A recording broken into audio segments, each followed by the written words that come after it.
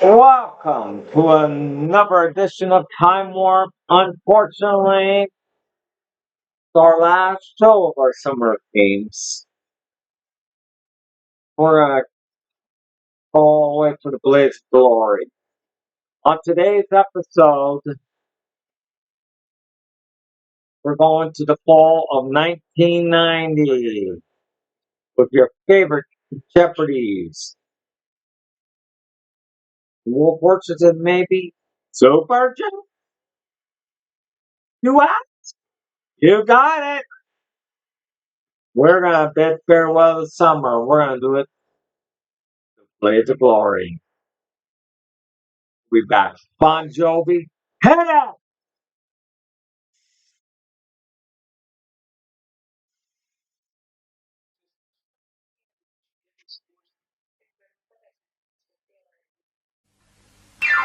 Can't beat it. The feeling you get from Coca-Cola. Can't beat the feeling. Gotta dance through the heat of the day. Hear the beat, it's coming your way. Check these feet and you're gonna say, hey, hey, hey, can't help it. I felt it. Feeling so real, you just got to share it. Pop it. Can't beat the feeling. Can't fight it. Can't hide it. Feeling so good, you just got to share it. Can't beat it. Can't beat the real thing. Oh yeah. Can't shake it. Can't fake it. Feeling you get from a Coca-Cola. Can't beat it. You can't beat the feeling. Winning. It's a spirit that's driving everything we do. It's why more people depend on Chevrolet than any other car. In fact, according to one source, the 1990 J.D. Power Initial Quality Survey, the Chevy Lumina Coupe is the most trouble-free car in its class. The heartbeat of a man. That's why more people are winning with Today's Chevrolet. Look, I put a leading solid antiperspirant here on my left arm. And now it's a white flaky mess. Then, on my other arm, I put non-whitening arid solid. See? No mess. Get Arid Solid Protection without the white mess, now in wide roll-on, too. Everywhere you look, there's a reason to use Visine. That's why there are now 4 different Visines to get the red out and provide just the relief you need, no matter what causes the irritation. So now, look no further than Visine. Sunday, Columbo's caught in a twisted trap. First you, then the cop. It's your wife. They've taken her to the hospital. I'm not gonna rest until I find the one that did it. Emmy nominee for Best Actor Peter Falk in Rest in Peace, Mrs. Columbo, Sunday. Time for a cup of joe and a donut. Twin Peaks will be right back. Sunday on This Week with David Brinkley.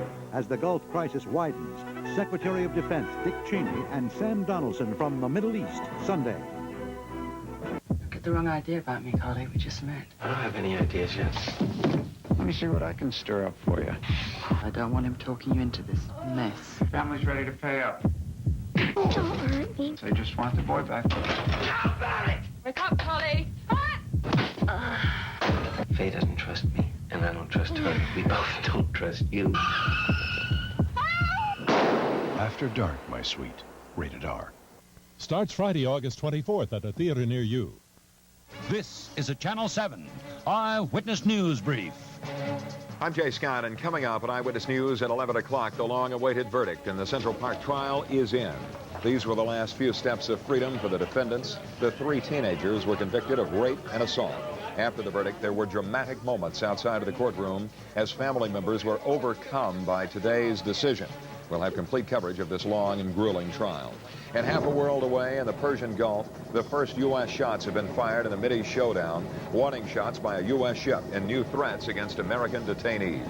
The latest right here at 11. The only way to make sure you get genuine Honda parts and service is to go to your genuine Tri-Honda dealer.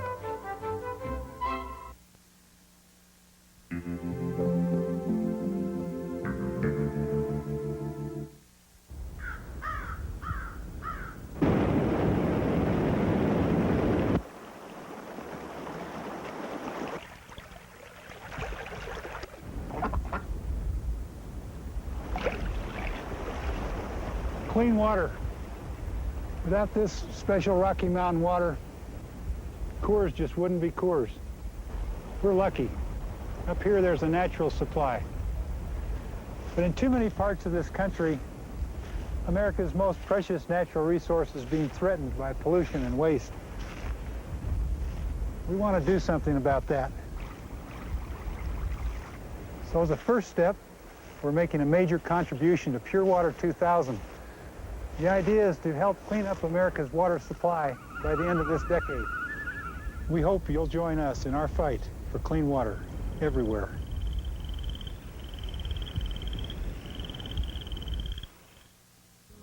If I had a Z, it'd be silver. No, black. And I'd take it to a racetrack. Pull it. Nah, drive it cross country. That's what I'd do.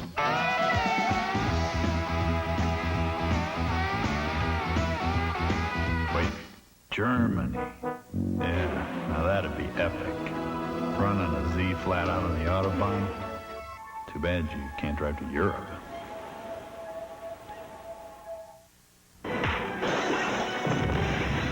Darkman is powerful. He's alive.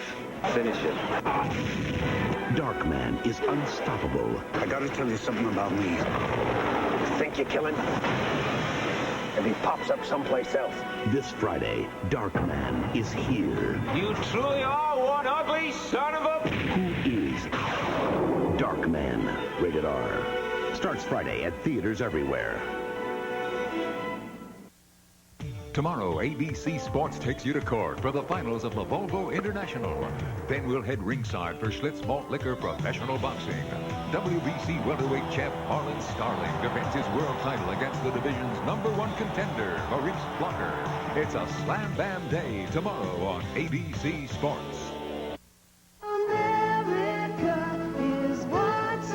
These are the newlyweds. I love you. They're expecting a baby. And they're the landlords. Well, like, what's happening in this neighborhood? Yeah, white folks are moving there. It's always a bad sign. And they all live together. Is that all the two of you ever do? Married People, Wednesdays this fall.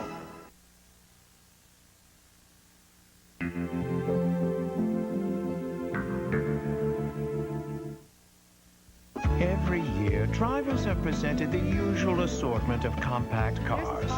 But by using Kansei engineering, Mazda has designed a compact car that doesn't feel like one, the Mazda Protege. Squeeze in there. So while we may have created a new kind of car, it seems we also created a new kind of driver, the compact car enthusiast. Oh, it just feels right. Come on, come on. It'll be fine.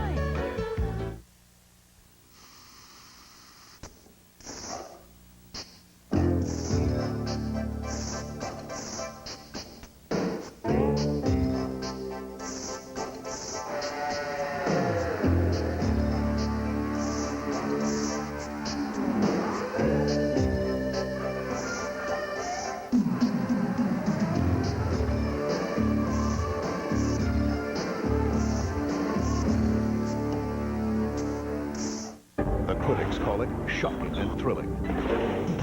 The most talked about new show, Stephen Bochco's Cop Rock, coming this fall. America's watching ABC.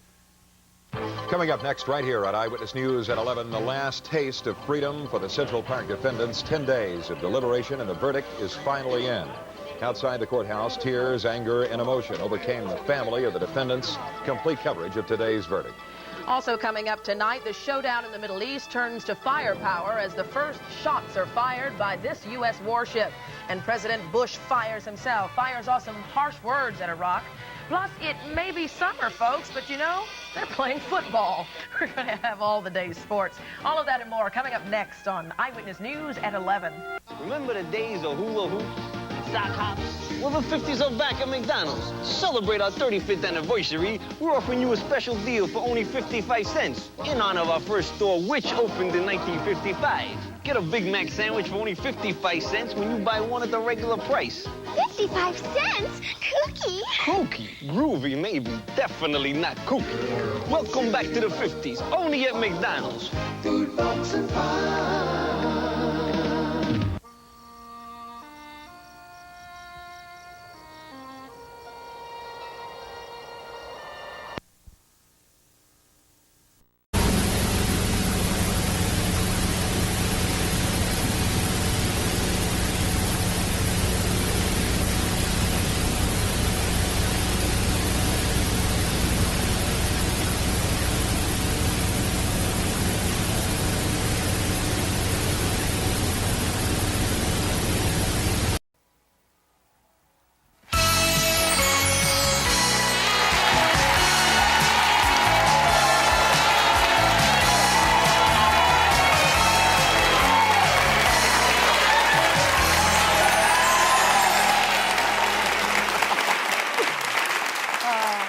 Okay, try to remember that point in your life when everything changed. Now, we've all had one. It's called a turning point. And today we're going to meet celebrities who reveal the turning points that changed their lives.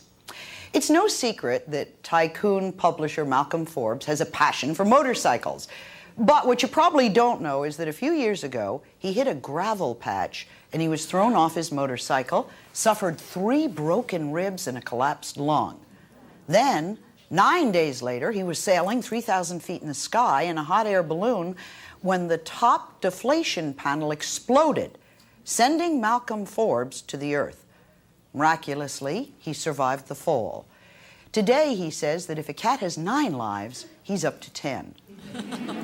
Comedian Phyllis Diller's turning point was when she divorced her second husband, along with 10 of her closest friends and associates. She feels they were dragging her down. Today, her secretaries are instructed not to take their calls, and now Phyllis Diller says she only surrounds herself with positive thinkers. Maureen McGovern was thrilled to land Three Penny Opera on Broadway, but just before opening night, she burst a blood vessel in her vocal cord, lost her voice, and was replaced by her understudy. Today, Maureen McGovern remembers seeing her life passing before her and says it was like preparing months for a wedding, and then you miss the ceremony and the honeymoon. Singer Beverly Sills has been at a crossroads since she left the New York City Opera.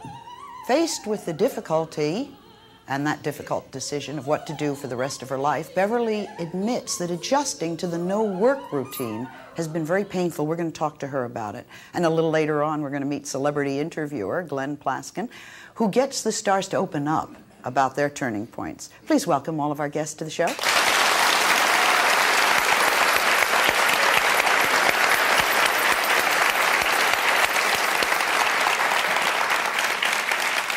I asked you if you would mind if I told people you're 72 years old, you got 350 wigs, you look great, your name is a household.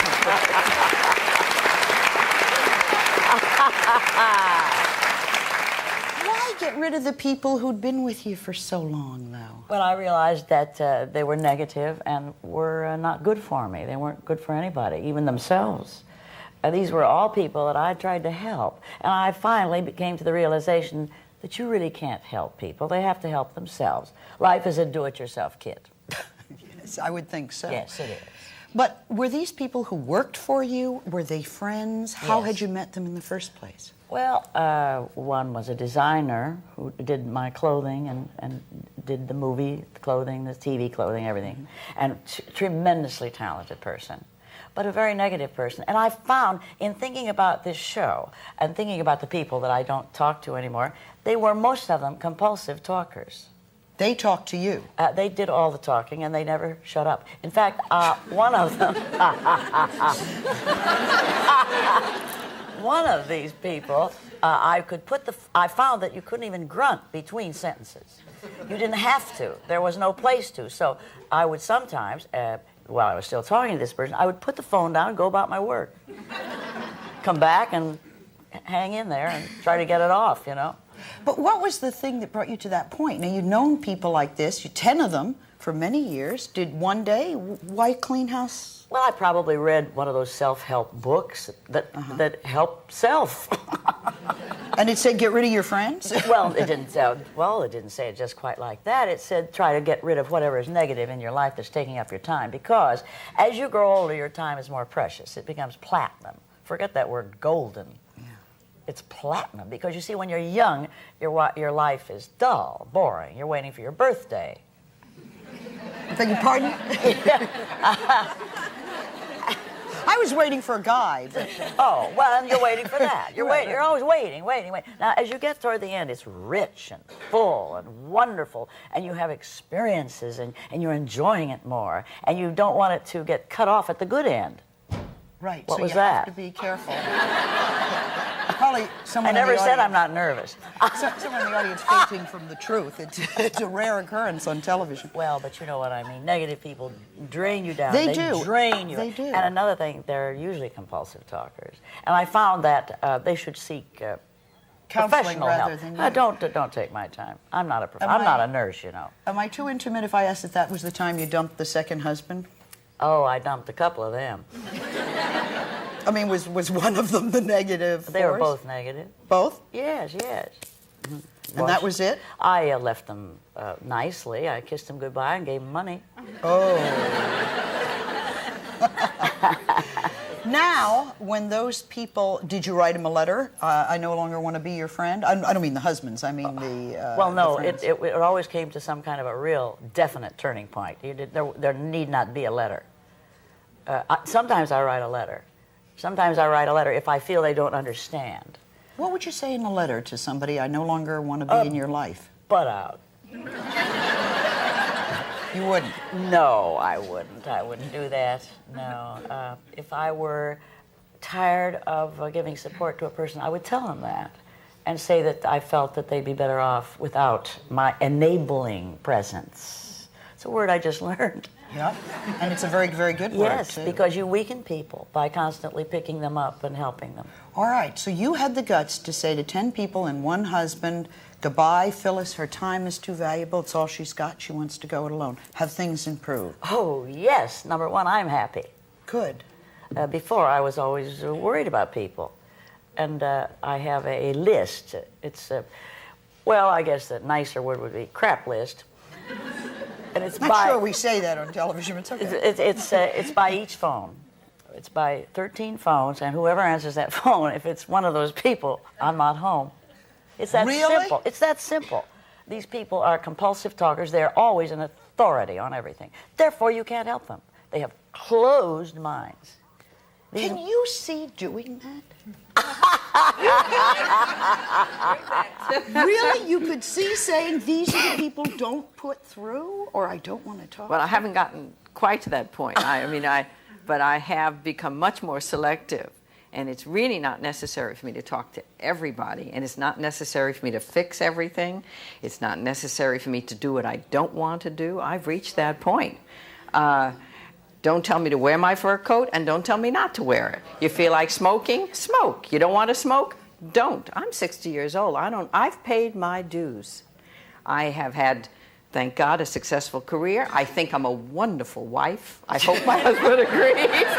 If he doesn't, it's his problem. I'm a wonderful wife. I feel I'm a terrific mother. I've done the very best I could. I've paid my dues. And now I feel these are my years. And you're absolutely right. Why do I have to listen to somebody whose sole preoccupation in life is to phone me to tell me all her or his, don't leave that out, troubles?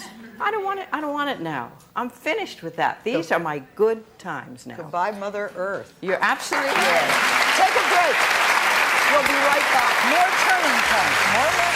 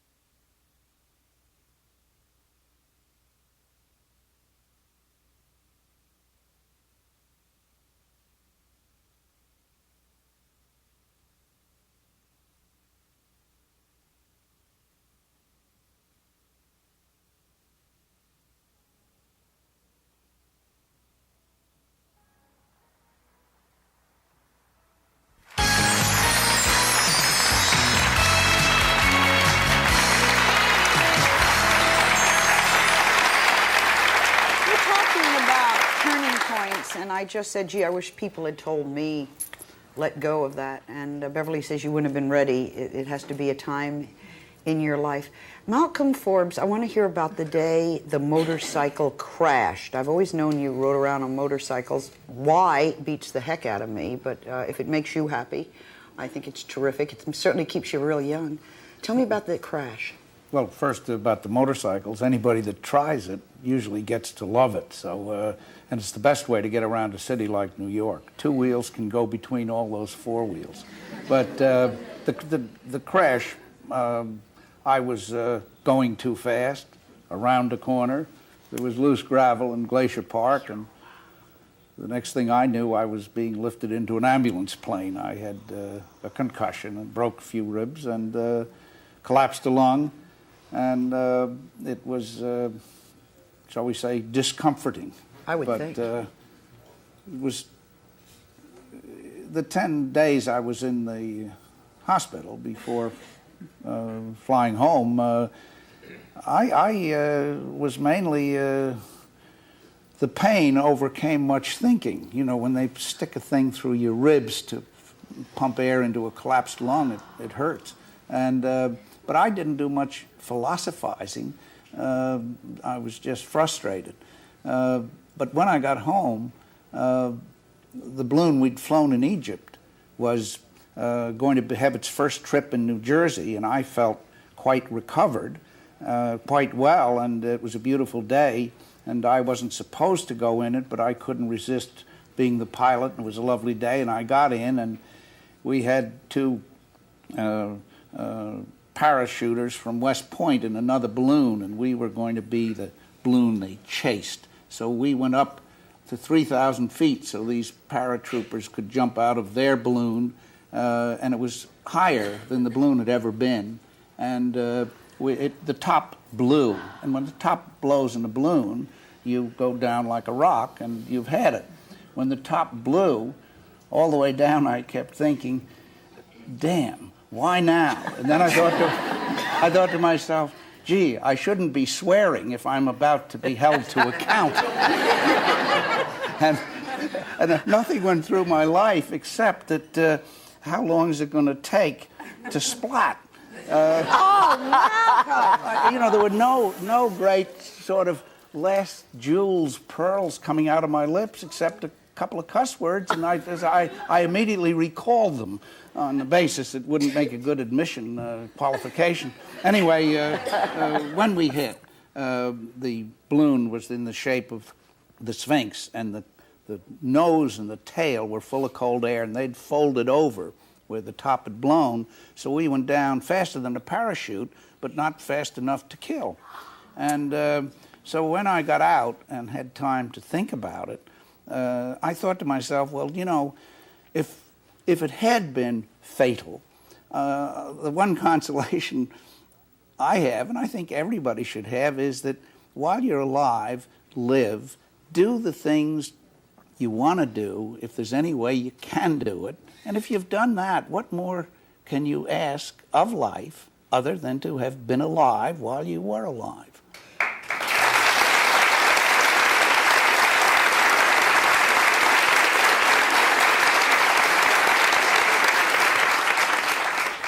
I think you've done that. Do you think you've done that? Do you think you've lived? I think so. People think, well, it takes money. It doesn't. It's like a job. If you give up something you like doing, or because something else pays more, what do you do with the money? You want a little more of it, so on the weekend, the 2 free days, or your vacation, you can do something you want to do. But if you're doing a job that you enjoy more, even if it pays less, you're way ahead of the game, because money's to buy something that makes you happy. And if you're happy, whether it's climbing mountains or needle pointing, whatever it is that turns you on, you're having the things that you'd do if you had more time and more money. You're having some joy out of life, and that's why a lot of people, I think, make a mistake because they take a job, well, it pays a little more. But it doesn't pay if 5 days a week you're not happy, you're frustrated in what you do. So I think the gist of it is you've got to do what turns you on, and that includes working or being a mother or a father or a housewife or whatever it is. You just got to do something that means something to you. Doesn't it make money anyhow? Do you find, Beverly, it makes money anyhow? Do what you want to do, and somehow the money comes because you're doing what you want to do. Yeah, you do it better. Don't you think? Eventually? Yes, Yeah. eventually I believe that. Whereas if you do it for the money, the price is too high. It dries up and the price is too high. I think that's particularly true. Has the crashes, not a lot of people you talk to have had 2 crashes, and don't people think you're foolhardy? Well, I'm glad you added the hardy. There's a lot of people just saying. All right. I won't ask you to admit that people think you're foolhardy. I think that a lot of people say you must have a death wish because you do these things, and they're not risky. I'm going to be the saddest person in the world at my own funeral because the next round I might not have it as good as I do this one. Has it changed you in any way? Did you decide to live? I can't imagine. I think I'm as full of shortcomings as ever, so I don't think it's changed. It did reinforce my feeling that it is a short trip. You don't realize it usually till you're running out of time, as Beverly said. But it is a short go-around, and I don't think we have this life to spend entirely subordinating it to getting ready for what may be the next one. I think you have this life, and you're supposed to do something with it. And the thing you do best is what you have the most joy doing. Boy, you said a lot. Take a break. Next, Maureen McGovern, and She Lost Her Voice. We'll be right back. Wonderful.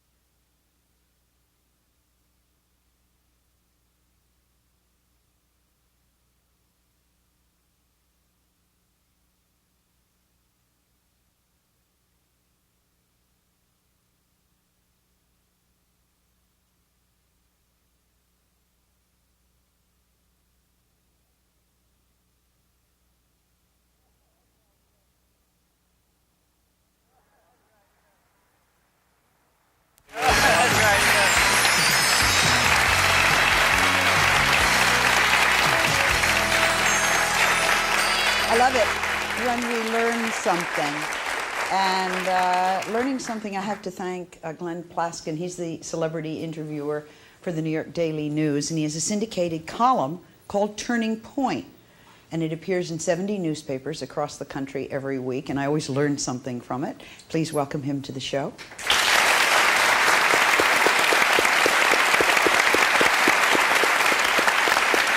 Glenn, what would a turning point be? How do you know what is a turning point? Well, you know, about a year ago, I was in a taxi, and we went over a bump. And that's when I got the idea to do the column. Maybe that was a turning point for me. I get my best ideas in taxis. I take little business cards out of my wallet, and I say, turning point. And the next day I went into the Daily News, and I said, how about every week talking to somebody about a moment in their life when everything changes? It seems that for a long time, you know, we go through periods when nothing changes. And I think that a turning point, in a sense, is when your life falls apart. It can be for a minute, it can be for 20 minutes, it can be for 6 months. And you go through a crisis, you go through a painful period. And when you get to the other end of it, although they say that experience is the best teacher, I think that reading about and listening to other people's points and how they got through them is very helpful. And I must say that it's been a very emotional experience for me, because I can remember sitting in a room with Elizabeth Taylor and she crying about when Rock Hudson died, and how she got through that moment and how it's prompted her to raise $15 million for AIDS research. And just last week, Bette Midler crying because 35 of her friends have died from AIDS. And Joan Kennedy telling me that all her life people have been not giving her credit for all the things that she's gone through, Chappaquiddick and one of her son's legs being amputated. And recently when she had a quote-unquote slip with her alcoholism, she went to a Dominican monastery. And that was a turning point for her, that she could shed aside all public attention and go to a place where she could get some peace. So I find it absolutely fascinating, and I notice as you've been interviewing the guests today, just for a moment, Phyllis Diller looked like she was going to cry. And just for a minute when Malcolm was talking to you, his eyes looked, and I don't think that's unusual, that these are very poignant moments in a person's life. Maureen, you get a Broadway show, and it's going to be one that gets a lot of publicity. Yeah. Three Penny Opera, Sting, that's the one with Sting? Mm-hmm. What happened? Well, I lived the singer's nightmare. Beverly can appreciate this, too. I ruptured a blood vessel in my right vocal cord a week and a half before we opened. Why? Well, frankly, I mean, with a new show, when you're rehearsing, I mean, you're rehearsing from 1 to 6 at night, doing 8 shows a week. I mean, you're on overload anyway. But I had sung material far more difficult and have done shows without mics and all before. But this particular one, 2 of the keys in the material were painfully high for me. And during our early stages of rehearsal, the musical director reluctantly lowered them slightly, but they were still not the appropriate keys for me. Now, I have a 4-octave range, so people think, well, she can sing in any key, you know. But there are appropriate keys for you, for each song that make for vocal health. And the musical director was reluctant to change them. And what happened, you know, when push came to shove, I ruptured a blood vessel, and which is a strange thing because I didn't feel anything at the time. And I went to do my vocal warm-ups before the show, and in the middle of my range, nothing but air and squeaks came out. You know, and you see your life pass before you, and I think, I don't type all that well, you know. So I don't want to go back to secretary-dom, and I thought, you know, I unfortunately did the show that night. The notes were gone just immediately above the highest note in the show. But I was essentially belting soprano rolls, which is just not sane for vocal health. What do you think? It is a singer's nightmare. Yeah. But what did you think? Did you think it's over, they take away the bright lights? Well, at the time I went to see Dr. Gould, who was not in on Saturday, but his associate, Gwen Corrivan, waited for me to come in. She said, come in immediately. And I went in and she said immediately, do not speak, do not sing. And for 2.5 weeks, I wrote notes. You don't realize how much you talk until you have to write notes for everything. And I went back on Tuesday to see Dr. Gould, who did this hideous test where they put a camera down your throat and videotape, you know, the damage that has been done, and a fiber optic tube down your nose, you know. And that was worse. And he said, well, we've never missed an opening yet. Hopefully by Sunday, you know, I knew I would miss the reviewers, who would coming Thursday, Friday, and Saturday. But hopefully I would make the opening. And I went back on Friday, and I didn't. And interestingly enough, the musical director, when he knew what had happened, on Friday, that weekend, I went in with my manager as my mouthpiece and the producer of the show, Jerry Hellman, to talk to him about lowering the keys. And he was still reluctant. He felt it would change the character or whatever, which was ludicrous. Are we talking about the Gestapo? Somewhat. How did it change you? How did having this happen change you? Well, you realize, I mean, that there is life after Threepenny. I mean, you know, I have, God willing, a long vocal career, an acting career, beyond this one show. And I think, you know, I became more demanding in self-preservation. It's a lesson in assertiveness that I have to keep learning. But there is, you know, you cannot ruin your life. The show must go on with qualifications. You know, I mean, you must. If it happened today, what would you tell the mean man? I can say it. The mean man who is. Would you say? Well, no, I would refuse. See, I auditioned for the piece, the show, doing a soprano and a chest, a belt song. If he was adamant about those specific keys in those specific songs, he should have auditioned me with those particular pieces. Not after I've canceled 9 months worth of work and say, oh, by the way, you have to sing these, and that's it. You know. So, and for Broadway, with 8 shows a week and rehearsing round the clock and everything, I mean, when I spoke to Beverly beforehand, an opera singer sings 2 shows a week. She would sing 4 because she has iron lungs over there. but you know, I mean, 8 shows a week is a very demanding, you know, and since I can get the notes out, it doesn't mean that you should do it 8 shows a week because it's not wise for vocal health. And I must say, I will tell you that Phyllis has eliminated people. I'm glad I'm still on her A-list. She was most generous. She's also a most generous person here. She sent me, as a get well wish during this time, the most enormous ficus tree. It's 9 foot tall, and it's high autumn in my living room. I've lost a goodly amount of leaves, so I'm hoping it will survive. But she's a great lady. She's neat. There is show business people need the applause so desperately that we always say yes, don't we? And there's a point and the at support which, of others. Yeah, you know? and there's a point at which you have to say no. I guess that's what I'm hearing, which is no, I won't sing it, no, I won't appear, Right. no, I won't do this. Even if people say what a prima donna you are.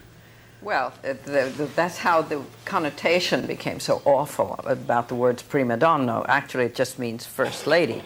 It doesn't mean something terrible. It's just come to mean that because you do have to assert yourself a lot.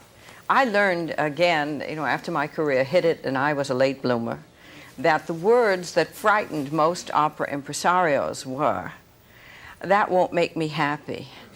The minute I said that, you never saw anything change the atmosphere in a room like that. I learned I didn't have to yell, and I didn't have to cry, and I didn't have to do anything. I just said, that won't make me happy. They understood then that I wasn't going to do it, and so they fixed it. And, you know, I started out with this, I was very lucky, had a nice reputation. Well, wait. I want to get to the story. Tell you what, let me take a break so that we can tell it uninterrupted. You see how she's stopping us from talking, Phyllis? You see that? Yes.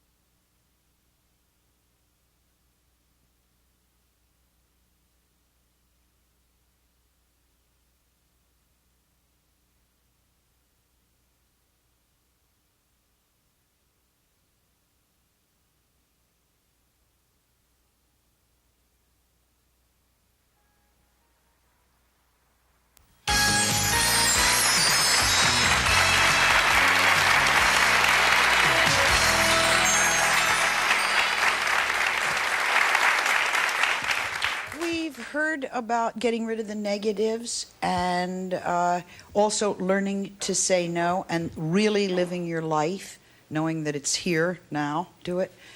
And I interrupted you, so please continue. One day, there you are. It's the New York City Opera. Well, just to continue what we were saying before, I think that all of this talk about what you eliminate sounds as if you're living in a very self-centered world, and that's not the clue to happiness or the solution to the turning points in your life. In my own case, I had a singing career for, well, I was a child. I was a child prodigy. I'm a Shirley Temple contemporary.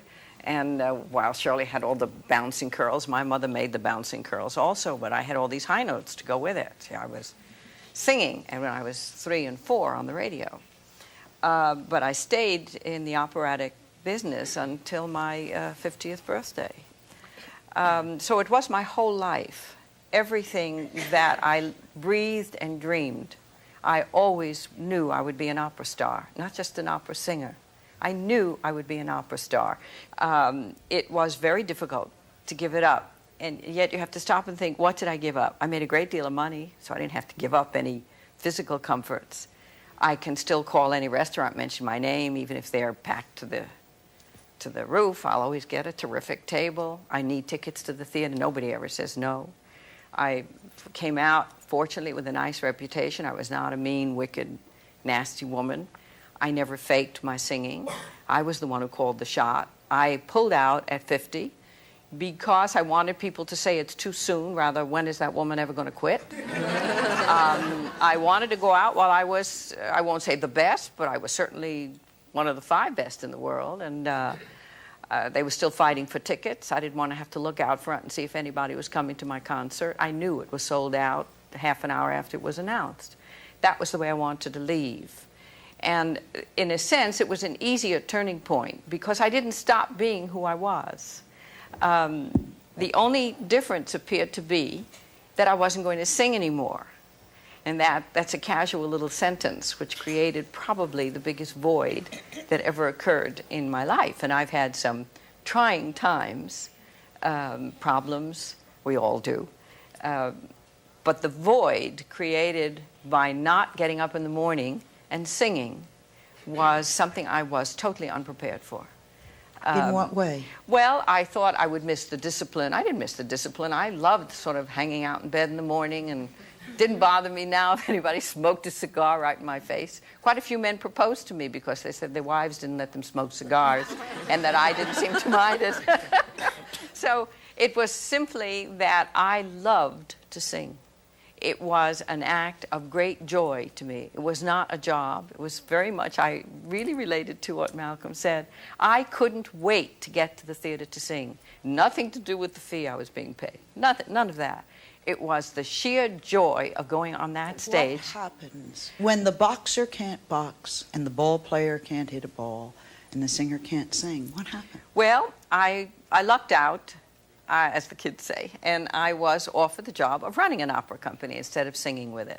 So I had the opportunity of discovering other talent, passing on the flag, which isn't to say that at the New York State Theater, where my life was spent, I didn't make my career in Europe or on the stage of the Met. I made it at the New York State Theater with the New York City Opera. That I would walk across the stage and suddenly, out of the corner of my eye, I'd see it was the set that was designed for me. And I would pick up a chair. There was a little note to myself not to forget to do something before a particular moment came. My whole life was passing in front of me every time I walked across that stage. And the funny thing was that it was not out in the direction of the audience. It was all right here. I would walk across the set of Manon, and all of a sudden it absolutely enveloped me. And I had this terrible longing to sing again. People say to me, don't you miss all the applause? No, that isn't what I missed at all. I missed the actual physical moment of singing. So what do you do? I don't sing at all. That's what I do. And so I sang Happy Birthday to Malcolm, and he applauded and yelled, bravo. But I don't, I took my pleasure in helping young people have a dream. I tried to pass on the dream to them, that if it could happen to me, it could happen to anybody. And that was what, I was a very sympathetic ear to these people. They missed a high note. I would say, I wish I had $1 for every high note I missed. Come back the next time, you'll make it. It's not such a big deal. You sang so many notes, and if one went wrong and that ruined the whole performance, you must have sung lousy throughout the whole night. So I was sympathetic. I lived through it all. So I was a very good general director in that respect. Also, I was a hell of a money raiser. You know, the company was bankrupt when I left it. The company was very healthy and had a little endowment and is doing fine. So it's an accomplishment that I'm very proud of, and it kept me very cheerful. But I have to tell you that there were moments when I thought that the bottom was dropping out of me, because I no longer could do what I really loved to do. It makes me sad listening to her. No, it's not sad. I know, but I'm getting really sad isn't. listening to her. No, it isn't, because the last sound I heard was that of a sensational singer, not of a singer who'd made compromises. You know, my mother says, you're rationalizing. I'm not rationalizing. I can close my ears and my whole brain, and I can hear myself. I know that I was good, and I'm happy that that's the way I left it. I was just about to say, and what Beverly's saying, I think, is something that I'm hearing over and over again doing this, which is that in order to change and to grow, you have to lose. You have to give up something. And it's very painful to give up a career, a husband, a group of friends, to give up other people's expectations of you. And another main thing that I heard from Maureen is that people have to draw boundaries. No, you can't talk to me that way. No, you can't make me sing in that key. And I think you can do it politely, but it seems that a lot of people take years to learn how to say no. We'll take a break. We'll be right back.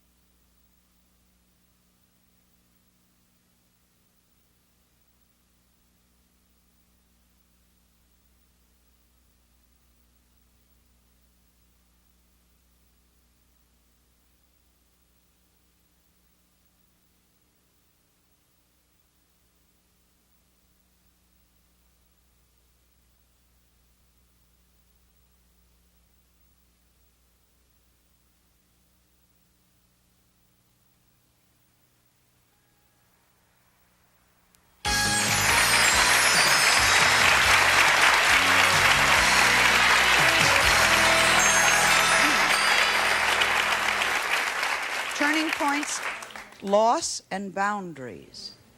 I have a question for Phyllis. It's unusual that for self you have to cut off 13 people in order to be around the more positive ones. What about the 13 people that feel that you're a positive person and they call you to get that feeling from you? I mean, do you feel that now that you've gotten yourself together as far as you're happy yourself, that maybe you can give something back to the 13 people that you've cut off? Well, no, you see, these are people that I've been with a long time, and they never caught the message. They just you have to get it for yourself. You really can't say to somebody right to their face, that you're boring me. This is for Phyllis. Yes. My question is along the same, idea as hers. But when you were speaking, I detected, like, before you actually reached the turning point in your life, that you felt resentful and bitter towards these people in your life. And you says, hey, I'm being used. And suddenly you just want to eliminate them because you make the world laugh. But at the same time, you have moments that you're sad too. Those are our emotions that God allows us to share and have. So is that the reason, like, at that point that you thought you were being used? No, I've never felt resentment or bitterness about anything because I know it's very bad for your health. And it's just that when you realize that you're not helping these people, you can't help them, and they're taking up your time, and they're usually authorities on everything. You can't tell them anything. You can't help them, you see. So all you can do is say goodbye and let them go their way. Hi, this is a question for everyone. Because you all have made a turning point in a good direction, is there something beside what you've done that you want to accomplish? If it's famous or not famous, or for everyone? Hard question. Shall we go down the line, Yeah, Maureen? I'd like to live longer. He's easy.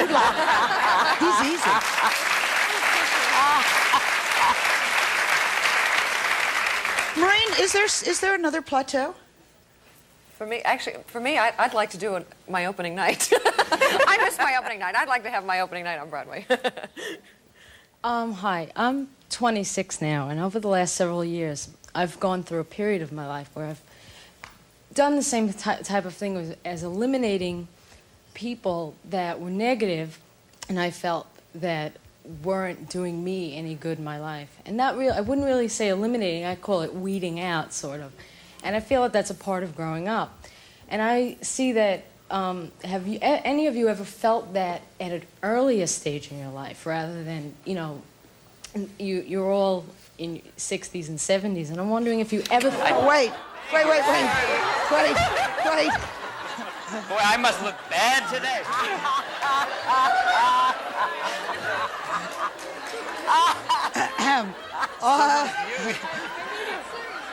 Have you ever realized this before, that there were negatives that have you ever thought about eliminating negatives from your lives earlier? All right, let's ask. Let's ask Maureen. The youngster in the crowd age here. aside. Age aside. Have you ever thought of getting there? I personally, at the end of the 70s, when I was just turning 30, I went through pretty much a house cleaning section So it can of come my at life. any age, is Yeah. what we're saying. I have a question directed for Malcolm. I wanted to know what your philosophy on the next life or the afterlife is, and if the accidents have changed it any. Well, I'll tell you, I don't have confidence enough to think that my afterlife might be as good as the one I've had. I told my children I'm putting a codicil in my will that at my funeral, the bulk of my estate is to go into an extension cord for the air conditioner I'm taking with me.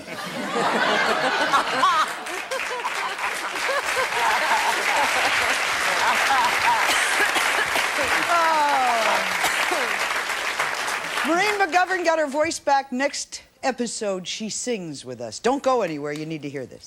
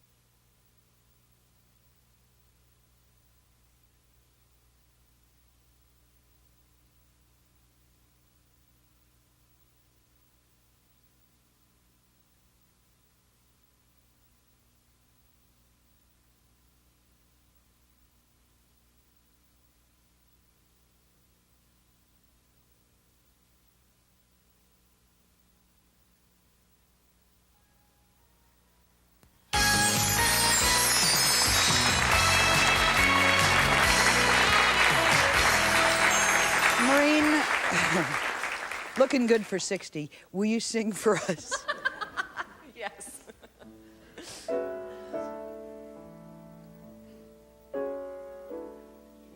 Where has the time all gone to?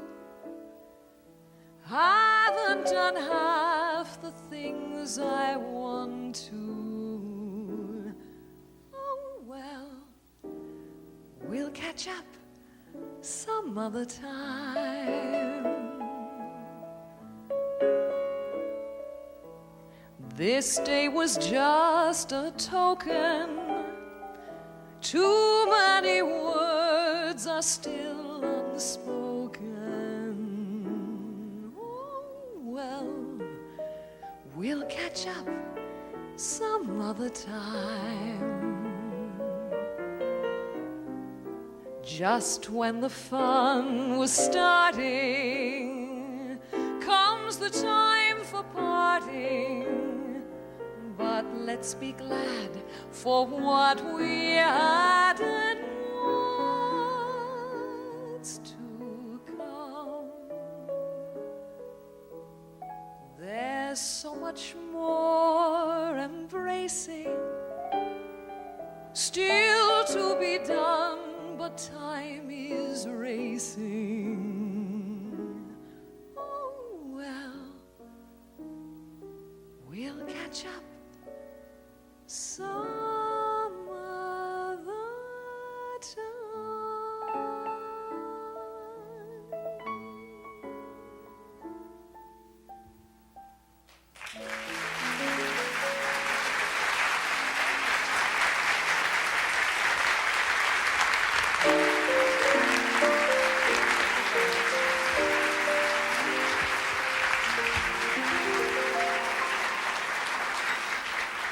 Neath the stars at bazaars, often I've had to caress men. $5 or $10 then I'd collect from all those yes men.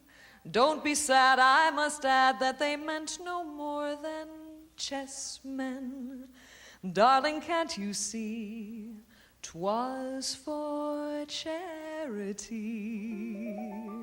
Though these lips have made slips, it was never really serious. Who'd have thought I'd be brought to a state that's so delirious?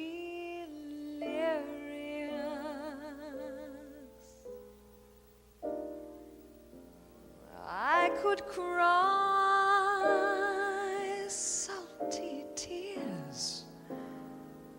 Where have I been years? Little while, tell me now, how long has this been going on?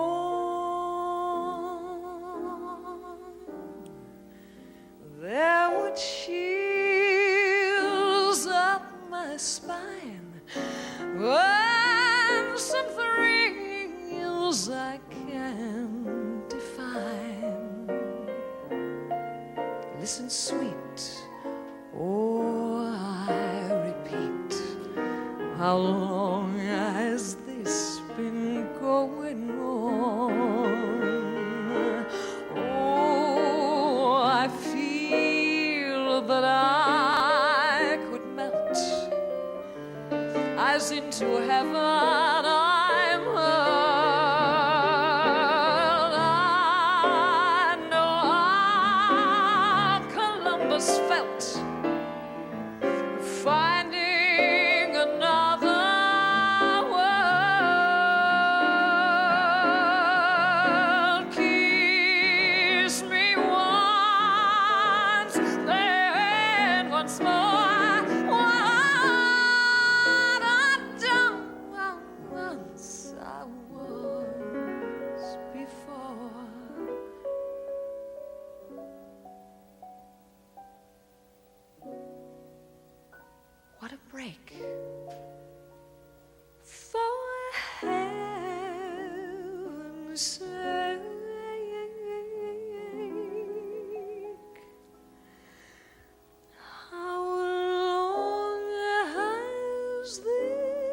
has been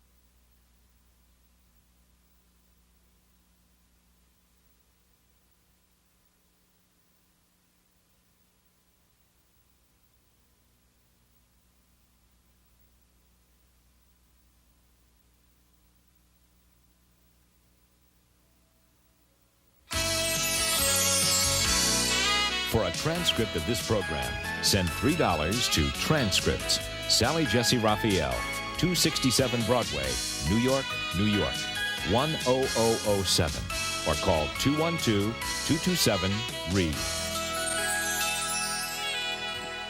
Glenn put this together, and I love it. I mean, that's sermon television, you know. That's, for me, great.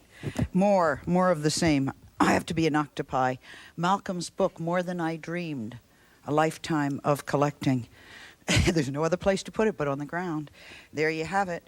Beverly has appeared, courtesy of the Paramount Home Video. We have to say that. And here it is, The Whole Barber of Seville. She wonders which one I'm showing, right? Okay. And my favorite, now we're fighting over who gets Naughty Baby, which is Maureen McGovern sings Gershwin. You don't get any better than that on CD. Everybody has a turning point. I think it's a little more poignant when it comes to being a famous person and having a turning point. And I got a great deal out of today, which I don't say every day. Thank you all very, very much. Appreciate it. Some members of our audience will receive, and a promotional fee has been provided by Ricola, the all-natural herb cough drop imported from Switzerland. Ricola soothes the throat and relieves coughs naturally for over 60 years. Introducing new hospital-strength Tidy Bowl with Halophor to keep your bathroom bowl cleaner between scrubbings. When it's Tidy Bowl clean, it's hospital clean. The new Nutrisystem Flavor Setpoint Weight Loss Cookbook. Now you can cook nutritious and delicious meals filled with wonderful flavor and textures to delight your entire family while you control your weight.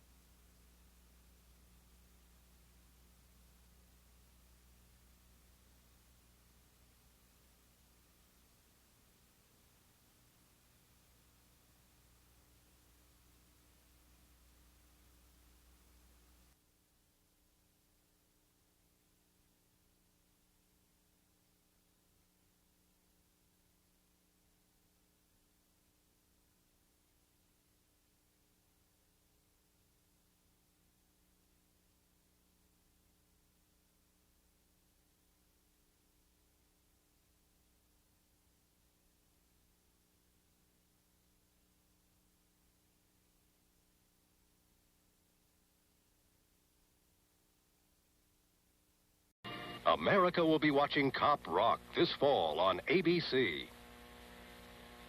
Right near the long lifeline. Right there. Or that may be part of my breakfast. I don't know. At any rate, we are having a wonderful time. We really I guess the question is, why are we here? We received a letter, the home show, and it was addressed to me, from Tammy Chamberlain, a resident here. She and her husband, Stephen, live here, and they are just the biggest boosters and the biggest fans of this town there are. And she wrote to us and said, the town has had a couple of setbacks, and a couple of plants have closed, and they need kind of a boost to their morale.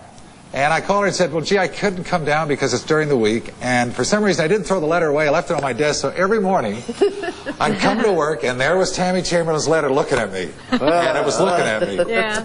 So finally, a couple of weeks later, I took it upstairs. And you remember, we sat and discussed it with everybody. And everybody thought it was a great idea just to come down here and do a payback to the people of Michigan, and especially Three Rivers, for being such great supporters of the home show. Sure. And what a gold mine we found. I keep Carol, you've telling got you, I keep anyway, this is, telling I'm sorry, this is Tammy Chamberlain. It's here. Hi, Tammy. Made it possible for me to get back to my home state. We're glad to have you here. Does she have any idea what kind of ruckus she's caused? Yeah. Dana was asking if you had any idea what kind of ruckus you caused. I tell you, it's been something. Well, everybody seems very thrilled about our coming down here, and the other thing is that you drive into this town and you would swear that even though almost I guess a quarter of the town was laid off in the plant closings and stuff, you would never know it. The town is absolutely spotless. Oh, is it? There's not a piece of paper anywhere, and I know they didn't do this just because the festival was going on. No graffiti any place. And all the homes are, even though they're wonderful Victorian homes, I guess the town was built when? In 1836, it was 1836. established. We have some very old, and you live in an 1845. Her house was built in 1845, but they take immaculate care of all of these houses. It was just a joy to walk Yeah. through and drive around in the town and everything, and to meet all the people, of course, and be in Michigan. So everybody was surprised that we came down, huh? Oh, we were, but we're very ecstatic to have you here. All right, well, we are happy to be here, and we'll be talking more to Tammy, and we're going to show you a few of the things that the residents of Three Rivers have given us and discuss some of their crafts right after these messages.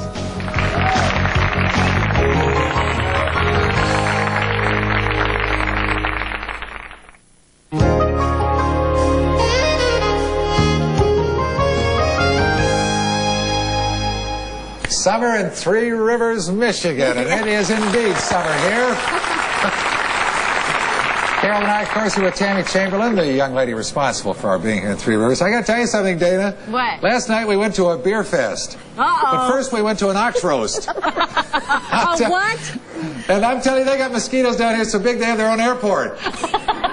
Yo! And I don't know how they do it. Everybody runs around with shorts on.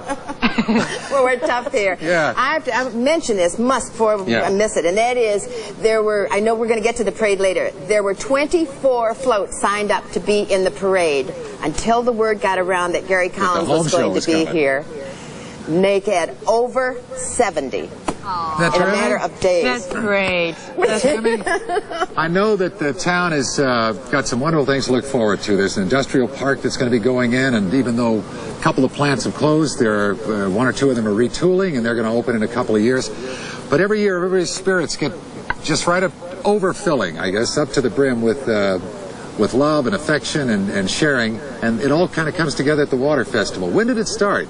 34 years ago. Yeah. And it's to celebrate what? A harvest or celebrate summer? Water. Coming on, The water, water. that's right. Oh, gee. Oh. It's called Three We have Rivers, lots of it Gary. here in Michigan. We do. It's not like California. I'm sorry, what'd you say, Dana? I said, well, it is called Three Rivers, you know. I know. Don't rub it in. We have 3 rivers that go through the town, the Portage, the Rocky, and the St. Joe. Yeah. So. Must have been lovely when the Indians were here about 200 years ago. And then, of course, it's still lovely now. We did do a little profile of Three Rivers, Michigan. We took our cameras around. I think you'll enjoy it. Take a look.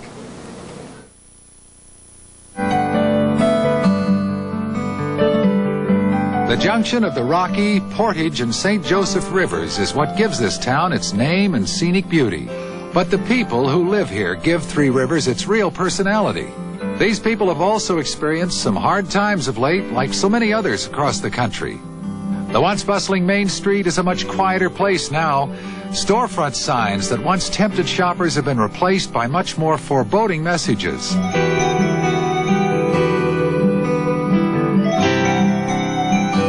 Two of the biggest employers in the area, GTE and General Motors, have recently halted operations here.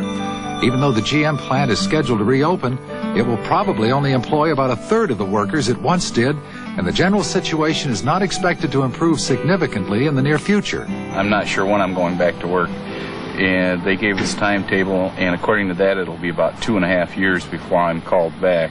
I've been laid off before, so I knew what to expect, but I was a little bit leery about taking it this time because I got a daughter going to college, and you know, it always helps having a weekly paycheck coming in. All of a sudden, it's time for not only I to go to work, but go to work full time, and it was devastating to our family. The biggest impact that I have seen GM leave on our community is that from a teacher's perspective, watching children go through the stress of the family situation and watching children have to move out of school, or watching dad commute 90 miles a day, and then the children move later to Fort Wayne or wherever he may be transferred. But while the people of Three Rivers may be down, they are definitely not out. They have a very valuable resource for hope and support. They have each other. A lot of friends here that back us up and kind of help us through this. It's kind of a close community, I think. I've lived here all my life. Pretty well familiar with everything around here. We're staying in Three Rivers. We've been called to several other locations for hydromatics, and we've said no, that we have faith in the community, and we would like to be able to stick it out in the community. So we're going to pray that everything with this GM plant sooner or later will pull together and support the community that it started. Well, I don't know who did that tape, but there's a lot of happy people out here. I'll tell you one thing. Somebody said something the other day, said, it's a great town. You don't want to visit, you want to live there. Here, yes. Now, we've been getting all sorts of things. Last night at the parade, you got a bunch of these... During the parade, actually, and these were hand-done and given to me as the vote went by Bill McCoy. Okay, and good. Here's we should look at our parade. Yeah, and here's our parade. This is the Water Festival parade. Take a look. Here comes Billy now. Okay. This looks great, Gary, Carol. Isn't that pretty? We had more people, and you remember I kidded you on the plane about if it's a water festival, are they going to throw stuff? Yeah, throw water balloons. Well, it turned out that we threw candy to the kids. Oh, how They give you a big bag of candy. Oh, that's why so many were around your car. That's right. I bet. And you saw there, they come in a lawnmower. Oh, there's GC and his... Yeah. And that's Tammy's daughter, Cassie, next to me. Aww. Now, actually... I bet everybody in the whole Mrs. town was there. Yeah, she didn't have to throw candy. Gary, Carol? Yes. Was everybody from the town there? I think so. I think just about everybody from Three Rivers. It's a town of, what, 7,500 plus? They had them from nearby towns, too. And incidentally, Saturday, there's another parade, only that's on the water. And then the boats come down. All the boats go on the rivers. All right, we mentioned some of the wonderful things that you've seen, and all through the show we're going to show you some of the crafts, as well as you're going to meet some of the people who have taken ideas to make a craft, and they've made a business out of it. Terrific. And also a Michigan State. I complained about seeing nothing but University of Michigan T-shirts last night, so today somebody brought me this Michigan State one. Okay. Here, we'll let everybody see it. There we go, #1 Spartans. Okay. My alma mater. We'll be right back after these messages.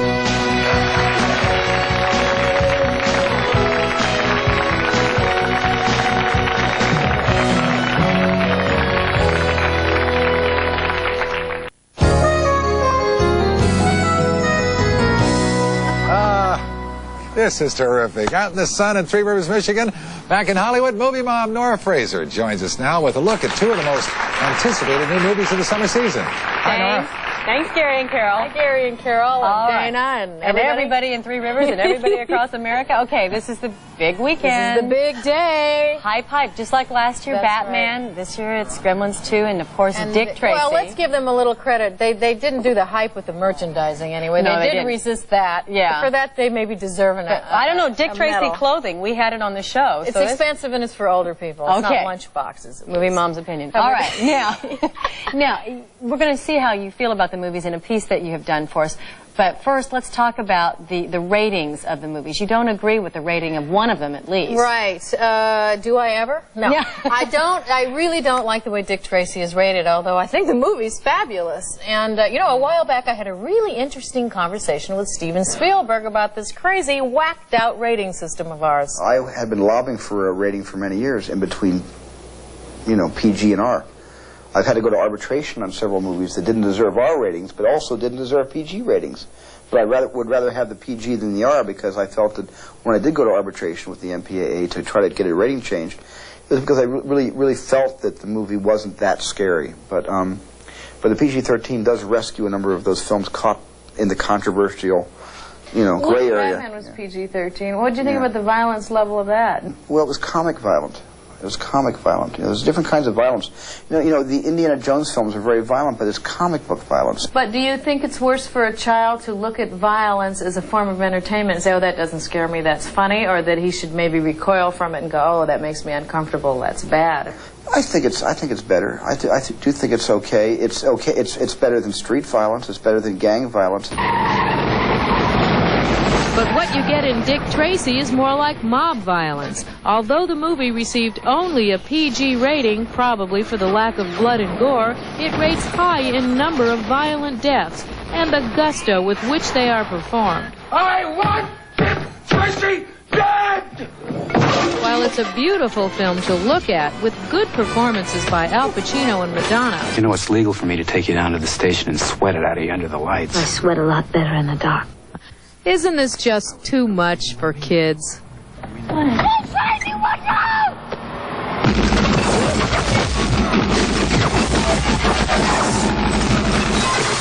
Was Gremlins a good family film? Yeah, for the Addams Family. Sure. Okay, now was Gremlins instrumental in starting that PG-13 rating? I think Gremlins, two of my movies were. I think we had, you know, Paramount and Warner spent millions of dollars just to make two films to get the ratings changed. We got a PG-13, but it cost about $47 million to get the PG-13 rating in there, which is what both films cost combined.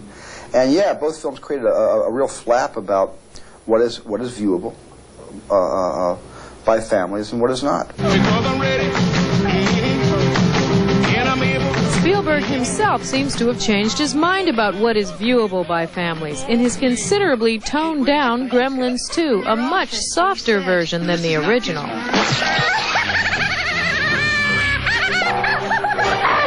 Well, it's rather brutal here. We're advising our clients to put everything they've got into canned food and shotguns. This film relies more heavily on humor, and no people get killed or even maimed.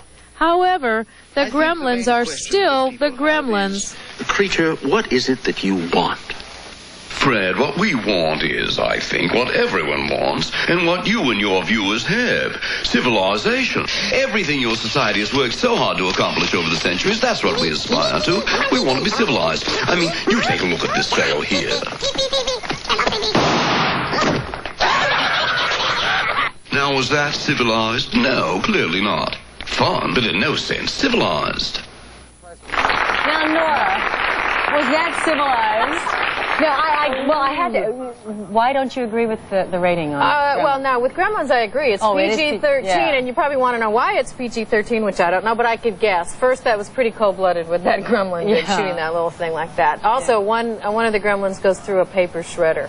That's gross. Oh, That's last really time, gross. Gremlins And it was a blender, and this one's a shredder. Oh, can I tell you, I hated Gremlins 1. I hated Gremlins 1. It was horrible. They took Christmas and the home and all these places where children are supposed to feel safe, and they just horrified kids. And this is not the same movie. This is a totally different movie. Like we said, people don't really get harmed, but there is gross stuff, and the ending is really tasteless and unnecessary. But it's a fun movie, and I say take older kids. It's fun for older older people, please do not take your small children to this movie. Okay, Dick Tracy, though. It's only PG, and I mean, they're shooting everywhere, and every advertisement I see has Madonna with everything hanging out. Okay, all right. Okay, Dick Tracy, all right. The sexuality doesn't bother me because it's used to make a point, and the point is that Dick Tracy is very loyal to his girlfriend in spite of all this kind of temptation. And so it's used, all right, that doesn't bother me. It's the preponderance of the machine gun play. You don't see blood and gore, but there are some people who believe that it's worse if you don't see blood and gore, that there are no consequences to this violence. And the movie is a beautiful movie. It's a terrific movie. The performances are lovely. Why do we need all of this machine gun play? I even went to sleep the night after the movie, and I dreamed about a lot of machine guns. And it's just because there's too much. So it's imagine. just excessive, that's all. I mean, it's not that you shouldn't have a movie with machine guns in it with kids. It's just that why is there so much? That's and all. if you had nightmares, imagine what kids would have, you know. Well, they weren't really nightmares, but there was a lot of... So they got killed, just like in Dick Tracy. I mean, they got Nora, killed. Dana? Yes, Gary. I do have a question. I mean, do you really sweat better in the dark? I didn't say that. What did that mean? Said that, Gary. I know Madonna said it. All right, Nora's going to sum up in a final summary, Nora. Let's start with Dick Tracy. Dick Tracy is a very well done movie. I think it's good for older children, but just way too much gunplay. And there we have it. All right, too much. And what gunplay. about Gremlins? The Gremlins is an entertaining movie and much better than the first. But for little kids, it's a little gory.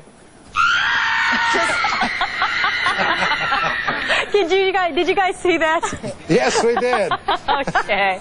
Thanks, Nora. Thank you very much. That's great. Thanks very much. Thanks, Nora. Next, this week's grand prize winner in our how-to video contest, and Howie Stevens is somewhere in the good old US of A.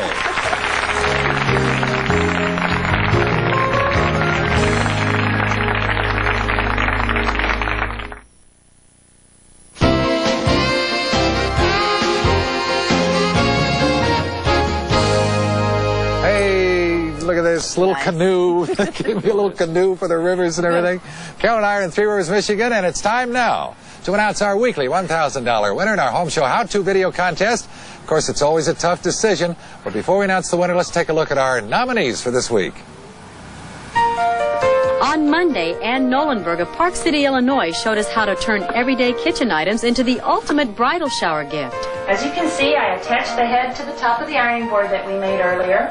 Next, I put a napkin across the top here for her kerchief. Then I rolled up the dish towels and attached those for her arms. The oven mitts are hands. Ann's creation was the hit of her sister-in-law's shower.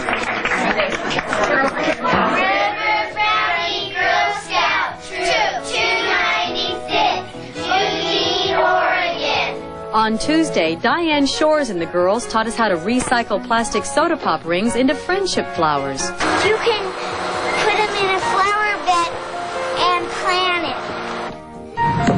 Now what I'm going to show you how to do today is make a padded headboard like this for under $30. On Wednesday, Christine Costa of Scotts Valley, California used only a piece of plywood, some fabric batting, and a sheet to create the headboard for her son's future bed. Voila! There's the completed headboard.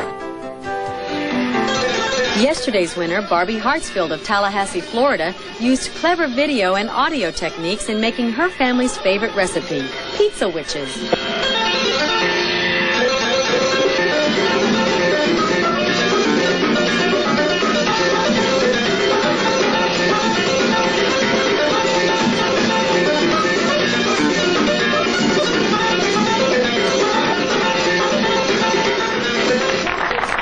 All right, Howard, where are you? Howard Stevens. Holy smokes, he's here! In Three Rivers. Hey, what a surprise! Hi, Ann Nolenberg. How are you? Congratulations. I'm terrific. We loved your bridal shower gift. And I think we did. How did we do when we made ours? Did it look like yours? It looked pretty good. Well, good. Okay. In fact, Gary was so surprised. He was so excited about your June bride that we couldn't just come out here, just the two of us. So, Gary, we have a surprise for you because it's lonely on the road. You have one. Okay. All right, Howard. Better give her $1,000 because we're going to the hard break. And Nolan Burke, life thank isn't you too hard very, with very 1,000. much. And congratulations. We'll be back with more of Gary and Carol from Three Rivers.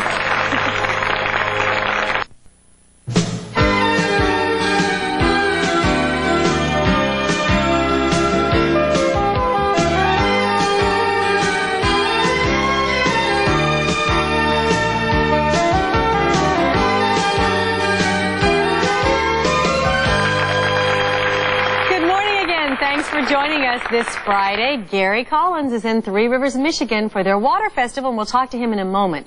But coming up, acclaimed actress Lee Remick talks about surviving cancer and overcoming the stigma attached to all cancer patients. And Diane Thomas has an easy lesson in making vases out of linen. Look at this. And Leon Kaplan will show us a safety test for automatic garage openers. But right now, let's check in with Gary in Three Rivers, Michigan. Gary. Hey, hi, Dana. Hi.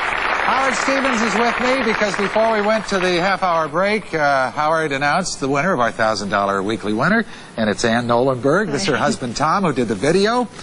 And I guess they've got other surprises in store as well. Yes, what we're going to do with the $1,000, Ann?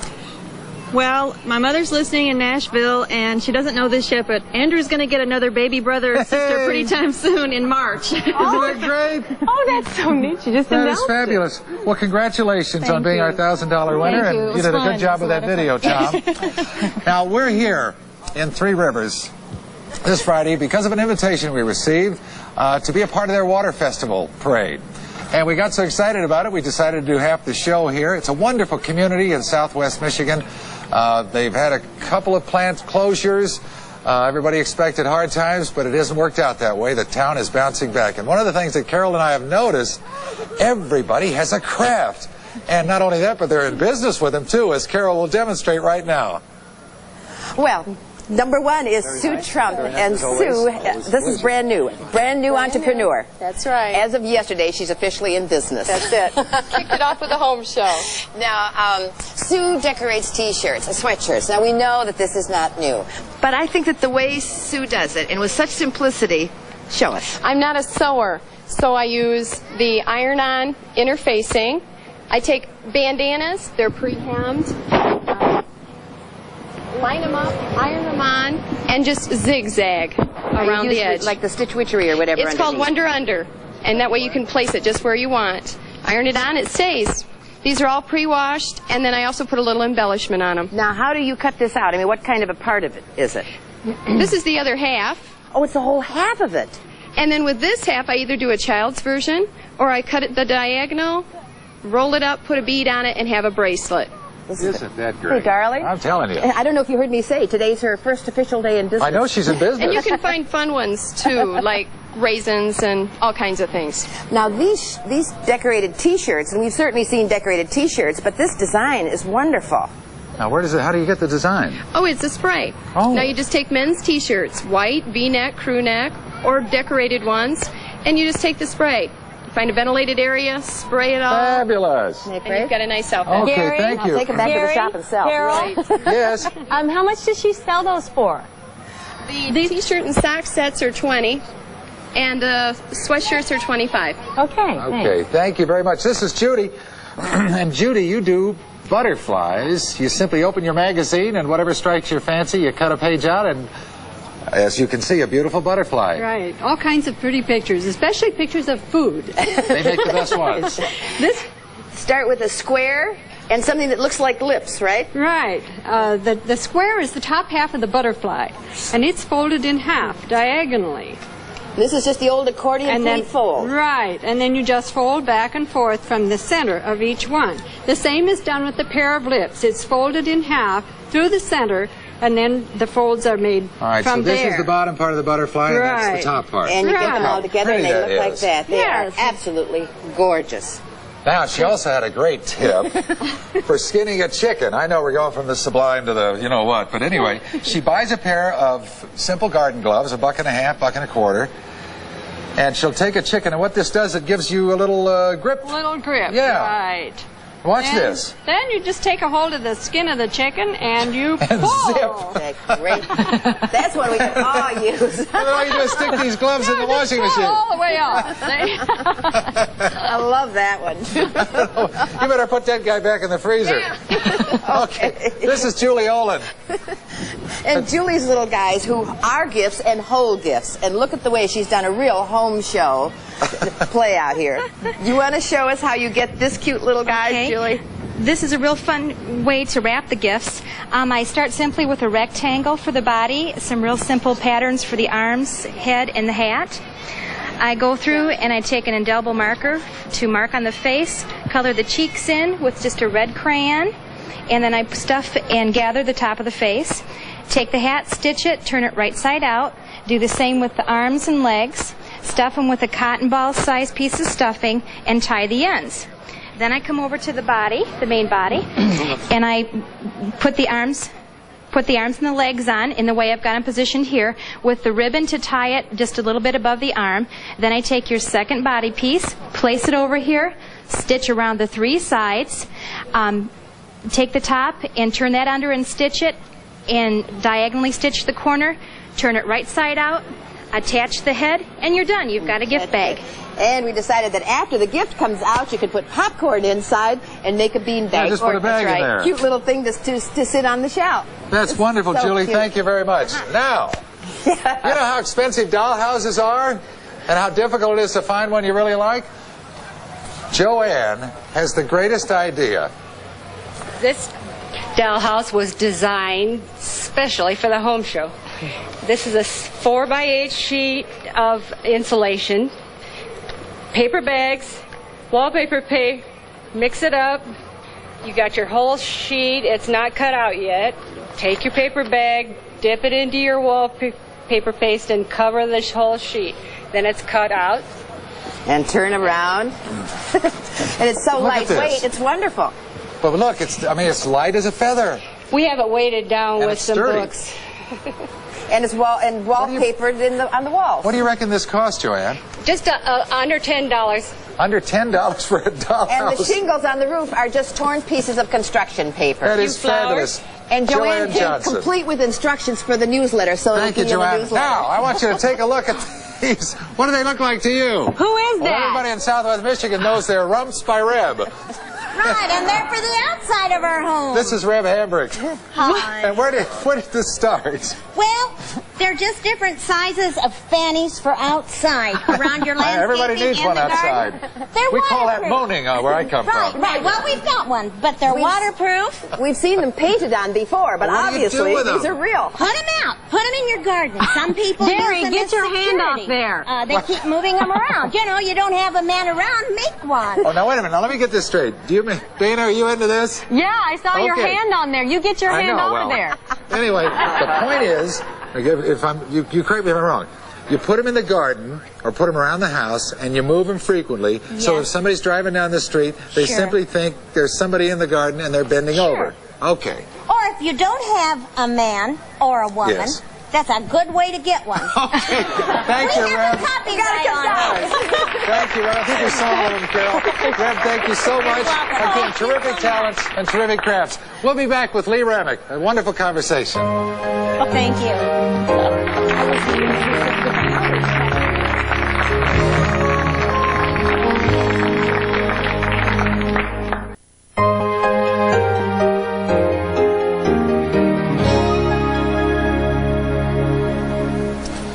Lee Remick is one of our most acclaimed actresses, and I don't think you were there, Carol, but before we left for Three Rivers, Dana and I had a chance to chat with her. Her whole life changed in April of 1989 when she was diagnosed with kidney and lung cancer.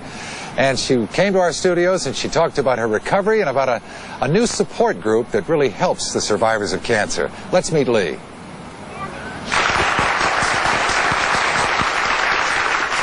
Hi, how are you? Fine, thank you. How are you? Just terrific. Good. Have you met before? No, I Oh, haven't. yeah. I mean, No, I've it's a always pleasure. Really, this is a treat for me Thank because I you. have always admired your work. Thank you so much. I had the biggest crush on her. Well, I still do, for that matter. Watch out, Marianne might be watching. Oh, well, Marianne knows about it. As a matter of Oh, fact, we okay. were neighbors at one time. Oh, really? Yeah, yes, Wow. yeah, we're still there. Yeah. And happily, you are still here. Yes. Can we go back to April of 1989? What was going on in your life at the time? I was making a movie, which during which time, all 6 weeks of it, I was I had a cold, and I got a fever which wouldn't go away, and I just thought it was the remnants of the cold. So I went through the making of this movie called Dark Holiday, which was a rather gruesome subject about a woman in a Turkish prison. So it was okay that I didn't look my best, but it was okay for the movie. It wasn't so good for me. And anyway, when the movie was all over, I went to the doctor and I said, what is this? I mean, I can't get rid of it. Even now that I've stopped working, it won't go away. So long and the short of it is they took pictures and they found bad stuff. And I was back east at the time, having finished the movie in France and flown to my house on the Cape to get my daughter's wedding ready. And then they said, there's all this stuff on your lungs and all this very large tumor on your kidney, so it's got to go. So I came back here to be treated by an oncologist who put me right on the plane to go back to Bethesda, to the National Institutes of Health, where I was taken care of. I was treated with this marvelous treatment and sent home, and then went back in and had the kidney out, and I'm fine. Well, tell us a little bit about the treatment. You said this marvelous treatment. It was not chemotherapy. No, it wasn't. It was a kind of an experimental treatment, isn't well, it? it's been used about 500 or 600 times in that with that doctor in that hospital, so I didn't consider myself a guinea pig in any way whatsoever. Right. But it's a treatment involving interleukin-2 and alpha interferon, both of which are dripped into your arms at various times in the course of 5 or 6 days, whatever you can take. And it's not pleasant. There's nothing to be said for it in that regard, but it does work, and or it did for me. And thank God. A lot of studies are being done with this positive thinking. Oh, yes. You know, in the most terminal cases of cancer, even, they're still trying it. And didn't you use a lot of that? I was advised to use it, not only by my doctor out here who said, go ahead, you know, it can't hurt, it has no ill side effects, and it might help. And so, and a lot of friends gave me books and tapes, and they did help. I know they helped. Yeah. Whether or not in the actual curing of the problem, I mean, I'm not equipped to say, but it certainly helped me get through it. Yeah. Which is half the battle. What were you told as far as the probability or your chances for success I wasn't. after the I initial didn't ask. diagnosis? You weren't? No, I didn't ask. The assumption was, on their part and on mine, that it was going to be taken care of. Yeah. And, I mean, I could have died from the treatment, I suppose. It's possible, but I was determined that I was just going to get over it. And trying to get your daughter married, helping with that, and all the other things that you have going on in your life. It was a busy summer. Requires a tremendous amount of strength, stamina, and this is a very traumatic It is. It's very scary. Where do you draw from? What do you look to for strength? I guess, I suppose my background and my family. And just my determination not to give in to this thing. And I was blessed by being visited with the kind of cancer that can be cured.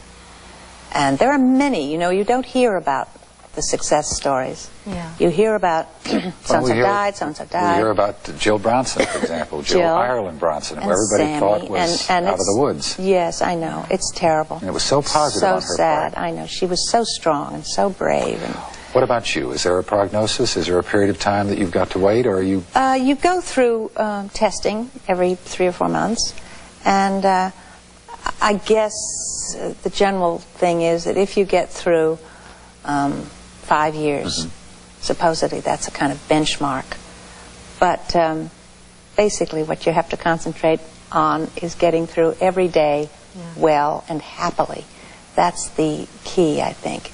If, as one is inclined to do, you're in a state of panic all the time, and it's easy to be. It's very frightening, of course. That's counterproductive. It doesn't help you.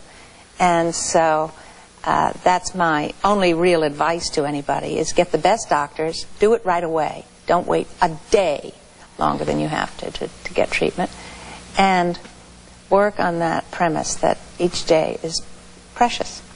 One of the happy events in her life. I'm sorry, you go ahead. Well, I think June 24th, you're going to receive, as well you should, an award called the Victory Award. Yes, there's an organization called CanSurvive, which is dedicated to helping people who have recovered from cancer, because there's a lot of work done and a lot of money raised and a lot of experimenting done on people who are sick. But people who've been through it and come out the other side for 10 or 15 years, and I didn't know about this until recently, have trouble getting jobs because there's a sort of stigma against having had cancer. Oh yeah, still there. And they can't get insurance, and sometimes relationships break up, you know, because the family of your intended is scared that you're going to end up a widow or whatever.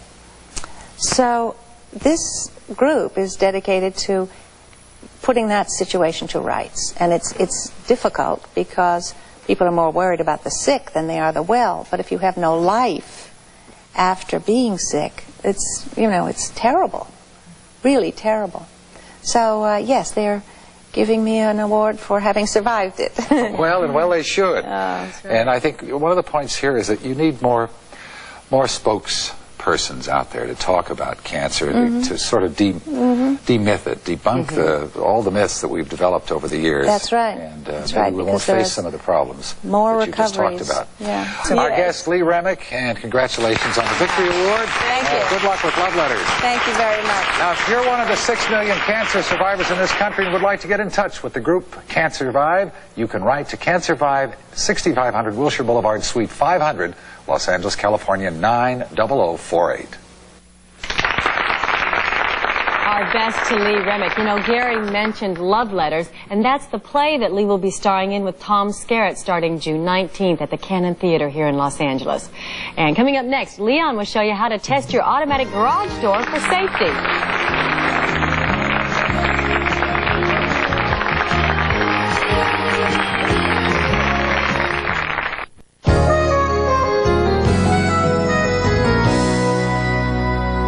Leon Kaplan is going to show us how to give our garage doors a safety test. Hi, Leon. How are you, Dana? How are ya? Nice to see you. You do a good job and look lovely as ever. Oh, he says that every time. I don't know why. But anyway, you have some really important information here. Well, you know, garage doors, automatic ones, can be dangerous. Absolutely. An automatic garage door can come down, and what happens when it comes down, if a child is in its way and is not paying attention, it can cause severe damage. And what happened, a garage door weighs about 300 to 600 pounds, and so it can create a lot of damage. Let's look at the tape here. For instance, how this garage door is coming down, it's going to hit this papaya. If this was a child, a garage door just keeps going down. Same thing with a bike. Look at that. And then it pins the child underneath the door, and there's no way that can come back up until someone releases it and can cause severe damage to your car. That is very tragic. And I mean, even pets, too. I mean, just taking it a step down a little bit. Absolutely. But there are some new, safer garage doors out? Yeah, there are some new, safer garage doors. Well, let's take a look at this tape that I'm showing. There's new garage doors that could come down as well, like this one, and hit your child, such as we're looking at this papaya. But see what happens? It has an auto reverse mode that takes the garage door and sends it back up so the child is not trapped underneath the door. Yeah. The same thing happens with the bike. Now, the child could possibly get injured, but he's not going to be trapped there, and it won't cause so much damage to your car as well. Okay, now is there a test that we can use to see if our garage doors have this auto reverse Oh, absolutely. There's a test. In fact, I took another picture here. Take a look at this. You know, you can get a wooden block about 2 to 5 feet in diameter, anything actually to stop the door. Yeah. And when as the garage door is coming down and it hits it, see what happens? It springs back up. It's an auto-reversible mode, which keeps anybody from getting damaged. Now, if you're testing your garage, though, if it does not come back up, remember to push the button and bring it back up. Push the button and stop the door. It's a good point. Couldn't you burn out your motor? Oh, you can burn out your motor and create a lot of problems with it. So check those garage doors. Okay, now you tell me this is something even better. Oh, this is better. This is this is an infrared device that will not make the garage door come back up, but anytime it picks up any object in between, it stops the door immediately. So that it will not come down and create any damage to either objects or people. Okay. Now, what can we do if we don't have, obviously, how much is this, first of all? Well, this runs $99, and you can buy these. In fact, if you don't have these safety devices on your garage door. I highly recommend it. Like I said earlier, it can cause severe damage. And you can, if you can't get these devices, you can have the automatic portion disconnected, and then you can use the garage door manually. But you know, $99, I think it's money well spent. Oh, absolutely. You know? All right. A lot of children have been injured with this. Yeah. Thank you, Leon. Thank you very much. Thank we'll you. see you soon. Okay.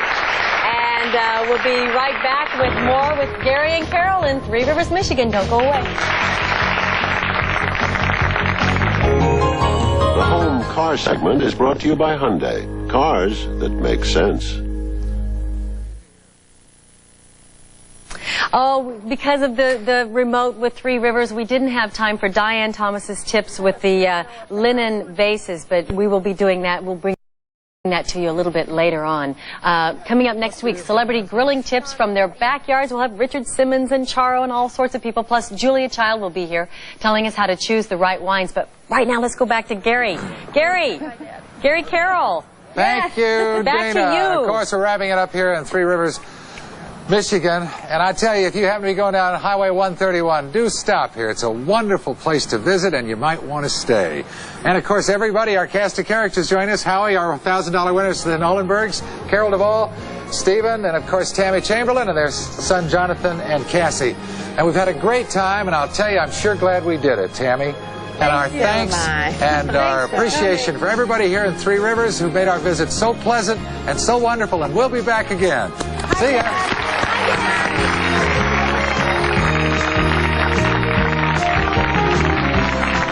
Tomorrow afternoon, ABC brings you the Say No to Drugs Parade. Join hosts Kelly Martin of Life Goes On, Jaleel White of Family Matters, and many more as they help kids from all across the country say no to drugs and yes to life. Tomorrow night, the stakes are stupendous with big bucks for the greatest contest in the Super Bowl of game shows, Super Jeopardy! Then America's favorite board game becomes a game show, Monopoly. And now, stay tuned for Perfect Strangers.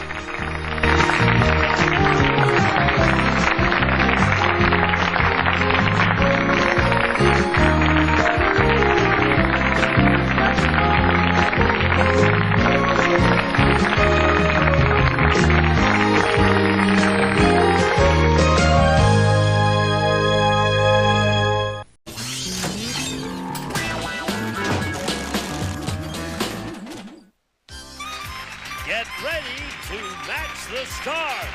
Comic impressionist Fred Travelina. Match Game's favorite, Brett Sommer. Actor, director, bon vivant, Charles Nelson Riley. America's TV sweetheart, Sally Struthers. From the Comedy Club Network, Vince Champ. And from First and 10, Shannon Tweed.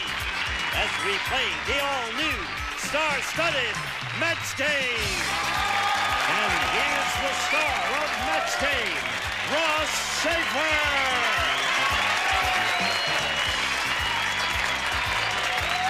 Hello, everybody. Welcome to Match Game. Thank you very much. Thank you very much. Hello, star. Hi, you're Ross. Oh, look at this. We have an official Sweatshirt Well, it's Charles. my boss and my boss for 30 years who has been nothing but wonderful to me. I thought I'd plug him since it's been a couple of weeks since his Life Achievement Emmy. That's right. Hey, the Life Achievement Emmy. That's right. Well, should we meet the contestants here today? Yeah. All right, let's. Hello, Matthew. Hi. How are you? You should All right, be. Matt. You should be at $5,900 you picked up yesterday. Well, we brought a challenger. Hi, Katie. How are you? Hi, Ross. Katie, I saw you, but you're just like this. You're very. I'm working on it. Are you calming down now? Yes, of course. All right. Now tell us about yourself, will you? Well, I'm Katie Roy. I live in Huntington Beach, and I teach beadwork, Indian beadwork, to people of all ages. Did you know you have fish around your neck? Yes, I know. Yeah. Okay. All right. Well, You have to eat them. Good luck. Good luck to you on the show. Thank you. Now you know how it's played. Matthew does. The goal is to match as many of our celebrities as you can. Every correct match is worth $50. One who scores the most at the end of the game is the winner. Gets to keep all the money, and then we'll get a shot at the super match over $10,000. Now, Matthew, you get to go first here. You're the champ. Let's start with A. Okay. See how you do. Oh, boy. Oh, this is pens in hand now? The big A. Yes, yes. All right. This Let's one's do about it. Ugly Edna. Oh. I know her. Poor Edna. She is so ugly I'll tell you. When a peeping Tom peeped into her window, he blanked. Ugly Edna is so ugly. When a peeping Tom peeped in her window, he blanked. All right, Matthew. Ugly Edna, so ugly. When a peeping Tom peeped in her window, he... dropped dead. He dropped dead. Matt! Matthew! Dead. Tell him, Senator. Oh, my. Well, Matt, my man. Okay, let's see how you do with that one. Fred peeped in the window and... Well, in the voice of Eddie Murphy, all I can say is... She was so ugly. I mean, man, this woman was so... He just fainted. Fainted. See, that would have been a good one. Fainted would have been good. Brett? Well, I just sort of feel that dying's a little excessive. He was struck dumb and fainted. Struck dumb and fainted. Sir Charles? My mother's favorite phrase, passed out. Passed out. And his favorite occupation. Dropped dead. Maybe a tough one to match. Peeping Tom peeped in Ugly Edna's window and he fainted. And fainted. That's another faint, huh? Yeah, how about you, Vince? I thought he might have. Oh, that's. I thought he might have went blind. Might have went blind. Shannon. I know. Drop dead is what we're looking for. I know because it happened to me. What's that? Passed out? No, I didn't pass out. I peeped. You peeped? Oh, yeah. You peeped into someone's window? I don't even want to ask any more about that. All right, we didn't get a match there, Matthew. Katie, this is your shot at this. At the store's complaint department. Yeah. Yes. George said, I'll tell you why I'm returning this jacket. Instead of being stuffed with goose down, it's stuffed with goose blank. Instead of goose down, it's stuffed with goose blank. All right, Charles, you have yours. You really want to get that album, don't you, Fred? She wore an itsy bitsy teeny weeny yellow polka. Making music to our theme here. All right, Katie. The store's complaint department, George said, I'll tell you why I'm returning this jacket. Instead of being stuffed with goose down, it's stuffed with goose... I hope it's all right. Doo-doo.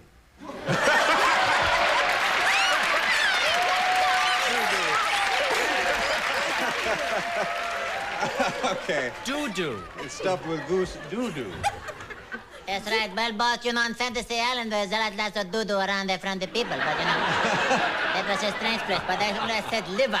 Livers. Oh, liver. Livers. No. Not a match. Brett? Now, I really feel terrible because that was the very first thing I thought of because we always used that doo-doo in our old game, but I'd forgotten. And I said to Charles, are we allowed to use that? He said, no, Sheila. He doesn't even know my name. So I said Goose Pimple. Goose Pimple. No. I feel terrible. Charles, what did you stuff it with? I beg your pardon. When you wear the boss's shirt, you got to give the right answer. Dropping. How about that? We got a match. All right. Instead of being stuffed with goose down, this jacket was filled with stuffed with... Mark Goodson didn't give me a shirt, so I said goose pate. Goose pate. Very good. That's a good answer. Sure it is. How about you, Vince? That. Well, the words of Bill Cosby, you can't say words like juju. I thought I might have said poop. It's the same thing. I just want to know one thing. When you guys stuff, do you have to match your socks? Yes, of course you do. Okay. Your belt. Match your belt. I didn't say the doo-doo word. I said beak. Said well, it would be beaks? really uncomfortable, wouldn't it? Goose beaks? See the uncomfortableness. That wasn't even close. We have a couple of matches for Katie. You're in the lead. We'll come back and play matchup. And we'll see if Matthew can catch up. Please stay around. Dry and sunny every day. Sounds like a dream, doesn't it? Especially if you experience occasional loss of bladder control. That's why Poise is the only pad that's custom fit to keep you drier. The center is gently raised to bring protection closer to you. And it's wider at one end, so you place the protection where you need it most. For a close custom fit that keeps you drier than any other pad. So every day feels dry and comfortable. My membership means better choices. It means doing things the smart way. AARP lets you get more out of life with exclusive offers like life insurance from New York Life, one of America's oldest and strongest companies. If you haven't thought about your life insurance needs lately, you should. They've probably changed. That's why AARP and New York Life created a term insurance plan just for members, so you can get the extra protection you need at a price you can afford. My membership means greater peace of mind. If you're over 50, call now for free information from the AARP Life Insurance Program. 3 simple health questions determine your eligibility. There's no physical exam, and you can apply entirely by mail. Find out how easy and affordable life insurance can be. Call 1-800-870-2002 now for your free information kit. And if you're not an AARP member yet, we'll sign you up. Call now and get the most out of your membership. Certificate benefits and limitations should be carefully examined prior to purchase. Welcome back. See, Katie, this is easy, isn't it? Buddy? Oh, sure. Sure, it's easy. Well, you're ahead right now. You've got 100, Matthew, you have a 0. But it's time for matchup, and this is where you can build up your score by playing against the clock. Matt, since you're behind, we'll start with you. Who do you want to play with? I'm going to choose Sally. Oh, boy. I'm going to go with Sally. He did that yesterday. All right, Matthew. Okay, we're going to show you possible matchups there on your screen. Use the button to pick the answer you think is best. Every time she agrees with you, you get $50. So we'll put 30 seconds on the clock. Get as many as you can. Ready? Yes. Go. Ladies blank. Ladies room, ladies man. Ladies' room. Match. Fancy blank. Fancy pants, fancy free. Fancy pants. Match. Truth blank. Truth serum, truth or consequences. Truth or consequences. Match. Hold your blank. Hold your own, hold your horses. Hold your horses. Match. Spray blank. Spray and wash, spray paint. Spray paint. Match. Quick blank. Quick change, quick fix. Quick change. Match. Law of blank. Law of the land, law. Yes. Matthew. Wow. You were smoking. You were smoking. 6 matches. Your turn, Katie. Who do you want to play with? Charles, please. Mr. Charles Nelson Riley. Go, Charles. Oh, Charlie. Go, Okay. $50 Okay. per match. 30 seconds on the clock, please. Both ready? Go. Sour blank. Sour puss, sour cream. Sour cream. No match. Raising blank. Raising Cain, raising the roof. Raising Cain. Match. Man blank. Man overboard, man in the moon. Man in the moon. Match. Weather blank. Weather balloon, weather report. Weather report. No match. Wide blank. Wide load, wide world. Wide load. Match. Legal blank. Legal system, legal tender. You got 3, Katie. Your score is 250. Matthew has 300. We'll be back with more match games in just a second. Is it 5/16 or 9/32? Does it take a standard socket or metric? What you need is the Gator Grip, the amazing socket that works on over 1,000 nuts, bolts, and fasteners. Watch, no matter what size fastener, nut, bolt, wing nut, square nut, eye bolt, hook, most anything, Gator Grip holds on tight to finish the job quickly and easily. Now hang a plant, work under the hood, fix a motorcycle, even set up a Christmas tree stand. Gator Grip replaces a complete toolbox and fits in your pocket, motorcycle, on your belt, or bike. The secret are these retractable steel rods that form to fit most any size or shape. Then locked in place, just turn and tighten. Look, this man is using a regular socket set. He has to change with every bolt. But this man is using the Gator Grip. There's no fumbling, no searching, no changing. He's done. Gator Grip is strong enough to handle up to 150 foot-pounds of torque, so breaking free a rusted nut is no problem. It can remove recessed, odd-shaped, even damaged and stripped nuts and bolts. Amazing. Ow, that's a pain in your hands. But with the Gator Grip, it's a breeze. Why spend hundreds on all these tools? All you need is the Gator Grip that fits over 1,000 nuts, bolts, and fasteners for only $19.95. But it gets better. You'll also receive this high-speed adapter that connects Gator Grip to your power drills and drivers. Drive in metal bolts with ease. Quickly install protective shutters or put together a bicycle super fast. Yours free. Call right now and we'll include this heavy-duty ratcheting handle. Keep one in the kitchen drawer for repairing a sink or turning a broken water spigot. Together, it's all you need. Yours free. Gator Grip comes with a lifetime replacement warranty. If it ever breaks or fails, we'll replace it free for life. Call 1-800-581-0066 to order your Gator Grip for just $19.95 or send check or money order to this address. This incredible offer won't last, so call 1-800-581-0066. This is the Newlywed Game Show, where Bob Eubanks is host, where all the spouses make the predictions on how the spouses all feel about their own bros. The Newlywed Game, tonight at 10 Eastern on Game Show Network. It's the Newlywed Game. Carter back.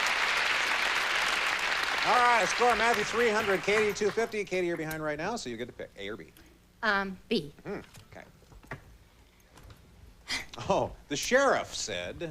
What did he say, Rob? The sheriff said, boy, if you ask me, Cowboy Bob was a little too worried about thieves. Why, he even branded his blank. This is Eyewitness News, right? You have one there, Sally? Oh, good, Sally. All right, all the stars have their answers. Katie? Sheriff said, if you ask me, Cowboy Bob's a little too worried about thieves. He even branded his... Girlfriend. His girlfriend. Oh, that's He branded his girlfriend. Sure, that's a good answer. Fred? Well, we have somebody from England in the audience, so I'm going to answer this like Michael Caine would answer this. Okay. Did you know? He was so upset. Not only did he brand his girlfriend, he branded his wife. His wife. Personal property. Personal property. Okay, Brett? Well, I was so sure we were going to get it this time, Katie. I can't believe I said I was sure. The wife and girlfriend are not the same. I don't think we can take him. No, the judge says no. Sorry. Yeah. Where is he? Charles, did you have girlfriend? He was married 3 times this time. You didn't tell me that. Wife was the answer. Sally, worried about thieves, so he even branded his... He even branded his act. His hat. He branded his hat. I thought with him being a cowboy and all, he might have said something as wacky as maybe branding his boots. Hey. That's terrible. Oh, no. Girlfriend. That's what we're looking for. So, Shannon... I'm starting to be afraid to answer any questions now because the first thing that pops into my mind is always... What is it, Shannon? His own behind. His own behind. No matches. Okay. We got no matches. Matthew, your turn. Oh, out at the home. Out at the home? See, isn't that a nice way to say out at the home? What did you Charles say? knows all about out of the home. Old man Periwinkle said, Oh, man. I think I must have spent the night in Mrs. Purvis's room. At breakfast, I discovered I was wearing her blank. All right. Everybody has their answer? Just a minute. Okay, Brett. Okay, go for it. All right. Matthew, old man Periwinkle said, I think I must have spent the night in Mrs. Purvis's room because at breakfast, I discovered that I was wearing her... Nightgown? Her nightgown? Nightgown? He was trudging around in her nightgown, old man Periwinkle. All right, Fred. Underwear. Underwear. I figured that was racy enough for the poop and everything. That's not fair. Scar's wearing what, Brett? He said, I think I spent the night in Mrs. Purvis's room because when I got back, I had a nightie on with the lights. Yeah. And the plunging neckline. Quite a description. Charles. I was going to say Panois because I was born in Europe. You doing that? I had a governess. Had a governess. It's so uncomfortable in a shirt like this. I said night. There's a match. There's a match, Sally. At breakfast, discovered I was wearing her... Well, Mr. Periwinkle is a friend of, Rose Kennedy's, and she said that in the morning I discovered he was wearing Mrs. Purvis's teeth. That's an excellent answer. Good man with no man. It was a good answer, wasn't it? What's good? I thought maybe he might have been wearing her dentures. Her dentures. Shannon. The only thing you didn't try on when he was awake, her panties. No. No. Her teeth. Her teeth. No match. Although we do have one. We do have one match. Matthew. Got 400. Katie, you have 250. But now it's time for final matchup, and whoever wins this round wins the game. And you have a chance to play for a possible $10,000. Katie, you're trailing right now, so who do you want to play with? You can Brett. Yep, you can go with Brett. Please. Okay, now this time a matchup will be worth $100 instead of $50. We'll give you 45 seconds instead of 30 to get as many as you can. But you have to get at least 400 to stay in the game. Okay, both ready? Let's put 45 seconds on the clock. And go. Blank hour. Rush hour, miles per hour. Rush hour. Match. Blank clown. Be a clown, class clown. Class clown. No match. Blank motel. Bates Motel, Roach Motel. Roach Motel. Match. Blank glove. Baseball glove, kid glove. Kid glove. No match. Blank patrol. Lost patrol, highway patrol. Highway patrol. Match. Blank fork. Pitchfork, tuning fork. Pitchfork. Match. Blank goose. Mother goose, Christmas goose. Mother goose. Match. Blank Coke. Diet Coke, classic Coke. Diet Coke. Match. Blank reader. Mind reader, meter reader. Mind reader. Match. Blank loan. Oh, man, Great job. Great job. 7 matches. Ooh, it was tense, Katie. It was tense. You did very well. 7 matches. Matthew, it's your turn to play. Who do you want to play with? We're going with Speedy Vince again. All right, you're going to go with Vince. All right, now, Matthew, this is your opportunity to win the game. Okay. But you have to beat 950 to do it. Oh, boy. Okay, let's put 45 seconds on the clock. Go, Vince. You're both ready? Go. Blank today.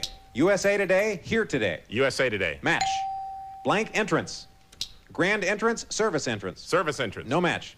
Blank image. Mirror image, spitting image. Spitting image. No match. Blank duster. Crop duster, feather duster. Crop duster. Match. Blank factory. Glue factory, auto factory. Auto factory. Match. Blank dust. Stardust, chalk dust. Stardust. No match. Blank carriage. Baby carriage, horse and carriage. Baby carriage. Match. Blank conductor. Train conductor, orchestra conductor. Train conductor. No match.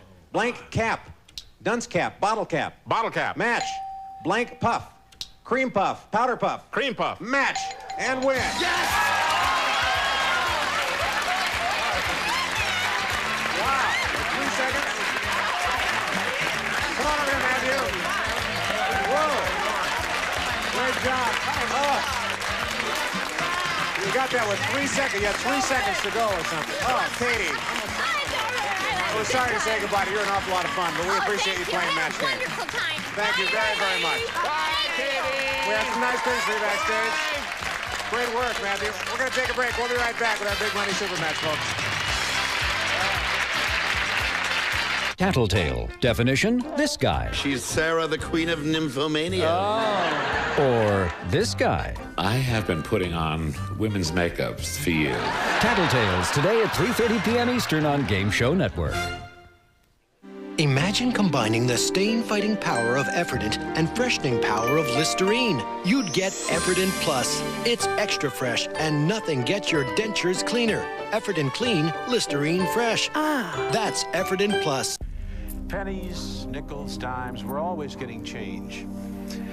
What if instead of throwing it on your dresser, you invested it in her? What if you used it to change her life? Sponsor a child through Christian Children's Fund. In fact, call right now, and ask for the picture of one little boy or girl who needs you. What we don't give a second thought to can change a life.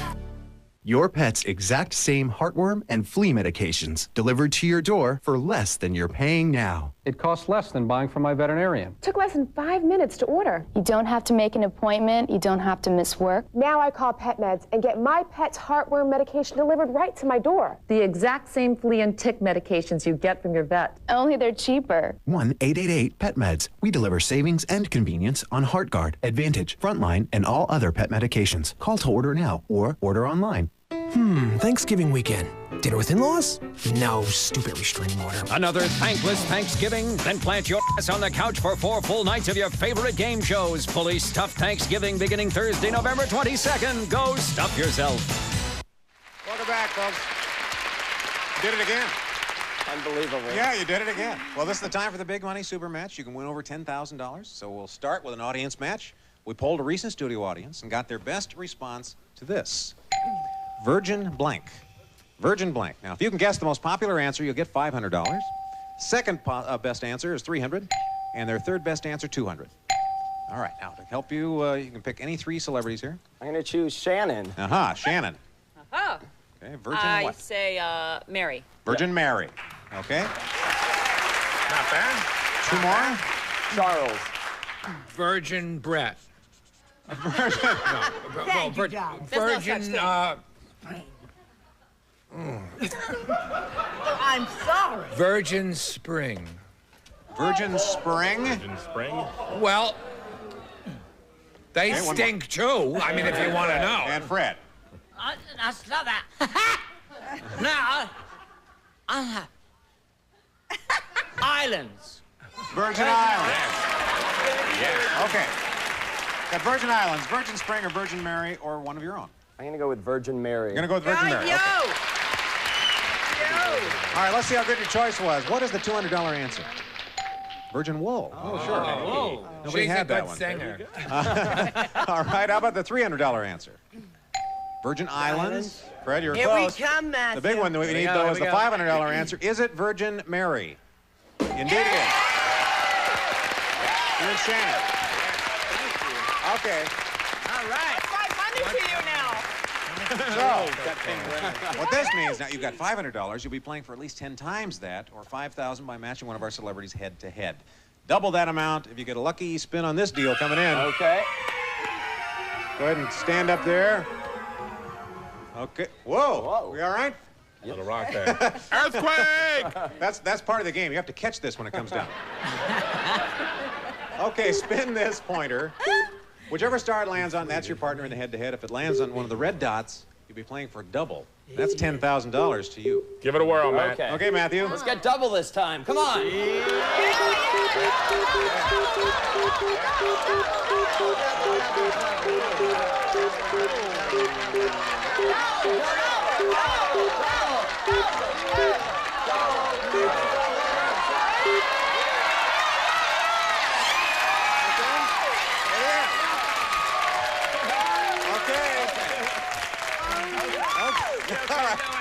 All right, now let's just push ahead now. Push I'm an ahead. older person, you know. Brett. Is there Brett's your a partner? doctor in attendance? $10,000. Come up with your best answer for this and write this one down, Brett. We have to have an exact match, and please, no help from the audience. I love blank.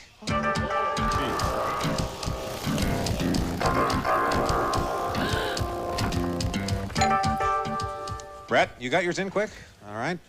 Matthew, turn and face her here. What is your answer to I love blank? I love Lucy. I love Lucy. Brett, for $10,000, do you have I love Lucy?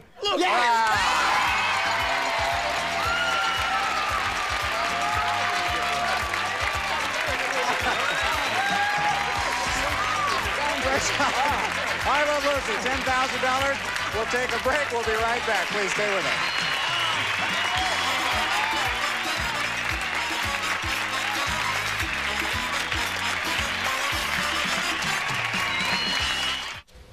I figured I had a 1 in 3 chance, you know?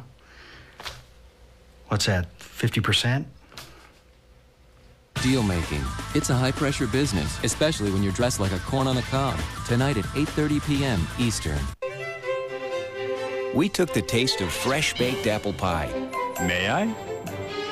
Thank you.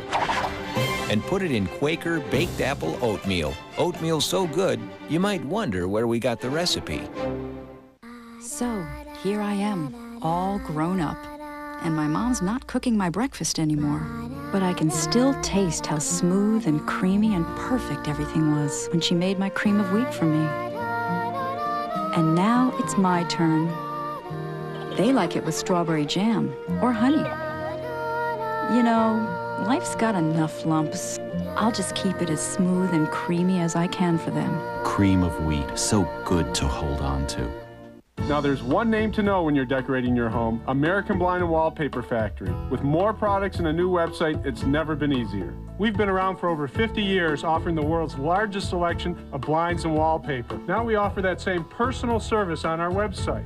You'll discover an unbelievable selection of wallpaper, blinds, lamps, rugs, decorating accessories, and more. All at savings you won't find anywhere else. Visit us now at DecorateToday.com or call to get this free catalog. It's filled with decorating tips, a free blind and wallpaper measuring guide, and savings up to 85% off. UPS shipping is free, and most orders go out in 72 hours. For the best selection, prices, and service on all the brand names you're looking for, call today or visit us at DecorateToday.com, where we make decorating so easy, it's fun. For your free catalog, call 1-800-708-4710 now or visit us at decoratetoday.com. That's 1-800-708-4710. Stick around for those mischievous whammies of Press Your Luck. Then it's time for the big bucks with Dick Clark on the $100,000 pyramid, followed by Let's Make a Deal. Well, Matt, we've had a discussion here. I love you. How many of you had I love you? Lucy. I love you. See? You are so lucky you didn't Thank pick God. Yes. All right, well, I guess he is lucky. I love America is what I would. America. All right, you have $16,900. Matt, you're coming back as our champion, and we hope you'll join us on our next match game. See you, folks. Departing contestants will receive Jergens Lanolin and Vitamin E and Lanolin Skin Conditioning Bars, now bursting with skin-softening conditioners. Contempora's indoor electric barbecue and tabletop oven. Clean, safe electric heat for natural flavor. Lightweight and portable healthy cooking from Contempora. Relax on Pawleys Island original cotton rope hammock. Knotless design with oak spreaders. 100 years of American handcrafted comfort from Pawleys Island.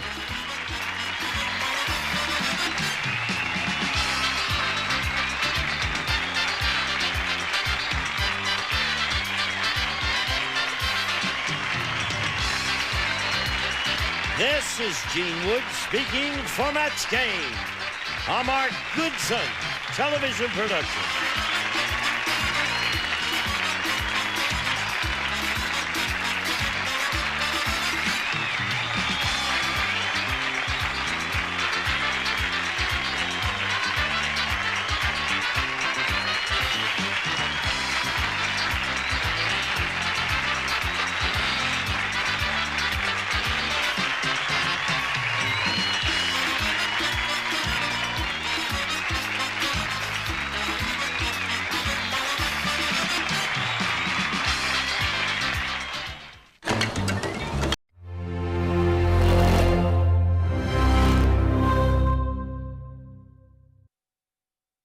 America will be watching Cop Rock this fall on ABC. What irregular precautions? The aviation authorities always keep a lid on the investigation till it's over. Well, they practically barbed wire the crash site. To keep looters out. Probably a couple of pieces of expensive jewelry haven't turned up yet. What are you doing here? I'm saving you the trouble of sending for me. I'm ready for my deportation back to San Felipe. Good, Judge. What are you talking about, huh? Alex, don't you know any normal people? I mean, didn't you hear what the judge said? She is suspending judgment pending a proper investigation of your so-called marriage plans. Right, and there isn't going to be any marriage, so let's just get this over with. Is it wise to keep that door closed, Jim? I think it's fine, Grandfather. Well, I don't. Chuck, she fell apart in my arms. She shouldn't be alone in there. She's not alone. Dane is with her. Grandfather, I will not have that man in there with her. Jack, he is the last person who should be in there. What are you trying to do? They have unfinished business. I just want them to get it over with once and for all.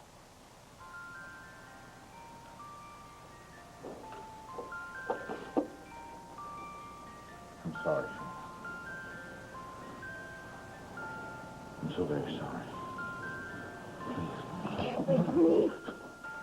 I hate you. I can't stand you. I hate the sight of you. I hate the sound of you. I hate you so much. I can kill you if I hate you so much.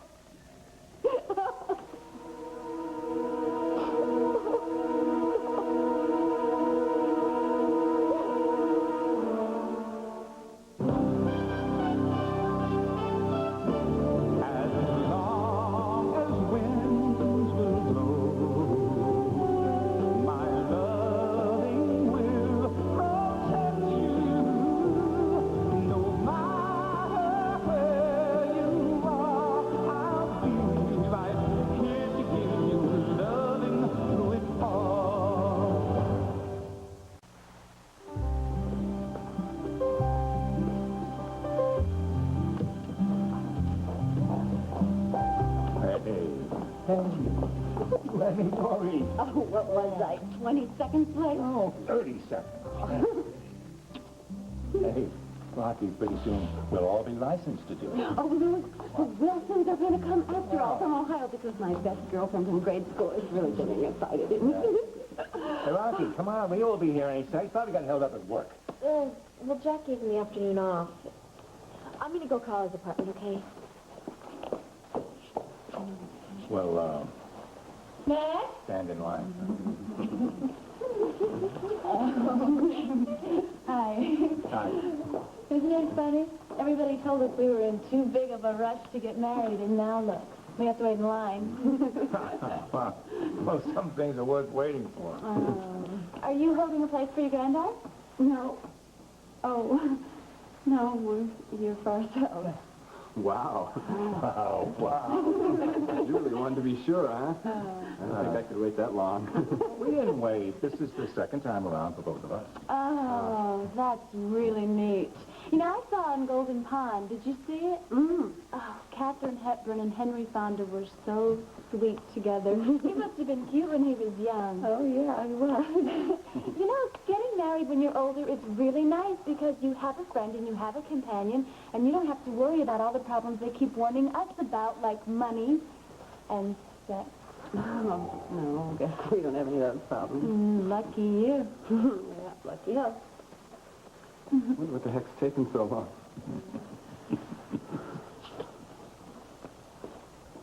Say again about the wedding. It's off. Off! Right. Come on, he's yanking my chain, Howie. He knows I just spent a bundle to look real stylish as his best man at his wedding. Right, Rio? Yeah, I forgot all about it. Oh, yeah, great. Just what I need in my life, a couple of clowns. Well, I... Go with a couple of maroons like that in the middle of the stage. What are you trying to do? I told you I am leaving. And when did you develop this death wish? Alex, at least when you have a price on your head, you feel like you're wanted. This country doesn't want me, and the woman I love doesn't even want me. So what? That is the oldest story in the world, Rio. I am not going to let her grit her teeth and marry me. I am nothing to her. No, I take that back. I am something. I'm a schemer. That's the faith she has in me. My faithful fiancé. But how old is Rocky? 19, 20? You know, at that age, it's all or nothing. You got to go through life for a while to realize it's a compromise at best. Love shouldn't be a compromise. No, but love has to admit its imperfections. Well, you think Rocky's perfect? I think she should believe in me. Well, this is a hell of a way of getting her to, by dumping her and skipping the country. Wait. I am the one that's being dumped. So, I don't think there's any point in me staying. No, there is a point. Now, you may not give a damn what happens to you, but you leave her here, and she's in a dangerous situation.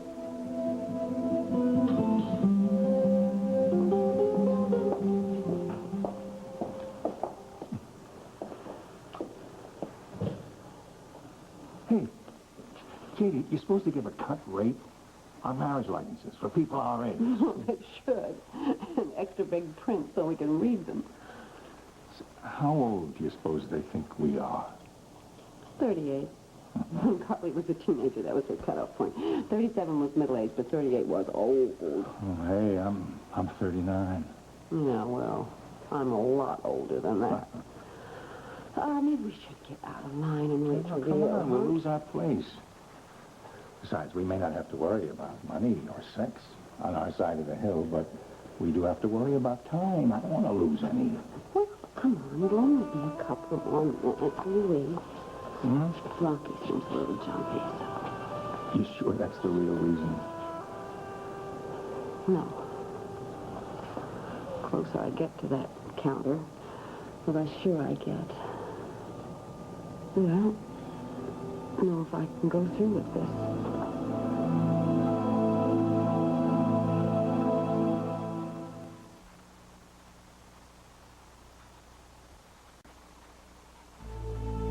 Jack, Shayna is getting her memory back. She's going to remember that Dane took advantage of her. I know what he did, and I know what he is, but he's trying to change. And I honestly feel that he loves Shayna. Oh. That's the most damning thing you could say when Dane Hammond loves Miss Porter. He destroys. Oh, he loved the power that he had at Home Enterprises. But when he found he couldn't climb over me or work behind me, he tried to destroy me and our family and the company. Only one thing that man loves. Hate. Jack, he is so devious. He lied about Rick and Heather. He held so much information from us. Now, I know I can't trust him again. I'm not asking you to, Stace. He's not your father. But doesn't it bother you that he's obsessed with hurting the family? Yes. Just as it bothers me that the family pushed him to the point where he wants this kind of revenge. What was his crime, Grandfather? That he wanted to succeed at Alden Enterprises? He beat his head against the wall trying to please you and prove himself. And what did you get for it? No thanks, no recognition, no promotion. Just the message, loud and clear. You're not in Alden, so you're never going to make the cut. Well, he didn't make it either by marrying my daughter. Travis. Son-in-law. I never called him that. Yes, I know. So does he. You put Anne through hell. You put him through hell. You can't heap humiliations on a man like Dane and expect him to lick your fingers. No wonder he turned vicious. He'd been muzzled and whipped. I understand him a lot better now. Oh, do you? Do you? Do you really understand how he could come here and pretend to be dying just to get close to you? Do you really defend that? Do you defend a son who made it so tough on him that he felt like he had to resort to those measures? Look, whatever he did, or God knows may do again, he's my father. I have a daughter in there. I love. I want to protect. He wouldn't hurt her, Grandfather. It's the last thing he would do. But Jack, Shayna might hurt him. She's remembering the past. She's gonna love him back. Fine. Then it will be resolved, one way or another. For heaven's sake, let's give him the chance. You know, it might just turn him into the kind of man that you could accept as son-in-law. Never if I can help it. Well, if you try to deny him this chance, Grandfather, you're not going to have an easy time of it. Not if I can help it. Get away from me! All right, I won't come any nearer. Just go away. And I won't do that either. I'm not going to leave you here like this, not until you understand. Oh, I understand what you've done, what you are. No. Look, I tried to take care of you. I tried to help you. I tried to make you feel safe, and you did feel safe. Yeah, because you tricked me. No. You tricked me. No, your mind tricked you. You were lost in the past, and I was trying to lead you back, carefully and slowly and safely, because I loved you. Love me? Love me? Only jackals, hyenas love dead meat. I was shell-shocked, Dane. I was dead from the neck up. Is that what you love? A body and no brain? Oh, God, how could I have slept one night under the same roof with you? Look, I just wanted to protect you. You didn't remember Jim or Jimmy or... Don't you say those names. Those names are precious names. They're mine names. Shayna, please. Don't say my name. I forbid you to say my name. I don't want it on your lips. You are a horrible man, Dane, and everything you say is a lie. No, I never lied to you. Look, you didn't remember the crash, and the doctor said that you shouldn't be made to remember, that you should be let come back at your own pace. Why was I with you? Huh? Why wasn't I at my father's, or at Trish's, or at Stacy's? Because you abducted me, and you kept me away from them, and you made me start to care for you. Made you what? Oh, God. Made you what? You made me confused, muddled. I didn't know real from dreams. I didn't know that I had a father who loved me and who I loved. I didn't know that the maid was my own niece and that perfect strangers were my dearest friends. Because you played mind games on me, Dane. You made me think that I was happy with you. You were happy with me. No. Oh, God, forgive me. While my husband and baby were being buried. Oh, let's have some champagne, Shayna. Let's wear a pretty dress tonight, Shayna. Let's go to some romantic island, Shayna. Look, I couldn't prevent the crash. I just wanted to help you bear the pain. Touch me. I don't want your help. I don't want you near me. I don't even want you to exist. You just get out of here. You just go now. I'll go. I'll go now only because I know that one day you're going to admit to yourself that you have feelings for me. All right. That you care for me. Get out of here now. And I warn you that I remember everything, including all the nasty little schemes that I once plotted with you. So don't you try anything with me again. Because you are out of here and out of my life. If I hurt you, I'm sorry. It was never my intention. Well, if I hurt you, I'm not sorry. It was completely intentional. What you did was unforgivable. For always. Sheila. It's okay. It's all right. I'm all right now. I'm all right. I think the best thing for you now is a little rest. No. No, the best thing for me now is to go say goodbye to my husband and baby. Stacey, is your car downstairs? Yes.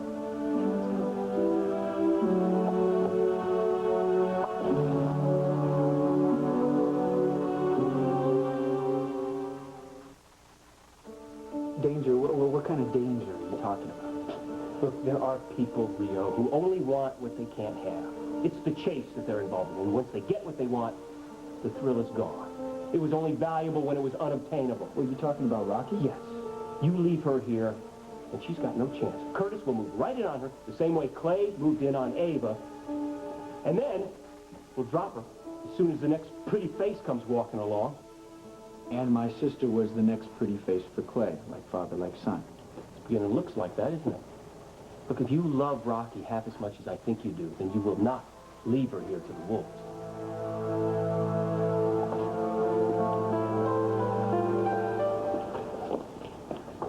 You know, you both better get your place back online. I don't think Rio's coming. It's all right. We'll wait. What? I suppose you got cold feet or something, do you? I think it's catching. Oh, come on, Katie. Let's go. Louis, maybe that girl was right. I mean, marriage is for the young. I mean, what do two old people need with licenses and promises and vows? What if we're past all that? Past loving, huh? Is that what you mean? Is that what this is all about? I'm scared. So am I. You know, Charlie died a long time ago.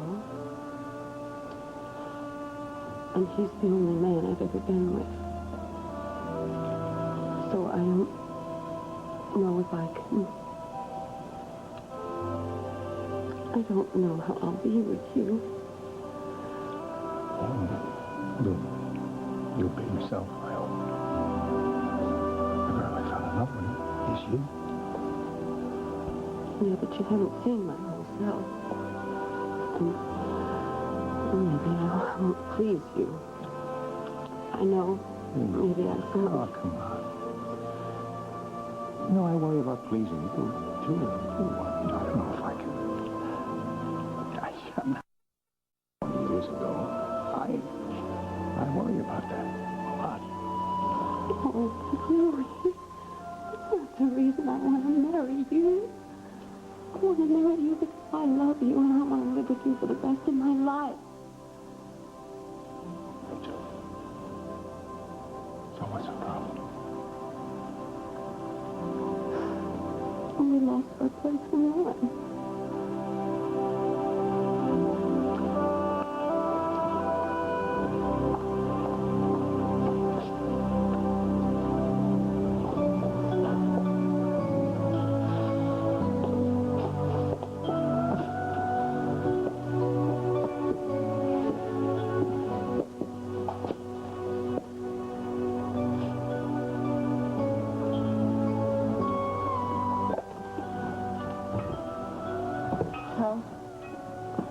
Get it over with.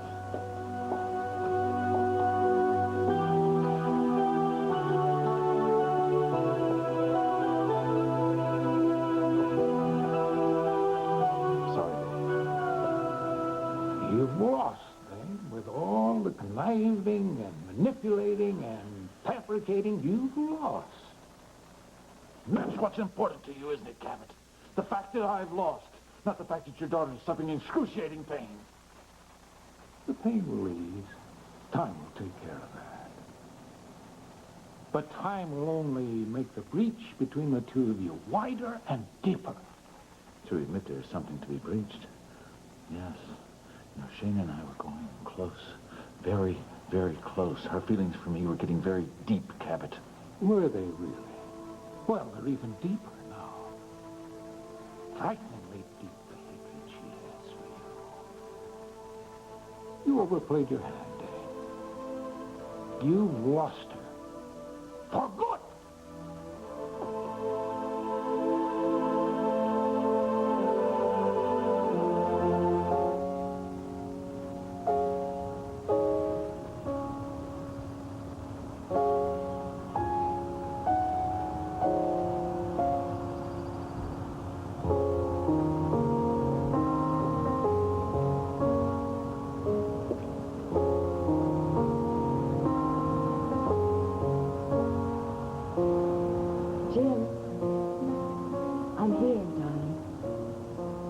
Jimmy, it's Mommy, sweetheart. I've come to say goodbye.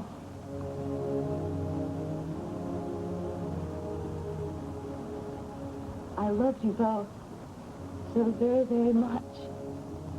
You knew that, didn't you? And I missed you both so much. That's why I asked you to take that early plane.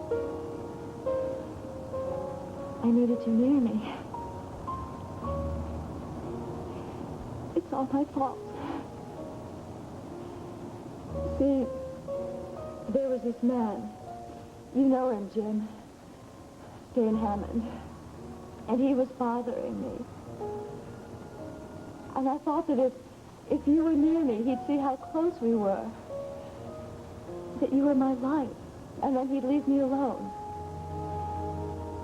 And now, I am alone. He's out of my life, Jim, I promise. But you're both out of my life, too. Oh, Jim. Jim. Oh, my wonderful Jim. My precious little Jimmy. Please forgive me. I'm sorry I asked you to take that plane. And I'm sorry that I wasn't here when they buried you. Oh, please forgive me. Oh, Jim. Jim, help me. Help me to be strong in both your names. Strong to go on. And to find out how this terrible thing could have happened. I promise you, I'll find out. I'll find out if it takes the rest of my life. I'll find out. And then maybe I'll be able to forgive myself. Oh. Oh.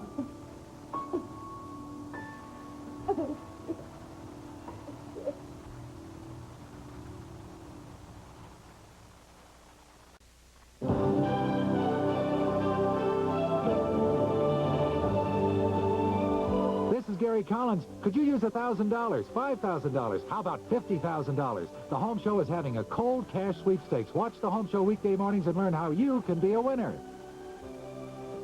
Coming up, when Sierra joins the Enchantment team, a threatened Erica hits the roof.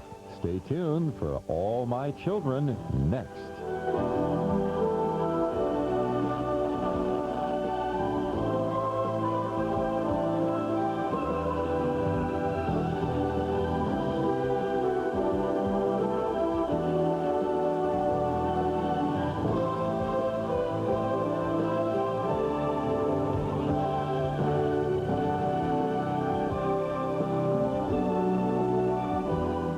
America will be watching Cop Rock this fall on ABC.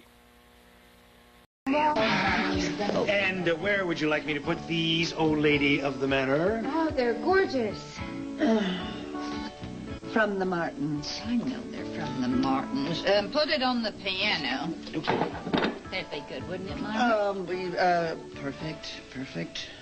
Where is the Lord and Master? Well, he's in the dining room, and he's checking out the table. Uh-oh. Regular beehive of activity around here. Well, it's just gonna be the best Thanksgiving you ever had, Well, darling. of course it will be. Why are all those places set for dinner? Well, because Tad and Dixie and Junior are coming, and that Really? I'll get it. Who's going to occupy the other places? I think they're here. Just a minute, let me check. How dear of you to invite us, darling. It was so thoughtful of you. The flowers are beautiful. Oh, they got here. Oh, they're so lovely. You're so Good grief. Being invaded by Martins. Oh, happy Thanksgiving, Trevor. Here you go for you, Queenie. Oh, my, they are beautiful. That was sweet. Thank you. Were you one of the good Samaritans at the shelter, too? Oh, yeah. Yeah, along with Pine Valley Elite here. And since you didn't have any dinner plans, I thought that maybe you Well, could... of course you can. There's plenty for all of us. We'd love you to join us. You sure I'm not intruding? Huh? No. The more beautiful men at my table, the better I like it. Hey, listen, I'd better look to the turkey and take care of my beautiful Anything flowers. I can do to help, Myrtle? Oh, not this minute, but I'll let you know. Trevor, make yourself at home. Have a drink. Yeah, okay? I will. I definitely will. So how you doing? I'm good. I'm really good. I mean, compared to those people at the shelter who have to scrounge for something to eat and a place to sleep every night, my problems seem pretty small. Well, those small problems can still cut pretty deep. Well, I did what I felt was right, and if Daddy and Will can't accept that, that's too bad. That is probably Brian. He always forgets his keys. I'm gonna go check that turkey with Myrtle. Gobble, gobble.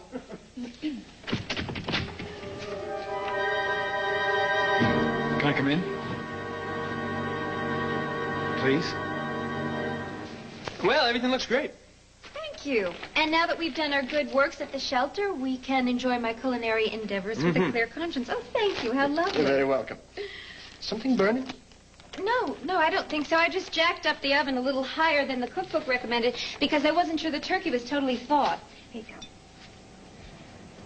go. Sarah, have you ever cooked a turkey before? No, I've never cooked much of anything before, but how difficult can it be, right? I'll be right back.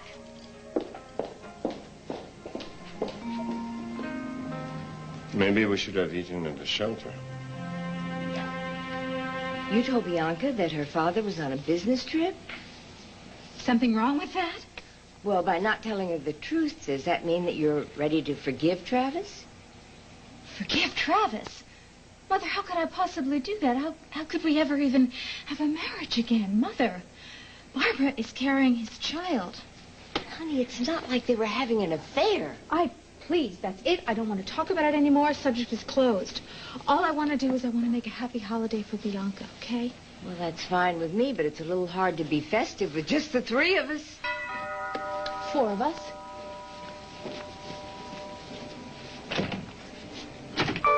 Jack, happy Thanksgiving. Happy Thanksgiving to you.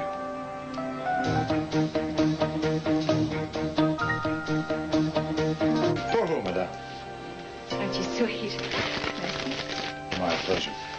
Hello, Mona. Happy Turkey Day. Same to you, Give me a little Jackson. gobble, will you? Oh, yes. Well, I wouldn't miss this for the world, because now I get to present you with the official homemade pie. You never cease to amaze me. Well, I don't like to brag. Say, where's that little niece of mine? I have a little something here for her as well. Oh, well, she's upstairs. Well, let's get her down here. Let's let the festivities begin. Well, the thing is she wants to stay upstairs in her room. Well, we're going to have to work a little Thanksgiving magic to get her to want to come down, I guess, huh? I've worked all the magic I know how. Well, let me try my magic drumstick. See if that will do it. Miles Standish to the rescue. Hello? Well, if anyone can succeed, it's Jack. What's he doing here? What's he doing here? Mother, it's Thanksgiving. It's a family holiday. He's my brother-in-law. He's Bianca's uncle. He's also your former fiancé. Yeah, Mother, the key word there is former. Jackson has never gotten over you, Erica. That hasn't changed our relationship. Which is exactly what at this point? We're friends, Mother. Jack has been fabulous to me. Jack has stood by me through all this horror. But, Erica, you know, you have never, ever resolved your feelings for Jack. Mother, I just told you. I know you just told me, darling. But Travis has only left a few minutes ago, practically, and here Jack is poised, ready to take over. That is not true, Mother. I didn't mean that as a criticism, Erica. Why, you could have fooled me. Okay, yes, I care about Jack. Sure, I care about him. But I'm not about to go to him on the rebound.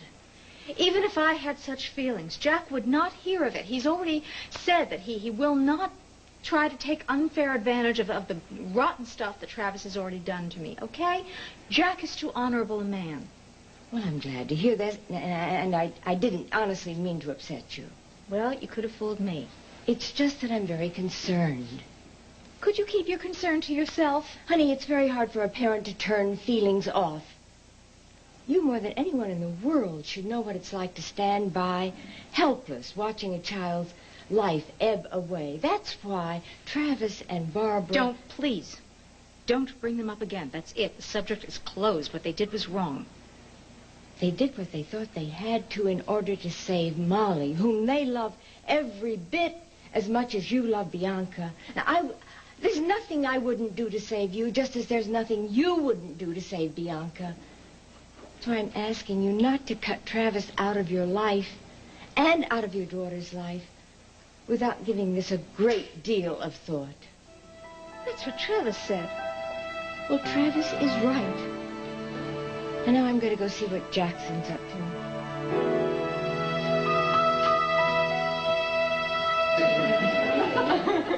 Now, would you just calm down, Palmer? How can I calm down with that mob of people in my house? Would you just not get your heart in an uproar here? This is a family occasion. Well, there you have it. The Martins are not family. They most certainly are. Well, not mine. Ted and Dixie and Junior are. And Joe and Ruth are not. Well, they're my family, Palmer. Oh, for... Well, they are. They are the ones who took me in, who made me feel welcome, who cared about me. Well, why don't you entertain them outside of my house? Palmer Cortland, are you going to single-handedly wreck this entire day? Is that what you are up to? I did not invite them. Well, it was the only way that I could get Ted and Dixie and Junior here, don't you see? The whole rest of the family have to tag along. Family, there. You see, you just admitted it. They Oh, are for family. heaven's Palmer, sakes. now come on. Ted and Dixie had already promised to have Thanksgiving with the Martins. And so what else could I do but just invite the whole crew? Including Joey and Emily and who the devil is that other young woman? That other young woman happens to be Katie Kennicott. Now, her sister was married to Joe's son, Jeff, all right? She's a lovely young woman who's staying with the Martins while she's going to nursing school, honestly. Well, bully for her. Well, thank you, Palmer. Thank you very much for wrecking what I thought was going to be a heartwarming surprise. Now I suppose you're just going to embarrass me and wreck the whole holiday by being a mean old poop to the people that I care most about in the world after you. Oh, for heaven's Well, that's all right. Just go ahead and do your worst. I mean, just throw us all out into the snow. Snow? We haven't had a flurry in weeks. You know what I mean. It doesn't matter, though. It's all right. I'll just take everybody to the barbecue pit for barbecue. Oh, but you know how I hate to see you cry. Well, honestly. Attention, everyone, attention. Please. Here we go. I want to tell you that it warms my heart to be surrounded by family on this very special day of Thanksgiving. Thank you, Papa. Well, we're very happy to be here. Well, here. So eat, drink, and be merry. Oh, thank you, sweet. Well, there is one very important family member that is missing. Uncle Palmer, please, could I call Will? He is not a member of this family. Uncle Palmer, you... Do not mention his name in this house. I know you're getting ready for dinner. I won't stay long. What is it that you want? I love you, Sky. I know that seems pretty hard to believe, considering the rotten way I've treated you, but I do love you. And I miss you. And my life is pretty damn empty without you. It was your choice. I was stupid to risk losing you. All I've really done is lost myself. Yourself or your connection to Palmer? Sky, you're all that matters to me. Revenge is all that matters to you. That's not true. You blame me for being forced to tell your uncle about our relationship, for being banished from his life, for ruining your carefully laid plans to take over his empire, and yet you come here and tell me that I mean more to you than anything in the world? You said some pretty rotten things to me, too. Because you went behind my back and betrayed me. Because you went into collusion with my father and wanted me to keep my mouth shut about what he was doing to Natalie. Well, look, if you never told your father about us in the first place... Oh, well, it's over. It's over, okay? And if you're going to stand here and place blame back and forth, then it's pointless your being here. And I want you to just go. Sky, look, why don't we... Can I just take you somewhere quiet where we can just talk and maybe find each other again? Sky, I love you. Doesn't that mean anything to you anymore? Yes, it does. But can you accept that your life no longer revolves around Cortlandt Manor? No. No, I'm still hoping to be reinstated. Laney's on my side, and Opal's promised to help change Uncle Palmer's views about You would us. actually use Opal to get back in Palmer's good graces, knowing full well that you want to destroy her because she's in your way? It's not as bad as you're making it sound. Oh, how low will you go to get revenge, Will? Damn it, this is not a whim, and you know that. I made a promise. Oh, please, I've heard enough. I am so sick of that promise. It's what ruined us in the first place. I want you to go. You don't mean that. Yes, I do. I want you out of my life. Look, if I go outside that door, I am not coming back. Have a nice life.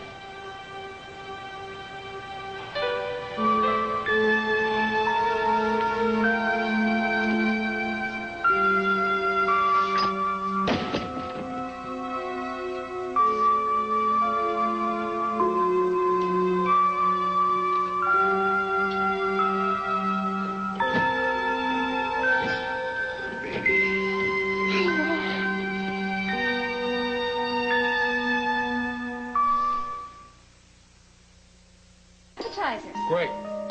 You made them? No, that's the one thing I didn't do. I got them from the serving spoon. I'll be right back. Can I help you? No, just sit and relax. Everything's under control. Ah, biscuits. Nice.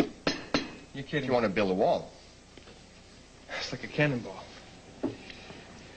Well, maybe she should rely more heavily on the serving spoon. How about the veggies, huh? It's cold. Are they cooked? Possibly for days. Look, you're not going to say anything, are you? I mean... Of course not. She's been through a lot of trouble. Yeah, it's too bad she wasn't successful at this.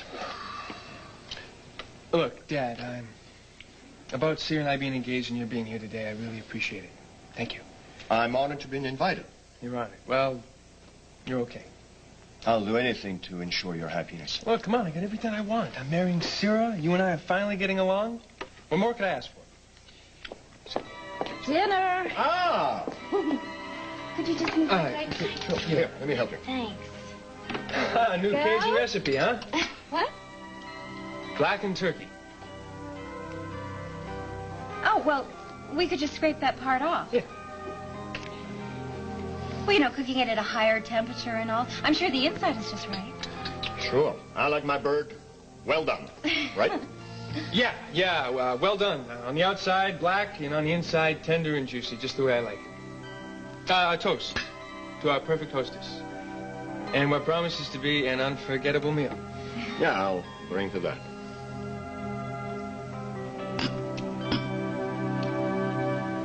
Well? Well, I have good news. I managed to convince Bianca to join us, and Mona is putting on one of her more festive dresses right now. Oh, good. If only my mother would decide not to come down. Why? What did Mona do this time? Oh, Jack, it's her whole attitude towards Travis. Can you believe she asked me if I could forgive him? Well, Eric. I mean, Jack, conceiving a child with another woman, I mean, and especially just so if they could harvest the child's bone marrow, I mean, it's wrong, it's gross, it's obscene, it's beyond comprehension. Not to me. What? Look, I'm not saying that I like what Travis has done, especially all the havoc that's created for you. But I do understand why he and Barbara felt that they had to do this. I don't believe this. I don't believe that you are condoning that they did. That's not exactly what I said. You've gone totally over to Travis' No, I am side? on your side. But you want me to be honest about what I think and feel, don't you? Yeah, so what is it you think? That the whole world should just procreate like mad on the off chance that they might save some other child's life? All right, Erica, I'll tell you what I think, but I don't think you're going to like it much. Look, Molly is my niece. I love her. I truly hope and pray that this child that Barbara is carrying is the answer to their donor problem. I do. So I guess you think that I'm a cold-hearted monster. No. I think you're a woman who's been hurt. Unintentionally. I think I'd use the word unavoidably. So what are you saying, Jack? You think that I should forgive Travis? You think that I should give my marriage another chance? That's up to you. Well, I have to do what's best for Bianca. And for me. Yeah, I'd say that's about right. Well, here we are. Ready for turkey and stuff? Sweetheart, look at you. You look beautiful. Come to you, Mommy. Oh, Well, I'm just surrounded by a bevy of beauties. I guess that's one thing to be thankful for. Wouldn't you say, Mom? Can I call Daddy and wish him a happy Thanksgiving? Oh, sweetheart, I don't think that we could reach Daddy right now. I really don't, but you know what? We're going to call him later, okay? We'll call him later. Would you recommend the Thanksgiving special? I guarantee you, it's the next best thing to having Thanksgiving dinner in your own home. You talked me into it. Thank you.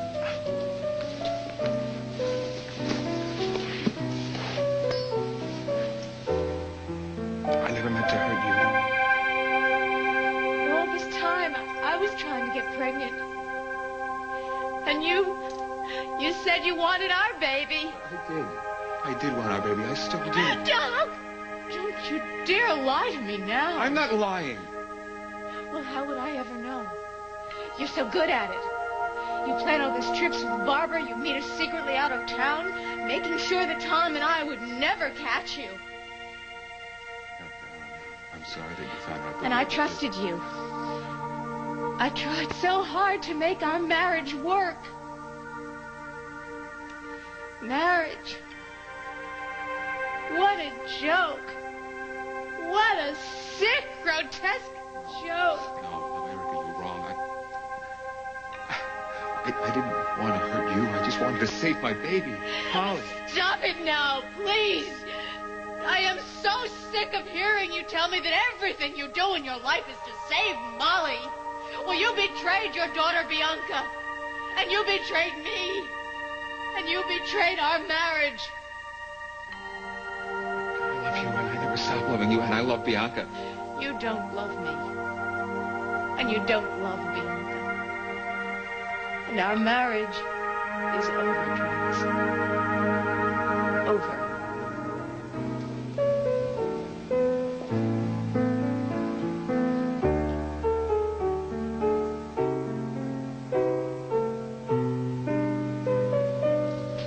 You getting tired?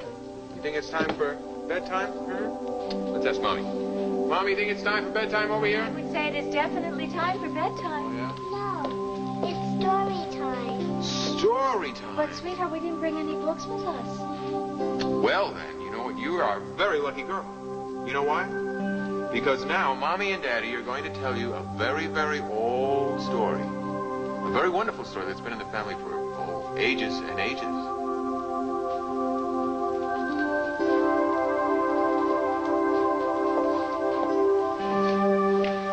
Well, let's see. Once upon a time, in a kingdom very, very far away in a long ago place, the kingdom of Valeria. There was a king and a queen and a very lovely, lovely princess named Adora. And she was the most wonderful child who was ever born to any king and queen. And they were so happy to see her play in the castle gardens and walk on the seashore and play and laugh with all her friends. Oh, the king and queen loved her very, very much. Coconut shrimp? You know what? I've changed my mind. I'm not going to be dining with you after all here. You should take care of it. Thank you very much. Thank you.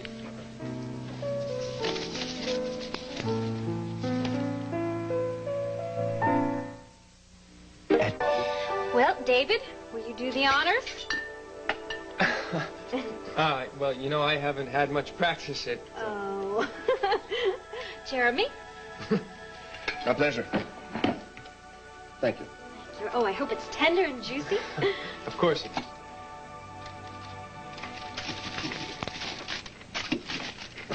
What's wrong? It's still frozen. All of it? Well, I wouldn't venture to say that, but... No, it can't be. Well, we'll try some of the breast. I mean, that's the part that cooks the fastest, right? Oh, yeah. How's that? Yeah. Sorry. No, wait. It's raw? I don't believe it. Oh, well, come on, not all of it. Certainly there's something there we can salvage, huh? Oh, no, it's hopeless. What's that? I didn't put that in there. That's the innards. The innards? Yeah. Oh. I'm going to take this thing back to the store. They're supposed to clean that out before they give it to you. Oh, they did. Well, you see, they put that in for you to use to make the gravy. It's all right, sir. A lot of people forget that they stuff these things inside the turkey. Yeah, sure. Everybody makes mistakes. Well, come on. There's got to be something good on here. No, I don't think I would try salmonella on just to prove your love to Sarah. Salmonella? I feel like an idiot. Oh, well, come on now. Everybody makes mistakes. It's not that bad. I mean, anybody can cook. Except me. Sir, if I wanted somebody that could cook, I'd hire a chef. He went through a lot of trouble for us, and it's the thought and the effort that count. Really? Yeah, really. So why don't we all adjourn to the Valley Inn for dinner on me, okay? You're both being so nice about this. Well, you bring it out, miss. David, do you forgive me? I love you. There's nothing to forgive. You're the most wonderful men I have ever known. You got yourself pulled together there? Yeah, I'm more convinced now than ever that Will and I could never get back to where we were. Sky, you did the right thing. You should feel good about it. Telling Natalie, you mean? Yeah, she had a right to know that your father was ripping her off, that she was signing her life away. Even though it cost Will everything. Look, Will should have been upfront about dating you right from the get-go. If he doesn't realize that you're worth more than keeping Palmer Cortland's good graces, to hell with him. I've lost my father and the man that I love. Whoa, let's get this straight. It's their loss, not yours. Are you back together with Natalie yet? Yeah, sort of, kind of, not exactly, but we will. We will. Is Daddy making trouble? Jackson Montgomery's working on the divorce. But your father, that sly fox silver devil, he's not making it any easier. No, not unless she wants him to keep everything he's taken from her. Which she won't, so it's going to take a little time. But it's going to happen. This is for real. This is for sure. This is for keeps. I'm so happy for you, Trevor. If there's anything that I can do for you and Natalie, just yell, all right? I will, Doll. I promise you. You are one gutsy doll. Doll. Okay, honey, your turn. Uh-oh, I'm in trouble. Looks like you're a winner, Bianca. No, it's not over yet. All right. Oh, no. That's it. Official. Winner and still champion. I demand a rematch. Well, don't you feel like playing again? You play, Uncle Jack. Well, sweetheart, come on. You can't be too tired. We're going to eat soon. We're going to have that turkey very, very soon. I'm not hungry. Well, of course you are. We're going to have all that yummy stuffing and cranberry sauce, your favorite. I miss Daddy. Well, Daddy wanted to be here, honey, and he's certainly thinking about you right now. Well, who could that be?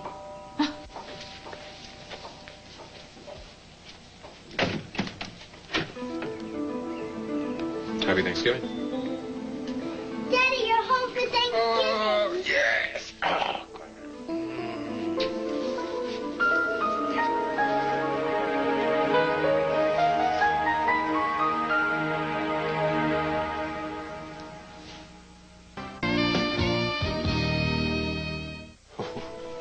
oh, yes, I've come. Don't you look pretty in your Thanksgiving best? I knew you'd come. I knew it. Oh, yeah. Happy Thanksgiving, Jack. Mona? Same to you, Travis. Well, isn't that wonderful you were able to wind up your business trip early and come home for Bianca on Thanksgiving? Oh, yeah, of course. Well, I couldn't very well miss Thanksgiving with my best girl in the whole world, could I? Mwah. All right, I'll take your coat. Something smells good around here, boy. It's turkey and dressing. Ooh, boy, with cranberry sauce? Everything you like best. Oh, boy, that's terrific. Thank you. Now. I have a surprise for you. You do? Well, once you get it, I can't wait. Well, I didn't expect to see you here, Jackson. No, the day is just chock full of surprises, isn't it? Listen, if either one of you spoils this for Bianca, I am never going to forgive you. You don't have to worry about me. Or me. You might have called. Thought didn't occur to me. Well, this is rather awkward. But since you have maneuvered it so that I can't possibly refuse you without hurting Bianca, I guess you'll have to stay. Here it is. Ooh, you made that? In school. Wow. I gave Mommy the girl pilgrim. This is great. Thank you, sweetie. Love you, Daddy. You do? Well, you don't love me as much as I love you. Aha, yes you do. No, I don't. I love you. Why don't you love me? Who's it? Tickly Dinner girl is around? served. Oh, Mr. Montgomery. Happy Thanksgiving. Well, thank you, Carl. Same to you. Ready when you are, ma'am. Well, we'll be right in, Carl. And, set another place for Bianca's daddy. Yes, ma'am. Well, Mona, what do you say you and I go in and bite the bird, huh? Oh, thank you, Jackson. Bianca, since Daddy came back just for you, don't you think that you should be the one to escort Daddy in? I would be honored. Yes? This is going to be a great Thanksgiving after all.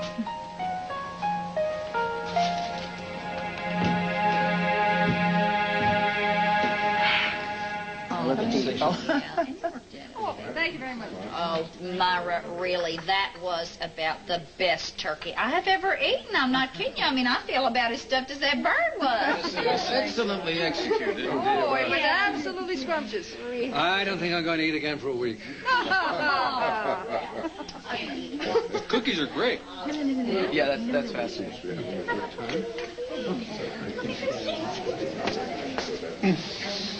Aaron? I have never been in my entire life more thankful than I am right now. And it's because of you. Oh, I feel that way about you, too. I do. We're kind of made for each other, wouldn't you say? More or less, yeah. More. The baby is fine. He's never had it so good. Look over here. Now, what's this more or less stuff? You are the best baby in the whole world. Yes, you're the very, very, very best with cookies, huh? Oh, you have such a knack with him. Well, I love babies. Joey and I are going to try for one again. Right? Again? Yeah, we lost the first one. I, had a miscarriage. Oh, I'm sorry. I didn't know. Another one? Hey, I think that baby definitely needs to be changed. My third cookie, thank you. I think I'll go get out of here. I think he needs to be changed. Do you want to come with me? I want to go with you. I would help me up. Hey, you come with me. Come here. I take it you were unsuccessful in persuading her to contribute to the World Overpopulation Fund? What am I supposed to do? She's got her heart set on having a baby. I don't know what to do. What am I supposed to tell her? Tell her about the money, Joey. The money, as in babies cost a mountain of it. Just how to visualize diapers full of $1,000 bills. Yeah. So, tell me, what did I miss while I was away? Good wedding. Yeah, I heard it was beautiful. Yeah, it's fantastic. Yeah. It's great. So, So? what's new? Nothing. Nothing really. I mean, didn't miss much. I mean, the game against Syracuse was total humiliation. I heard. Yeah. And our professor, Psych 1 professor's gone on sabbatical. So, I mean, it's the good stuff. You want to hear anything else? So, what you're telling me is I didn't miss anything. Not much.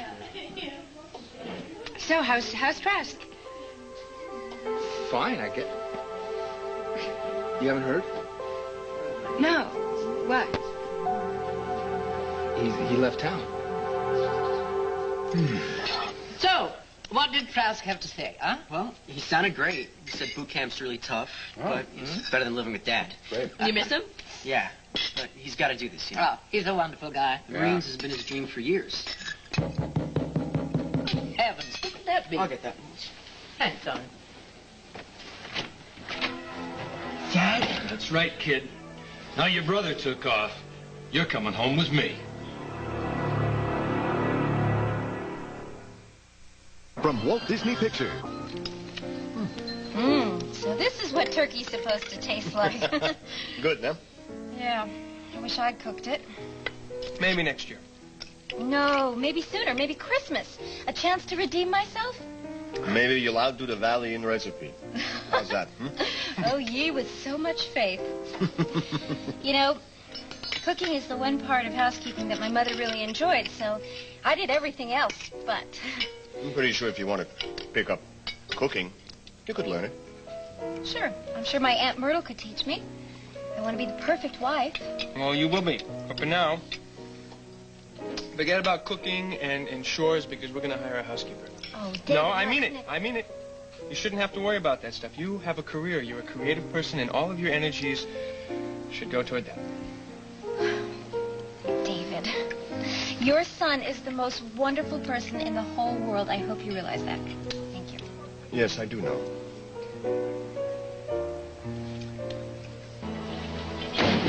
Come on, pack up your stuff. Let's go. Mr. Bodine, you hold it just 1 minute. You hold on, lady. This is my son. His brother ran out on him. He's going home with me. Listen, I am Brian's legal guardian now. Good luck. Get your gear. Move. He is not coming back with you at any time. This son's my blood. No judge in this land will hand him over to a stranger. Mrs. Fargate's all right. Nobody's talking to you. She's been great to me. Shut up, I said. No, you shut up. I'm not going back with you. Shut your mouth. You shut your mouth, Pops. Get your hands off You to handle me. I'm the law. You can call me Officer Trevor Dillon. You say your goodbyes, you leave quickly and quietly unless you want to go up for trespassing and assault. Now you don't scare me. Queenie? Toss him out. The owner of the premises would like you to remove yourself immediately. And I will use force if necessary.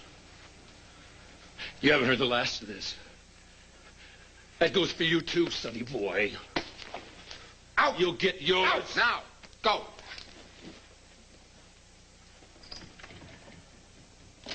Oh, thanks, Trevor. Thank heavens you're here. Boy, he is a real cutie. What a charmer. You think you can get me back? No, darling, he can't get you back. Not while there's breath in my body. Who are you calling? Jack, he'll know how to handle this. Honey, the dinner was lovely. Yeah, both of them, huh? Oh, the stuffing was terrific. And Jackson, Yes. your pumpkin pie was superb. It was, wasn't it? Mm. No. Oh, I'm gonna have to call in. I'll just use the one out here. All right. Who the heck is this? Sweetheart, would you mind? I'm going to have a word with Mom, okay? Come over here and talk to Grandma. I have something I want to ask you. I want you to think about this very, very carefully before you answer. All right? Erica. Travis, I have nothing to say.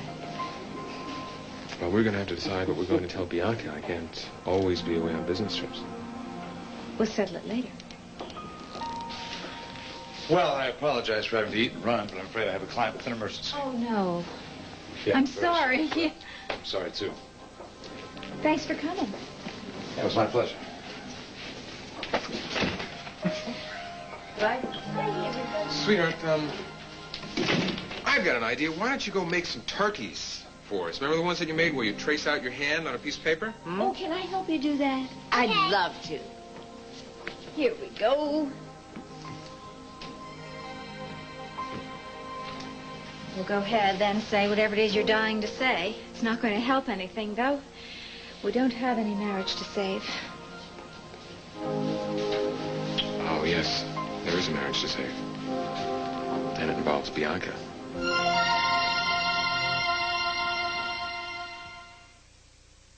Trask. After that, saying goodbye, but, well, it was over before I went to Massachusetts. So maybe this is just for the best. Anyway, there's not anything else left to say about it. You're standing here like it doesn't even faze you. Billy Clyde is out there, and he's gonna attack Emily Ann or Dixie, and maybe even both of them. Calm down. Palmer's guard is on the watch 24 hours a day. Guard. What's his guard gonna do? And what do the cops come up with? Nothing. That's not necessarily true. Do they have a lead or something? Don't start with me, okay? You don't need to know. I don't need to know? Are you kidding me? I don't need to know. Joey, come on. No. No, tell me this. Somebody's calling Dixie, hanging up, right? Right. Okay, so they think it's Billy Clyde, he's gonna be up to something. Keep your voice down. Am I right about this? Yeah, you're right. Okay, look. If you insist on knowing, I think that by this time tomorrow, Billy Clyde won't be a threat to anybody. If your father decides to petition the court to overturn Myrtle's guardianship, I think we have plenty of ammunition to fight him every step of the way. Do you think it'll be a fight? Well, normally in cases like this, there is a court hearing, but since Mr. Bodine has shown himself to be a neglectful and abusive parent, I don't think we'll have a hard time at all.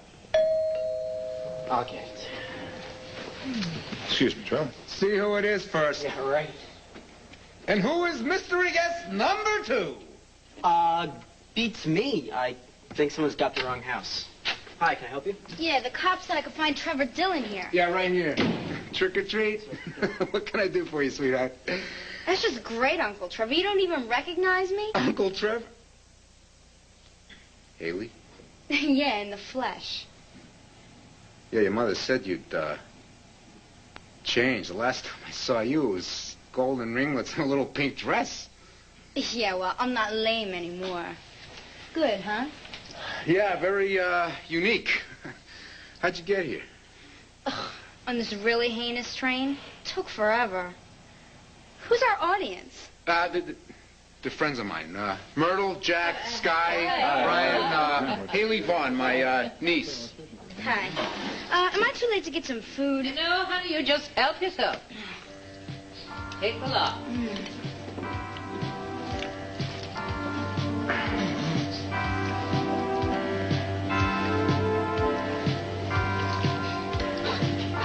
Is that a problem? No, sorry. Good. How's your mom? Okay. I left her in Chicago. Left her?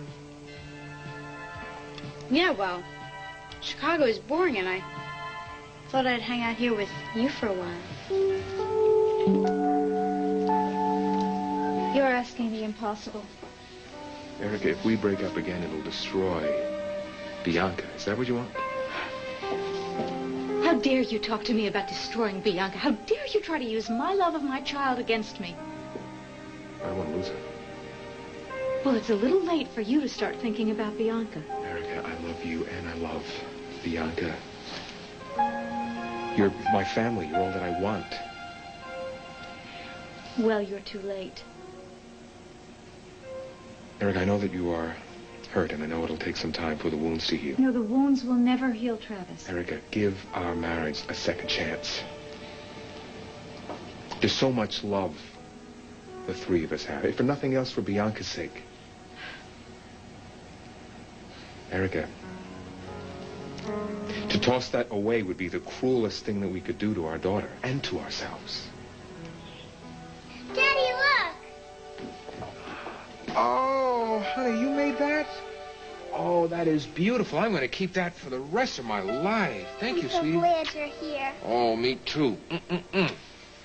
You're not going to go away again, are you?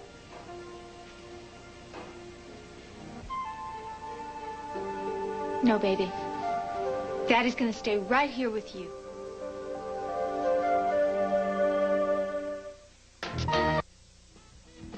Friday at 8:30 on Cosby, Rudy's Pet Goldfish goes belly up. Will Cosby find what's best to lay the little fishy to rest? Find out Friday at 8:30 on Channel 5.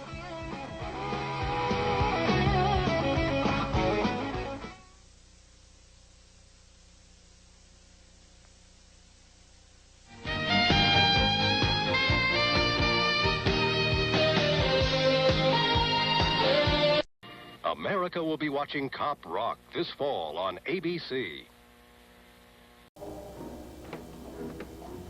Jake?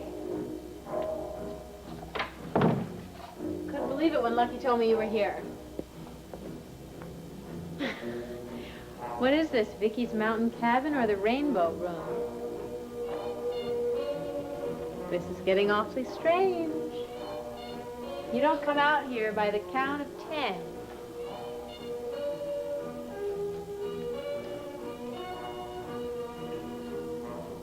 Stop and smell the flowers.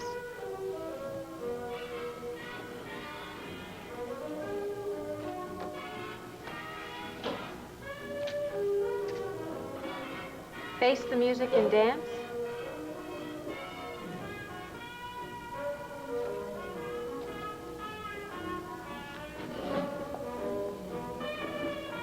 A fine romance, my friend, this is.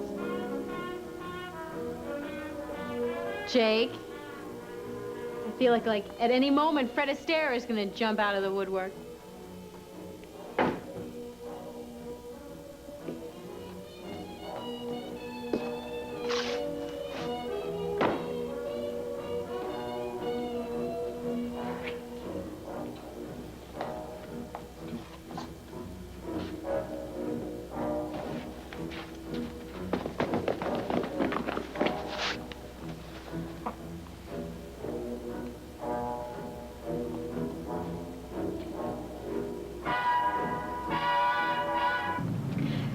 I'm really lucky to have you, Renee. Thank you. I don't think I could go through with this by myself. Well, darling, why don't you just sit back, close your eyes, and relax for a little while until we get to the clinic? At least it doesn't seem like Johnny's following us. Oh, gosh, if he knew where I was going or what I was going to do. Tina, darling, I wish you wouldn't worry so. I mean, look at it this way, honey. In just a few hours, this whole nightmare is going to be over, and you're never going to have to worry about Johnny D again. As I said, there are a lot of rumors going on about Outlook House, and I'm here to put an end to those rumors. Well, then you're saying the rumors aren't true. No, that's not what I'm saying. Outlook House is an organization that was established to help people in need. And that article of faith has been compromised by a very serious act, very unconscionable act. And I think it's past time that the guilty party step forward.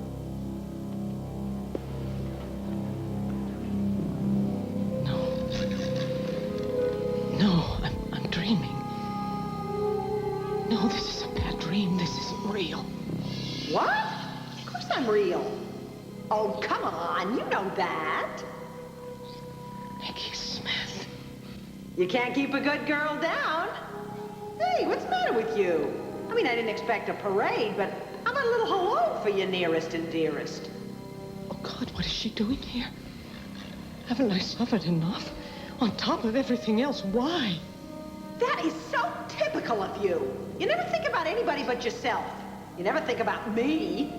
Well, that's why I'm back. You and I have a few things to settle, Miss Vicky.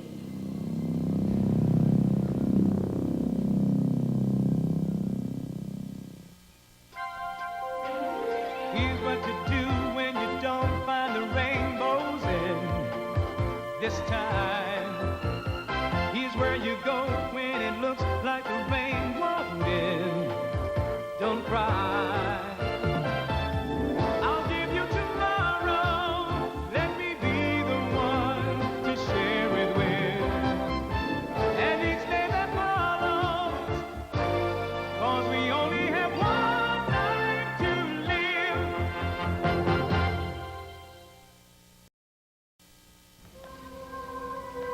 No, I can't believe this is happening. Well, of course it's happening. Hey, fish gotta swim, birds gotta fly, and I gotta keep an eye on my old pal, Vicky. It's the stroke. That's it. Something snapped, or else a chemical imbalance. I'm sure that's what it is. Chemical imbalance. Boy, I've been called a lot of names in my time. That's a new one. A not going to give in to this. Whatever it is, I'm going to fight it. Vicky Smith is gone forever. I am free of her, and nothing can ever bring her.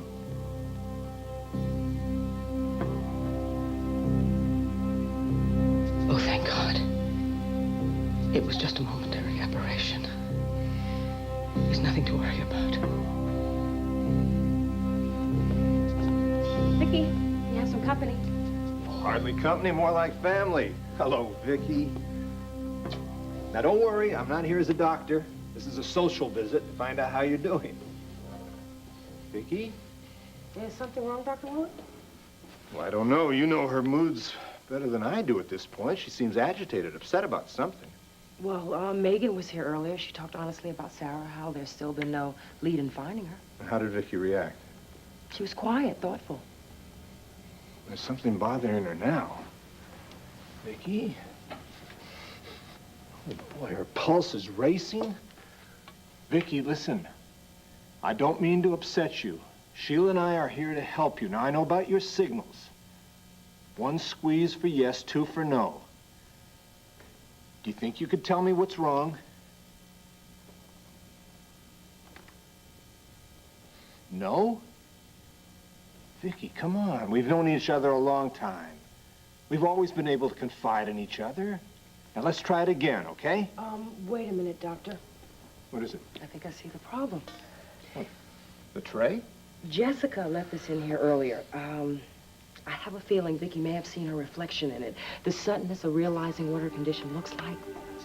Vicky, is that it? That's a tray, a silver tray. There's nothing to be upset about. Take it easy, Cord. You came busting through the front door like the devil was snapping at your heels. Hey, son, I'm sorry. Could you just tell me if they're here or not? Who? Tina and Renee. I've been looking all over for them. I was hoping to catch them before they left Landfair. Then I was hoping that they'd stop by here before they went off on their shopping spree. As far as I know, they're still shopping. Why they picked this time of the day to hit the boutiques is beyond me. No, I wondered about that myself. Why all the rush?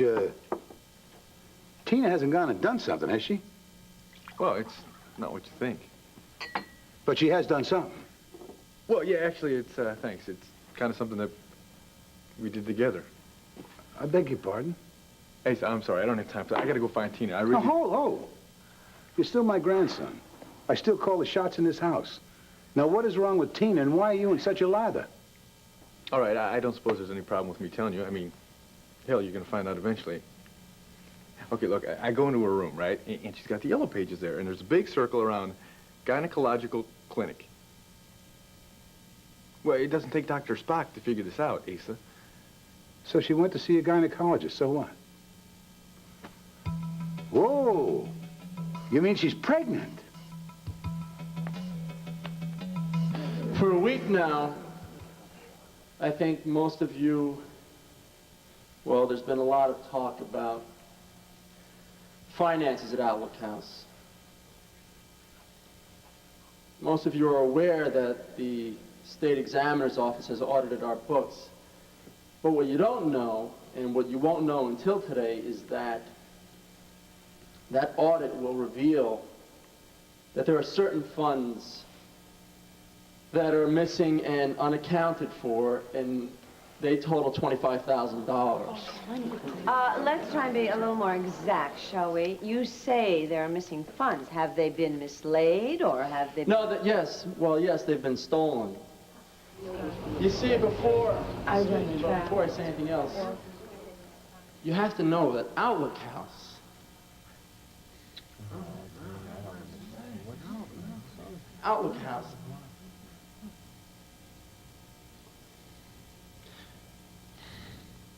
we've done some really wonderful things there. You see, we've helped people that didn't have homes. We helped people that were sick at the clinic that couldn't afford it. And these people, they wouldn't have any place else to turn to if it wasn't for Outlook House, and you have to remember that. So what I'm saying is a place like Outlook House, it can't survive with even a hint of a scandal or an impropriety. Which is why the culprit has to come out and face the punishment and sever all connections with Outlook House. Bottom line, Tony, who's the crook? Yes, Mr. Vallone, who stole the money?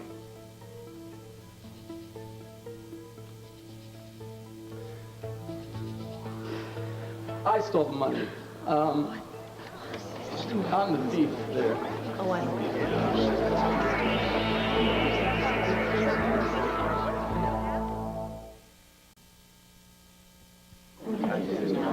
Tony, do you realize what you're saying?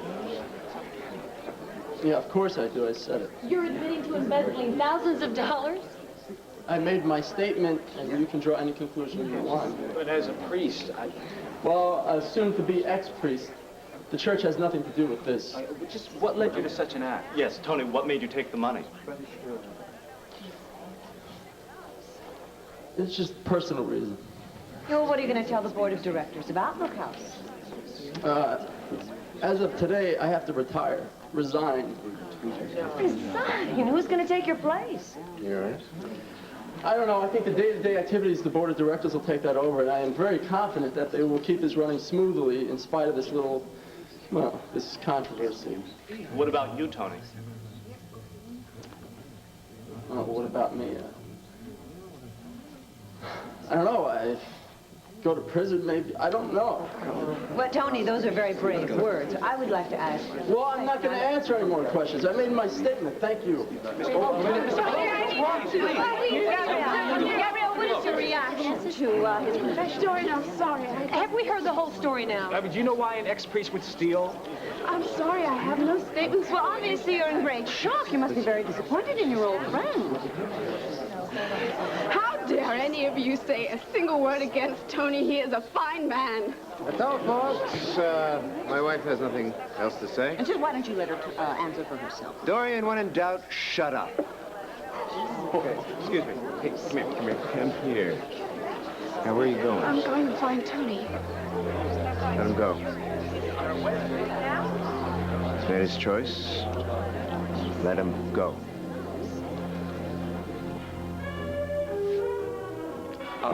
You don't like Fred Astaire? Oh, no, he's the top.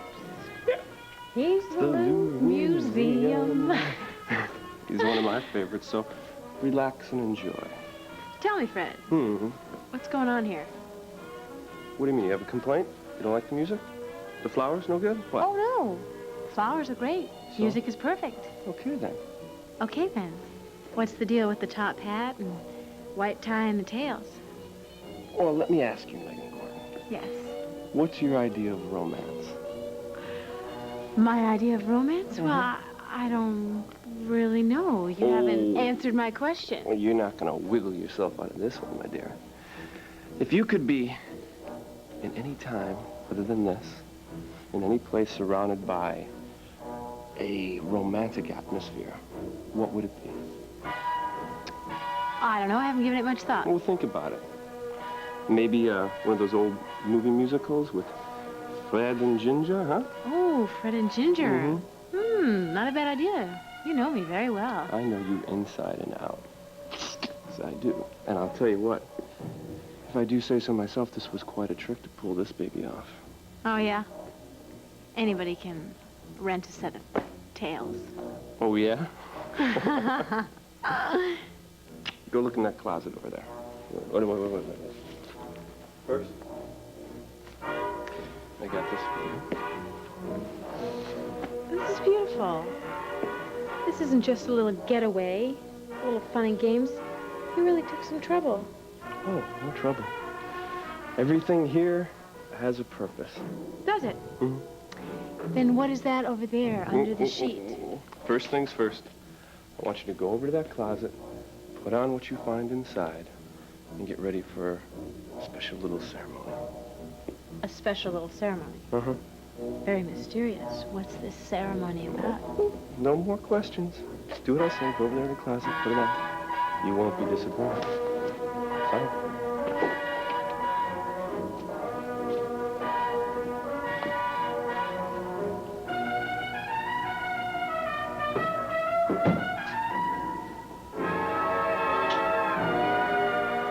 Vicky, was Sheila right? Was seeing your reflection in that tray, is that what upset you? Yes? No. I can't tell you that I saw Nicky. I don't even want to believe it. I think I understand. You saw your reflection of your face and you were confused because you're used to seeing yourself up and around, active, on top of things. Well, those things will come again, Vicky. That face is still just as beautiful as it ever was. And if you see any changes, they're just temporary. Dear Larry, you're trying so hard to cheer me up. If your progress If continues, you only knew. you're going to be back to being your old self in no time at all. You know what I think? I think you got two choices, kiddo. Either you can look at this as a loss, or you look at it as a challenge. Either you let it defeat you, or you rise to that challenge and you come out stronger than ever. And if I know Vicky Buchanan, I don't even have to ask what choice she's going to make. Excuse me, Dr. Wallach, there's a call for you from your service. Oh. Would you like to take it out there? Thanks, Sheila. All right, I better get that phone call. I'll be right back. How's she doing? She's much calmer. I think we just let her rest for a while. Good idea.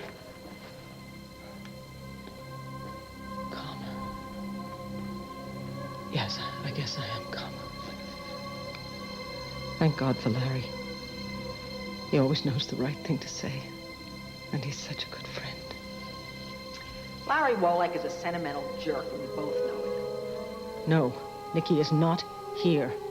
This is just a bad dream, a delusion. If I stay calm, she will go away. Go away? Now, why would I want to go away? I belong here.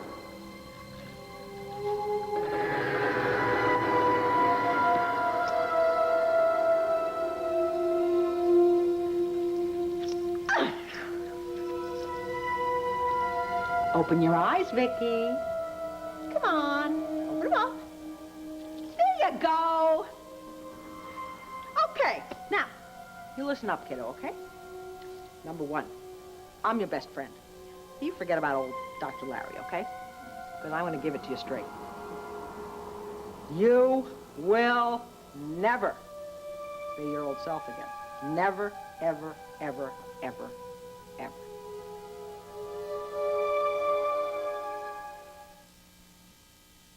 Okay, she had the gynecological clinic circled in the yellow pages, right? Add that with all the other clues that she's been dropping over the last couple of weeks, and it just adds up that she's pregnant. Well, I agree with your logic, Claude.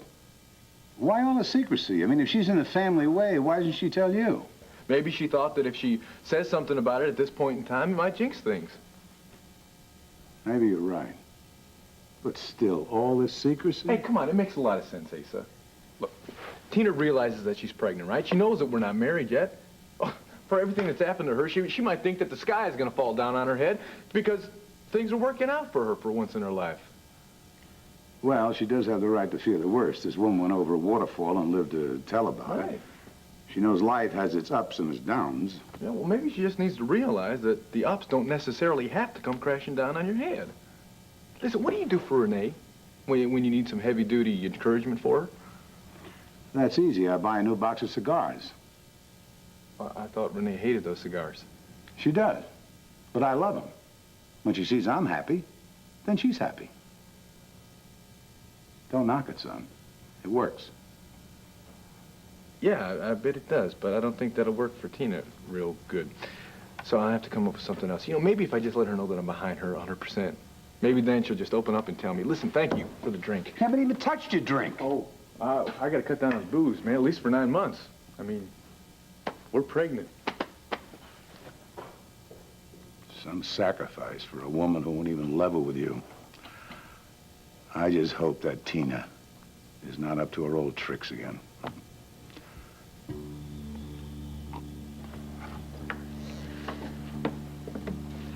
it looks like we're the only people here. Yeah. Oh, hello. Do you have an appointment this evening? Yeah. My name is Jane Black. Hello. This is my friend. It's all right if she stays here with me? Oh, of course. Great. Mrs. Black, have you been to our clinic before? Mm-mm. Oh, then I'll need to have you fill out this form. Is this really necessary? I'd just like to get through with everything. Is that okay? I understand, but we do have our rules and regulations. Now, don't worry. The minute you've completed this form, we'll be ready to begin.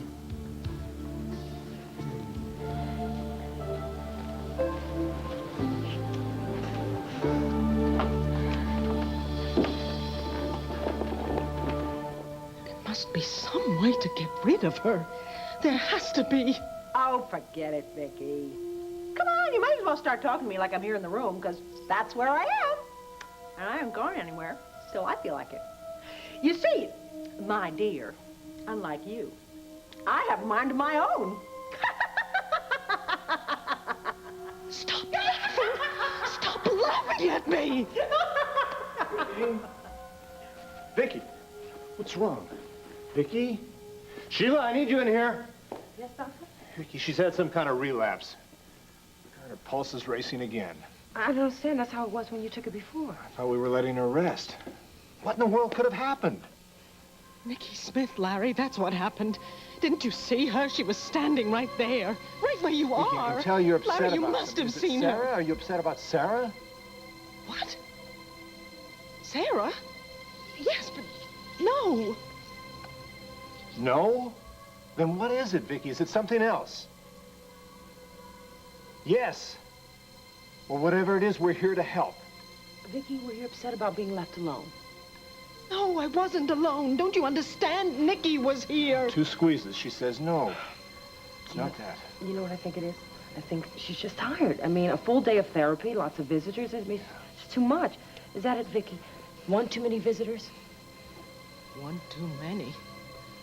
Oh, Sheila, if you only knew. All right. I have to leave anyway. Vicky, the call was from the hospital. I'm wanted back there. I hate to walk out of here. No, you run along, Doctor. I'll be close by if she needs me. You sure? Yeah, no problem. Vicky, if you don't mind, I have to leave. I'm leaving you in good hands, though. You take good care of yourself, and I'll check back on you tomorrow. Good night. Vicky, I'm going to walk Dr. Waller to his car. I won't be long.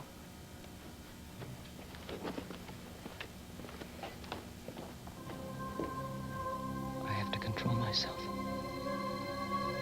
I have to stop letting my imagination. Is that really what you think? That I'm just a figment of your imagination? Please, I thought you were smarter than that. What is with you? Are you still afraid to look at me? You still think you can wish me away? Yes, I am very afraid of you. And yes, I would give anything in this world if I could wish you away. But I know better now. You always appear for a reason. I knew you were smart. You're still boring, but you're smart. All right, Nikki. No more jokes, all right? Let's just put our cards on the table now, shall we? You were out of my life. I drove you out. With the love and the support of my family. Oh, please, don't give your happy crew too much credit. You didn't drive me anywhere. I left on my own. Have it your way. But you're back. Why? That's all I want to know. Why are you here? Oh, Vicky! Vicky! Vicky! Why do I always have to spell everything out for you? You know why I'm back.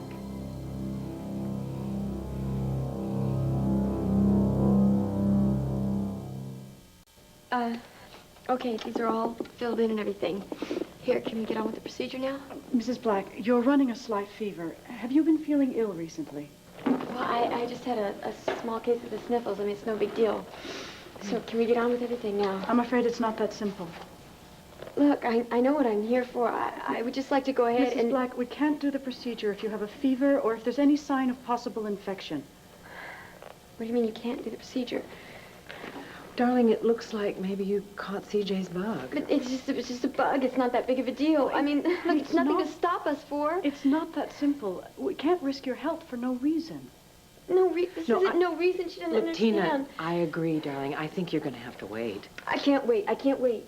I really can't. We have to do this today, okay? You could always reschedule when you're feeling better. A few more days are not going to make that much of a difference. I'm sorry, Mrs. Black, but we're doing this for your own best interest. Now, listen to your friend. A few days won't matter. And unless your fever's over, I just can't start the procedure. Look, isn't there any way that you can just bend the rules a little bit? You don't really realize how important this I'm is to me. sorry, It's really Tina. can't.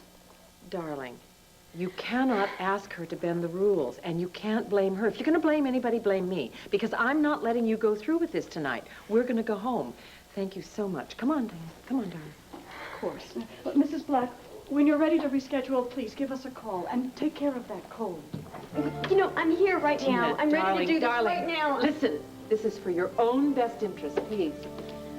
Thank you so much. You understand. Of course. Good night. How's it going in there? Well, nothing that two dressers and a makeup artist can't solve. Always the actress. You're probably stalling so you can make a grand entrance. Oh, now come on. Do you really think I would do something like that? What's the matter, Jay? Don't you like it? Yeah, I just, Yeah? What? I've never seen you at a loss for words. I've never seen you look so perfect, huh? Perfect. I think I can live with that. Look, I think I can live with this whole romantic interlude. The flowers and the music, the clothes, and the man. Of course, this is only temporary. I realize that the seduction of Charlotte Hesser must continue tomorrow. Nothing else exists. Not tomorrow, not Charlotte, just you and me. The only topic of conversation is going to be about how we're going to spend the rest of our lives together, in love, forever. That's quite a topic. Yeah, I figure we start the conversation now, and then just spend the next 100 years or so talking about it. Jake, can't do that. We're not even pinned. I don't have your letter sweater. Why do you remind me of that?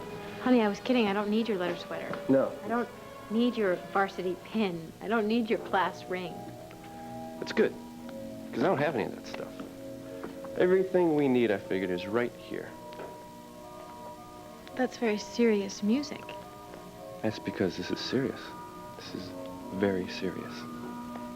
Jake, I'm getting a little nervous. That's good, because nervous is good. That means you recognize the importance of what we're about to do. So, are you ready to take the next big step, Megan?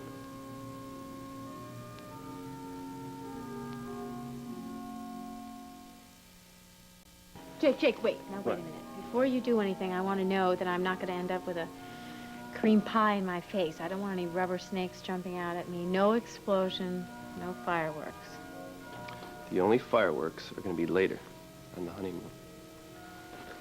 Megan Gordon, I'd like you to meet Reverend Simpson, my pal. The Reverend here has been working a local circuit. He's kind of like a traveling preacher. The last place he worked was at the men's section of Logan's department store. Oh. Reverend Megan. Pleased to meet you, Reverend. I believe I know your wife. I met her in the women's department of Logan's department store. Lingerie, I believe. Heaven forbid. See, the Reverend here is doing me a favor, a personal favor. He's going to conduct that little ceremony that I'd mentioned. That's very cute. Thanks. This is definitely very cute. You've outdone yourself this time. Honey, you're looking very serious all of a sudden. Well, it's just that I thought that this would be easier now that I'm standing here and you're standing here. Well, we're standing here. Yes, we are. Do you want to tell me why? Well, Go ahead. I mean, you can say anything you want. You take your time. Okay. I just want to say that I really love you. Well, I love you too. No, there's more. Well, you don't have to say anymore. No, I want to. I I thought that this... Well, I never thought, actually, that I would go through all this trouble or be in this position or even be saying these words. But I am, and well, here goes. No. No, I do not know why you are here. What am I saying? She's not here. She's in my mind. And if I have imagined her, then I can erase her. Nikki Smith, be gone. Get out of my thoughts and out of my life once and for all. Ooh. You forgot to click the ruby slippers 3 times and say, there's no place like home, there's no place like home. Go away. Just go away. Oh. You take all the fun out of winning. Look at you. You just sit there. You're all weak, beaten, and you're scared. What happened to you? Go away. You're pathetic. You're trying to scare me away with a lot of negative thoughts? I keep telling you, kiddo. I come and go when I want to. You want a demonstration? Watch the door. Vicky, how are you? Vicky? I was hoping you were feeling more at ease. It's getting late and I ought to be going home. But, of course, if you want me to stay... All right. Now, if you need anything, Kevin's upstairs. Clint will be home soon. But, to be honest with you, I don't mind leaving you like this. Sooner or later, you're going to have to adjust the kind of setback you've had today. For every up, there may be a down, even several downs. You just have to accept it and overcome it. I know you will. You're so tough on me. That's and enough so therapy good. for today. You take care. What can you do and I'll about see you Nikki? tomorrow. Good night, Vicky. No, Sheila, come back. You know, I never really liked therapists. They're always poking at you, trying to improve you. I mean, if it ain't fixed, don't break it, right? Well, you know what I mean. You know something about your friend Sheila, though? She gave you some pretty good advice. Yeah, you gotta toughen up. You gotta face those problems and overcome them. My only problem is you. And you can solve that by disappearing forever. That's the thanks I get? Thanks? Oh, yes, Nikki, you're very funny. All right, you've had your laugh. Now go! No, I don't think so. No way. I'm not going anywhere until I have given you a little message, kiddo. You, Miss Victoria Lord, whatever all your names in the middle are, Buchanan, are in very big trouble.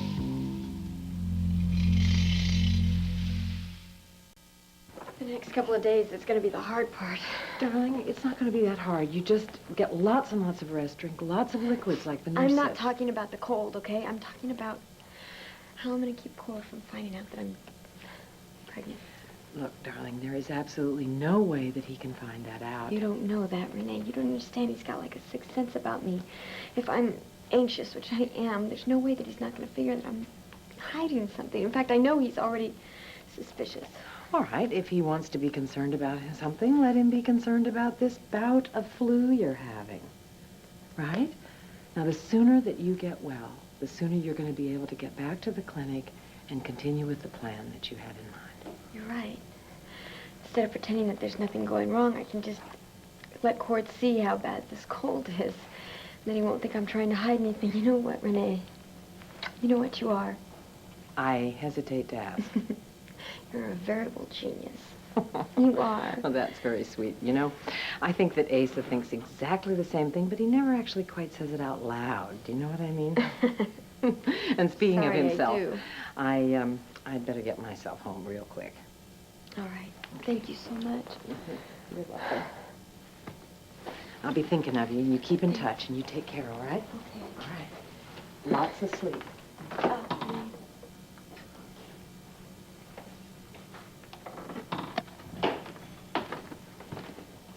Thought you could slip past me, huh? I wasn't trying to slip past you, Cord. I heard Renee's car outside. I thought for sure you were going to come running upstairs and jump into bed with me. Oh, but then again, maybe you shouldn't be running at all, huh? I shouldn't... Hey, have I told you lately that I think you're beautiful? That you have this natural glow about you? I do. Yes. Well, look, enough about that. I think we ought to get on upstairs, Cord, don't you? What are you doing? Shh, shh, shh. Not another word. Tonight, I want you all to myself.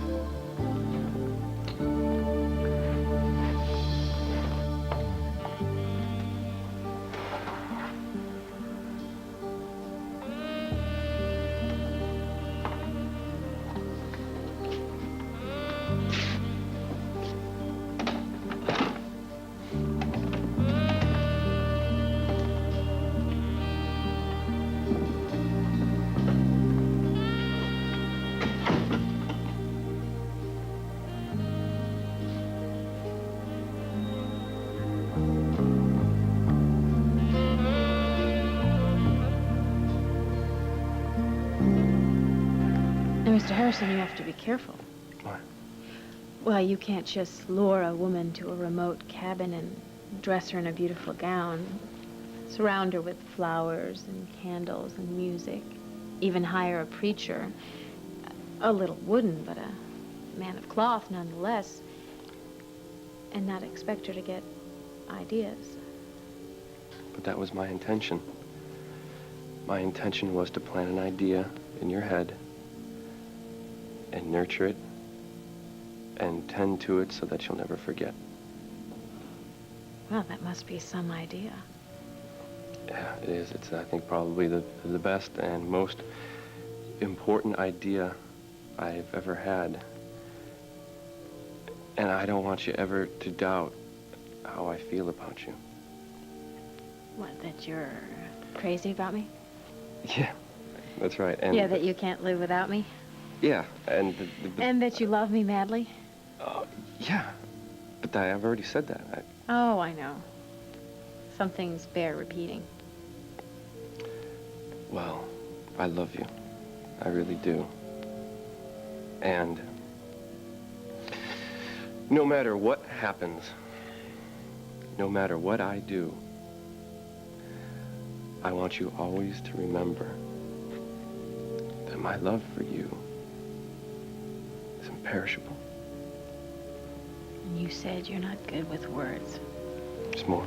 I think that's a good one. There's more. I also want to tell you that once we get Sarah back, and we will get Sarah back, I want us to be like a normal couple. I want us to not have to hide and sneak around to be together. That I want us to be together anywhere, any time. You understand what I'm saying? Yeah. That you're never going to let me out of your sight? Got it. Jake, don't you think the neighbors might start talking? And then there's my fan club. I'm telling you, they're very old-fashioned and protective. Oh. Well, I'm sure they won't care. I mean, once we're married, it won't matter. That's true, because once we're... What did you say? Megan Gordon, will you marry me? I mean, I'm the last person in the world to throw stones, because, you know, I mean, I made a few mistakes in my life. Well, one or two. But at least I learned something from them. You gotta be honest with yourself. Thanks for the info. Vicky, come on, honey, you gotta face it. You are in very bad shape. Look at you. You can't feed yourself. You can't dress yourself. And your looks. Well, let's just say Michelle Pfeiffer's not ready to throw in the towel just yet. I don't need to take this from you. I didn't ask to be this way. I had a stroke. Something terrible happened to me. Right. And now it is happening to everybody, right? Your whole family waits on you hand and foot. What about their lives? You take your kid, Kevin. Come on, it's his last year of high school. He should be having a good time. And what's he doing? He's taking care of his mother. Don't you think I know that? Believe me, you're not telling me anything that I haven't thought of myself. Problem is, I cannot do anything about it. I would give anything if I could help Kevin and Clint and my family. You mean that? If you really mean it, then you have hit on the perfect solution. What solution? What are you talking about?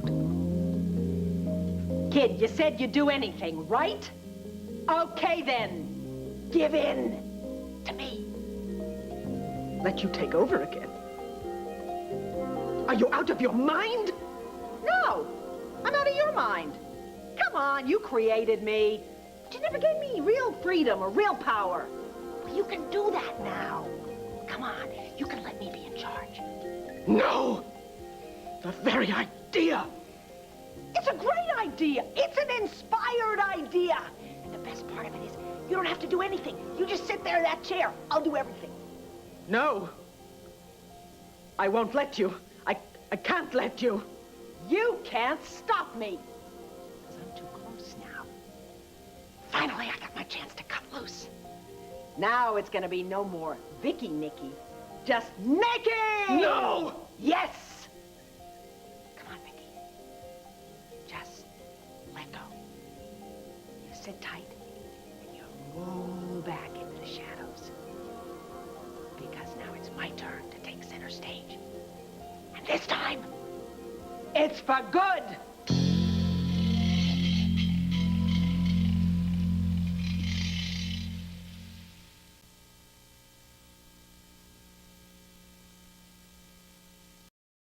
The Amerks playoff picture tonight after the movie.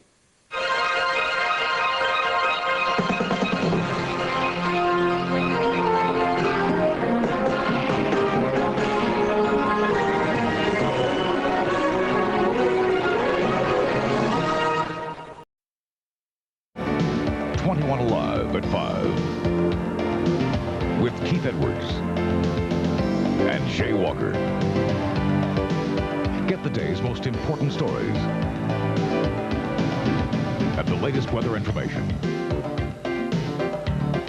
from 21 Alive at 5 today on 21 Alive. I'm Lodi Wright. And I'm Keith Edwards. At 21 Alive, we think it's time to stop talking about community concerns and start taking action. That's why we've developed Inside Out, the area's first monthly primetime program offering help, guidance, and information on problems in our community. On the first edition of Inside Out, we'll openly discuss the problem of child abuse and neglect. Then we'll put you directly in touch with people who can help. Why just look at a problem when you can go inside to find answers? Join us for the premiere of Inside Out Thursday night at 8 on 21 Alive. Thanks, Fort Wayne, for making 21 Alive the most watched television station in Northeast Indiana.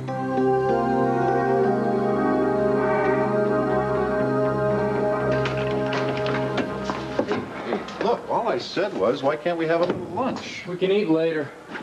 You kept saying that all last night. Well, if you want to eat, go ahead. If you want to clean up, that's fine. I'm heading back out. No, I think it's better we stick together, huh? Well, just what do you want me to do, Sean? First, I want you to just calm down, all right? We've been up all night long. We have talked to every sleazy contact I know from Monmouth to Montparnasse, and I'm tired, I'm hungry, and I'm If you want to stay here, I understand. If you don't want to look for Felicia, I understand. Hey, look, I have flown all the way to Paris to help you find her, right? Well, then why haven't we found her, and what the hell could have happened to her? Well, I'll tell you what happened, my friend. You went off half-cocked in one of your wild goose chases. That's what happened. Well, I didn't know she'd be kidnapped. Yeah, and besides, how in the hell did Ross convince you to take on this stupid assignment in the first place? What would you have done? He told me that you guys were in danger. You're going to be wiped out. Well, I would have started with questions and a little more detail. Oh, come on, Sean. You were the head of the WSB at once. You know how they operate. I'm going to need to know basics. Yeah, well, we need to know where Felicia is, all right? So let's go. Go where? Look. There's an easier way of handling this thing other than running around Paris like two chickens with our heads cut off.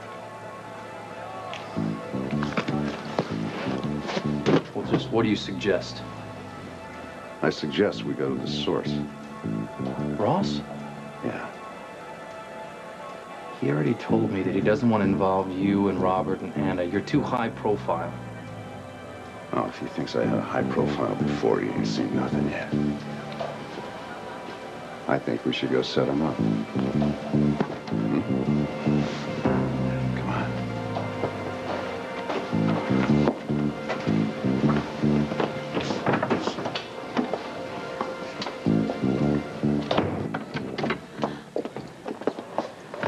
Oh, I told you it was charming, didn't I? What you didn't tell me was it was 4 hours drive from the airport. Add that to the 9 hours in the plane. I feel a Quasimodo. Oh, grumble, grumble, grumble. Moan, moan, moan, moan, moan. Everything to your liking? Oh, it's great, Angus. Yes, lovely. What happened to the adjoining rooms? Ah. What do you think? I think it's a great closet. Where's the room? That is the room. Oh, I'll swap with you if you like. Oh, forget it. I'm partially folded as it is. I wouldn't want to mess you around. We'll be serving lunch soon. Haggis and eggs. Oh, my favorite. Remind me never to go traveling with you again. Am I complaining? Yeah, that's what it sounds like. I'm gonna call Robin. Don't you think it's a little, early? Well, I wanted to make sure everything was all right, you know, after the What could be wrong? I mean, what could possibly go wrong? Something could go wrong. Oh, but you got a cute little crystal to keep for a while. Oh. Hi, Guy. I hate you. You're horrible. Oh, my back.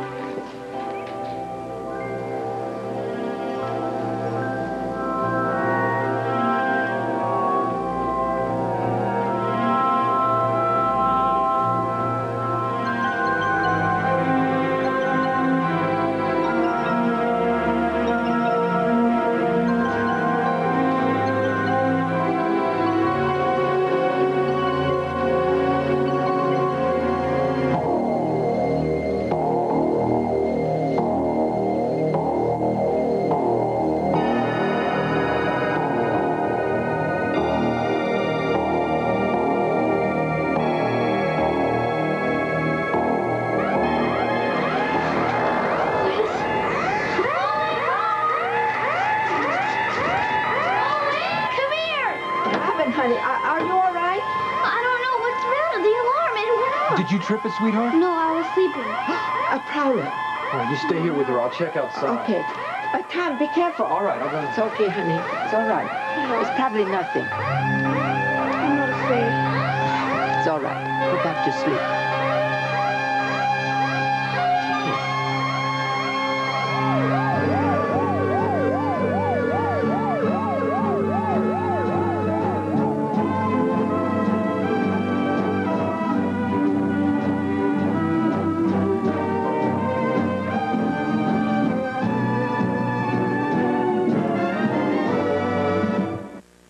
General Hospital, brought to you by Maxwell House Coffee.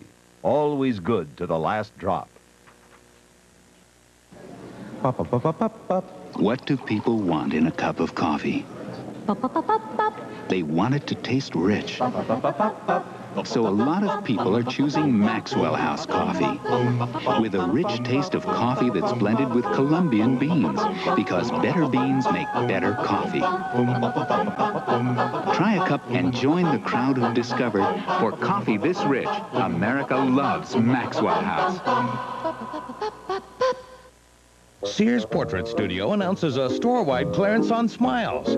Big smiles, little smiles, funny smiles. They're all on sale. This week, get $10 off our big 24-piece portrait package. One 10x13 wall portrait, two 8x10s, three 5x7s, 15 wallets, and 3 portrait charms. Regularly $24.95, this week $14.95. But hurry, Sears $10 off sale ends soon. Don't miss it.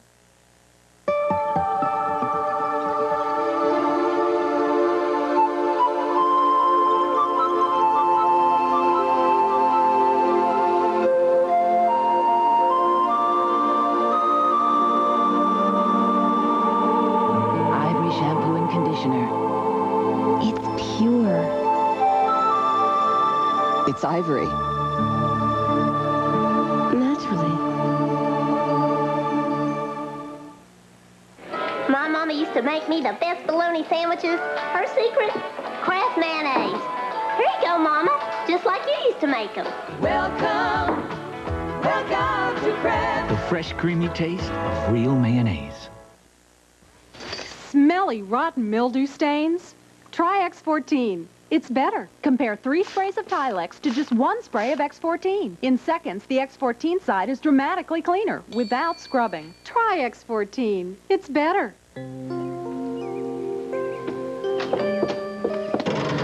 Appetite. You unpacked. Oh, yeah. Shirts. I got put away. Trousers are too long for the room. The room's not that small. 'Tis too. I can't even get a reduced rate on it. Oh, be quiet. There's a mouse in there that dared me to cross the line. Will you shut up?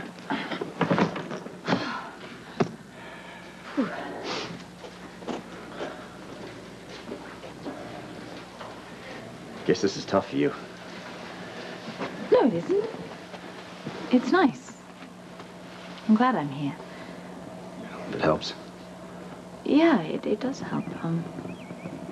We were very much in love when we were here, Duke and I. Don't you think you ought to call someone? Catherine? Is there someone else? She likes to sleep late, beauty sleep and all that.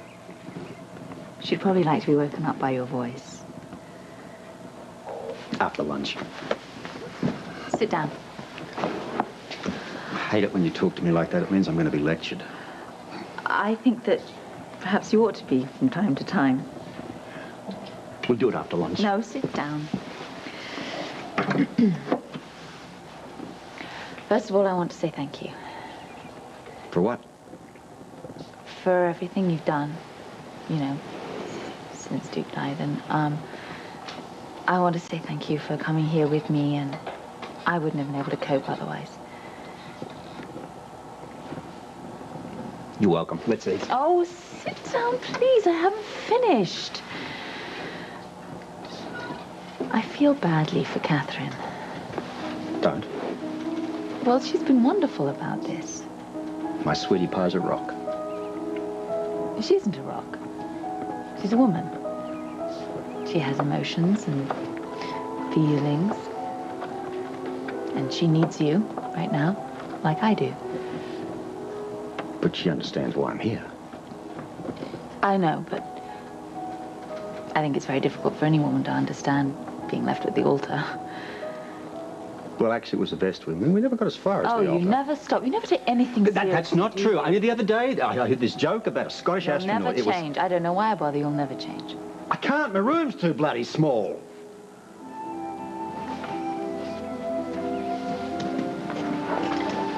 I know that underneath that rough Australian exterior beats a heart of pure mush. What is that? Moi? Yes. Bob X Scorpio, flatfoot extraordinaire, saver of the world. Come on. Give me some of the mush. It'd go well with the haggis. Oh, no. Just make sure you separate the colours. As if you could. Lots of ketchup. Oh, boy, there's nobody out there. Then why is the alarm going off? I don't know, the store must have shorted it out or something. Can't you turn that thing off? I've tried. Nothing works. Look, I'll phone the security. Okay, yeah. Oh, now who can that be? It's a phone number. Oh, Murphy. Everything okay here? Oh, no, not really. What's going on? Who are these two dudes? We're from the security company. Your alarm went off. Oh, you must be kidding. Can't you turn this crazy thing off? Can't. Well, you gotta do something. Well, our plans show the alarm panel's in the garage. Oh, excuse me. Come on, I'll show you the way. She's got to get the... Come on, this way. We checked around the house. We didn't find anything. What? Robin, where exactly in the garage is the security panel? Oh, I can't hear you, Bobby. Speak a little louder. Back this way, right? Yeah, oh, this screwy alarm has gone off at our house.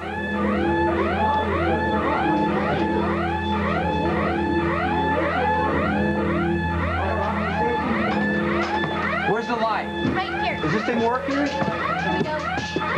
There. The You guys tunnel's turn right this thing there. off? Please turn it All off. right, let's see what we got here. Ears. Oh, gosh. Thank you. Okay, no problem. So what's set it off? It went back on again. Hey, you dudes, can't you turn this darn thing off? Only if we shut down the entire system. Well, do it. Come on, turn it off. Please. That's better. Thank you. Now, what's going on with this thing? Well, it looks like it might need a complete overhaul. Oh, man, don't give me that jive. That's the best money can buy. The commissioner had it installed himself. Even so, it's in need of major surgery. The whole system's on the fritz. Oh, man, and it's gonna cost major bucks, I bet. We are not trying to rip you off, all right. lady. Calm down, everybody. I'm sure that... what's your names, guys? Marty. Bob. Okay, I'm sure that Marty and Bob are very capable. Now, what are you guys going to do about it? What do you want to do, Bob? I don't know, Marty. What do you want to do? Capable, huh? You got a major short in wiring here. The company has an expert for this system. We'll get a hold of them and get them out here. Anybody home later? We're going to need access to the garage and the house. Well, I don't know about you all, and I got to get over to the hospital. Yeah, I got to take Robin to school, but I'll be home right after that. All right. Hey, Bob, why don't you leave your overalls here? The technician's going to have to do a lot of crawling around on the ground. Hey, don't you dudes keep me waiting all day. Well, we're pretty busy. That storm last night knocked out a lot of the systems. Oh, boy. We should have bought a guard dog. Thanks, guys.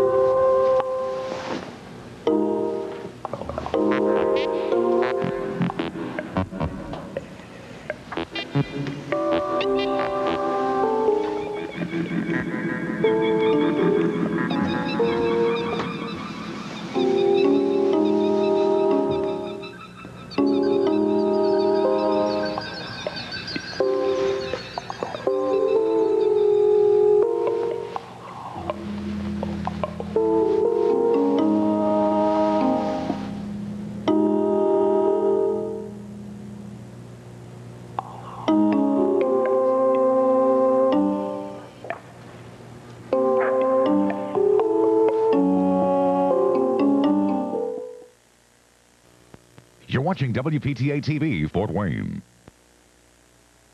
Every detail means a lot to me, so I can't stop when my minor arthritis pain acts up. So instead of aspirin, I take Advil. My doctor told me to try Advil when my hands feel stiff from the pain. You know, one Advil is as effective as 2 regular aspirin, and that's the kind of strength I like. For hours of relief, Advil is just my style. Advil, advanced medicine for pain. And for colds in this year's flu, try new Co-Advil, advanced formula for cold and sinus relief. Get 'em bright, so bright. Brand new Clorox too. Mama's got the magic to keep them looking new. Get 'em bright, so bright. Brand new Clorox 2. New Clorox 2 keeps clothes looking newer longer. A new combination of Clorox color-safe bleach and brighteners no one else has. Keeps colors and whites bright and pretty. Get 'em bright, so bright. Brand new Clorox 2. Hey, chicken. But where's the stuffing? Chicken's almost done, now it's time to make stuffing. Stovetop makes it easy, just push a little button. Stovetop stuffing for your microwave oven. Yeah! Stovetop microwave stuffing is so easy to make. Just pour it into its own tray, add water, and microwave. In just 3 minutes, you get that great stovetop taste. Stovetop makes it easy, just push a little button. It's stovetop stuffing for your microwave oven. I figured he'd be a dweeb, so I asked Wendy to accidentally bump into us. Oh, you're crazy. I wore slinky black, in case he wasn't a dweeb. So Wendy goes, Are you wearing a pad? It's kind of bulky. She hands me these Tampax tampons. She was right. Boy, what a difference. You look great. Then he turned out to be such a babe that when Wendy showed up, I pretended not to know her. For the comfort, for the confidence, more women trust their bodies to Tampax.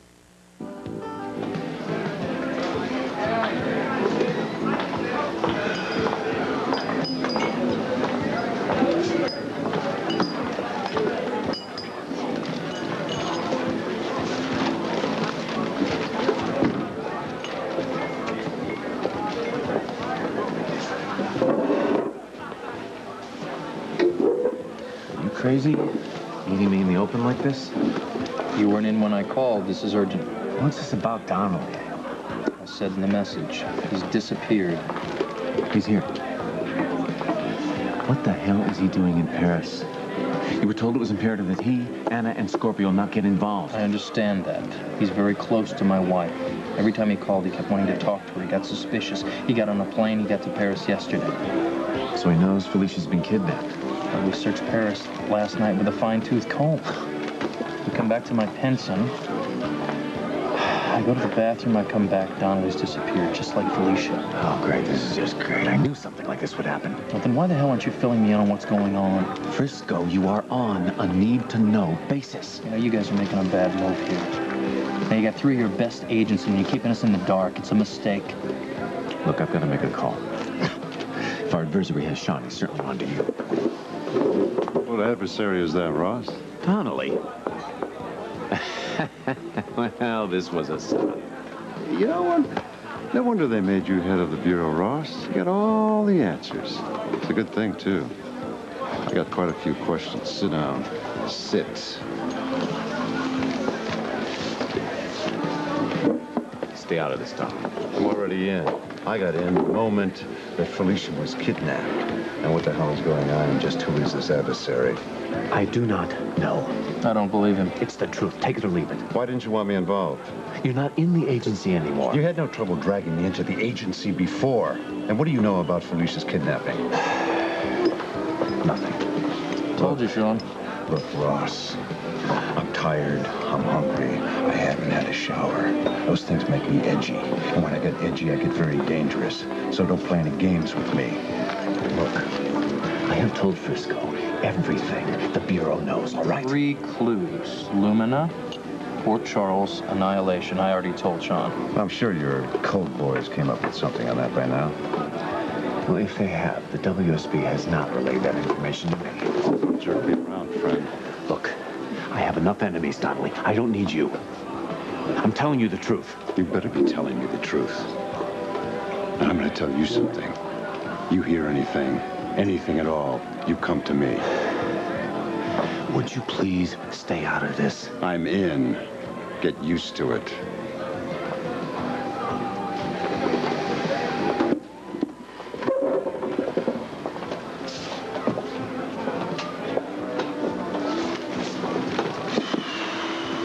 What do you think? I don't know. You can never tell with those guys. Unfortunately, though, I think he's telling us the truth. Which leads us absolutely nowhere. No, not quite. We still have our 3 clues. Lumina, Port Charles, Annihilation. A lot of good that does us. At least we know where Port Charles is. We know what Annihilation means. Which leaves us 1 left. All right, who or what is Lumina?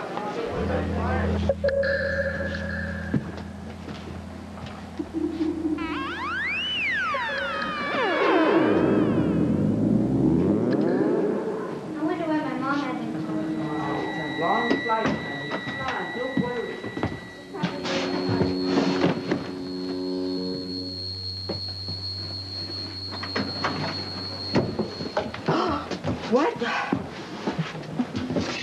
Who are you? Pola. He's probably the man who's going to fix the security system. Well, that was fast. Don't just stand there. Get to work. What's the matter with you? Cat got your tongue? My name's Robin. This is Owen. Hi. Hi. Well, are you going to fix this thing or not? Fix this thing. Yeah. Isn't that what you came for? This security system.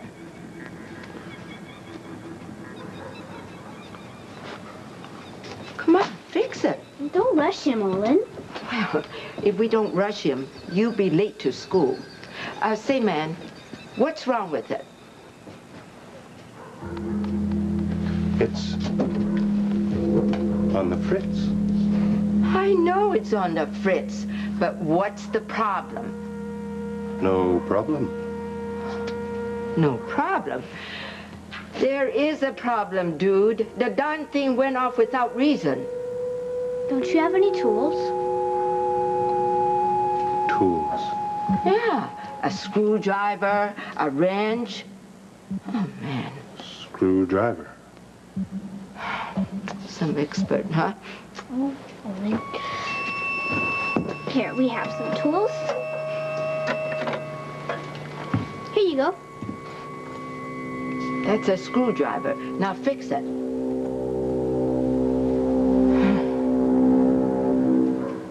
What's the matter with this guy? What's the matter with him? Look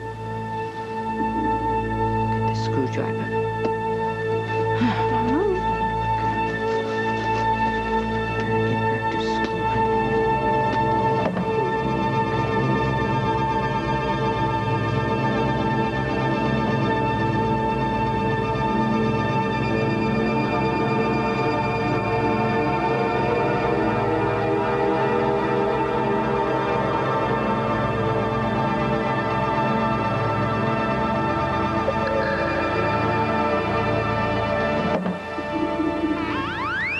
Okay.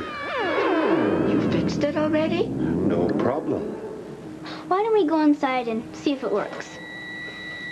Okay. All right. Okay, let's go. Come on. Aren't you coming, Mr. What's your name?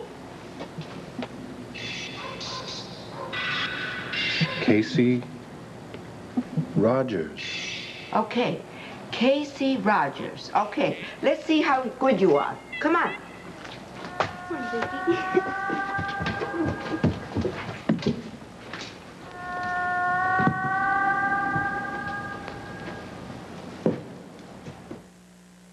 Why do moms love Post Raisin Bran? Because my family loves it, because I love it, because these raisins are big. They taste juicy, they taste wonderful, they taste very natural. These raisins taste like the raisins that come in a box all by themselves.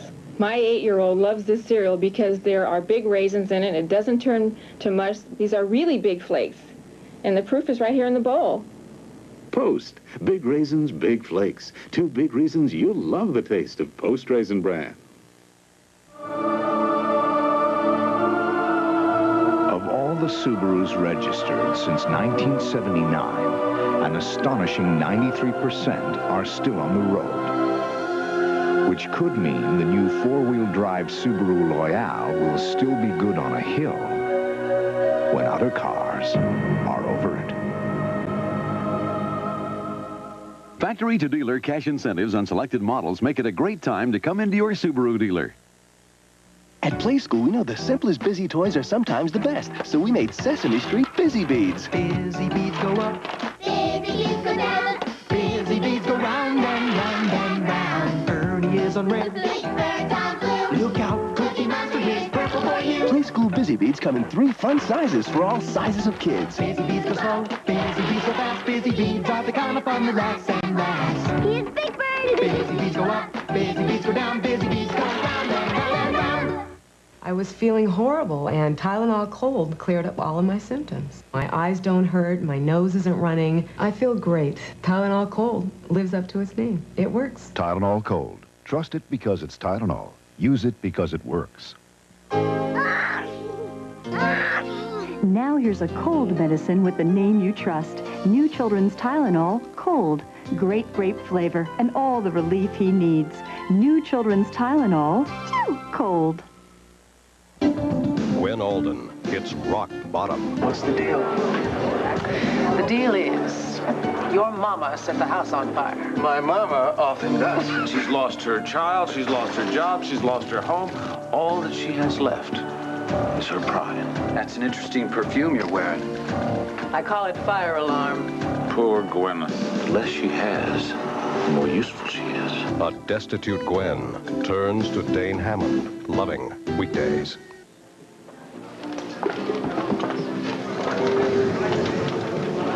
Frisco, I don't like it. I think it's a waste of time. The waiter said there was a man here last night who wanted to talk to us. Just forget it, okay? But why forget it? Obviously, he had something to tell us. It could have been about Felicia. But why would he want to talk to me? Why didn't he stick around? Well, I don't know why he didn't stick around. Maybe he didn't want to be seen with us. Maybe somebody was putting some heat on. Who knows? Then he should have figured out another way of contacting us. Well, Sean, I don't have the answers. You can't keep asking me when look, I don't know. I'm just as frustrated as you are over this, right? There's a lead here we're not seeing. There's got to be some kind of clue that we're not seeing. I have a suggestion. You're not going to like it. What? You call Anna and Robert. No. They're not supposed to be involved in this. That's a good idea. Let's leave them out of this. Look, all we have to do is ask them one question. They might have some idea what Lumina really means. They might. Hey, come on, it's worth a shot. It might be the one clue that's going to lead us to Felicia. I don't like the idea of including Anna in this with everything she's going through right now. All right, what other options do we have? All right. All right, we'll call him. Good.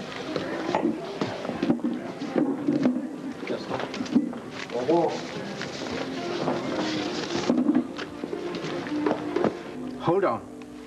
Dunley's in Paris with Frisco Jones. I was afraid this would happen. Tell him we'll call him back. Stay out of sight. We'll call back.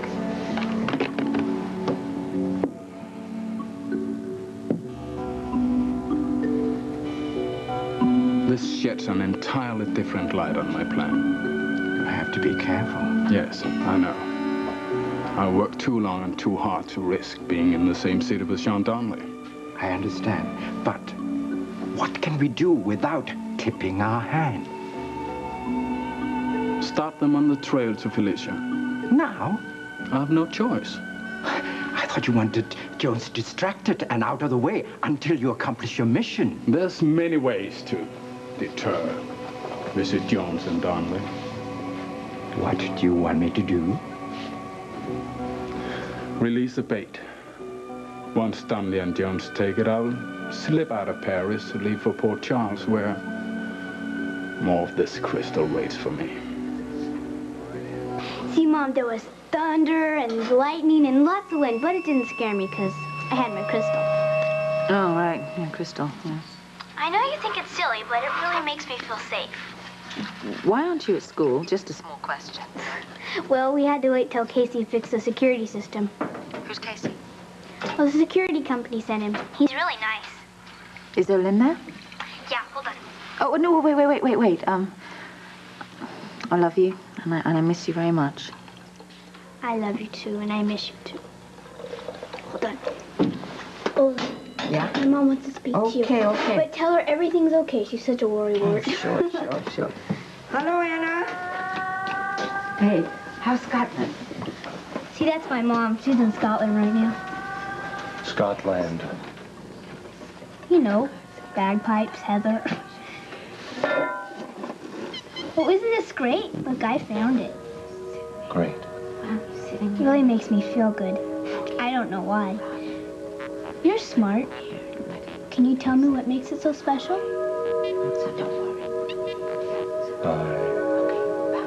Wait. You can't? Okay, young lady. We gotta skedaddle. Oh, come on, not yet. Casey thinks he could tell me what makes my crystal so special. Later. We gotta get to school. Can you come back? I'll be home at 3. 3? Yeah, after school, this afternoon. Oh, honey, the man's got more important things to do than to... I can come back at 3. Great. Honey, leave that at home. Ain't no way. It's my good luck charm. Even Casey knows it's special. Right, Casey? Okay, come on. Let's go. Very special. Are you coming?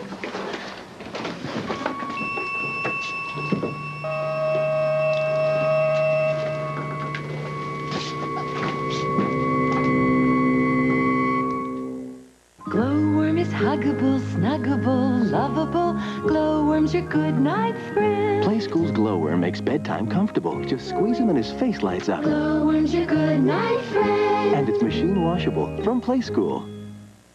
Chili dog with onions. Indigestion time. 2.2. Lab tests show Riopan Plus 2 starts neutralizing acid on stomach contact in just 2.2 seconds. Riopan's incredible. Remember 2.2. Remember Riopan. The one who stays the coolest is the one who's gonna win. So if you wanna stay cool, soft and dry. Soft and Dry sports style formula. Stay cool, soft and dry. For 10 points, what are you eating? Kraft macaroni and cheese. It's Kraft cheese and macaroni. Hey, sorry. Judges' decisions are final. Kraft cheese and macaroni, the cheesiest. General Hospital will continue in a moment. Tomorrow, Oscar winners and memorable moments of the Academy Awards. Joel Siegel will be on hand and Chantal from the hottest parties in Hollywood on Good Morning America tomorrow. The Tarzan legacy. Was the legendary role plagued with problems? Get the inside story on Entertainment Tonight. Entertainment Tonight, Monday at 5:30 on 21 Alive. Stand right up, stand up for who you are. You gotta do it right now. The census means more money for our neighborhood. The counts for clinics, schools, and jobs gonna do you some good. When the census counts you, you count for a better future. Answer the census. Stand right up. Stand up. Pasta in the shape of dinosaurs? You're not gonna fall for a ploy like this. Come on. They're tricking you into eating what's good for you. Hey, you're too smart for that. Introducing new super shapes from Muller's, like dinosaurs, teddy bears, and monsters. So, let's see I take them off your hands before you totally embarrass yourself. I think you have some very deep-rooted problems. New super shapes from Muller's. Pasta fit for a kid. 21 Alive at 5. Today on 21 Alive.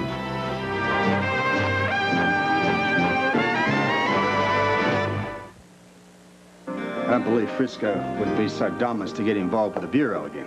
Well, that sounds like you didn't have much of a choice. As for this line about everyone's in danger, I mean, well... Maybe we are. Oh, come on.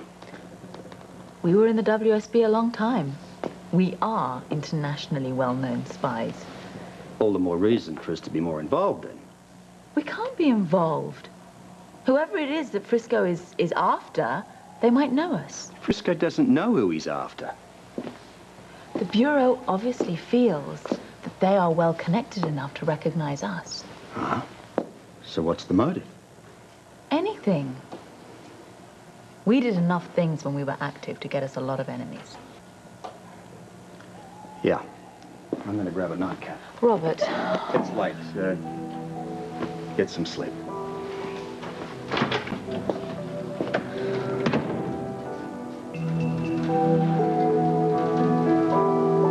I really thought Casey would come back.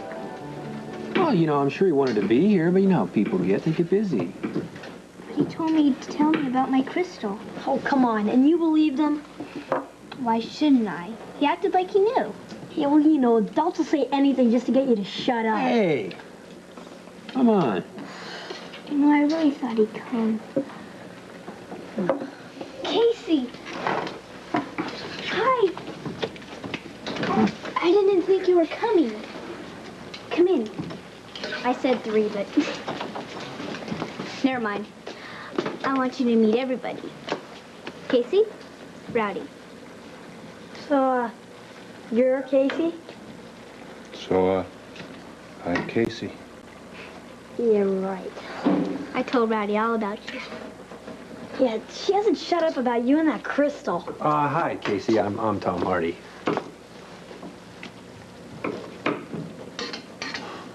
Come on, Casey. Nice to meet you. Meet someone else. Yes. Hi. Good. Hi. Bobby, this is Casey. He's fixed the security system for us today. Oh, well, great. It's real nice to meet you. I'd shake your hand, but I got scallions and things all over them. Oh, it's making Chinese food. Yeah. Beef and scallions and spare ribs. Smells great. It does smell Well, I guess we have enough if you want to stay. Oh, thank you, Ellen. And we can talk about my crystal some more. Okay, you do it. Out of here, out of here. I'm thinking about moving in permanently. He's kind of cooking all the time. Out. 5 minutes. Okay. ribs in on me? Oh, come on, Rowdy. That's dumb. Hey, wait, how do you know? It's not like we've studied pigs close up or anything. Yes, we have. You were sick. Here, I'll show you. This is the farm we went to, and that's one of the pigs. I bet this pig had a lot of spare ribs. Yep. Eat that? Sure. Everybody sit down. Dinner's ready. Come on. Oh, I'm going to put these flowers and give you some. All right, let's sit down. Okay. Casey, come on, join us. Get started, gang. Get these spare ribs. Oh, I hope spare ribs. Looks good. Oh, it looks fantastic. Yeah, Rowdy, how about I serve you a piece of my wonderful spare rib, okay? Go. No way. There you go. Pigs roll around in all kinds of disgusting stuff. Oh, come on. Cows do too, and you eat beef, don't you? Yeah, wait, but cows are different. So what'll be, Casey? Beef or pork or both? No way. Why not? I don't eat disgusting pigs and cows. Oh, well. Here. Go ahead, give Rowdy some bread. You can have some fruit. It's much more healthy to eat things that grows on a tree or in the ground. Right, Casey? Some of that. Thanks. That looks great. Right. Let's eat. That good for you? Okay. All right. Yeah, very good. here's your rice. Want a rib? Thank you. Yeah, I'll have a rib. Sure.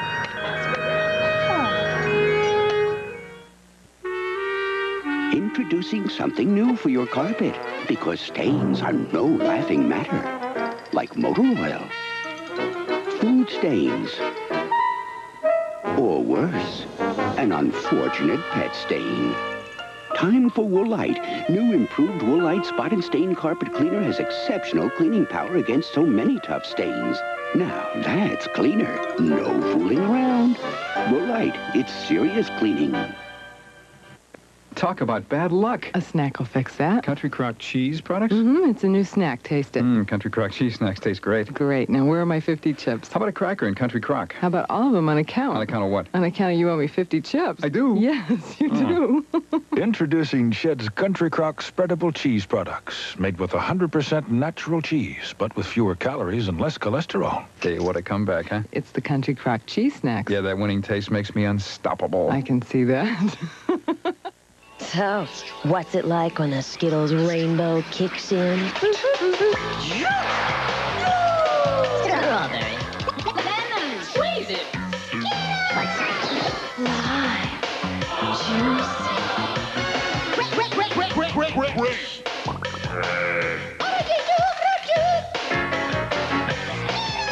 Skittles, the taste of real fruit juice, now in new wild berry, tart and tangy, and tropical.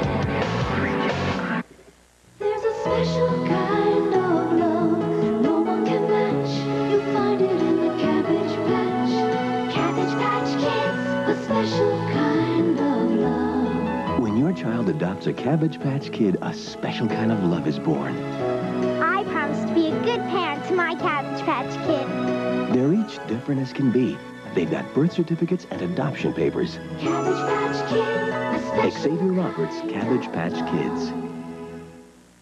Only one night has all these stars. First on the Barbara Walters special. Arnold Schwarzenegger. A good pump is better than having sex. This is before I met Maria. Chevy Chase. I've been in a slump since I left Saturday Night Live. Warren Beatty. I believe in marriage. I wouldn't mind being married at all. All with Barbara Walters. Then it's the silver screen's golden event. Rock on. I want to thank you all. Billy Crystal hosts the Academy Awards live after the Barbara Walters special tonight. Bobby, how about some more rice? No, Lynn, thank you. I'm stuffed. Come on. Oh, Tom, have some more. No, I'm stuffed as well, Ellen. Thank you very much. How about you, Casey? You haven't had anything besides that apple. No, I'm stuffed too. Well, stuffed? No. Hey, you sit down, Lynn. You've done enough. I will clear the table. All right. Thank you. What? Oh, yeah. Let me give you a hand. This is... Yeah, thanks. Sure, no problem. Oh, I love that dinner. Sure you're done with this? All right. He stopped, he said.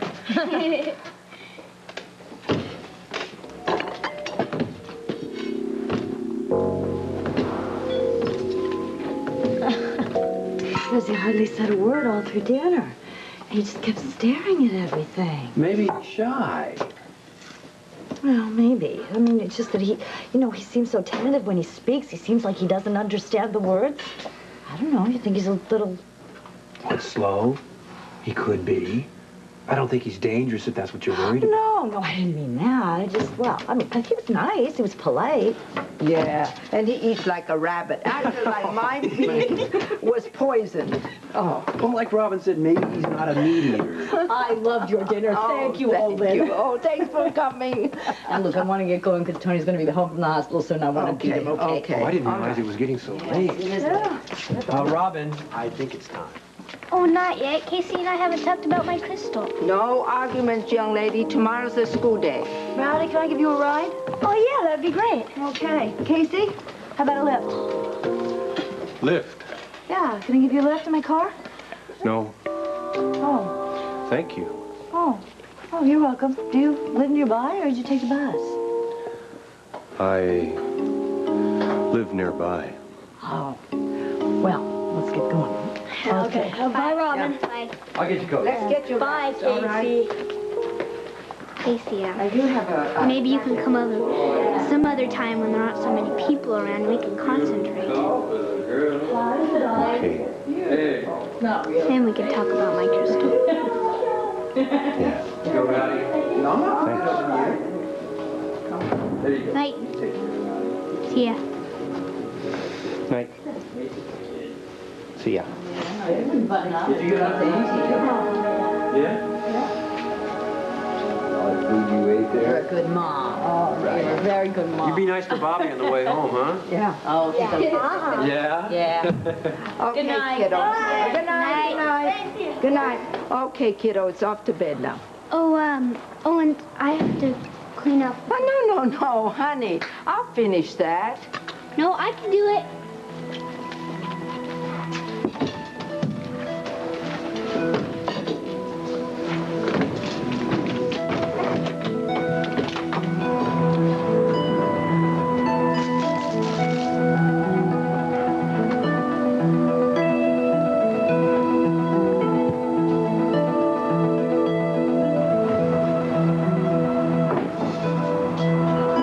Honey, what are you looking at?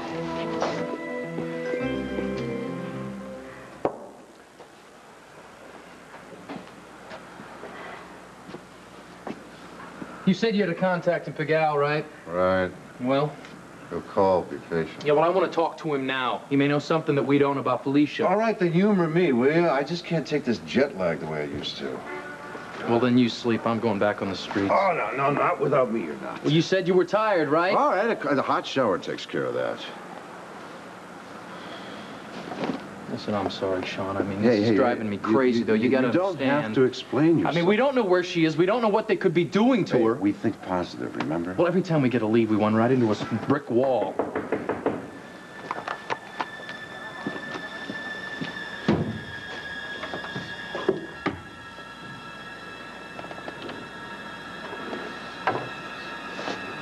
Oh, mon Dieu. Gaston. What are you doing here?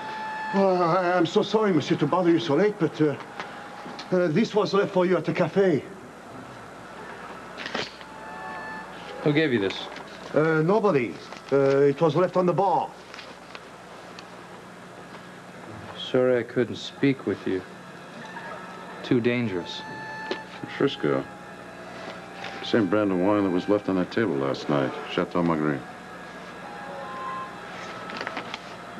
Who gave you this? Nobody, monsieur. Who left the wine? Nobody. Did you see the man who wrote that note? No. Now, come on now. This bottle could not have walked into the cafe by itself. I mean, somebody must have seen him. I don't know. What about the bartender? He probably sold it to her. But, monsieur, we don't even serve Chateau Marguerite at the cafe. Neither does any other cafe. That's weird. It must be a private vineyard. Do you know the vineyard? No, jamais vu. Thank you, Gaston. Sean, you got some francs. Yeah. Here you go, Gaston. Ah, je vous remercie, eh? Yeah. There you go. Bonsoir, Monsieur Jones. Bonjour. Bonsoir, bonsoir. Mysterious stranger again. Yeah. Chateau Marguerite. I mean, it's strange that they don't sell the wine at the cafe, but it's the same wine. Sean. What? Chateau Marguerite. Somebody could be telling us that Felicia's at Chateau Marguerite. We're setting a trap. Yeah, but what the hell's the difference, huh? Where are you going? I'm going to Chateau Marguerite. The address is on the wait label. Wait a minute. It's the first lead we got. Are I you need coming? a shower. Come on, I'm beginning to smell like the inside of a Paris sewer. It's very becoming, trust me. Oh, yeah, becoming, all right.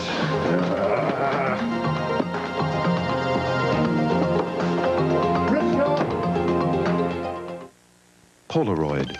We can help you in ways you never thought of. Working together, showing you how, helping you say it, doing it now. When the story's to tell, nothing works faster. We are the answer. Nothing works like Polaroid. Nothing works like Polaroid. You know, I really like these new Sesame Street vitamins from Johnson & Johnson. They're age formulated, so my toddler and older one each get 100% of the vitamins they need. Sesame Street vitamins have natural fruit flavors and natural colors, and the Sesame Street characters kids love. Just what you'd expect from Johnson & Johnson and Sesame Street.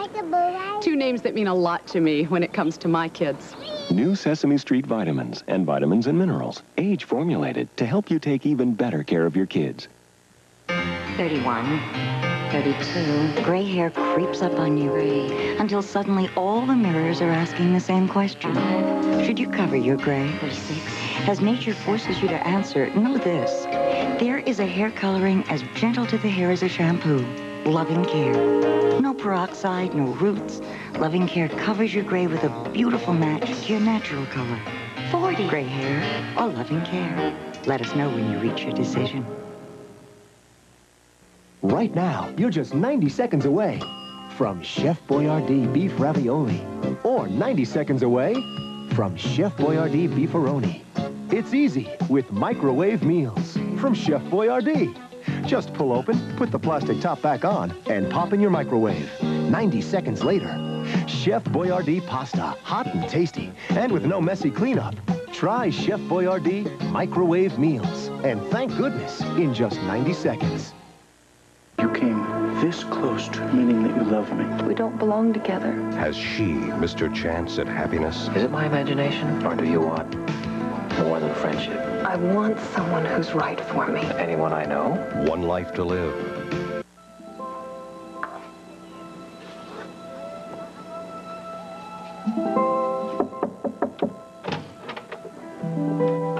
Thought I heard you up. Yeah, I can sleep. It's really quiet. I was just thinking about things. Like ghosts, I guess. Yeah. I'm glad I came, though. Well, if it works. What are you doing up? Sean called. Did they find Felicia? No, but they've headed out of Paris on a lead. Where are they going? Vineyard, a place called Chateau Marguerite. Is that where they think she is? Well, they're going to check it out. Oh. Maybe we should go to Paris, or... Well, Sean said to stand by. Okay.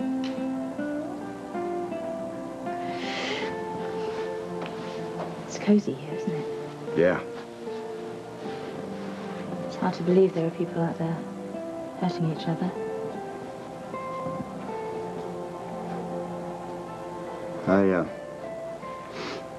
I shouldn't have been so abrupt before. I know. I'm not proud of what I did. I wouldn't be able to forget about it either if I were you, I suppose. Water under the bridge. Yeah. One good thing came out of it all, I suppose. You know, Robin. Yeah. Maybe I could call her now. Yeah. Do you think you ought to call Kate first?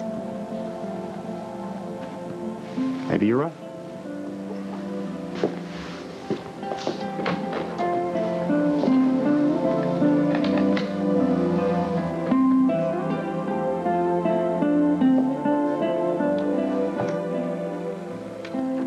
Well, it's time to hit the hay.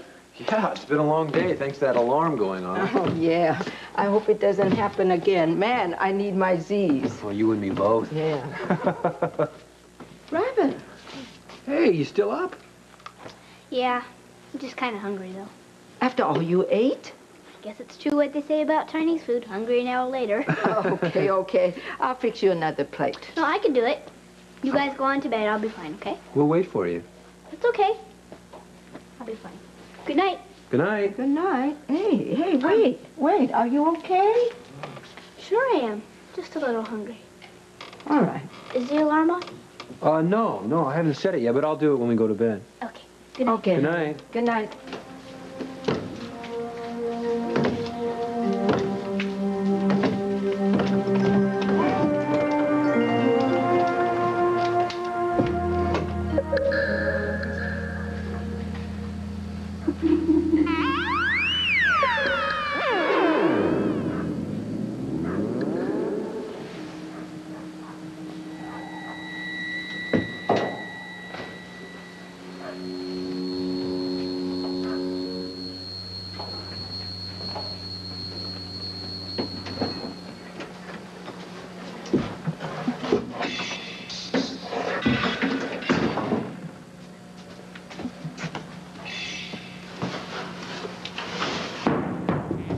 Casey, is that you?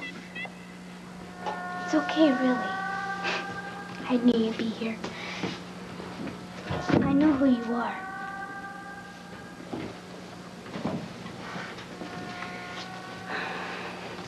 You're one of the homeless, aren't you? Well, and you don't have to be embarrassed. A lot of people don't have homes these days. We'll be fine here.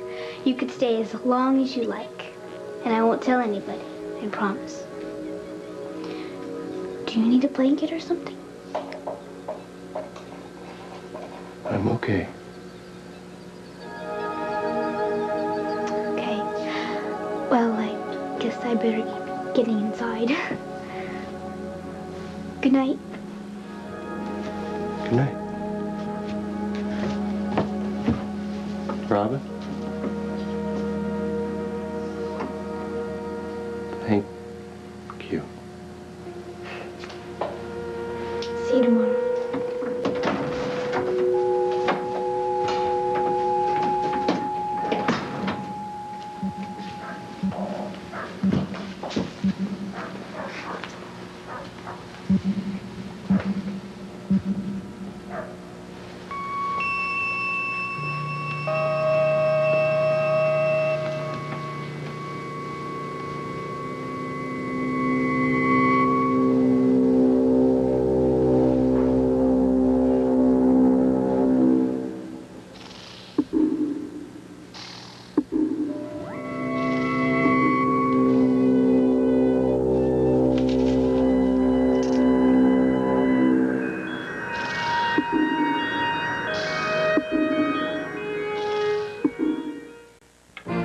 Neville, I thought I said no eating cookies in bed.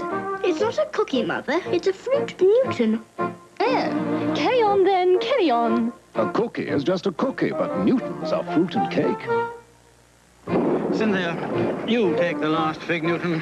I'll make do with this cookie. Not a bit of it, Charles. We'll share the Newton. What a splendid gesture. A cookie is just a cookie, but Newtons are fruit and cake. That's me, Christina Ferrari, after I had my baby. Since then, I lost 25 pounds in 3 months with the Ultra Slim Fast plan. It was easy. Ultra Slim Fast is really delicious and satisfying.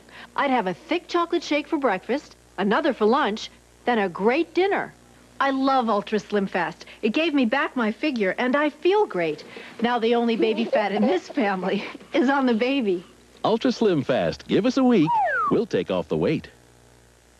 Watching cholesterol? You'll love Hellmann's Cholesterol Free. Tomatoes are ripe for Hellmann's. Breads rise for Hellmann's. Lettuce heads for it. Time can't wait for it. Who loves Hellmann's? Discover how great half the fat and no cholesterol can taste. Hellmann's has the taste you love. Cholesterol free, spread it on and see the one great mayonnaise. Yes, who loves Hellmann's? So bring out the Hellmann's and bring out the best. Tonight, only one night has all these stars. Arnold Schwarzenegger, Chevy Chase, and Warren Beatty talk with Barbara Walters. Then it's the Silver Screen's golden event. Billy Crystal hosts the 62nd Annual Academy Awards live. Tuesday on the Home Show, easy viewer decorating tips, plus an incredible new plant that grows tomatoes and potatoes. Also, Will Schreiner has your perfect vacation cruise. This is Gary Collins.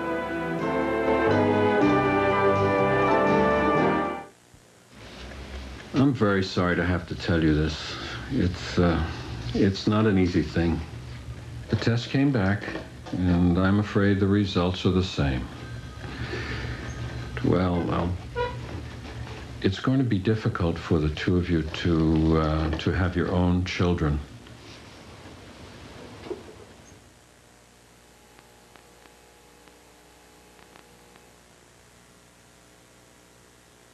Two-thirds of college athletes pass on the courts but fail in the classroom. Some schools are trying to even the score. Watch Peter Jennings on ABC's World News Tonight. And Thursday, call them professional punching bags. They're palookas, boxers who lose for a living. There ought to be a law, but there isn't. Watch Primetime Thursday. Who has the most complete infants clothing and nursery accessory department in Fort Wayne? If you guessed Thursday's Child, you're right, on Covington Road and north on Coldwater Road. What a wonderful, peaceful time of day. Boy, is that going to change in a little bit. People be up, taking off, no time for anything, much less a good cooked breakfast. But do you know what? You really do have time for a good breakfast. Did you know that you can fix Jimmy Dean's sausage and biscuits quicker than you can make a piece of toast? So why don't you pick up some of America's favorite sausage and that good fluffy biscuit and have a breakfast that you didn't even think you had time for. So, these are those new dressings you were talking about. They're called Kraft Free. Well, they're not free, really. No, but really they are, because they're a new line of dressings that are fat-free, cholesterol-free. But certainly not free of taste. So I don't have to ask for my dressing on the side? Why bother? Yeah, there's Kraft Free. New Kraft-Free non-fat dressing. Fat-free, cholesterol-free. But feel free to love the taste. It's really great. Did you have some ranch? No, Try that. Oh, it's wonderful. Yeah. It is good. Thank you, Fanwood, Ohio, for making 21 Alive. The morning show today at 9.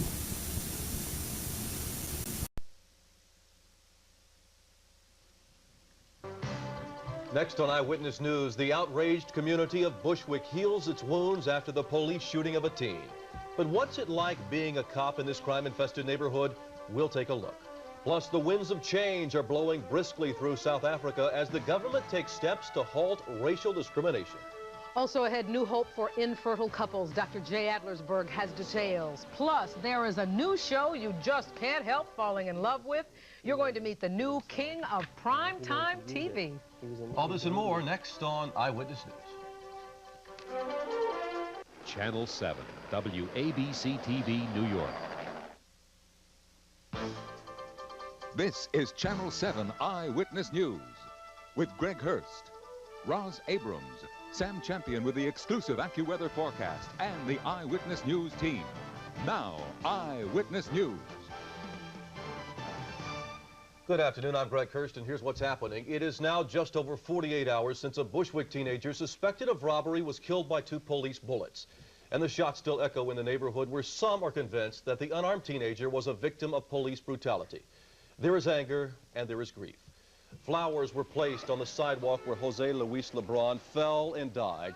His family is suing the city. A grand jury is investigating. And the officer who says he was only defending himself has been removed from active duty. Our coverage begins with David Navarro at the officers' precinct station house in We're in Bushwick. front of the 83rd precinct, where last night a wild protest by residents angry over the shooting of Jose Lebron confronted police. 3 teenagers were arrested. Tonight, as you can see, all is calm, but the anger in the community remains. Flyers calling for another protest march onto the 83rd precinct tomorrow were posted throughout the Bushwick neighborhood, as children standing where a police bullet killed one of their 14-year-old neighbors looked on. The community's pain expressed through spray paint and words. The whole community and us, we're just totally shocked about it, you know. We're going to get justice served. A robbery suspect, Jose Luis Lebron, was unarmed when police officer Frank Albergo yelled at the fleeing teenager to freeze Wednesday night. An investigation is now underway to determine why the officer fired 2 shots at Lebron, hitting him fatally once behind the head. The police department's preliminary investigation indicated Albergo fired after he saw Lebron reaching for what he thought was a weapon. It was a fatal mistake. Now the police commissioner is examining the department's guidelines in such situations. We're going to do a thorough and complete investigation, and once that's completed, they can be assured that we would take appropriate action based upon the facts of the case. I have put together a task force of the senior people on my staff to discuss the problem.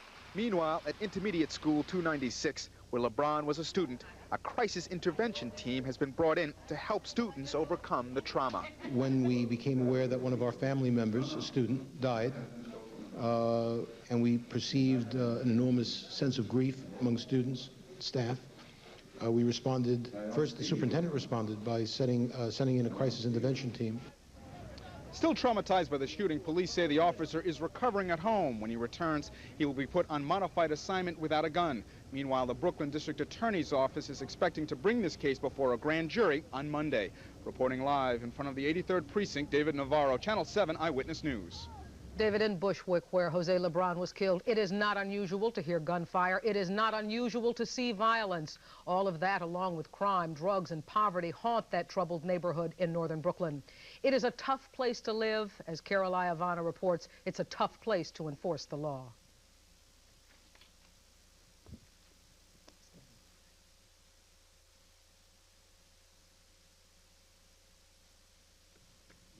We're having trouble with the audio portion of that story. Perhaps we can get things fixed and bring it to you in just a moment.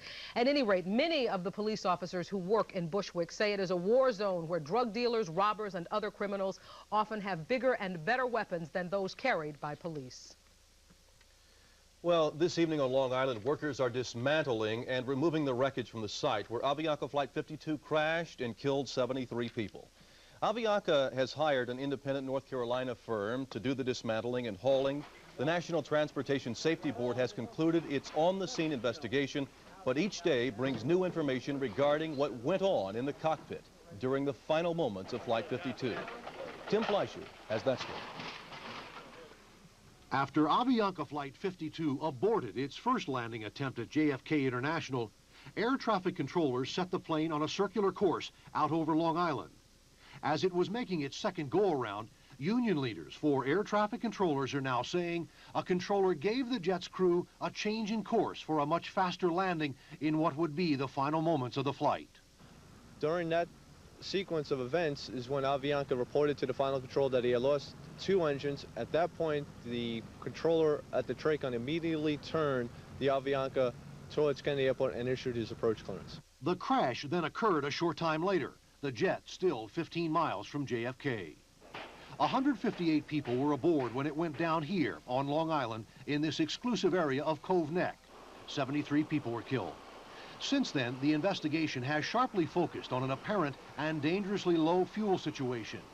As the National Transportation Safety Board revealed today, the go-around after the missed approach was shorter than the path taken during the preceding initial approach. But NTSB investigators say they discovered there was not enough fuel in the plane's tanks to make it to JFK. If we would have known sooner that this was an emergency, we would have immediately taken aircraft off the final that had already been issued their approach clearance to land at Kennedy Airport and had Avianca go in before them. The Federal Aviation Administration that oversees the air traffic controllers was not available for comment. The agency has not released the official transcript of conversations between the crew and the controllers. Still unchecked, though, are the maintenance logs and the other airline records of Flight 52 and its crew down in Bogota, Colombia, where this flight originated and where the NTSB will now focus its investigation. Reporting from Cove Neck, Long Island, Tim Fleischer, Channel 7 Eyewitness News. Nassau County Police say the cleanup at the crash site may take up to 3 weeks, mainly because the wreckage can only be hauled away over a single winding road. Greg, a surprise witness took the stand today as the defense opened its case in the trial of reputed mafia boss John Gotti. The witness, the very man the prosecution says Gotti ordered shot. Doug Johnson has more. The attorneys for John Gotti have said all along that the weakness of the prosecution's case was the case for the defense. However, there was a surprise today when the defense called Carpenters Union official John O'Connor as a witness. O'Connor's the man the prosecution claims John Gotti ordered punished. O'Connor was shot entering his union office in 1986. He's facing 175 counts of bribery and extortion he testified against his will. Cameras were not allowed in the courtroom this morning. Every time O'Connor was asked about an organized crime family, he took the Fifth Amendment. However, he did describe his shooting. Did you hear it first? Yes, I heard a clap or like something, a thunderous clap or something like that. It was a very loud sound, right? Yes. Much has been made of a tape that is Gotti saying we're going to bust him up. If the police knew about this in advance, they should have warned O'Connor. He said he was not warned.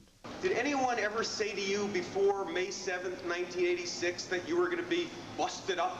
No. Yesterday, the defense suggested they may not call any witnesses. Why did they call John O'Connor? Two things. One, I wanted the jury to see that we had to call the victim. I think that's most important. And secondly, they try to get out the fact that there was some internecine conflict within the union. And that came out. So I think those two things are important. So now the jury has heard it, the pros and cons of the case against John Gotti. Closing arguments come Monday. The jury gets the case on Tuesday. And it's probable that by sometime next week, we'll know whether or not John Gotti beat the rap again. At 111 Center Street, Doug Johnson, Channel 7 Eyewitness News. And Doug tells us that with the defense now up to bat, there is a sense of confusion in the courtroom, confusion over who shot John O'Connor and just exactly how many times.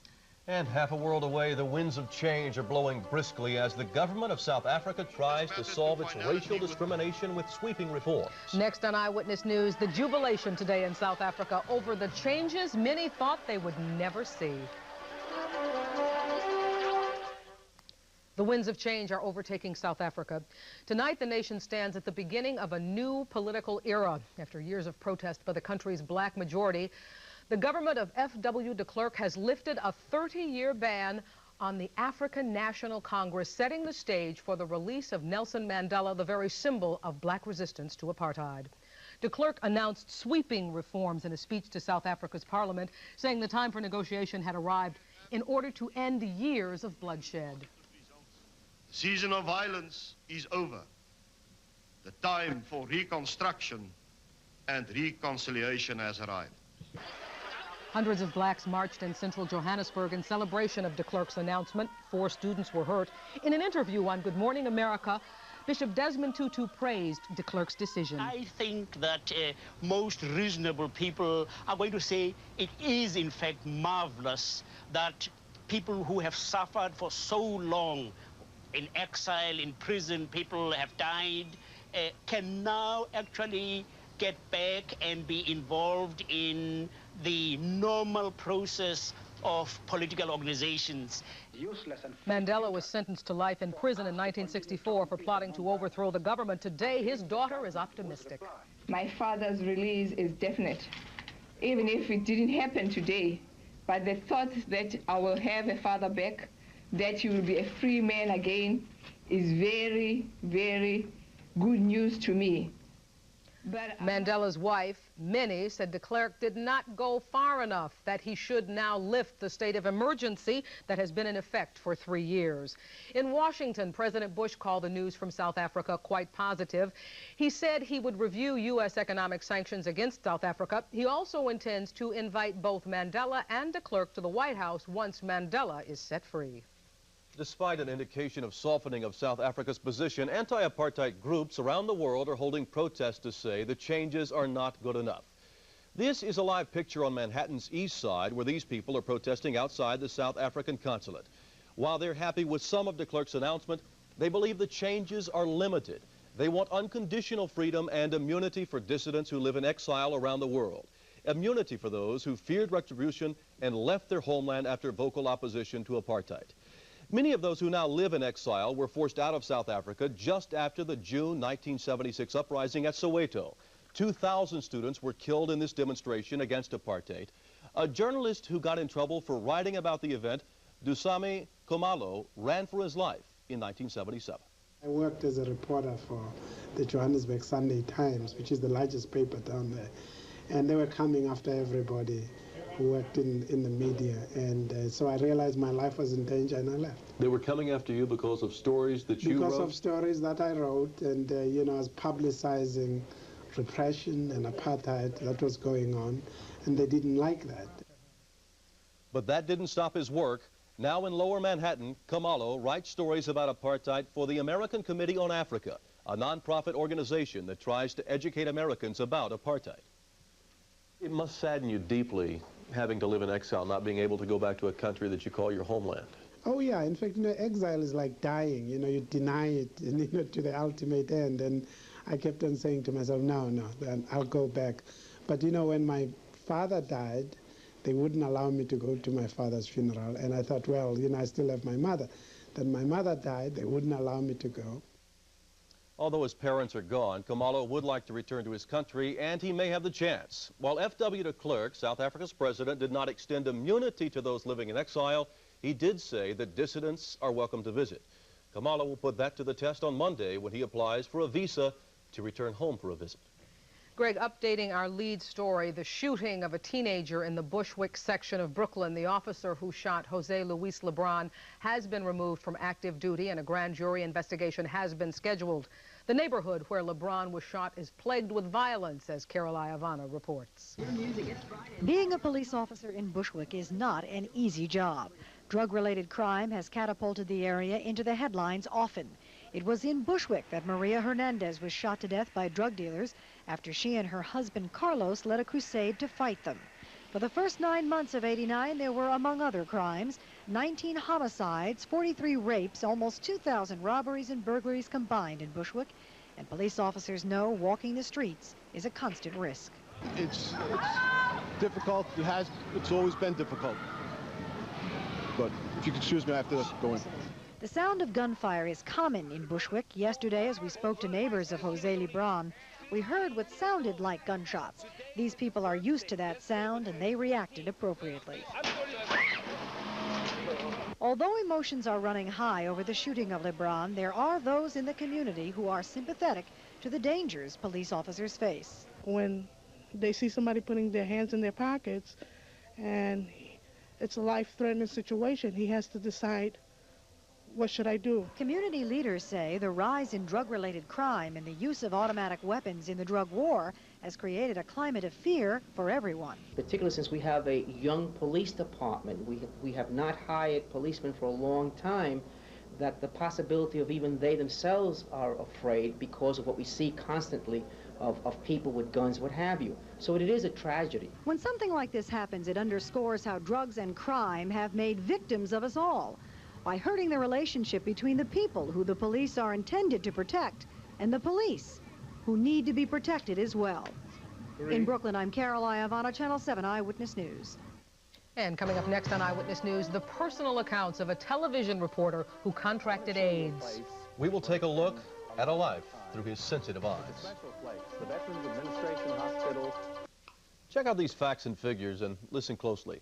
Almost 20,800 men, 3,260 women, and 570 children have the AIDS virus in New York City alone.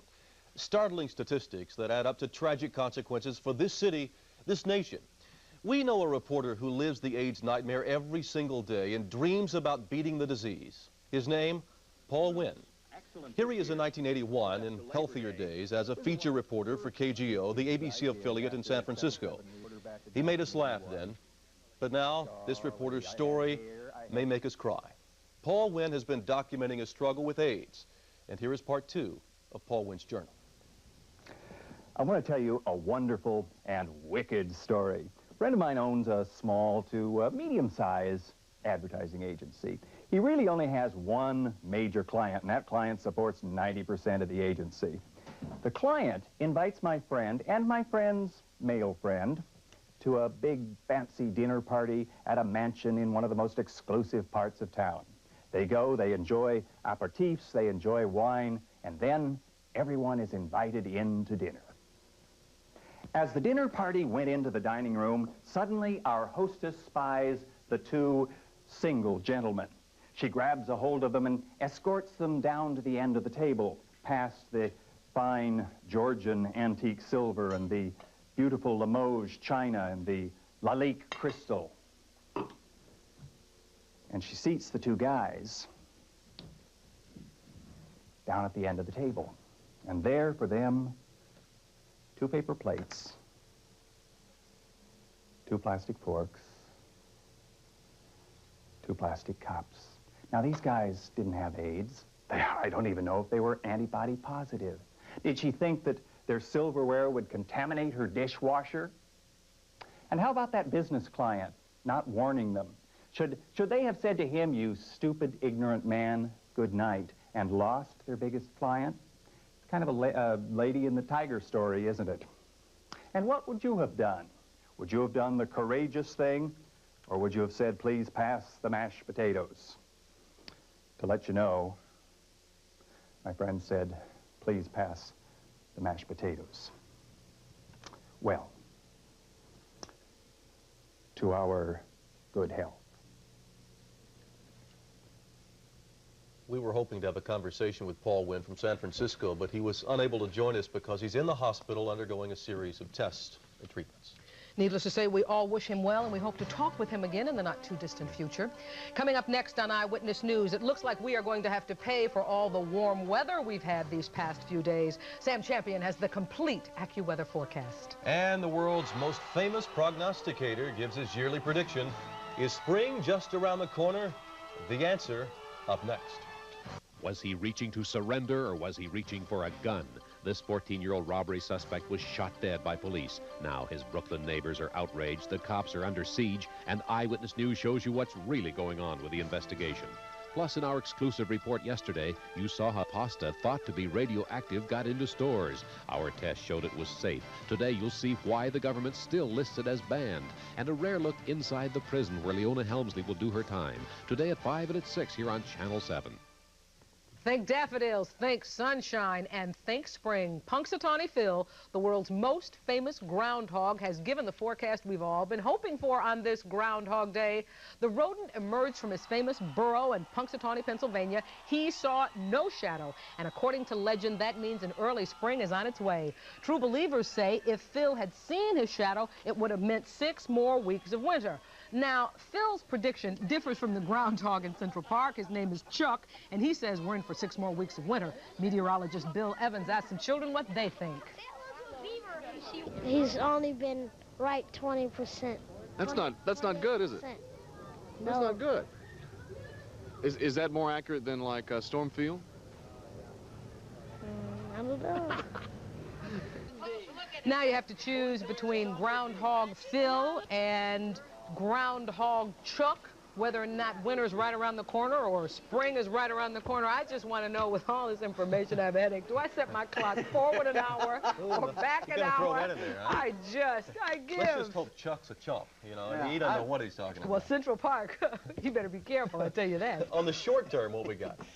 Hey, winter is here for this weekend anyway. This is not going to be a pretty sight in some cases, but on the good side of this, some of the best skiing in the Northeast you will get a chance to ever see is coming on this weekend. We've got a system just waiting to move this way. Let's take a look, see what we've got for you. Right now, outside, 46 degrees. Relative humidity, 86%. The barometer's rising. The winds are from the northeast at about 12 miles per hour. How did we do today? Well, we were about 53 degrees, our low 46, and that puts us above the normal mark. We'll show you some clouds, certainly heading into the eastern seaboard. We've got an awful lot of them. We've got a couple of systems we've got to move through. Coming in 2 waves of moisture this weekend. One that's going to be building down south to come across by Sunday, and that looks like it's going to be the toughest one. I know this is different because we were talking about Sunday yesterday being a pretty good day this weekend. Not any longer. I think we'll have kind of a messy situation by Sunday, and tonight even some clouds hanging around the northeast will be some trouble in some spots. So, okay, Phil didn't see his shadow, and I can't tell you what's going to happen for the next 6 weeks, but I can tell you this weekend winter is in a big way, particularly for,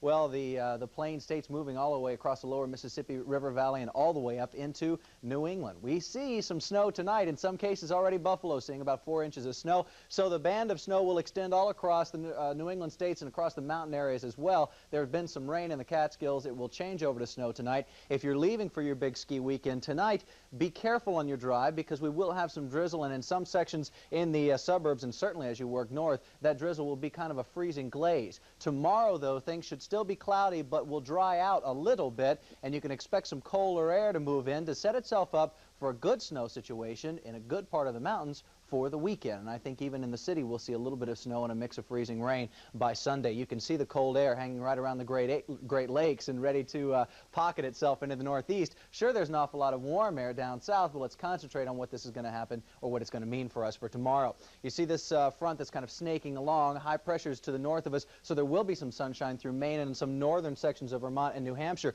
but these clouds will certainly spread this weekend. By, I think, Sunday for sure, we'll be delivering good amounts of snow, and ski areas have already seen good amounts of snow so far. So we think, again, first thing tomorrow morning would be the best time to head out. That way any glaze that we have, any freezing glaze on the roads, will be scraped off by that time. Get to the ski areas on Saturday, spend some time there. Sunday you'll get a good dumping of snow upstate. AccuWeather forecast for tonight, cloudy and colder. There'll be some drizzle around, and be careful of the roads because some areas might glaze over slightly with a low of about 30 degrees. For tomorrow, not much warmer. The clouds will take care of that. Certainly some more cold air at 33 degrees. AccuWeather forecast for tomorrow night, some freezing rain and possible sleet. This is when the fun starts Saturday night into Sunday. The AccuWeather 5-day plan shows you Saturday, Sunday, Monday, Tuesday, and Wednesday, your forecast day. Forget what we said yesterday about Sunday possibly being okay for the weekend. Sunday's going to be a mess.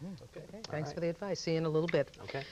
Coming up on the 5:30 edition of Eyewitness News, Customs cracks down on drug mules, the smugglers who use their bodies to bring drugs into the country. We'll tell you what Customs is doing to stop it. Also, 1 in 5 couples have trouble conceiving children. Dr. Jay Adlersberg tells us of a new technique that can bring them little miracles. Plus, Elvis lives. We will tell you where you can see him. Those stories and more ahead on Eyewitness News.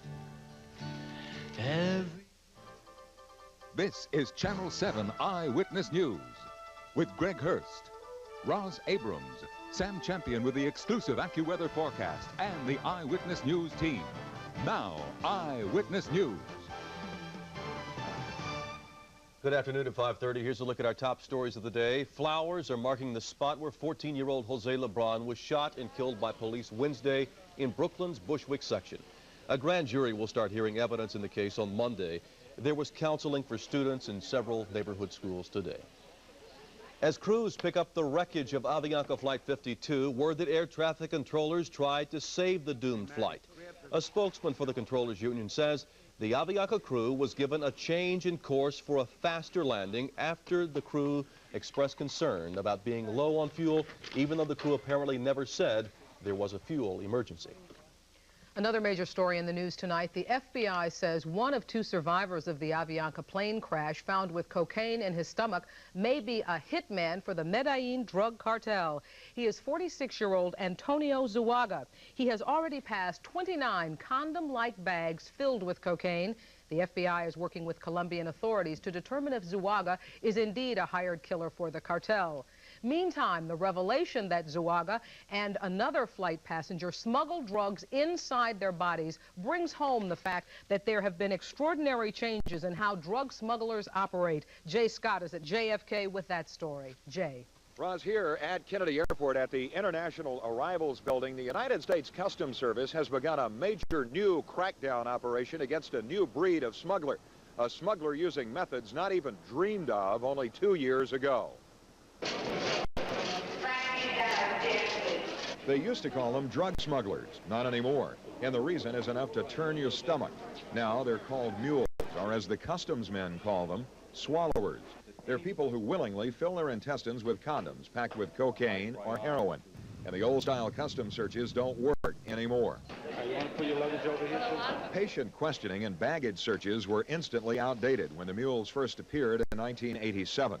One swallower was arrested at Kennedy that year with 1/5 of a pound of drugs in his intestines. In 1988, 43 people were arrested after swallowing 13 pounds of drugs. Last year, 110 mules were busted, carrying 155 pounds of drugs inside their bodies. Since the crash of the Avianca flight has brought light on it. It was a tragedy, the flight, but it did show that there were a couple of swallowers on board, and the general public, I don't think, was aware of what occurs with these swallowers, how dangerous it is. Special plainclothes customs teams now roam the baggage areas looking for candidates for X-raying. That is the only way mules can be positively identified. Drugs are found in 75% of the suspects X-rayed. The rest get an apology. Customs says there is no profile for a mule, and inspectors go on instinct. We look for telltale signs of maybe a passenger sweating, lying to questions, giving evasive answers, coming from possibly a source country. Most of the swallowers are from West Africa. A customs man told Eyewitness News there is a school there that teaches the swallowers' methods. The Africans smuggle heroin. The South Americans swallow mainly cocaine. Now, the mules smuggle mainly for money. A West African gets about $10,000 for a round trip, according to customs. The South Americans and the Central Americans get anywhere from $3,000 to $5,000. Not a lot of money when you consider it only takes one burst condom full of drugs inside the system to kill one instantly. We're live at Kennedy Airport, and I'm Jay Scott, Channel 7 Eyewitness News. Thank you, Jay.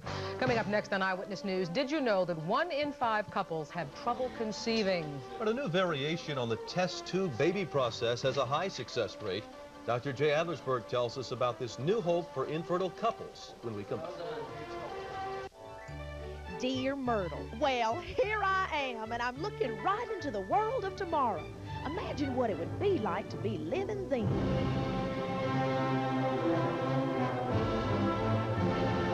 It's hard to believe. They looked into the future. What they saw us doing will amaze you. Joel Siegel takes you to the wonderful World's Fair of 1939.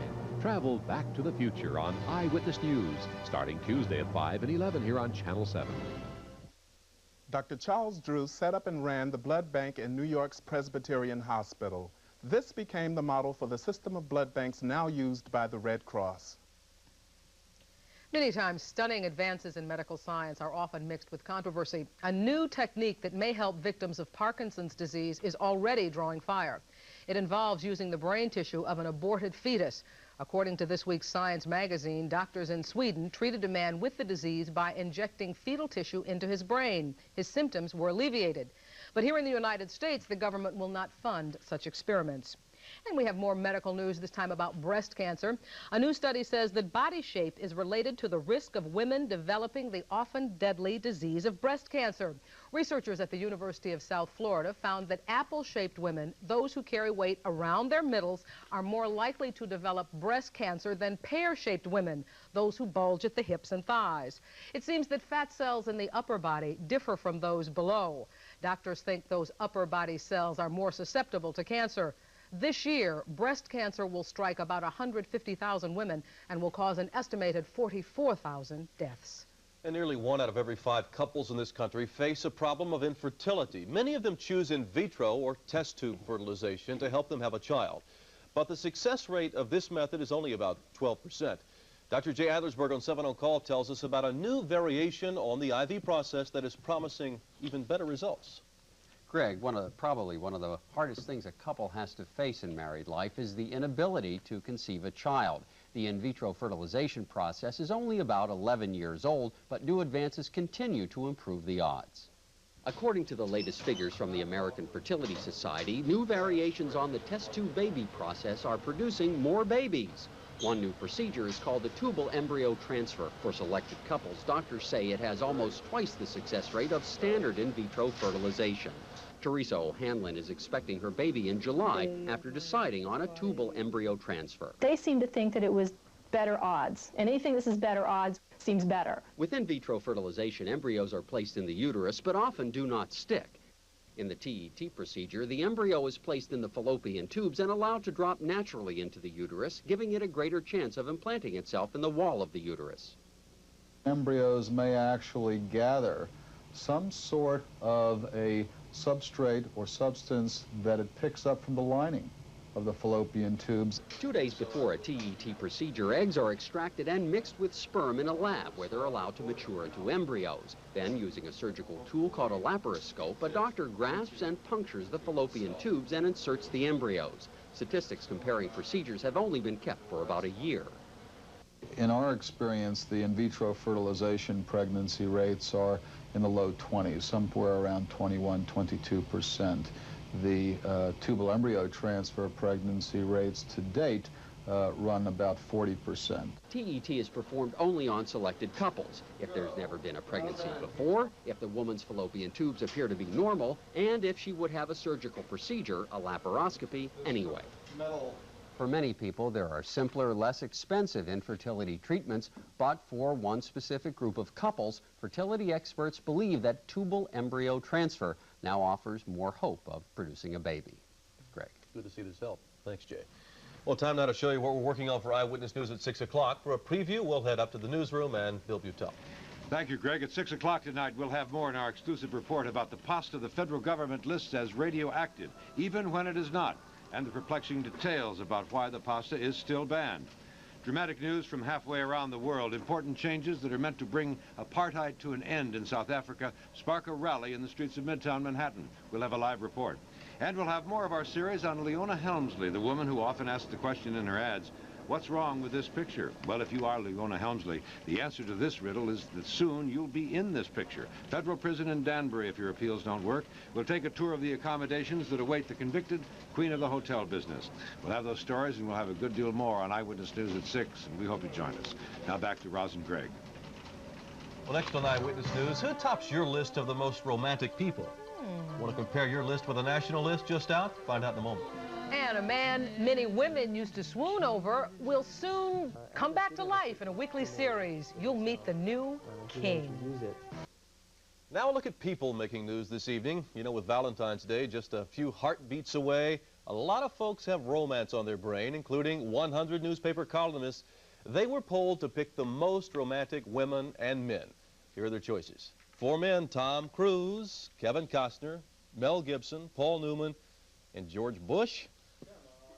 And top women heartthrobs include Michelle Pfeiffer, Jane Seymour, Kathleen Turner, Barbara Bush, and Meryl Streep. And while Hollywood heartthrob Don Johnson did not make the most romantic list, he is still very much on the mind of one Martin Urgus. The Miami businessman is hauling Johnson into court, claiming the actor hasn't paid back a $300,000 loan for building a speedboat. Johnson's attorney says the loan isn't due until 1995. Now, last year, contractors in Colorado sued Johnson, claiming he owed them money for renovations on his mountain home. Well, before he became the king of rock and roll, Elvis Presley was just an ordinary kid with extraordinary dreams. The same can be said of Michael St. Gerard. The unknown actor from upstate New York will get his big break starring in a new ABC TV series called Elvis. Rolanda Watts caught up with this actor whose time has clearly come. Well, Mr. Presley, don't get too close to the mic. Remember the lyrics, and I got a feeling you're going to do just fine. It was the early 1950s. A teenage Elvis Presley growing up in Memphis, Tennessee, takes $4 and his guitar to Sun Records. He spends the money to cut the record My Happiness, a happy birthday song for Gladys, his mom. 1 year later, the young man would become an incredible star. My happiness. It's these tender teenage moments that we know little to nothing about when we talk about Elvis Presley, the king of rock and roll. Like the time he heard his first record on the radio and threw up from the excitement. Or the time he sat on a curb and cried because his beloved 1954 Chevy had broken down on a road tour. ABC plans to take us back to the early years between 1954 and 58. The pre-lip-curling, pelvis-wiggling era when Elvis was just an ordinary Southern boy with a funny name who had big dreams of one day reaching the top. Because we're shooting down in Memphis and because the Presley estate is behind the project, I have access to all of these people. Of course, Priscilla, who's a producer on the show, and I've gotten to know her very well, and her input has been invaluable. The network gets a chance to show the public a side of Elvis we've never seen before, those pre-stardom years. And the people close to Elvis, on the other hand, are getting a great opportunity to see the King's image revised. In the days just before he was found dead on a bathroom floor, a 42-year-old Elvis Presley was a bloated, paranoid, drug and alcohol addict. His story is that of triumph and tragedy, and so far all we've seen is the tragic aspects of his life. I think it's only fitting that we would portray now what he would later call the best years of his life. I'm Rolanda Watts, Channel 7 Eyewitness News. And Rolanda says Elvis premieres Tuesday, February 6th at 9:30, right after Roseanne, right here on Channel 7.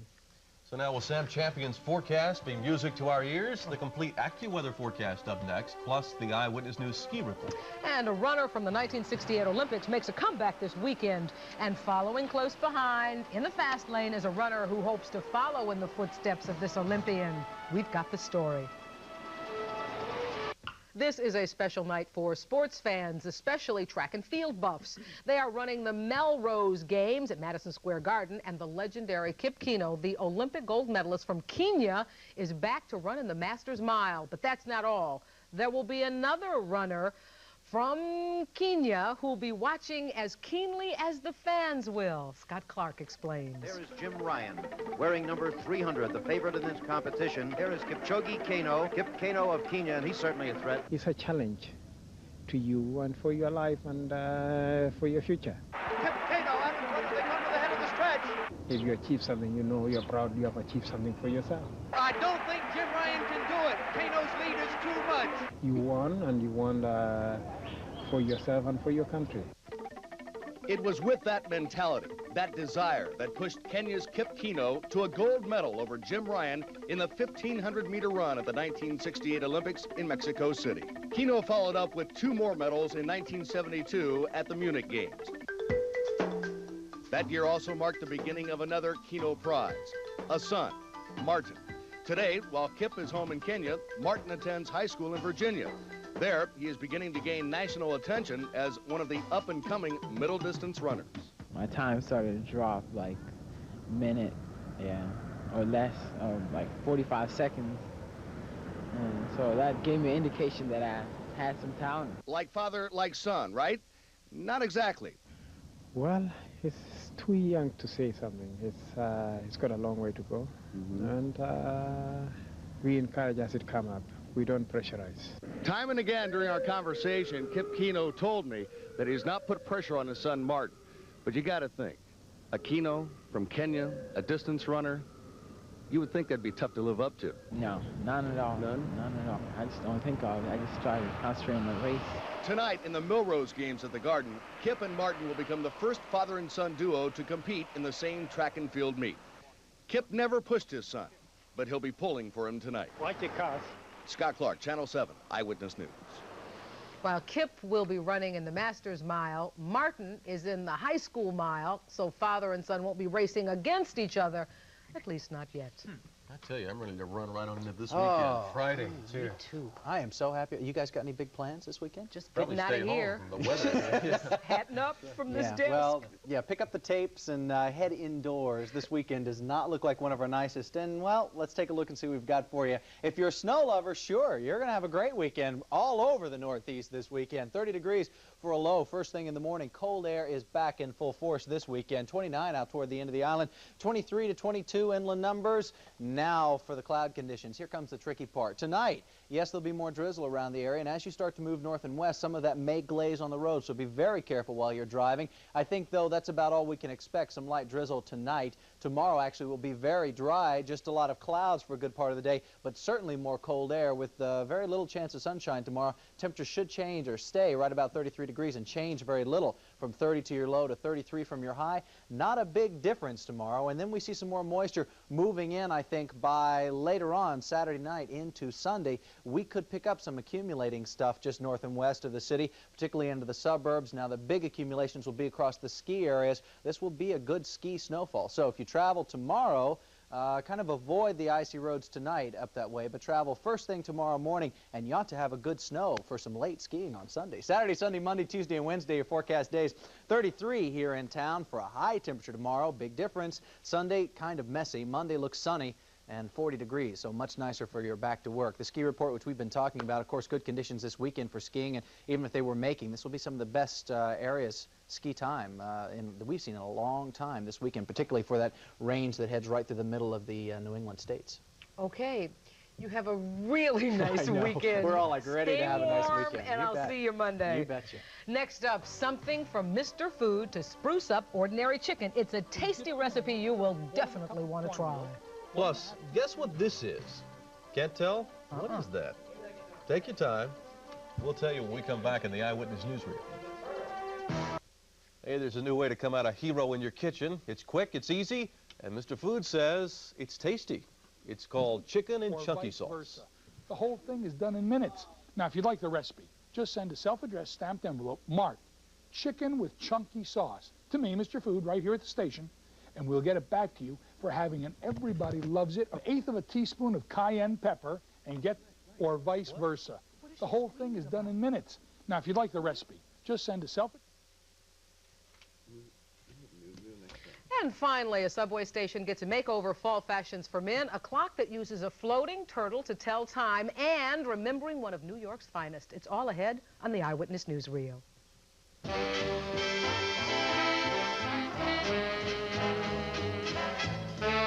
It's a new look for a 50-year-old subway station in Brooklyn. The Flushing Avenue subway stop for the G line has new turnstiles, new security gates, and more.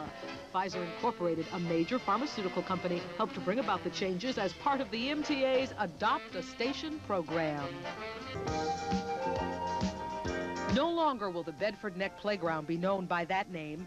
It's now called the Joe Galapo Playground. Today, city officials renamed the playground in Brooklyn as a tribute to the police officer killed in the line of duty a 1.5 years ago.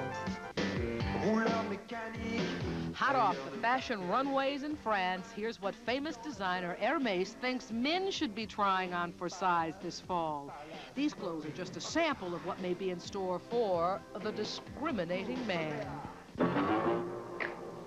If you love turtles, this one's for you, a turtle water clock. This Cartier creation features a turtle swimming in an 18th century Chinese jade bowl, and it tells the time. The turtle timepiece is valued at $80,000 and will be auctioned off at Christie's in April. And now our time is all up for this week's edition of the Eyewitness Newsreel. And for Greg and Sam and the rest of the Eyewitness News team, I'm Roz Abrams. Now it's time for Eyewitness News at 6 o'clock. Here's Bill Butel. Thank you. And next on Eyewitness News at 6, neighbors put some flowers at the place where a 14-year-old boy was shot and killed by a police officer in Brooklyn. And the DA stepped up his investigation. The pasta is called radioactive by the federal government, even though tests show it is not. Tonight we have more on our exclusive story and why the FDA will not lift its ban.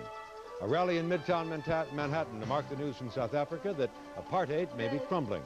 And we're going to take a tour of the federal prison where Leona Helmsley may be spending some time soon. Plus, late word that subway service is knocked out on the west side of Manhattan. We'll have those stories and we'll have a good deal more. In just a moment on Eyewitness News at 6.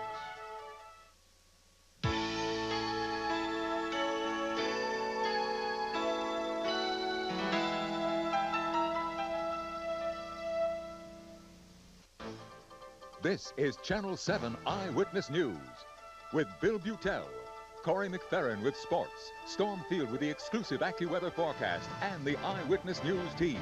Now, Eyewitness News. Good evening. I'm Bill Butel. Jose Lebron was a complete stranger to most of us. We'd never heard of him at all till he was shot and killed Wednesday night in Bushwick, Brooklyn. Shot and killed by a police officer at the age of 14. The investigation of the incident is still going on, but a great many people in the neighborhood have already made up their minds. And that's made life in the 83rd Precinct tense, dangerous, and tough. David Navarro at the 83rd tonight. David? Bill, as you can see behind me, all is quiet right now here at the 83rd Precinct. But last night, it was the scene of a wild protest by residents angry over the shooting of Jose Lebron. Tonight, police here at the precinct are preparing for a possible repeat of that confrontation as tempers continue to run high over the shooting. Flowers and messages of sorrow and anger now cover a Bushwick, Brooklyn street where 14-year-old Jose Luis LeBron used to play. Killed Wednesday night by a police officer's bullet, the death of the unarmed robbery suspect has brought the distrust many of these residents have toward police to the surface. I'm real disturbed, you know, because it's not a one-day thing. It's not going to end just like that after one protest, you know. I mean, something's got to be done. While friends and family of the victim posted flyers calling for a protest march onto the 83rd Precinct tomorrow, city officials did their best to assure the community a thorough investigation was underway. It's tragic when anyone loses a life. It's certainly sad for us. Those of us in the department, we feel the loss as well. And so what I would say to them is that we're going to do a thorough and complete investigation. There are no easy solutions to this stuff. I don't pretend that I have a magic wand, but it's something I'm very, very sensitive, and it's a priority one item for me in the office. A police department's preliminary investigation indicates Officer Frank Albergo fired twice at Jose LeBron after the fleeing robbery suspect made a sudden move into his coat. It proved to be a fatal mistake. One of the bullets struck the unarmed LeBron in the back of the head. Traumatized by the mistake, police say Albergo is recovering at home. When he returns, he'll be put on modified assignment without a gun. Meanwhile, the family has filed a $5 million lawsuit against the city, citing LeBron's civil rights were violated by the police. Friends and family of Jose LeBron are planning on marching on the 83rd Precinct tomorrow at noon. Meanwhile, the Brooklyn District Attorney's Office is hoping on having this case brought before a grand jury this Monday. Reporting live from the 83rd Precinct, David Navarro, Channel 7 Eyewitness News. On the subways right now, there's a major jam up. It's on the west side where the Transit Authority says smoke from a rubbish fire at 96th Street and Broadway has stopped service in both directions on the numbers 1, 2, and 2, 3, and 9 IRT lines. So if you were planning on using those lines, change your plans, wait a while, check. As far as we know, there have been no injuries so far. And now the Food and Drug Administration. In an exclusive report, we told you yesterday that the FDA had forbidden the import of some pasta that might have been radioactive, and that they had ignored their own order and allowed the pasta to come into the country anyway. We tested the pasta, and it was not radioactive. But that's not the end of the story, because the questions still are there. Is the FDA doing its job? Is it protecting the public? Or is it careless and inefficient? More on this tonight now from Tim Minton. Tim? Bill, first some federal logic from the FDA. The suspected pasta we told you about yesterday is safe, but it's still banned, just in case. But the government says if that pasta is already in stores, it can be sold. Confused? Join the club.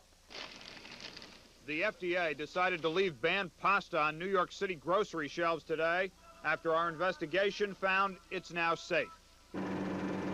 It was originally contaminated by fallout from the accident at Chernobyl almost 4 years ago. Pasta tested right after that was radioactive.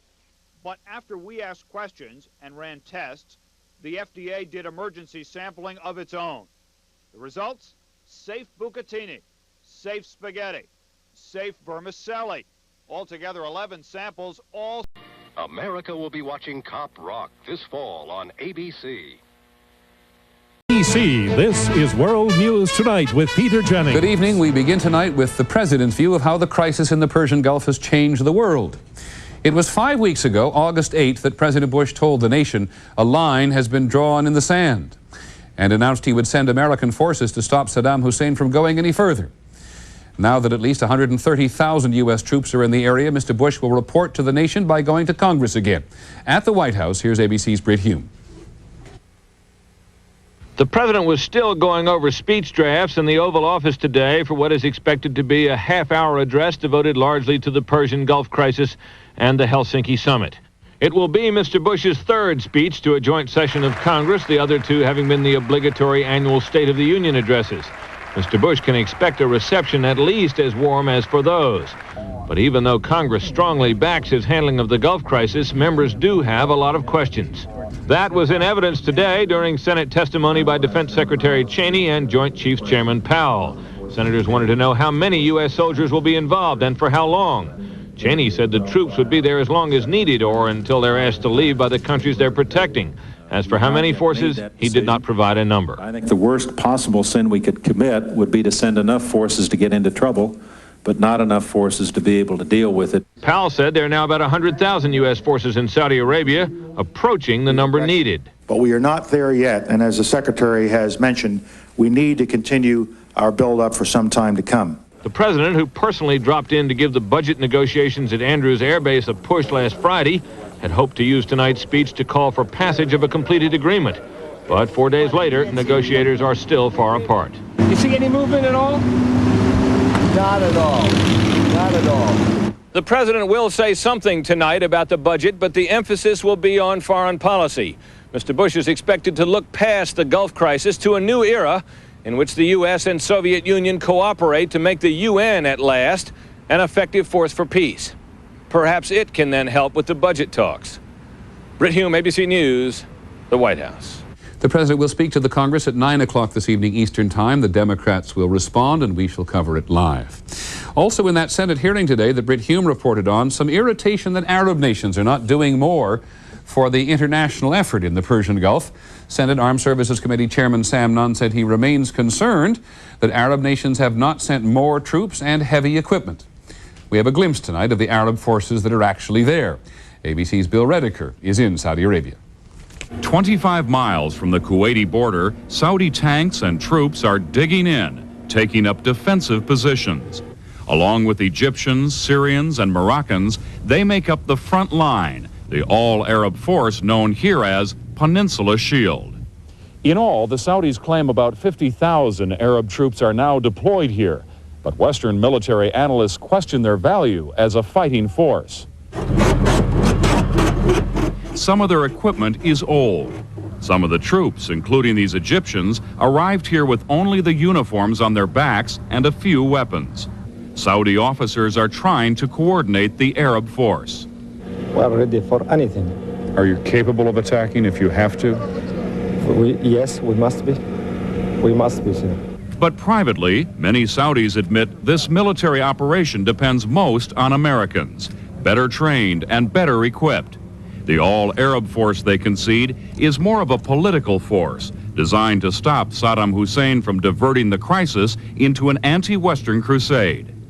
Still, Saudi Arabia welcomes publicity about the Arab force.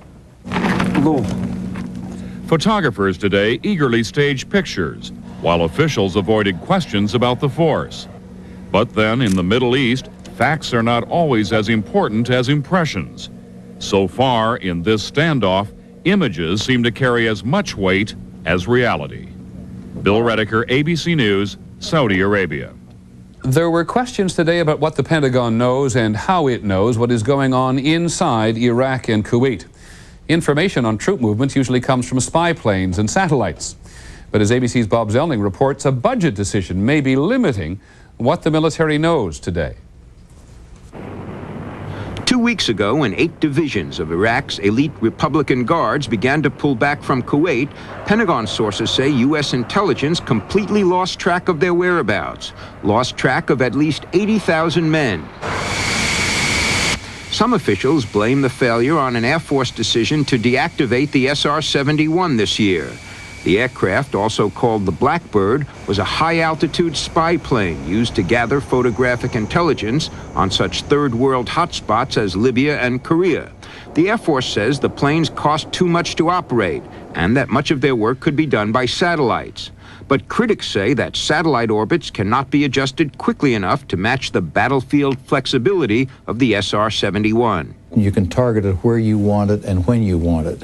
And at time periods when the satellites are not giving information and you still need information, the SR-71 can fill in those blank periods, and that's very valuable. Critics say the Air Force decision to kill the Blackbird was less for budget reasons and more because of bureaucratic rivalries. The Blackbird was controlled by the intelligence community. Also, critics say the Air Force tends to be more interested in fighters and bombers than in reconnaissance aircraft. According to Pentagon and congressional sources, there's widespread support among commanders in the field to reactivate the SR-71 to follow Iraqi troop movements.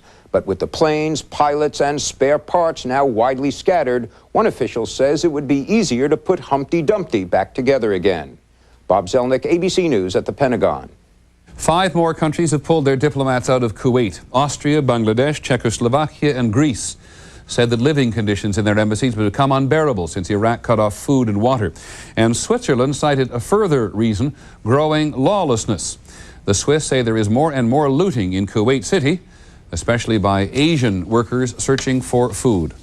ABC's Pierre Salinger reports tonight that Iraq and Iran did more than re-establish diplomatic relations last weekend. Iraq is apparently prepared to give Iran all the oil it wants to make up for the damage Iraq inflicted on Iran during their war, sort of war reparations. Iraq, mind you, is stuck with millions of barrels of oil and nowhere to sell it because of the UN embargo. In a moment, a warning that the Federal Deposit Insurance System is in danger of going broke. On the American agenda tonight, the frustrating maze of regulations facing people on welfare. And what happens to children of a single parent called to active duty in the Persian Gulf? This is World News Tonight with Peter Jennings, brought to you by Infiniti. The thing about roads is they often come with bumps. The thing about the Infiniti Q45 performance luxury sedan is it comes with all the amenities. Lots of bumps, all the amenities. It's a bump when you don't even feel it.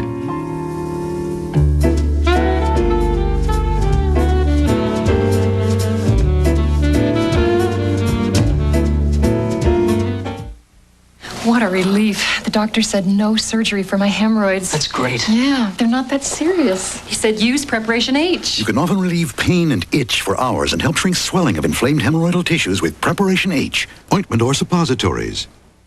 How fast does your antacid start working? On my heartburn, maybe 3 minutes. Ryopan starts in 2.2 seconds. Lab tests show that Ryopan Plus 2 starts neutralizing acid on stomach contact in 2.2 seconds. 2.2 seconds? Remember Ryopan. More bad news today about the health of the nation's banking industry. For months, as the savings and loan crisis has dominated the news, there have been warnings that many banks are in similar trouble. Today, government auditors produced some numbers. 1,100 banks with $3 trillion in federally insured deposits are in difficulty. Here's ABC's Stephen Ogg. For the first time since the Federal Deposit Insurance Corporation was founded during the Depression of the 1930s, it's in big trouble. The U.S. General Accounting Office, which was among the first to detect the savings and loan crisis, says the Federal Deposit Insurance Fund that protects commercial bank deposits is so weak it would not take much to bankrupt it. And over the next few years, low levels of reserves coupled with a recession could lead to a level of bank failures that would exhaust the fund and require taxpayer assistance.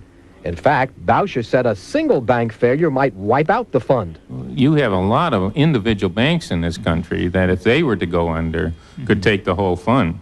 Boucher said 35 big banks are in danger of failing within the next year. A rash of bank failures has sent the insurance fund down from more than $18 billion 3 years ago to about $12 billion now, and the fund is expected to lose money this year as well. A major reason is the growing number of loans that have gone sour, especially commercial real estate loans in the Northeast. The Comptroller General told Congress the government needs better financial reporting by banks to detect failures before they occur. But members of the Senate Banking Committee were more worried about something else.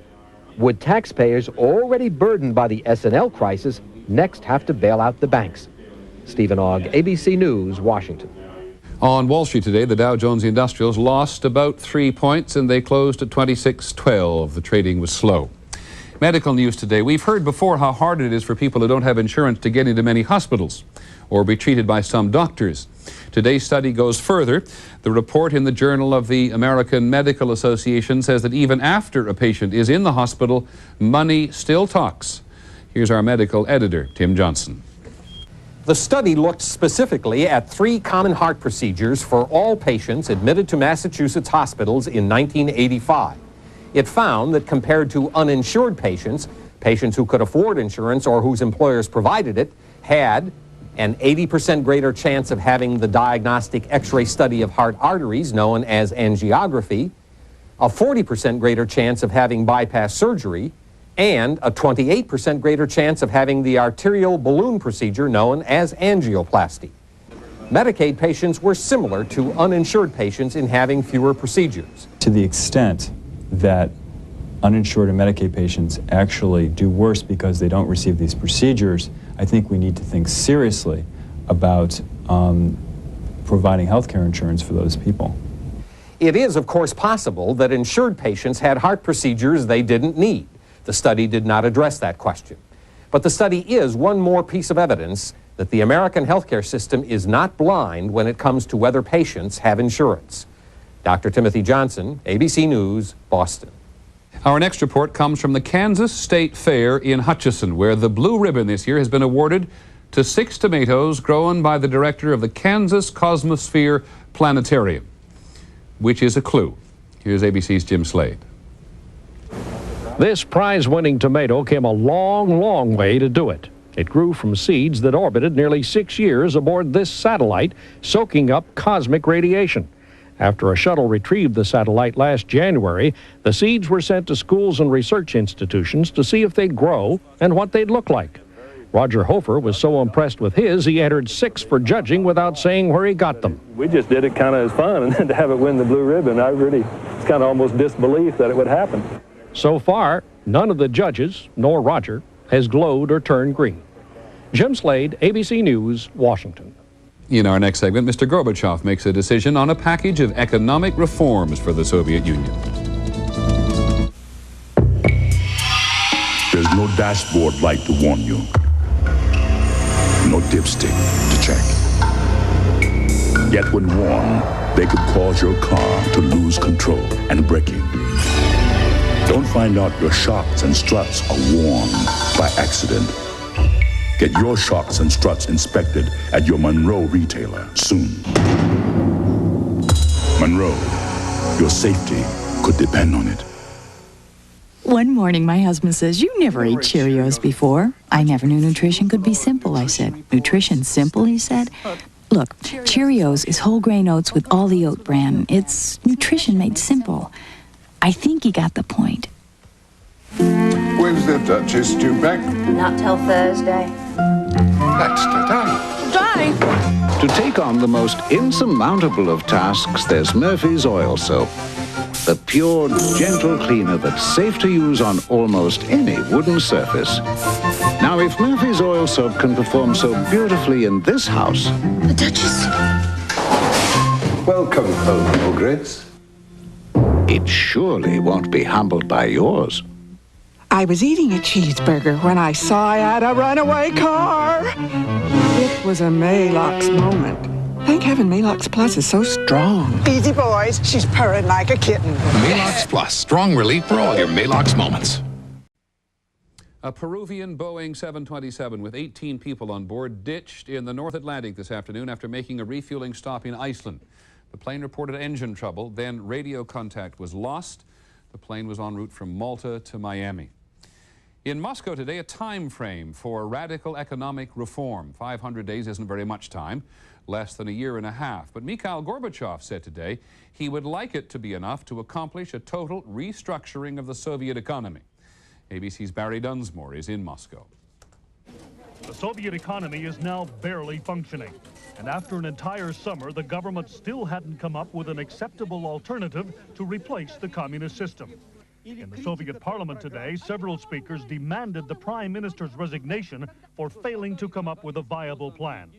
Finally, Gorbachev weighed in. After months of dithering, he abandoned the cautious approach of his prime minister and publicly endorsed the most radical economic reform program now on the table, the one proposed by economist Stanislav Shatalin and supported by Russian Federation President Boris Yeltsin. If there is to be a real stabilization plan on financing, the ruble, the market, then we have to accept Shatalin's idea. To be honest, the Shatalin plan impresses me more. Today, Yeltsin's Russian parliament officially adopted the Shatalin plan to be implemented over the next 500 days. What makes it so different? This plan is very different, because no other plans called for privatization of the Soviet economy. This plan does.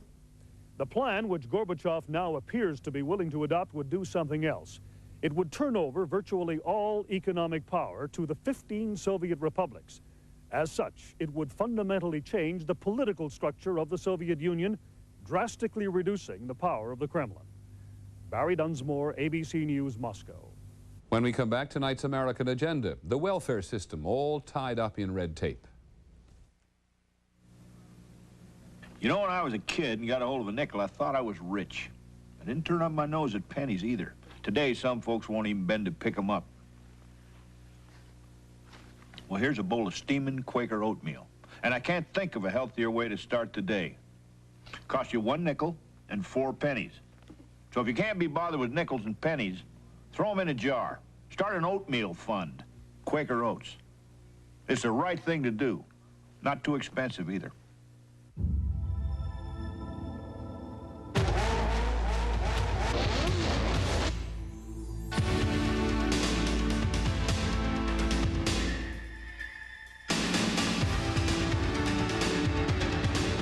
At Acura, we believe that the best way to discourage limited thinking is to design cars in an environment without limits. The NSX, precision-crafted performance from Acura. It's Velveeta versus cheddar. Our Velveeta melts much better. Cheddar's lumpy, cheddar's oily. It dribbles off your plate onto your doily. When the cookbook calls for cheddar, make it with Velveeta, it cooks better. And when your recipe calls for shredded cheddar, try Velveeta Shredded for smoother melting and better cooking every time. Did you know only 1-800-SERVICE moves more merchandise? 1-800-SERVICE connects calls 25% faster and has the fewest blocked calls. AT&T 800-SERVICE. Our superior performance gets more calls through so you can make more sales. 800 calls that get through. Another AT&T advantage. Break your sales records. Get free installation on domestic AT&T 800-SERVICE. We have put the bureaucracy of welfare on the American agenda tonight. In California today, applying for welfare and food stamps can mean filling out 50, that is 50 different forms. It will cost the state $740 million next year just to administer the welfare system. It has become so bad nationally that the House of Representatives has approved a measure to simplify the federal welfare application process. Carol Simpson tonight on the paper chase that often stands between people and the help they need. It's 9 o'clock in the morning, and this welfare office in Oxnard, California, is already full of people seeking help, full of people filling out endless forms, full of people who will wait for hours. They made me feel so bad, you know, like if I was trash or something. And I work, you know. I was a Peace Corps volunteer. I helped a lot of people. Carmen Sanchez finds herself applying for assistance every year. Her husband left her with no money and 3 small children. She works for the school system 10 months of the year, but the other 2 months, she's short of funds. I told myself, well, my children have to eat. I have to have a roof over their head. I have to come and, you know, and lower myself and ask for help. And I have to. I mean, there's nothing else I can do. I have to do it. The vast majority of people seeking public assistance are like Carmen Sanchez. They need it. They are entitled by law to emergency cash, general relief, food stamps, or aid to families with dependent children. But the application process can be so dehumanizing and so frustrating that there are even incidents of violence. We've had, on one occasion in Oxnard, an individual was swinging a machete around the Oxnard Police Department, probably is in the office once or twice a day. The situation is so tense that all interview rooms are equipped with red panic buttons next to the caseworkers' desks. And there are double doors so they can escape easily if clients get hostile. It's very difficult for them to understand all the forms that they have to complete. They feel that we should just be able to, you know, write a check. I guess they think we have a bank here or whatever. To try and save money and eliminate waste, fraud, and error, the federal government and the states over the years have created so many regulations that here in Ventura County, California, the forms fill an entire room, from floor to ceiling, 400 different forms. They create headaches not only for clients who have trouble filling them out, but for caseworkers who have to process them. It gets to the point where you've got so much paperwork, you've got so many deadlines to meet, and you keep getting up piles of work. They keep piling, and sometimes I get to the point where I don't know whether to laugh or cry. It's just so overwhelming. This is an inch-thick stack of forms that a family member may have to fill out to get aid. I tried filling them out, and I spent more than 2 hours, and I'm still not finished. Some of the instructions and questions are impossible. Like on this form for claiming child care expenses, it says, and I quote, "It must be returned with your CA-7 for the same month by the 11th of the month following the month being reported." County officials here are beginning to address the problems. Even they call the welfare system a mess. I really had a sense of outrage because so many people that go on welfare are single mothers and dad split, and they are in dire need to provide for their children. That's what welfare was designed for. And to put them through this process is demeaning. The problems are not unique to California. Most states have complicated application forms, overworked caseworkers, and recipients bewildered and hassled by a system that's supposed to help them. Public welfare experts say states should concentrate not on making it difficult to get on welfare, but on making it easier to get off. More on that in our next report. Carol Simpson, ABC News, Oxnard, California. Tomorrow on the agenda, how welfare works in Delaware, where they trim the bureaucracy, cut the costs, and actually do get people back to work. We'll have our final report tonight in just a moment.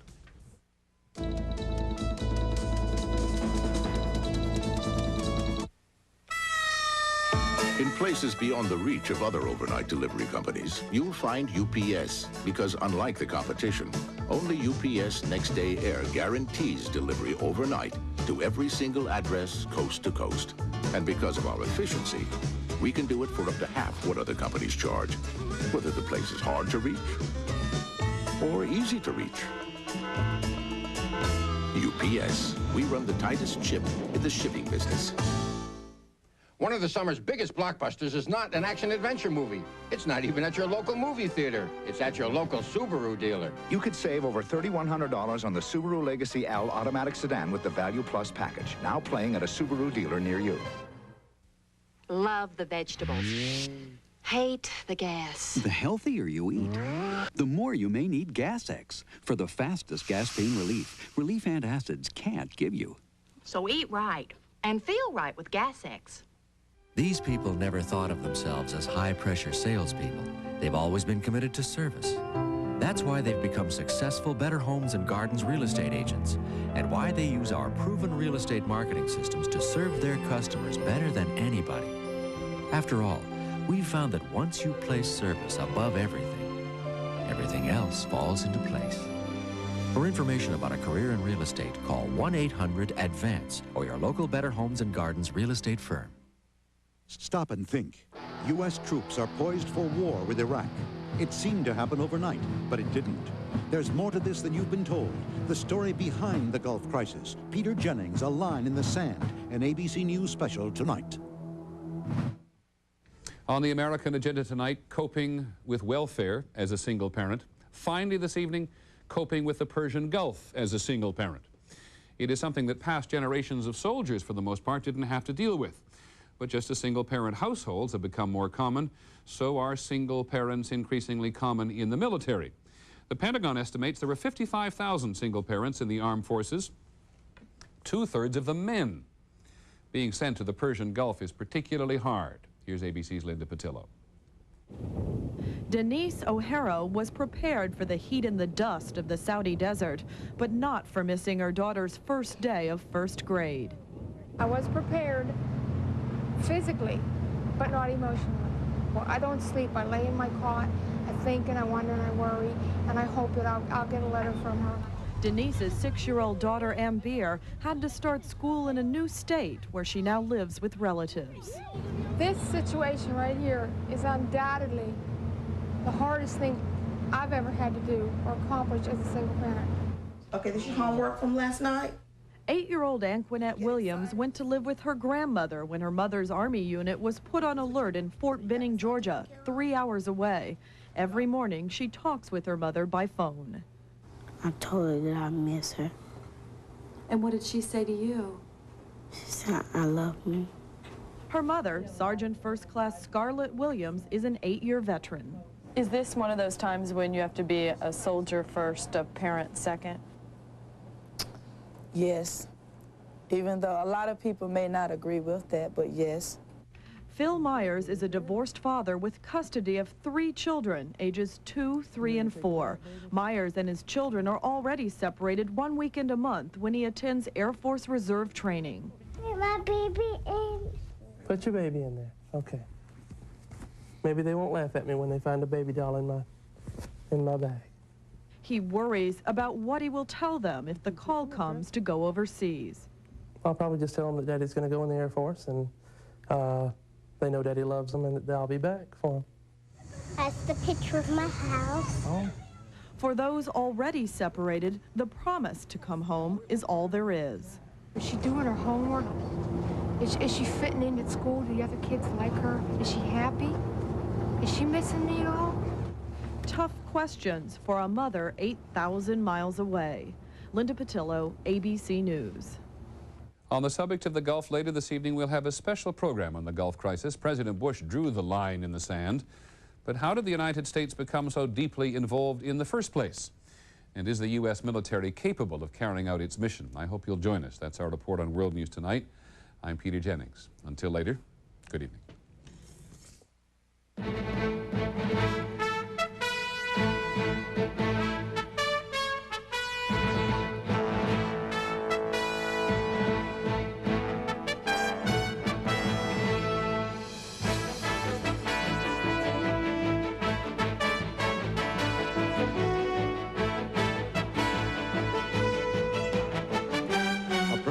Of ABC News.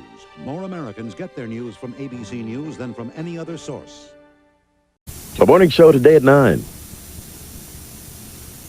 Deal family meal at Kentucky Fried Chicken. A 7-day wait for a handgun. The debate on News Center 3. 3 teenagers will become the champion of the $25,000 Jeopardy Teen Tournament. Now entering the studio for the deciding game are our 3 finalists. A senior from Auburn, Alabama, Richard Morris, who won $9,200 in his first game of our finals. A senior from Topeka, Kansas, Andrew McGeorge, who won $11,500. And a junior from Fairfax, Virginia, Jamie Weiss, who won $12,000. And now, here is the host of Jeopardy, Alex Trebek.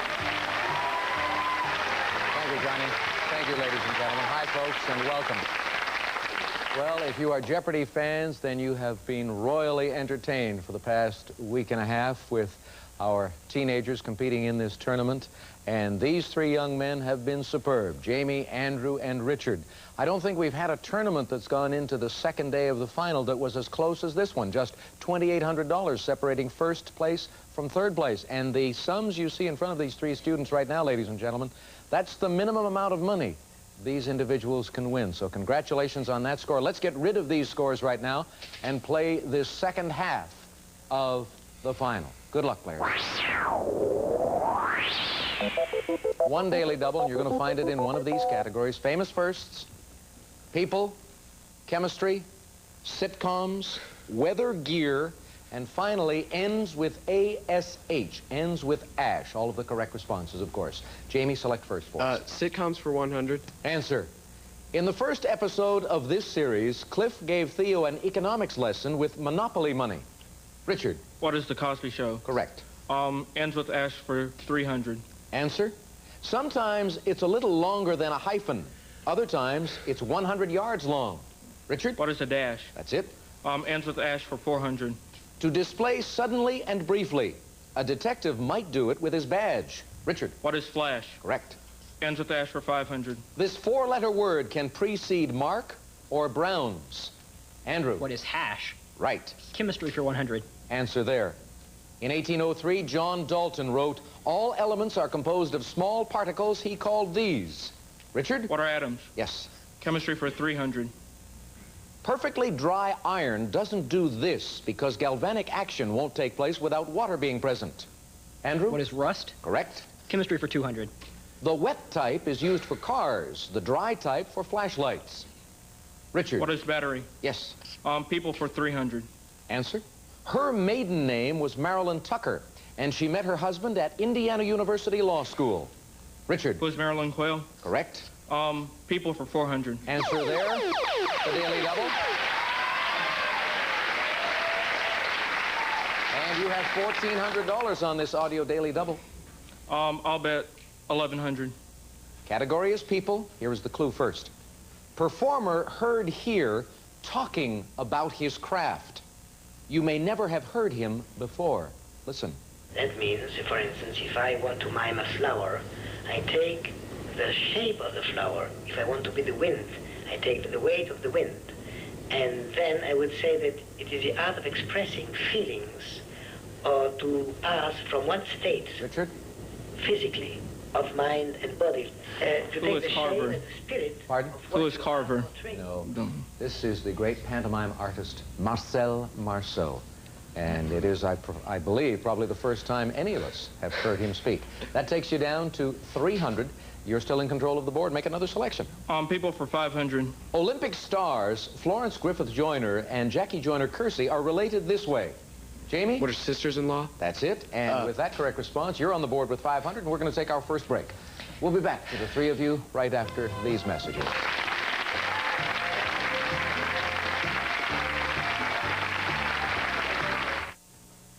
Join in the President's Day Automobile and Truck Bargain Parade at the L Street Auto Dealers. Over 2,500 new and used cars and trucks in a massive 5-day sell-off. March in now to H&H Chevrolet Geo, Reagan Buick, Mike Gorgeous Pontiac Volvo GMC, Quality Lincoln Mercury, Jim Arp Chrysler Plymouth Jeep Eagle Mercedes, Jim's Dodge Country, and HP Smith Ford. Open Sunday, noon to 5. If you can't find a car or truck on L Street, you better quit looking. I don't believe it. In here? Introducing Puffs Plus with aloe. Aloe. Aloe. Aloe, you're kidding. In the tissue. So you've got the aloe in the lotion, you got the lotion in the tissue, and you got your nose that doesn't burn. We put aloe in the moisturizing lotion in new Puffs Plus, and it's unscented. Soothes my wounded nose. Puffs Plus with aloe is less irritating than my regular tissue. New Puffs Plus with aloe. First aid for your sore nose. That's about it. Every year, 10,000 children start living happier lives because their parents bring them here. This is Boys Town National Research Hospital in Omaha, Nebraska. If a child is hard of hearing, has trouble speaking, learning, or understanding others, or has a physical problem that interferes with communication, like a cleft palate, Boys Town National Research Hospital has a team of experts that can help, with state-of-the-art technology and tender, loving care. When these problems are identified and treated early, kids can avoid serious trouble with school and friends and their feelings about themselves. And at Boys Town National Research Hospital, families pay only what they can afford. No child is ever turned away because of inability to pay. This year, another 10,000 children with speech or hearing problems will start living happier lives. If you know a child who needs our help, call toll-free 1-800-241-4500.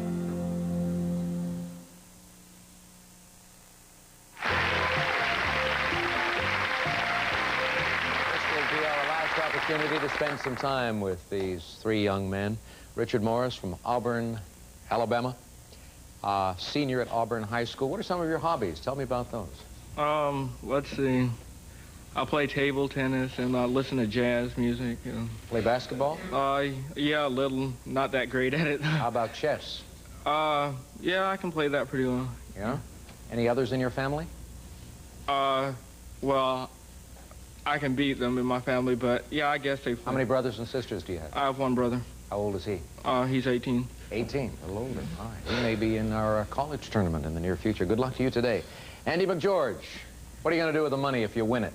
What are you going to do with the money you've won? You've already picked up over $11,000. My friends and I have talked about this summer taking pilgrimages, as we call them. Pilgrimages? And pilgrimages, yeah. And one place we've already picked out is in the panhandle of Nebraska, and it's called Carhenge. And this guy built a replica of Stonehenge out of used cars.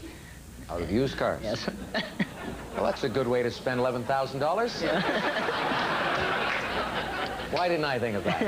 All right, Jamie, what about you? On yesterday's program, I think you mentioned everybody in the world that could possibly be mentioned, but you still might have forgotten somebody. I'm sure I did. I can't imagine who, but I'm sure I'll find out when I get back home. What would you do with the money if you win it all? Well, I'll put some of it away for college and maybe go out and buy a car. Yeah? If you win it all, you might invite Andy to go up to Nebraska to see I'd love to go with him. Stonehenge in old cars. Let's get back into this. Jamie, you select for us. Sitcoms for 200. The answer is, this sport was Tony Maselli's bread and butter prior to becoming a housekeeper on Who's the Boss? Andrew? What is baseball? That's it. Chemistry for 400. Answer. Liquid oxygen normally does this at minus 183 degrees centigrade. Richard? What is freeze? No. Andrew? What is evaporates? Yeah, or boil. Evaporate or boil, correct. Chemistry for 500. Allotrope of carbon that's used as a solid lubricant. Andrew? What is graphite? Yes. Sitcoms for 300. Answer. Christopher Hewitt now plays this character, first played in 3 movies by Clifton Webb. Andrew? Who's Mr. Belvedere? Correct. Sitcoms for 400. This 16-year-old Princeton grad is a resident at Eastman Medical Center. Richard? Who's Doogie Howser? Yes. Sitcoms for 500. John Cryer plays an agent who moved up from mailroom clerk at the Unlimited Talent Agency in this CBS sitcom. Jamie? What is the famous Teddy Z? That's right. Ends with Ash for 200. The kind of hasty decision you might make when you have the measles. Jamie? What is a rash? Yes. Ends with Ash for 100. Even if it isn't cold and hard, you'll probably spend it anyway. Jamie? What is cash? That's right. Weather gear for 100.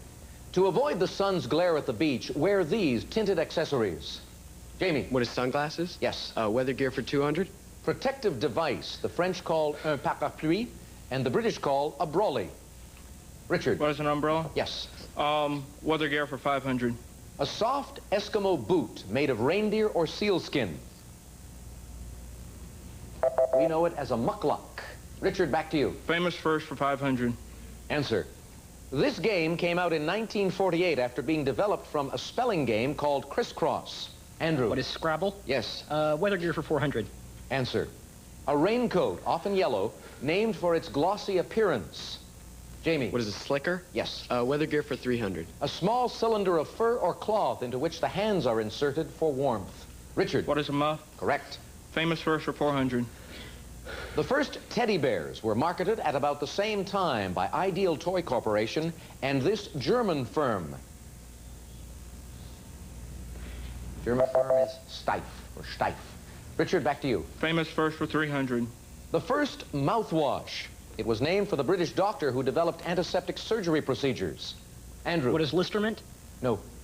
Jamie? What is Listerine? Listerine, yes. Listermint came much later. Jamie, back to you. Famous first for 200. In 1959, this Swedish firm became the first to equip its cars with safety belts. Andrew? What is Volvo? Right. People for 200. Answer. Ty Babylonia was only 9 when she began skating with this partner, who was 11. Jamie? Who's Randy Gardner? Correct. People for 100. He played with a Dixieland band and a jazz band before he joined the Police. Andrew? Who is Sting? Yes. Famous first for 100. The first telephone of this type was installed in a bank in Hartford, Connecticut in 1889.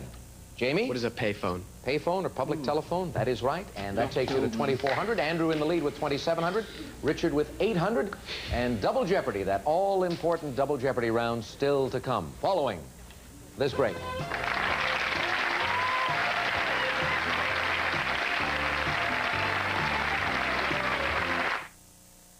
Tim O'Neill, GMC Truck at the West Roads. We asked the factory for 100 extra trucks for our truck center grand opening. The factory said yes, on one condition. We sell them this weekend. To do it, we'll double, yes, double the rebates on every truck up to $3,000 and just $49 down. Delivers, look, 90 full-size Sierra, fully equipped, slash just $99.95. Double rebates up to $3,000 and just $49 down. Delivers anything. Only at Tim O'Neill, GMC Truck Hyundai at the West Roads in Omaha. Showtime and State by 2 over Tech. Now in local sports, Mrs. Robin Clark won a close game of Pizza Hut hoops over her son Jeremy in the family kitchen. Let's go to the tape. Early in the game, Mrs. Clark was brilliant. This bank shut off the light, put her up by 10. Then Jeremy came back with a barrage of three-pointers from the sink. But at the buzzer, Mrs. Clark's driving 360. Yes, left young Jeremy flat on the floor. Little one-on-one. While supplies last, pick up your Pizza Hut KM3 Mini Hoop at a participating Pizza Hut restaurant. Driving Miss Daisy, nominated for 9 Academy Awards. What are you doing? I'm trying to drive you to the stove. Including Best Picture of the Year, Best Actor, Best Actress. I told you to have the air conditioning checked. I don't know what for. You don't ever allow me to turn it on. Best Supporting Actor and Best Screenplay Adaptation. Nominated for 9 Academy Awards. Driving Miss Daisy, rated PG. Now playing at a theater near you. Come to Nebraska Furniture Mart today for the carpet buy of the decade. Carpet 3 entire rooms of your home for as little as $3.99. This includes carpet, pad, and express installation. And it's not just any carpet. It's quality Salem carpet in the latest styles and colors. Carpet 3 entire rooms for as little as $3.99. And get padded installation. And buy with no money down now. At Nebraska Furniture Mart, we always have the best price guaranteed.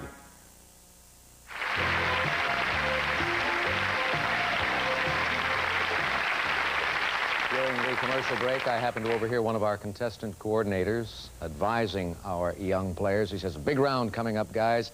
I want you to earn a lot more money. He would like you guys to have a big payoff today, and I would also.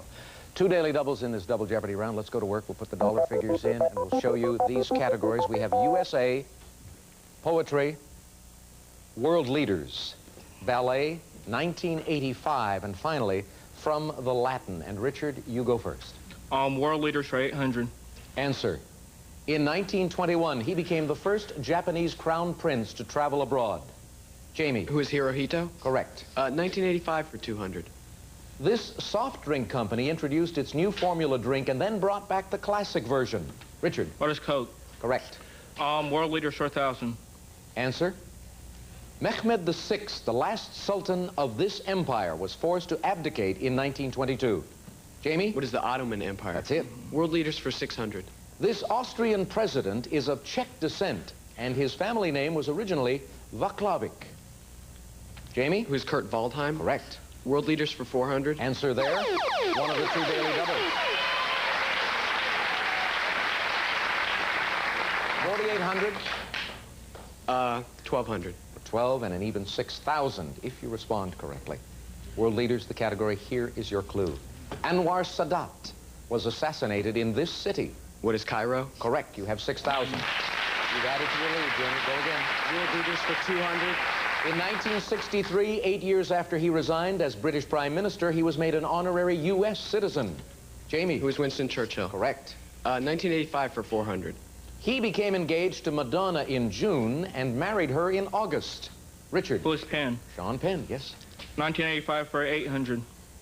The entire 1985 World Series was played in this Midwestern state.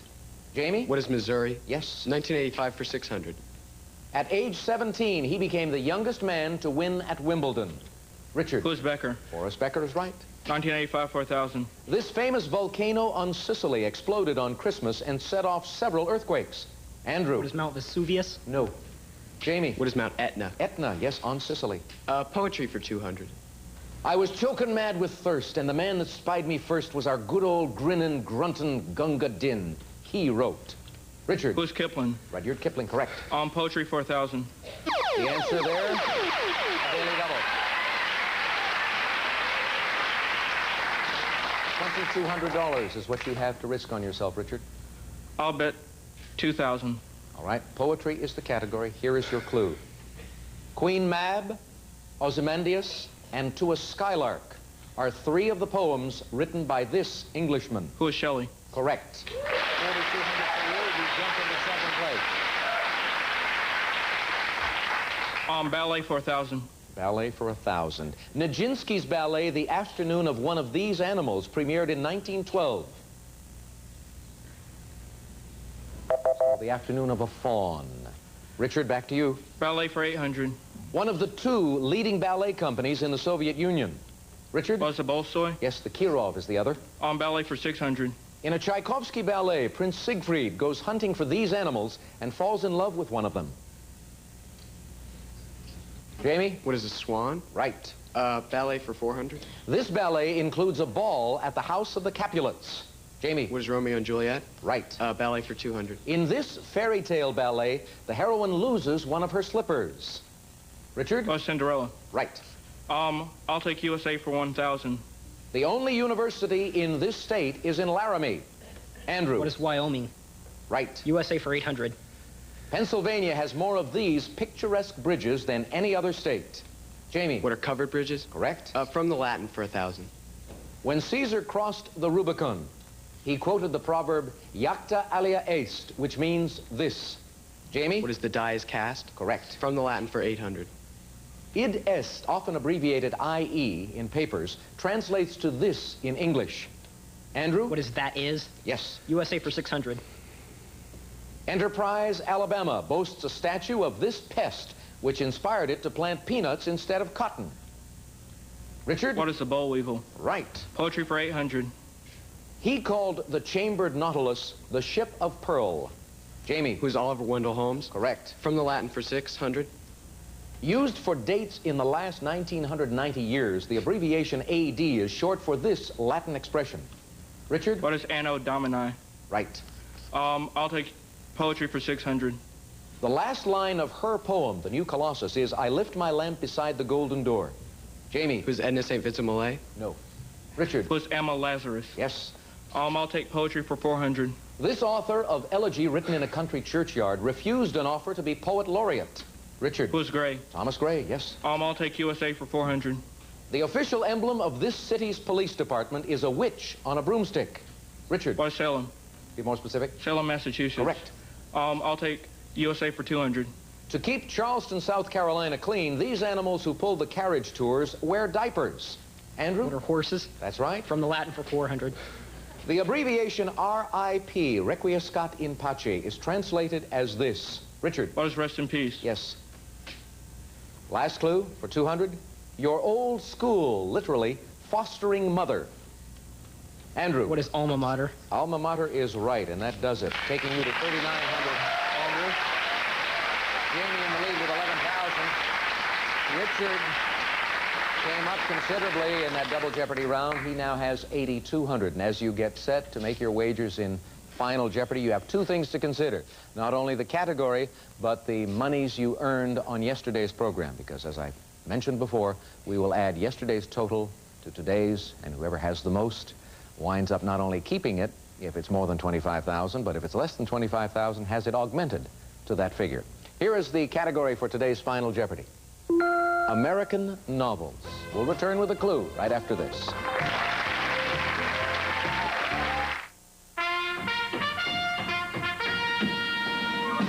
Throw down your cupcakes, beat your candy bars into plowshares. Let no child lift up his hand unto a donut. Choose a snack that's delicious and wholesome, one that's creamy and 70% skim milk and has no artificial flavors. Open your hearts and your refrigerators to Jell-O pudding snacks. Friends, you know when it's Jell-O. Think of your hands and think of a name. For years, it's healed and restored rough, dry skin. Now there's something more. Announcing new, improved Vaseline Intensive Care. An even better formula with more healing ingredients. It heals rough, dry skin fast. So when you think of your hands, think of our name. New, improved Vaseline Intensive Care Lotion. Now with even more healing ingredients. Accommodations for some of our contestants provided by the Los Angeles Registry, the luxury hotel overlooking the Universal Studios lot at Universal City.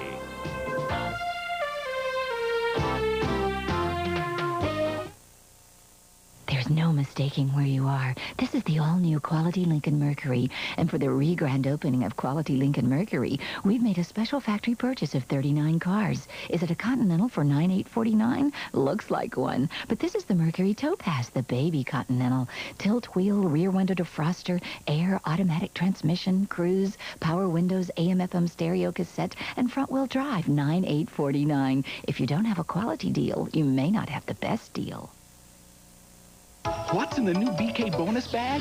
The one and only Whopper and medium fries for just $1.99. But the big value is bonus coupons on the bag. Good for savings on the World Book Encyclopedia. USA Today. Pepsi! Diet Pepsi! Even $5 off at Foot Locker. The BK bonus bag. To offer so much for so little, sometimes you gotta break the rules. Good afternoon. The head of Mad Dad says Omaha is not doing enough to stop gang violence. Eddie Staten says he'll hold Mayor Morgan responsible for the next drive-by shooting. The union representing firefighters says it will go to court to stop the airport from changing its fire protection. And a plan for Amtrak service from Omaha to Kansas City is on track. Two brothers battle at the DeAces murder trial, and a former president testifies on tape. Those stories coming up right after Jeopardy! Final Jeopardy category for the second half of the final in this year's teen tournament is American novels. In a moment, gentlemen, I'll give you the clue. You'll have 30 seconds to write down for the last time your final Jeopardy response. Let's have no late mistakes. Phrase it in the form of a question, please. Final Jeopardy clue is this. Chapter 15 of this 1881 novel is entitled Tom as King. Good luck.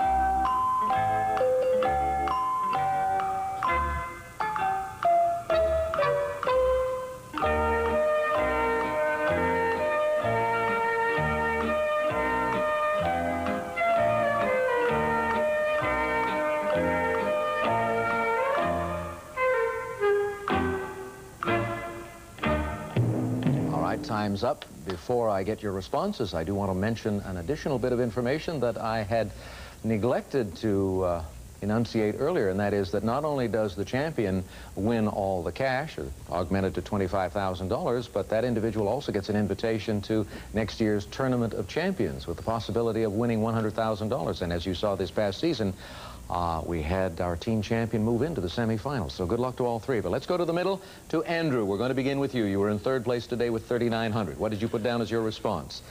1881 novel. You thought it was Huckleberry Finn. No, I'm sorry, Andrew. That is incorrect. What was your wager? You bet nothing. And so that means you will retain 3,900 today. We add that to the 11,500 you earned yesterday, and that means you're going to be leaving Jeopardy with $15,400. Congratulations to you. Now let's move to Richard Morris. He was in second place today with 8,200. His response to this final Jeopardy clue. What is the Adventures of Tom Sawyer? No, that too is wrong. What was your wager? 5601. That'll take you down to $25.99, but we'll add that to the 9,200 you earned yesterday, and you'll receive $11,799 as we come to Jamie Weiss, who has taken off his shoes. He's wearing penny loafers, but he slipped a dime in them today, I think. He had the lead with $11,000. What was his response? What is The Prince and the Pauper? Correct. Your wager was 3,000. That's 14,000 today, added to the 12,000 yesterday. Congratulations, you're earning $26,000 as the team champion. Well played. Well done. And thanks to Andrew and Richard for a good final. Come on out here, fellas, and let's get all of the other students who took part in this year's tournament.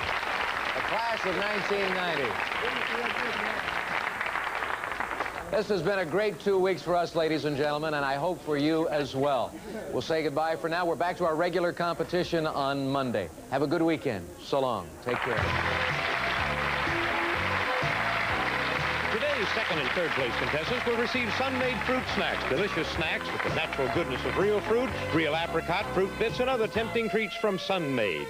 Paul Mitchell Professional Salon Products, luxurious hair care and styling tools. Paul Mitchell, your style demands it. Introducing the new Tenosix Skin Care System. Leaves skin softer, smoother, and more beautiful for normal to oily and sensitive skin types. Now there's nothing complex about a beautiful complexion. From Cherokee and American Original, a choice of apparel and shoes for a unique combination of fashion and comfort in junior, missy, petite, and women's sizes furnished by Cherokee. For minor arthritis pain, Joe Namath calls Flexall a winner. Flexall, the new aloe vera-based pain-relieving gel used by professional trainers. Get the cleaning power of chlorine with Sanaflush Chlorine Thick Liquid Bowl Cleaner. Don't just get it clean, get it Sanaflush Clean. Theragran M multivitamins with minerals, rich in B vitamins that help turn food into energy. Theragran M multivitamins helps unleash your energy. And all contestants receive a complete Nintendo Entertainment System with the family and junior editions of Jeopardy and Wheel of Fortune created by Game Tech for play on the Nintendo system. Stay tuned for News Center 3 with John Mason and Loretta Carroll, next on KM3.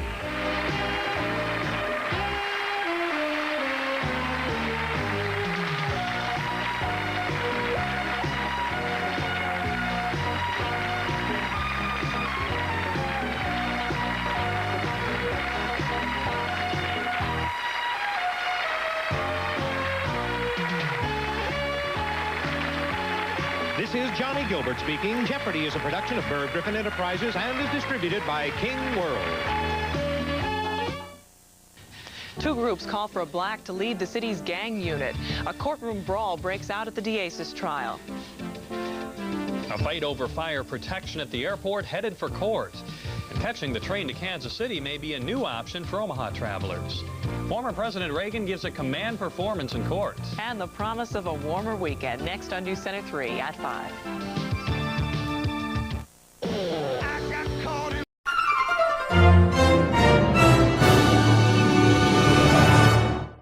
The morning show today at 9.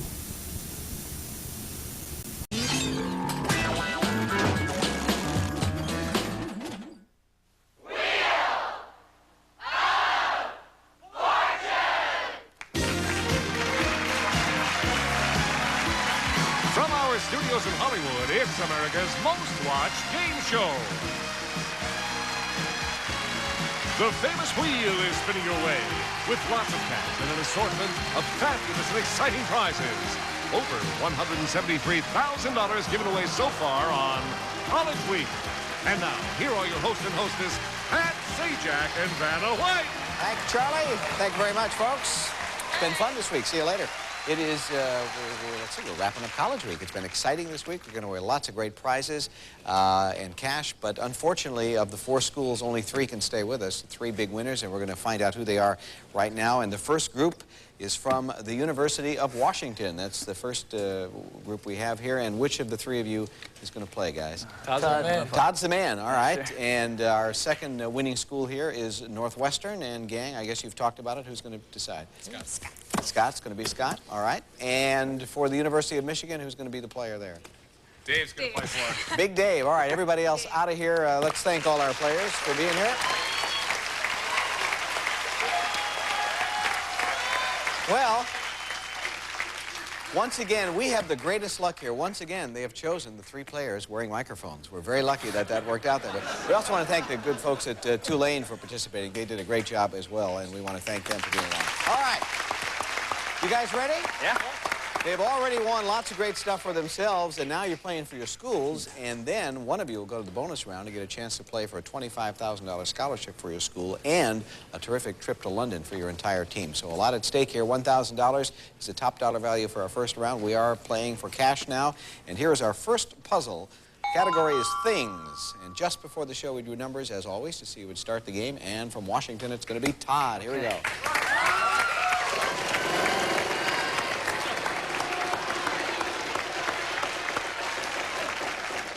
$400. S. Yes, 2 S's. 1 at the end and 1 at the beginning. Oh, thanks.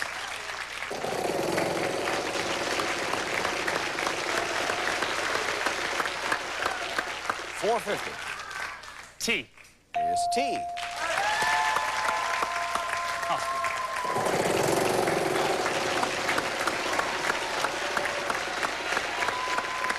200. D. One D. I'll spin.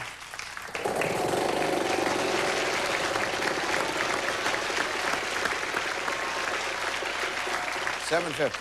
R. No, there's no R. Hey, Scott. All right.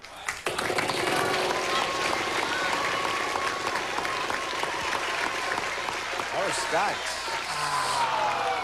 Sorry about that. We'll go to Michigan's Dave here.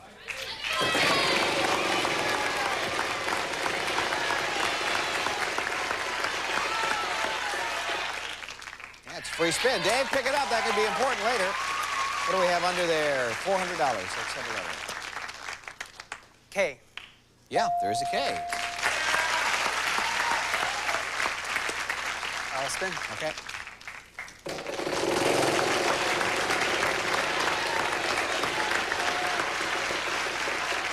$200. N. One N. Spin. Good.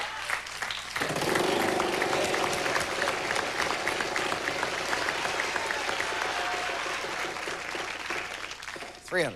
G. Is there a G? By golly, there are two G's. That's it. The rest are vowels. $1,200. Solve it, Dave. Steak and eggs. Yeah, that's it.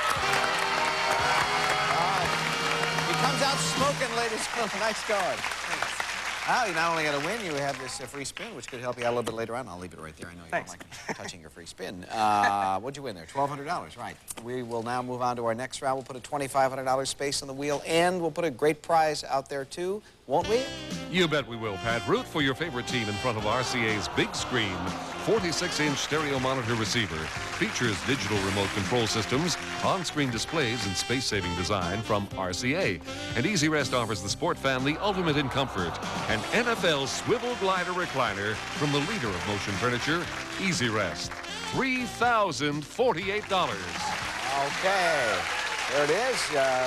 Someone can land on it and win it for the school. And here is our next puzzle.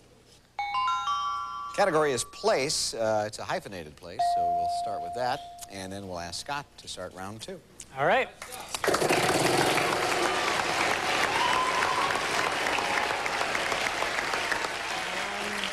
$500. N. Two of them. $1,000. I'm gonna spin.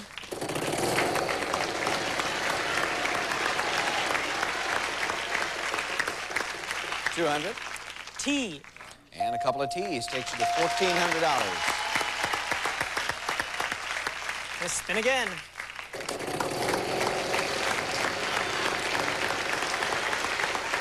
Hey, Scott.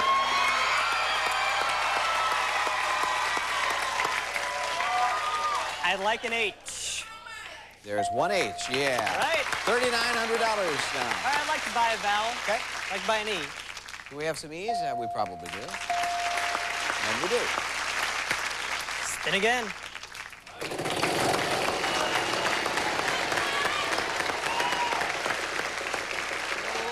Oh. $750. R. One R. All right, I'd like to buy a vowel. An A. Yep, two A's.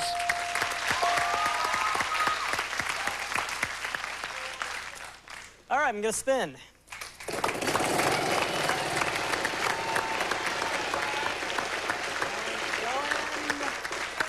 $250. D.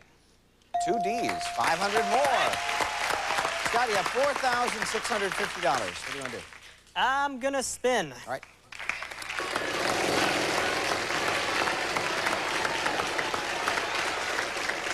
$400. S. Oh, S. Dave.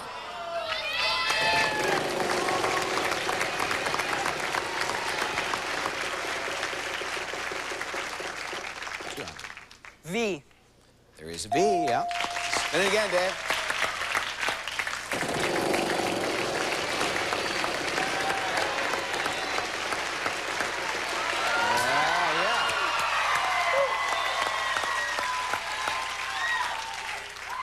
W. Thought you might say that. There are two W's.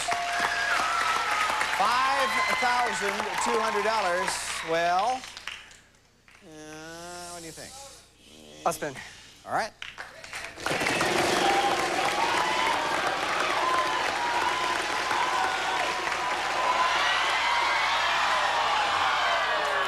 That's the risk you take. Pass that free spin in. Dave, give it another spin, see if you can get it back. Wow.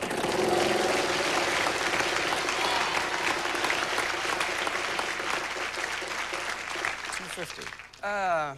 N. It's been called. I'm going to throw you now. Todd, it's your turn.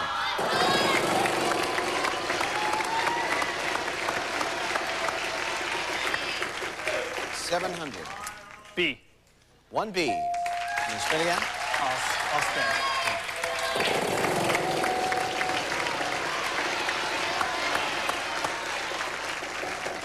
$400. K. There is K. I'll spin. Going again.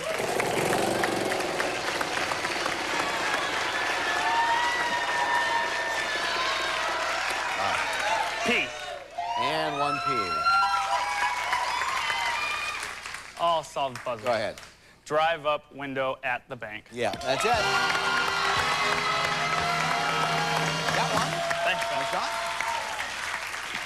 Well, it was an exciting round, I'll say that. $1,850, what you won right now. You are in the lead. We're going to come back after this break and find out a little bit about your school, all right? Stay with us. Sounds good. Zsa Zsa Gabor and her husband, Mr. Jack Ryan. Bill Shatner and his wife, Marcy Lafferty Shatner. Joan Collins and her husband, Mr. Ron Cass. Nothing breaks up a marriage like a tattletale. Tattletales, 11:30 a.m. and 3:30 p.m. Eastern weekdays on Game Show Network.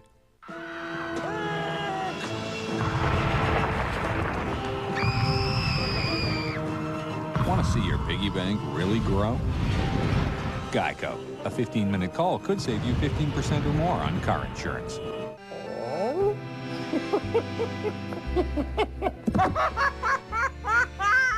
Still paying too much for car insurance? Geico. A 15-minute call could save you 15% or more.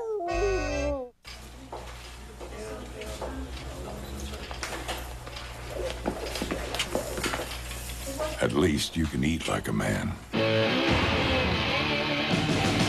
Ballpark Franks. They plump when you cook them. When that pastrami on rye catches up with me, heartburn big time. My passenger says, here, take a Zantac 75. I say, what are you, a doctor? And he says, yeah. Zantac 75, the heartburn relief doctors trust. I left the truck unlocked. No, his ears were a bit bigger and the nose was longer. Next thing I knew, the truck was gone. This him, sir? Yeah, that's him. That's the guy. Can't get enough peanuts? Get a Payday. Sweet caramel and tons of salty peanuts. We're going to get to our next round in just a moment, but we'll find out about these fine schools represented here on our show, and to tell us about the University of Washington, Todd Bierbaum. Go ahead, Todd. The University of Washington, founded in Seattle in 1861, is one of the finer learning institutions on the West Coast. It's located between the shores of Lake Washington and Lake Union, and is a central part of Rand McNally's most livable city, Seattle. Outdoor recreation is one of the integral parts of the region, ranging from sailing on the Puget Sound to skiing in the Cascade Mountains. With its population, with its enrollment of 34,000, the university prides itself on being a leader in engineering, medicine, law, and fisheries. Here's one of the prettiest sights on campus, the Drumheller Fountain.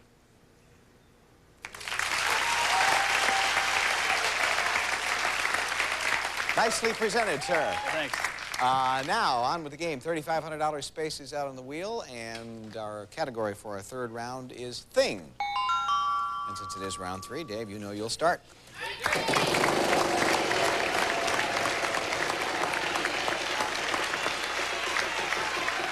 It's far enough. 500. T.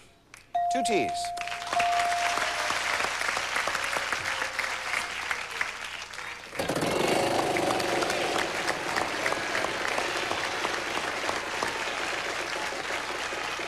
$800. S. Yep, 1 S. I'll buy an A. Do we have some A's? We have 1, and that's it. And I'll buy an E. And there are 2 E's up there, Dave.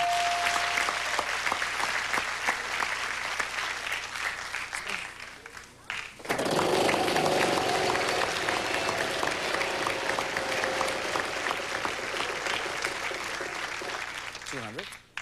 N. 1 N. You're up $1,500 now.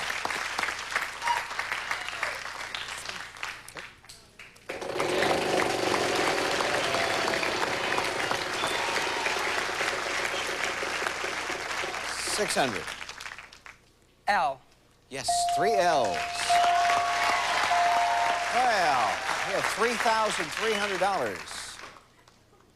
I'll solve the puzzle. Go ahead. College waiting list. Yeah, that's it. Good work.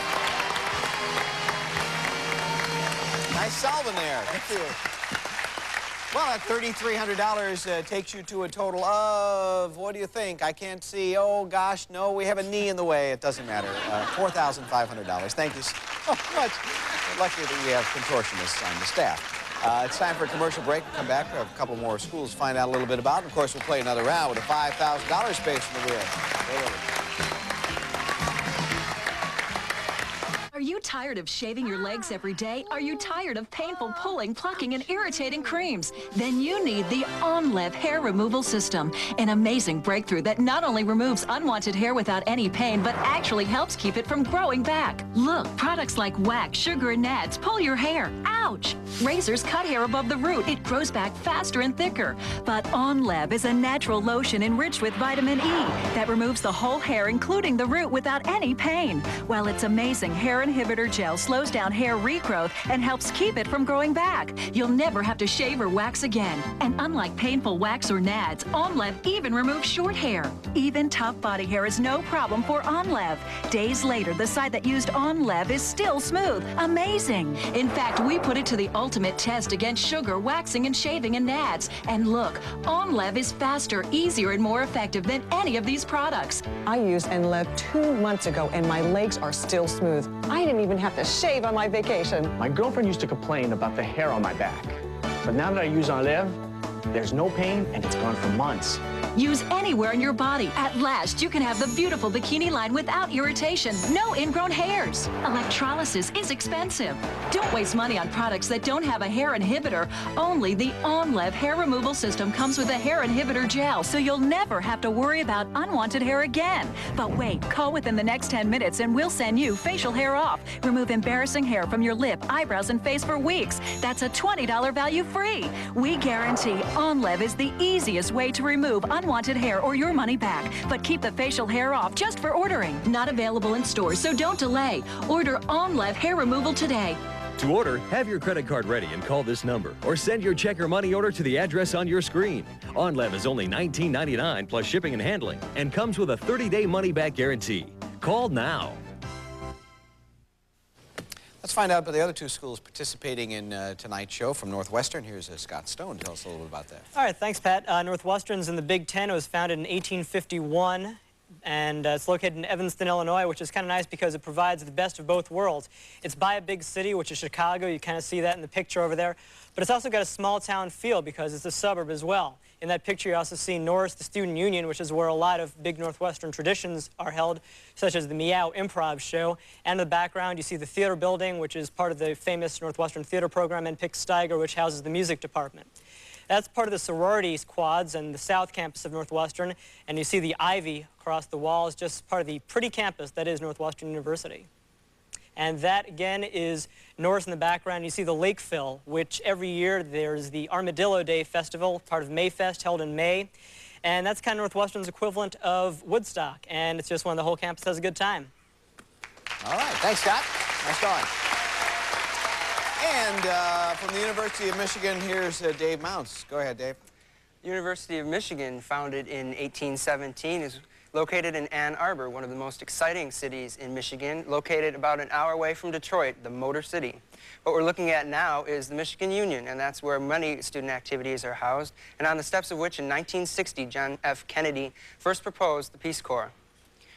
What we're looking at now is Angel Hall, where many of our classes are held. It was named after one of our past presidents, Mr. Angel. And this is Burton Memorial Bell Tower and the Alumni Center, and this is one of the most recognizable landmarks on the campus. All right, nice going, guys. Well, it is time to get on to another round and some serious money, because I see $5,000 out there staring at us. And let's see what happens as we move to our next puzzle. Event is the category. There's an apostrophe in it. A lot of letters up there, so let's get started. Todd? Okay.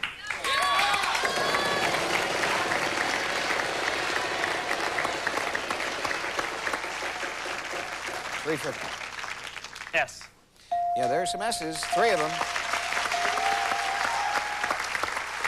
Spin.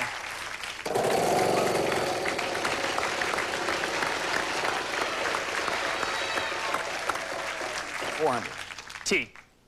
No, there's no T in it. Scott.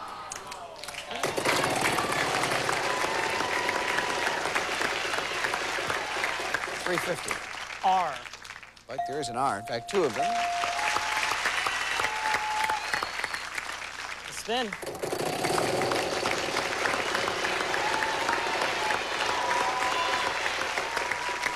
$250. An N. Yes, 4 N's, $1,000 worth. I'd like to buy a vowel. All right. An A. Yep, 3 A's.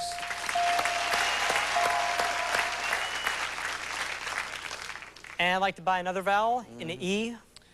Do we have some E's? We do. There's 1, 2, 3 of those. All right, gonna spin.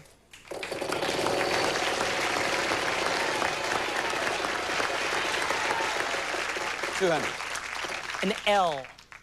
1 L, $1,400. Scott? Spin one more time.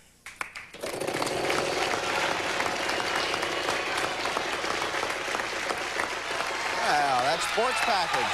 Pick that up, Scott, put it in front of you. That includes a big screen TV. It's worth over $3,000. 200 under there. Let's have a letter. I'd like a D.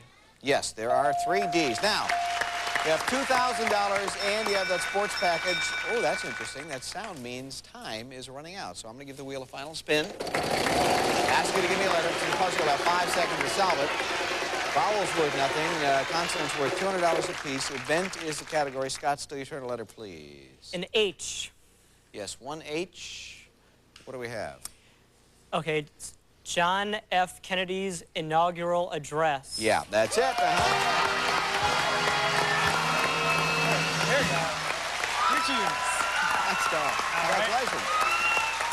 Well, that was a nice little comeback for you. That sports package and the cash. That means you won, and that's a winning total, by the way, of $5,248. Nice going. But everybody won something for the schools, and we're very happy about that. Dave from Michigan, $4,500. Thank you and your team. Terrific. You too, Todd. $1,850. But the man of the half hour here is going to play our bonus round in just a moment. You know, we'll take a break, we'll come back, and maybe you'll win a $25,000 scholarship and a trip for the whole team to London. Northwestern. We'll be back.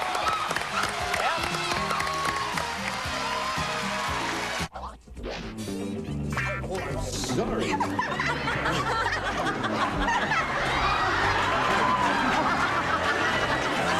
Match Game. You'll laugh your blank off every day at 9 a.m. and 1 p.m. Eastern. After reviewing the standards file, what? How's it going, Mom? Your mom hasn't studied in a long time. Mom, do you want anything? Not now, honey. Okay. It's more than just that great peanut taste. Choosing Jif is a small, simple way of letting someone know you care. I thought in case you needed a break or something. You made that for me? Moms like you choose Jif. Now, there's one name to know when you're decorating your home, American Blind and Wallpaper Factory. With more products and a new website, it's never been easier. We've been around for over 50 years, offering the world's largest selection of blinds and wallpaper. Now we offer that same personal service on our website. You'll discover an unbelievable selection of wallpaper, blinds, lamps, rugs, decorating accessories, and more. All at savings you won't find anywhere else. Visit us now at DecorateToday.com or call to get this free catalog. It's filled with decorating tips, a free blind and wallpaper measuring guide, and savings up to 85% off. UPS shipping is free, and most orders go out in 72 hours. For the best selection, prices, and service on all the brand names you're looking for, call today or visit us at DecorateToday.com, where we make decorating so easy, it's fun. For your free catalog, call 1-800-708-4710 now or visit us at DecorateToday.com. That's 1-800-708-4710. All right, it's been an exciting week for you. What, $18,700 is what you won earlier in the week for you personally, cash and prizes, and now you've won over $5,200 for the school in cash and prizes, a chance to win a $25,000 scholarship for Northwestern, and a trip to London for your team. I'm sure they're interested in that. They are. In fact, I hear their knees knocking just behind us. All right, you ready to give it a try? Sure am. All right, the category is Thing. All right. R-S-T-L-N-E. We'll start you with those letters as always and see how many pop up for you, Scott. All right, we need more than that. We need 3 more consonants, 1 more vowel. Okay. B. 1. D. 2. M. And A. All right, well, you're not going to get a lot of additional help, I'm afraid. I hope it'll be enough for you. Now, talk it out. That can always help. It's a thing. You have 10 seconds. Try to tell us what it is. Good luck. Main, lane, something, lane, sane, cane, rain, hard rain, guess, dress, less, rain. Oh, just weren't the right letters. You needed another 1 or 2 to really have a chance. Well, let's accentuate the positive, which are all those numbers again. You won all those, all the cash and prizes earlier. $5,248 for the school today. Nice having you. Oh, well, I was going to bring them out, but they left. They're good. Boy, they desert you in a hurry here. Going back. I'll tell you what. We'll take a break. We'll come back, and we'll see the whole gang. Stay with us. Yeah. Oh, those Card Sharks questions. If there were a pill that you could take that would make you feel sexually satisfied and happy without women, would you take it? The penetrating, provocative puzzlers of Card Sharks, weekdays, 11 a.m. and 3 p.m. Eastern. Riboflavin. It helps heal those bumps and bruises. And it's in Quaker oatmeal because someday Jan might not think of a bandage as a fashion statement. Just another reason to start their day the Quaker way. Warms you heart and soul. You've seen lots of slicers and dicers, but nothing works like a Spiruli. It's the quickest, easiest way there is to cut just about any vegetable. The sturdy suction legs hold securely to your kitchen counter. Just insert your vegetable and away you go. The Spiruli works like magic on a potato. Just turn the crank and shred perfect hash browns. Now change blades and you have those curly fries that everyone loves. Change blades again and you can make great homemade potato chips. The Spiruli holds a whole cabbage so you can make a mountain of coleslaw. Slice peppers and onions just the way you want them. Shred tomatoes for great homemade salsa and make beautiful garnishes too. To change blades, simply pull one out and snap another one in. The blades you're not using store conveniently in this built-in holder. You get the amazing Spiruli, complete with all 3 blades for only $19.95. But wait, call now and get these genuine Schmidt & Bauer knives absolutely free through this special TV offer. Each blade is precision crafted from quality imported high-carbon stainless steel. You get this 13-inch chef's knife that's sure to become your very favorite. You also get a 13-inch carving knife that makes cutting meat and poultry a joy, plus a 10-inch fillet knife, a 9-inch utility knife, and a 7.5-inch paring knife. You'll also receive this carbon steel sharpener, plus this dishwasher-safe cutting board and handsome molded gift case. The complete set is yours free when you order the Spiruli. That's right, through this special TV offer, you get everything for only $19.95. So have your credit card ready and order now. To order your Spiruli system, call toll-free 1-800-314-6464 or send check or money order for $19.95 plus shipping and handling to Spiruli, 2 Morgan Avenue, Norwalk, Connecticut. Order Spiruli today. Have your credit card ready and call 1-800-314-6464. Vanna? All right, and friends, I have a question. Are college students getting younger or are we getting older? Which do you think it is? Oh, I don't think we're getting older. It's probably not important. The main thing is that this whole group here, for themselves and for their schools, and all totaled this week, we've given away $184,807 cash and prize. Applaud yourselves. Well, 4 terrific schools, and we thank you all for being here. Good luck as you continue your education, and you know, you'll think kindly of us every now and then, won't you? All right, does anybody have anything they want to say here before we leave? Thank you, guys. Thank you. Good. Hi, Mom. Good. Everybody wave. That's it. We'll see you Monday. Have a good weekend, folks. Feminine itching, painful irritation. It's private stuff that you have to deal with. Now there's vitamin-enriched Vagisil cream. With skin-soothing vitamins E, A, and D. Vagisil stops itching fast as it soothes itchy, irritated skin with vitamins, even urine-irritated skin. And with Vagisil, the itch relief lasts hours. Vitamin-enriched Vagisil cream. Vagisil, a better understanding of better intimate care. Here's to letting the wind comb your hair once in a while. A little bit of freedom goes a long way. Crystal Light. Now the 5 fruit flavors you love are in a bottle. And just 5 calories. Available in your grocer's juice aisle. No film, no residue. Just soft, smooth skin. Olay Complete Body Wash. With soap-free cleansers and aerated moisture that rinses clean. Complete Body Wash. For the lightly moisturized feeling of clean. Check it out. It's the show that makes you wish you hadn't skipped school that day. What is Jeopardy? Then head up the $25,000 pyramid, followed by Password.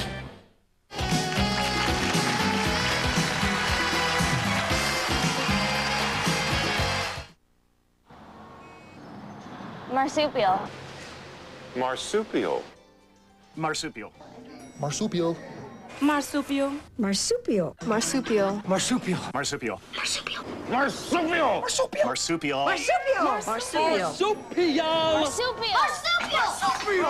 Marsupial. Rodent? Game Show Network.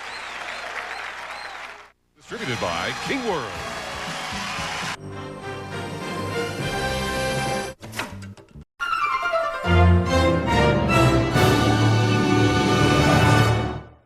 America will be watching Cop Rock this fall on ABC. Julie Andrews and Omar Sharif, The Tamarind Seed, the late movie at 11:30.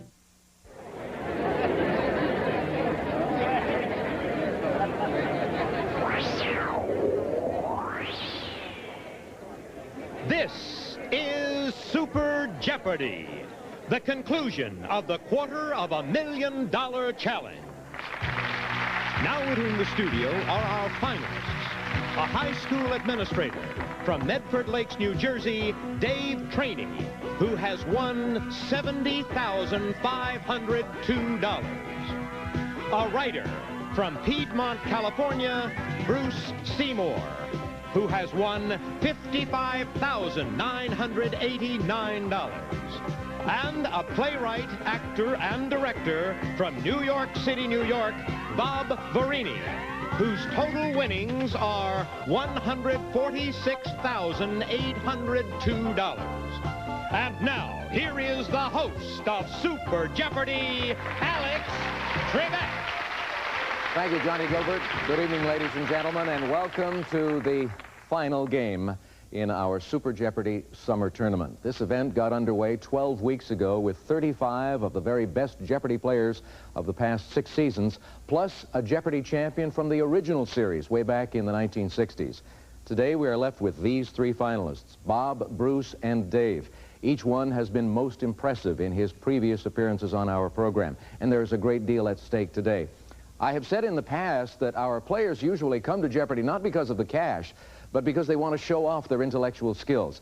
Well, that may not apply today, because unlike our regular tournaments, this final is a one-game affair in which the player who winds up with the most points at the end of this half hour walks away with $250,000, $250,000. Now, that can make a difference in one's life.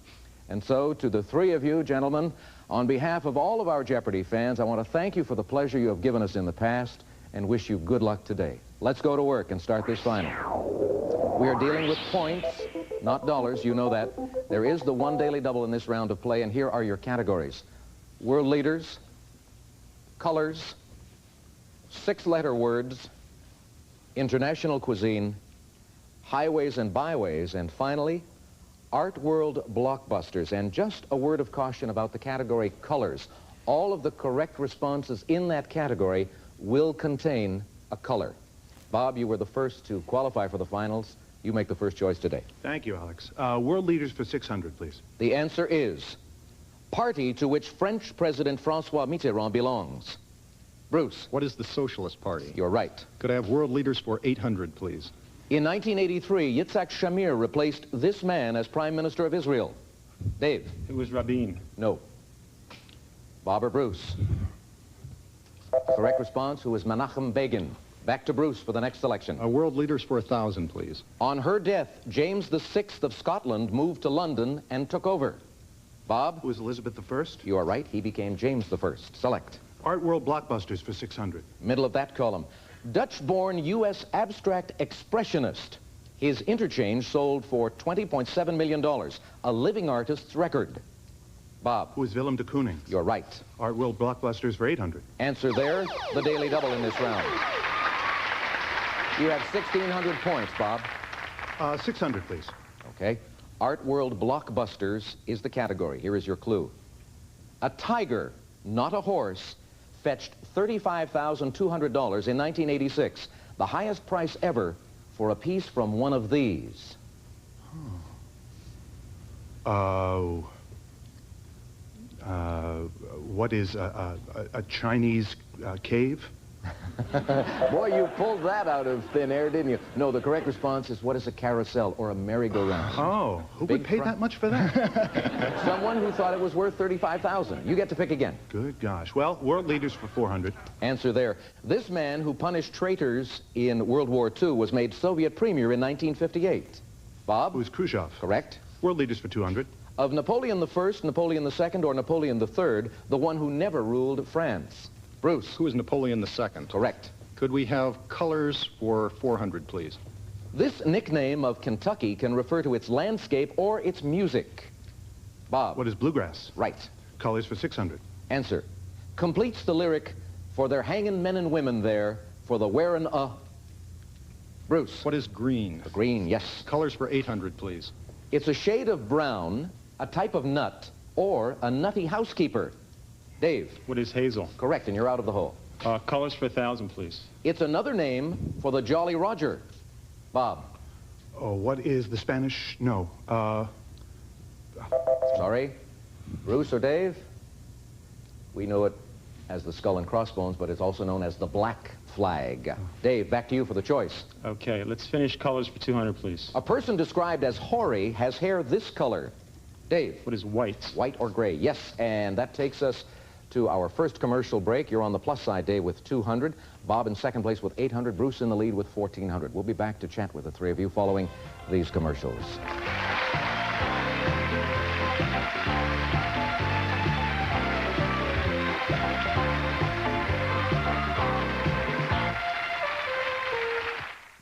Super Jeopardy! Brought to you by new Fisher-Price Extra Gentle Bath Care products for infants and children, made with no unnecessary ingredients. Fisher-Price, we've got a face you can trust. Introducing Fisher-Price Baby Shampoo. You can tell by that look, that life, that laugh, that care, that kiss, that smile, that splash. We've got a face you can trust. Fisher-Price loves children, so we've created a baby shampoo with no unnecessary ingredients. It's as gentle to the eyes as water. You can tell by that squeal, that giggle, that glug, that grin, that glow, that hot, that hug. The new Fisher-Price Bath Care line. We've got a face you can trust. You can lose weight and still not like what you see. Because without enough exercise and protein when you diet to lose fat, you might lose muscle too. Special K gives you the highest level of protein available in a cereal. And protein can help you keep muscle while you lose fat. So make the Special K breakfast part of your daily diet and exercise plan. Special K. Keep the muscle, lose the fat.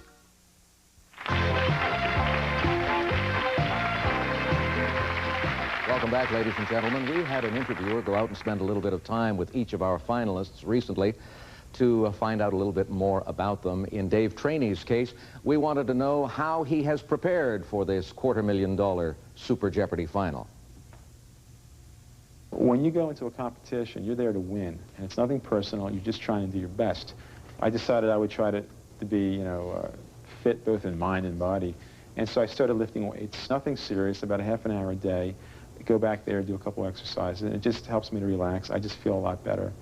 Also, here at school we have a computer lab, and during my lunch break I go up there and I have the Jeopardy software, and I'll play either against the machine, or there are some teachers who are really outstanding, and I play with them as much as possible. $250,000 is a lot of money. Whoever wins this tournament will be the all-time money winner, will be the #1 player in the history of the game. And that's probably as important as the money, is trying to be the best player that there's ever been. Dave, there are some people you mentioned that you worked with. Anybody you want to thank right now before we resolve this issue today? Yeah, if I thanked everybody, it would take about an hour. But thanks to the Soda Santis for a great send-off party. Thanks to Frank McCulley, whom you saw there, Diane Whiteway, Kenny Gusick, and the entire Krantweiss family for some great games. Also, thanks to my wife for the support. And I'd like to say hello to my lovely daughters, Lisa and Maria, who are probably watching at Kid Chalene's in Wilmington, and to my son, David Traney, the smartest kindergarten student in South Jersey. Okay, thank you. Bruce Seymour from Piedmont, California, a writer. A bit of information that did not come out in your previous appearances on our program is that you have been employed recently in what many would consider to be an unusual occupation for a man. You have been a nanny. Let's hear about that in the interview. Saturday night around here consists of being sure that everyone gets fed and bathed and is ready for bed before Super Jeopardy comes on. I consider myself not a nanny, but a Billy. The thing I like about it best is that never before in my life had I had that much experience with small children. I'd been of the W.C. Fields school that believes that anyone who hates children and dogs can't be all bad. And now I just feel that way about dogs. That's the thing I'll miss most about moving to Europe. I'm going to miss Brian and Emily. It's going to be harder than anything else to leave them. But you are going to leave them, and you are going to, I believe you told us on your last appearance on the program, you are going to go to East Germany and try and set up a business there, right? Well, there's a business set up, and I invested in it, and I'm going to go help run it. Okay, and $250,000 would really help in furthering that along. Bob Verini is a former Tournament of Champions winner. He is the second highest money winner we have ever had on our program, Jeopardy, $146,000 and change. And where did all that money go? Well, Bob told us. I used quite a bit of it to start a theater company here in Manhattan, the Manticore Theater. And we're right now reading some plays aloud, and sometimes we get parts of them up on their feet in private circumstances, in a studio like this one or in a living room. I think getting ready for Jeopardy or for a play is not so much psyching yourself up because you're already excited and you're under the pressure of having to perform publicly. It's more of a matter of relaxing into it, but it's going to be fun. It really is going to be fun, and I just hope I make a good showing. Well, I'm sure all of you have that same hope. Bob, this is the second time you're in a final against Dave Traney. You fellows have watched the Super Jeopardy tournament throughout the summer. Have things pretty well worked out the way you thought they would? Bob, what about you? Who did you figure would be here in the final? Well, you know, there were the partisans for Chuck and people who figured that Frank, New York Transit cop, would be here and all. And I guess we just kept our cool and things worked out our way. Luck was with us. And let's see in the next 20 minutes or so whom luck favors, and skills also. Dave, you're in control of the board because of that last correct response. Make a selection. Art World Blockbusters for 1,000, please. Answer. Impressionist, whose painting Reading Le Figaro in 1983 sold for more than any other woman's work. Bob. Who's Mary Cassatt? Correct. Art World Blockbusters for 400? In 1980, one of this glassworker's lamps fetched the highest price ever for Art Nouveau. Bob. Who's Tiffany? Be more specific. Louis Tiffany. Yes. Art World Blockbusters for 200. Assessed at $100 million in 1962, this Da Vinci painting is believed to be the world's most valuable. Bruce? What's the Mona Lisa? Correct. Let's have Highways and Byways for 200, please. Traditionally, inaugural parades follow this street between the Capitol and the White House. Bruce? What's Pennsylvania Avenue? Right. Highways and Byways for 400, please. The overseas highway starts at Key Largo and ends at this island. Bob. Was Key West? Correct. Highways and byways for 600? It's the route followed by the Jode family in the Grapes of Wrath. Bob. Was the Chisholm Trail? No. Bruce or Dave? Correct response. What is Route 66? I just saw the show, too. They weren't featured in it. Go again. Highways and byways for 800. This bridge links Michigan's upper and lower peninsulas. Bob. Was the Mackinac Bridge? Right. 6-letter words for 200. Answer. The second book of the Old Testament and the event described there. Bob. What is Exodus? Right. 6-letter words for 400. Marilyn Quayle's profession, although she hasn't practiced in years. Bob. What is law? Yes. Lawyer. No. What is lawyer? Lawyer. Correct. Ooh, category. 6-letter words for 600, please. To exhale or to stop breathing entirely. Bob. What is expire? That's right. 6-letter words for 800. Answer. In Clementine, the two places where the miner, 49er, was excavating for a mine. Bob. What is in a canyon in a cavern? That's right. International cuisine for 200. Hungary is famous for this beef stew flavored with paprika. Bob again. Goulash. Correct. International cuisine for 400. It's how you'd order rice with chicken in Spanish-speaking countries. Bob. What is arroz con pollo? Right. International cuisine for 600. The Italian dish ossobuco is made with this type of meat.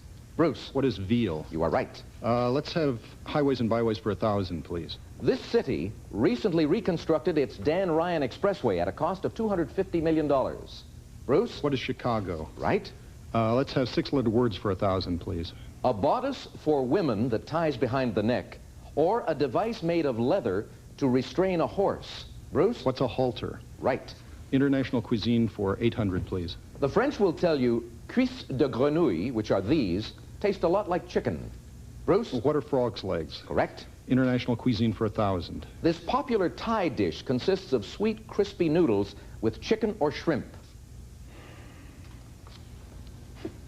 And it is called mee grub. Mee grub. All right, that wraps up this first round. Bob had a run there for a little bit, and then Bruce came on strong. And Bruce has 5,200 points. Bob in the lead with 5,400. And I suppose in Double Jeopardy, it'll be Dave's turn.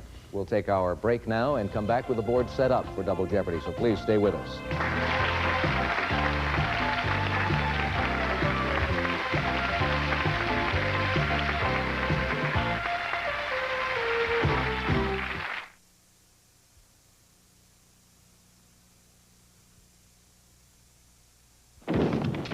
Look out! Coming through! Meet the resistance. When tough bugs become immune to some insecticides, they're called resistant. You wanna make something of it? So we make Raid, Ant, and Roach to kill faster than others, to kill even resistant bugs dead. It's an irresistible force! Raid! Raid, Ant, and Roach kills resistant bugs dead, and nobody does it deader. His toy has stopped, and he has started. No problem, because you know that somewhere in that junk drawer is another battery. That's right, Mom! But what you don't know is how much power is left in it. This is yet another benefit of the new Copper Top Tester, a gauge that tells you if a battery is good or needs to be replaced. Now, doesn't that sound better? The new Copper Top Tester, absolutely free, only from Duracell. Next. Look out here! Look out here! From the producer of America's Funniest Home Videos, a preview of this fall's new series, America's Funniest People. Next.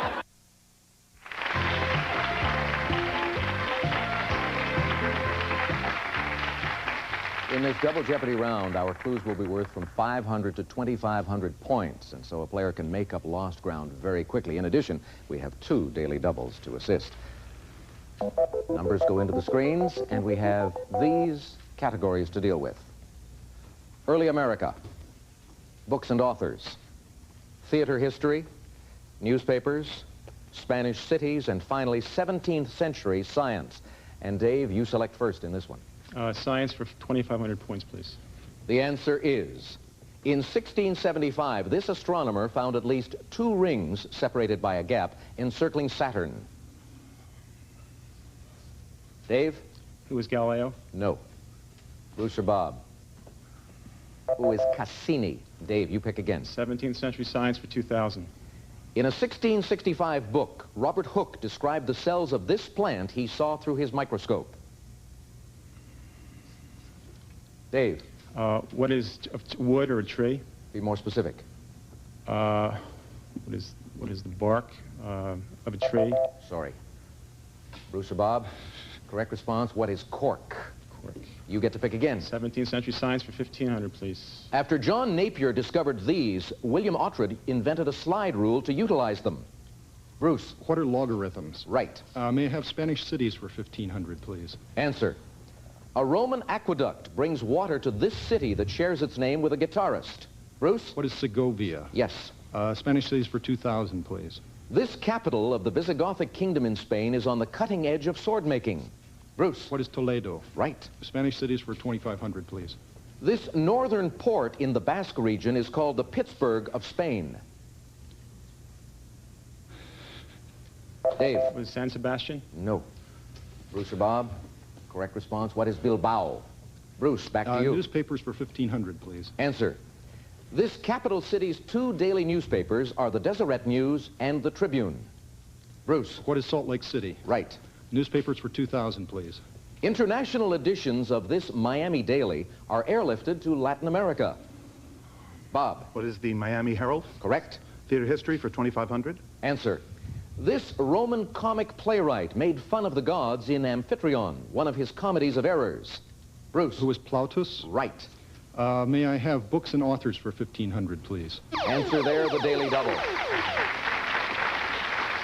You have forged ahead, Bruce. You have about $7,000 more than your nearest competitor.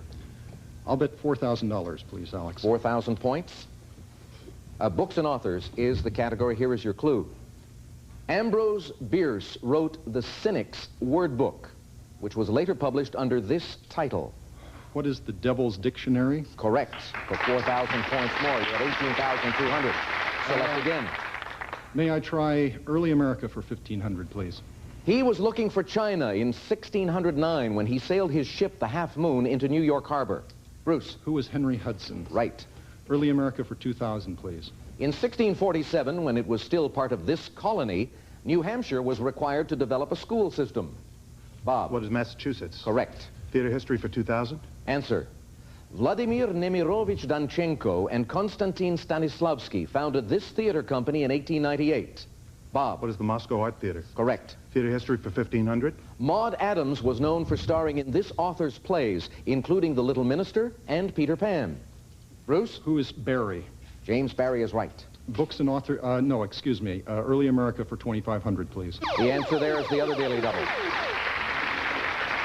You have found them both. I will bet another 4,000, Alex. Early America, the category. Here is your clue. In 1790, John Carroll of this city became the first American appointed a Roman Catholic bishop. What is Baltimore? Right. You're at 25,200 points. Select again. Could I have books and authors for 500, please? John Bunyan's dreamlike allegory of Christian's journey to the celestial city. Bob. What is Pilgrim's Progress? Yes. Books and authors for 2500. If you've read his À la recherche du temps perdu, then you know about the Madeleines.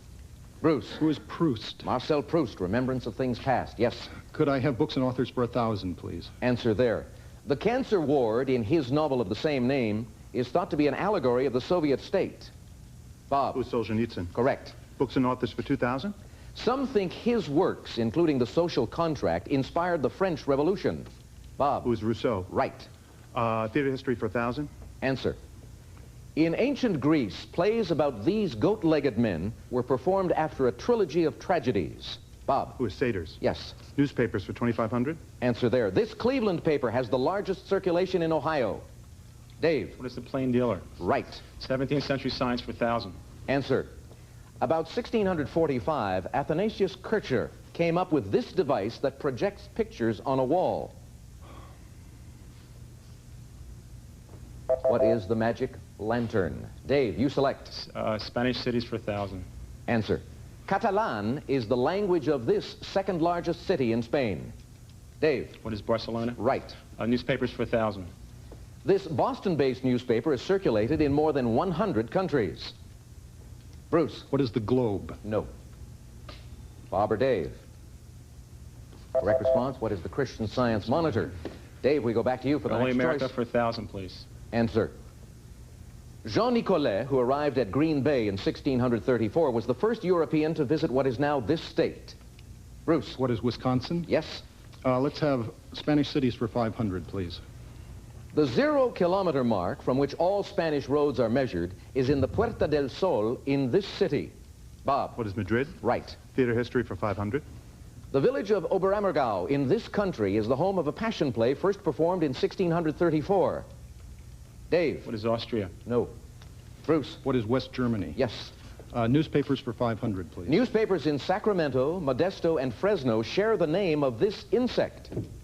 Bob. What is bee? Correct. Early America for 500. On November 11th, 1620, 41 men aboard this ship signed a famous compact. Dave. What is the Mayflower? That's right. And now our last clue in 17th century science. In 1611, Kepler published a paper on the six-sided nature of these weather phenomena. Dave. What are snowflakes? Snowflakes is right.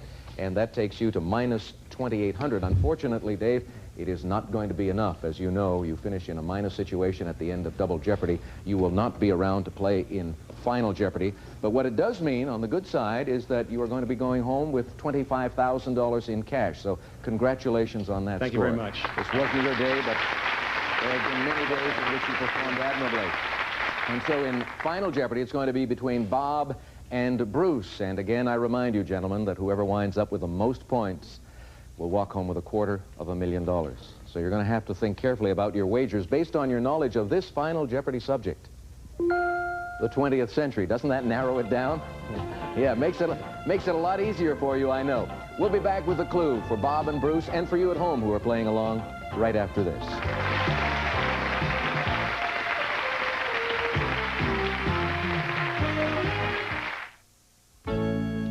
More and more people get their film developed where they see the Kodak color watch seal. They know that this seal means great color. No seal, who knows? So watch for it.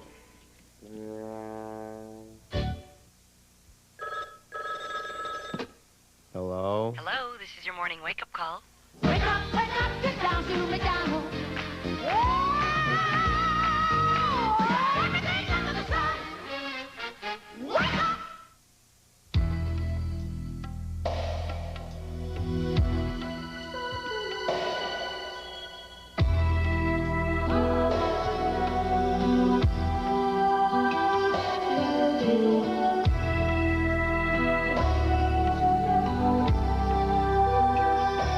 Helsa, shampoo and conditioner. The word means health. The name means beautiful. It was a witch hunt, but he didn't know it. Police department disowned him. He was convicted of murder 1. You are going to be released, free. Justice isn't cheap, Mr. Byrd. Justice just costs money. It's mercy that's expensive. James Earl Jones, Gabriel's Fire, Wednesday.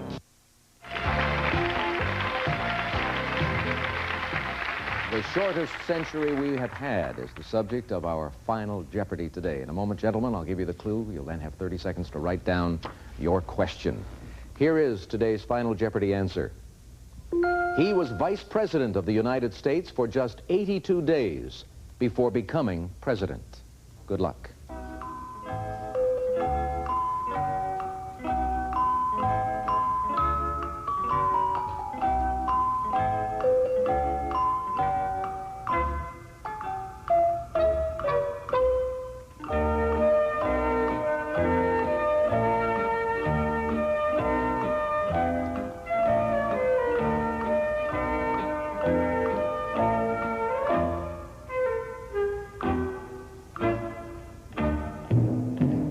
Time is up. We're going to begin with you, Bob Verini. You had 16,900 points going into this Final Jeopardy. What did you put down? I saw you write something and then cross it off. Well, I put Ed Norton first, as in Ed Norton, but then I wrote Tyler. Tyler is incorrect. Your wager was 16,900. You lose it all. We go to Bruce. He had 28,200 points. what was his response? Who was Truman? You're right. It doesn't matter what you wagered. Congratulations. $250,000. Way to go. What was the wager, by the way? 56.01. You'd have won by 1 point anyway. Bob, congratulations to you for a great game. And Dave Traney, come on out here. You played superbly throughout this tournament. Dave, good having you back with us. And thank you, ladies and gentlemen, for tuning us in. We'll say goodbye. Everybody's happy about Bruce's win, $250,000. I hope you enjoyed this Super Jeopardy summer tournament. We'll try to do it again next year. So long, everyone. This is Peter Jennings. They're only meeting for a short while, but Mr. Bush and Mr. Gorbachev have a lot to talk about. We'll report live from the Helsinki summit, Sunday morning. Tomorrow night, Corky makes friends with a lost pig on Life Goes On. Now stay tuned for America's Funniest People next.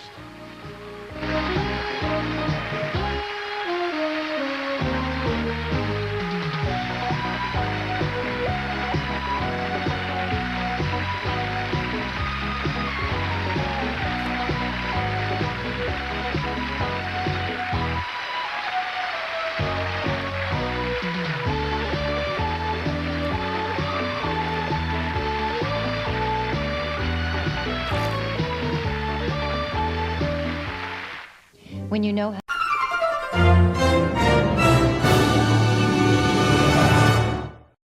America will be watching Cop Rock this fall on ABC. On Channel 2.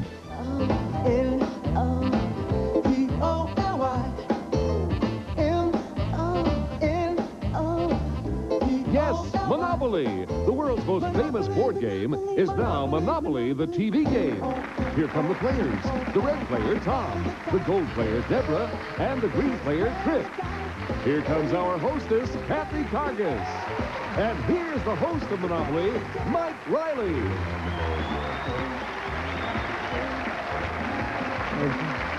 Thanks a lot, and welcome to Monopoly, folks, where our players are going to battle to become real estate tycoons. Folks, it's just as easy as this. You answer our crossword puzzle type clues and you're going to win some properties. Every time you get a property, we're also going to deposit the value of that property into your bank. If you're ready, we're on go. We're going to move over to Mediterranean Avenue, a $60 property, and the battle begins. Players, all correct answers on this block will begin with a letter A. The letter A for Mediterranean Avenue and $60. Here is your clue. Don Ho, hello. Tom. Aloha. Aloha, Tom. Nice entry to the game. Tom, you're the red player. Let's turn Mediterranean Avenue red. $60 into Tom's bank. We move on to Baltic Avenue, also a $60 property. Here is your clue. 24-hour lollipop. Deborah. All day sucker? All day sucker, Deborah. You are the gold player. Let's turn Baltic Avenue gold. $60 into Deborah's bank. And Trip, you're going to get just a moment to collect your thoughts. Deborah and Tom, you each have one property and a two-property monopoly. You're going to need one more property to take control. So the next correct answer takes that monopoly.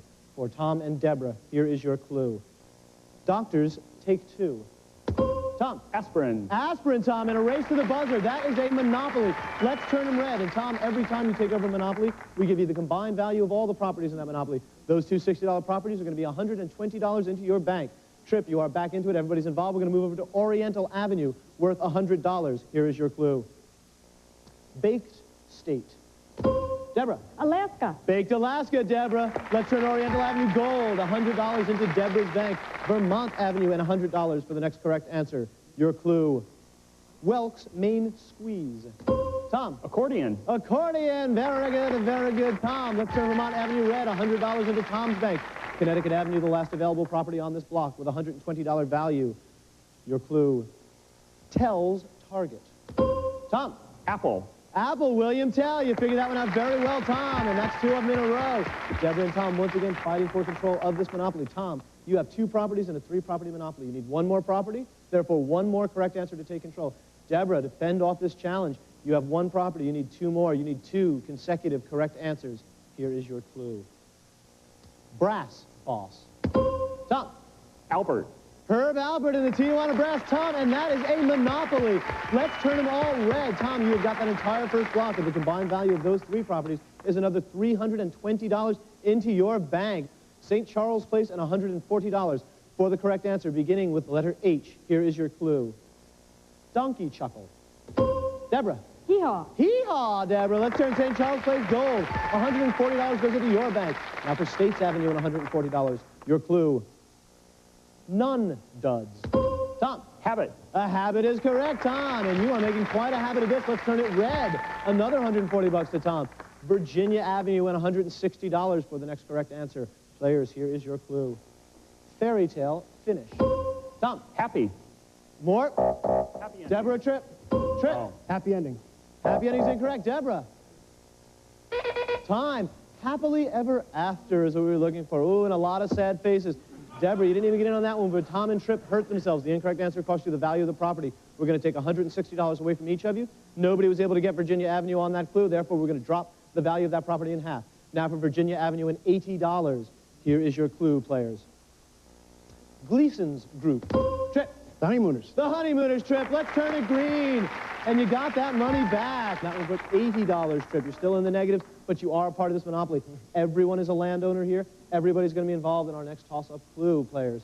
You're ready. Here is your clue. Pet prerequisite. Deborah. Tom with Trip. Trip. Housebroken. Housebroken. Very well done, Trip. Trip, you now have the option to decide who you want to play. You can take a property away from Tom or away from Deborah. I think I'll play Deborah. You're going to play Deborah. He's going to scrape Tom off of States Avenue. Let's turn that one green. Trip, you now have 2 properties in a 3-property monopoly. 1 more property, therefore 1 more correct answer. Deborah, you are familiar with this position. You have 1 property. You need 2 more. You're going to need 2 consecutive correct answers. Here is your clue. Elvis Hotel. Trip. Heartbreak. Heartbreak Hotel. Oh, and you put a hurting on Deborah. Let's turn it all green. That's a monopoly for you, Trip. And the combined value of those properties deposited in your bank is $440. That's going to put you on the plus side, Trip, as we move across the railroad tracks to St. James Place. For St. James and $180, players. Here is your clue. Diaphragm spasm. Tom. Helium. Time. Deborah, Trip. Deborah. Hiccup. Hiccup is the one we wanted, Deborah. Let's turn St. James Place gold. $180 into your bank. Tom, we didn't forget you. That incorrect answer is going to cost you the value of St. James. $180 out of your bank, tightening things up considerably. For Tennessee Avenue and $180, players. Here is your clue. Before Dewey and Louie. Tom. Huey. Huey is correct, Tom. Let's turn Tennessee red. You got that money back. $180 into your bank, Tom, as we move on to New York Avenue.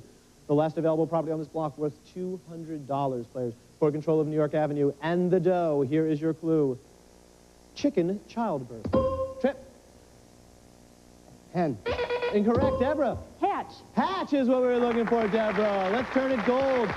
Trip. That one put a hurting on you. We're going to have to take that $200 away from you. We're going to give Deborah $200 for acquiring that property. Deborah, you are now in the enviable position of having 2 properties in a 3-property monopoly. You need 1 more property, 1 more correct answer. Tom, you're going to need 2 in a row to return to your former winning ways. If you're ready, Deborah and Tom, here is your clue. Pre-pocus. Tom. Hocus. Hocus pocus, Tom. There you go. That's 2 correct answers for each of you. The next correct answer takes control of the monopoly. Your clue.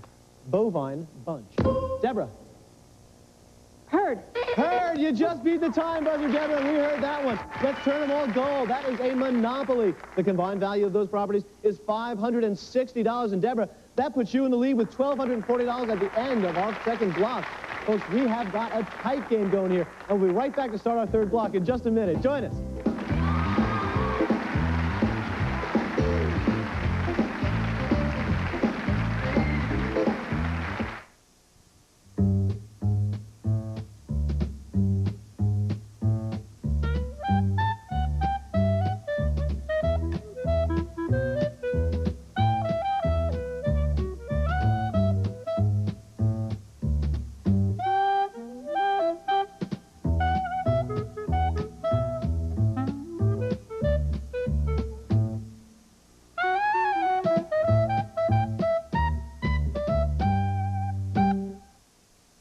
Were you surprised? Surprised to turn 40? No. I meant the party. The pizza. The heartburn. Mm-hmm. You know what they say about anchovies at your age. Anchovies don't get to be my age. Do we have any Pepto? Mm-hmm.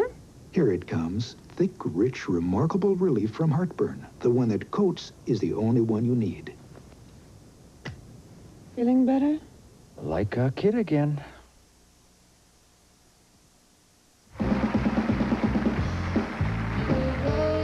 And now, back back to Monopoly and your host, Mike Riley. Thank you very much, and folks, we are back. Our first two blocks were a veritable horse race. We have got some competitors with us tonight, and we're going to take just a moment to meet them. Let's turn it over to this week's hostess, Kathy Kargas. Kathy. Our first player tonight is the red player, a lawyer from Des Moines, Iowa. He's Tom Wilson. Next is the gold player. She's a billing clerk from the suburbs of Chicago. She's Deborah Gabin. And our green player is a reporter from Larchmont, New York. He's Trip Laughlin. Good luck, players. Back to you, Mike. Thank you, Kathy. And we'll see you in just a minute when you come out and roll those dice for us. But players, we have some business to attend to first. We're going to go right back into our third block. We're going to start it off with Kentucky Avenue, a $220 property. All correct answers on this block, players, will begin with the letter I. The letter I. Hands next to your buzzers. Here is your clue. Flasher's crime. Trip. Time. Tom. Indecent exposure. Indecent exposure. Tom, we've hit your area of expertise. Let's turn Kentucky Avenue red. $220 into Tom's bank. Trip, I'm sickened and saddened to say it, but unfortunately that $220 is going to have to come from you. That puts you into the negatives, but you've got plenty of time to make that money back as we move on to Indiana Avenue, a $220 property for control of Indiana and the money. Here is your clue.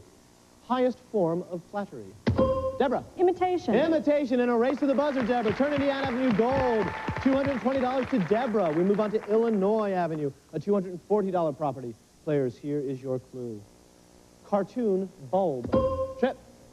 Idea. Idea. There you go, Trip. That's where it appears. Right up there. Illinois Avenue, turn it green. $240 into Trip's bank. Put you back up on the plus side, Trip. And once again, everybody is a landowner in this Monopoly, players. Everybody's going to be involved in this toss-up clue.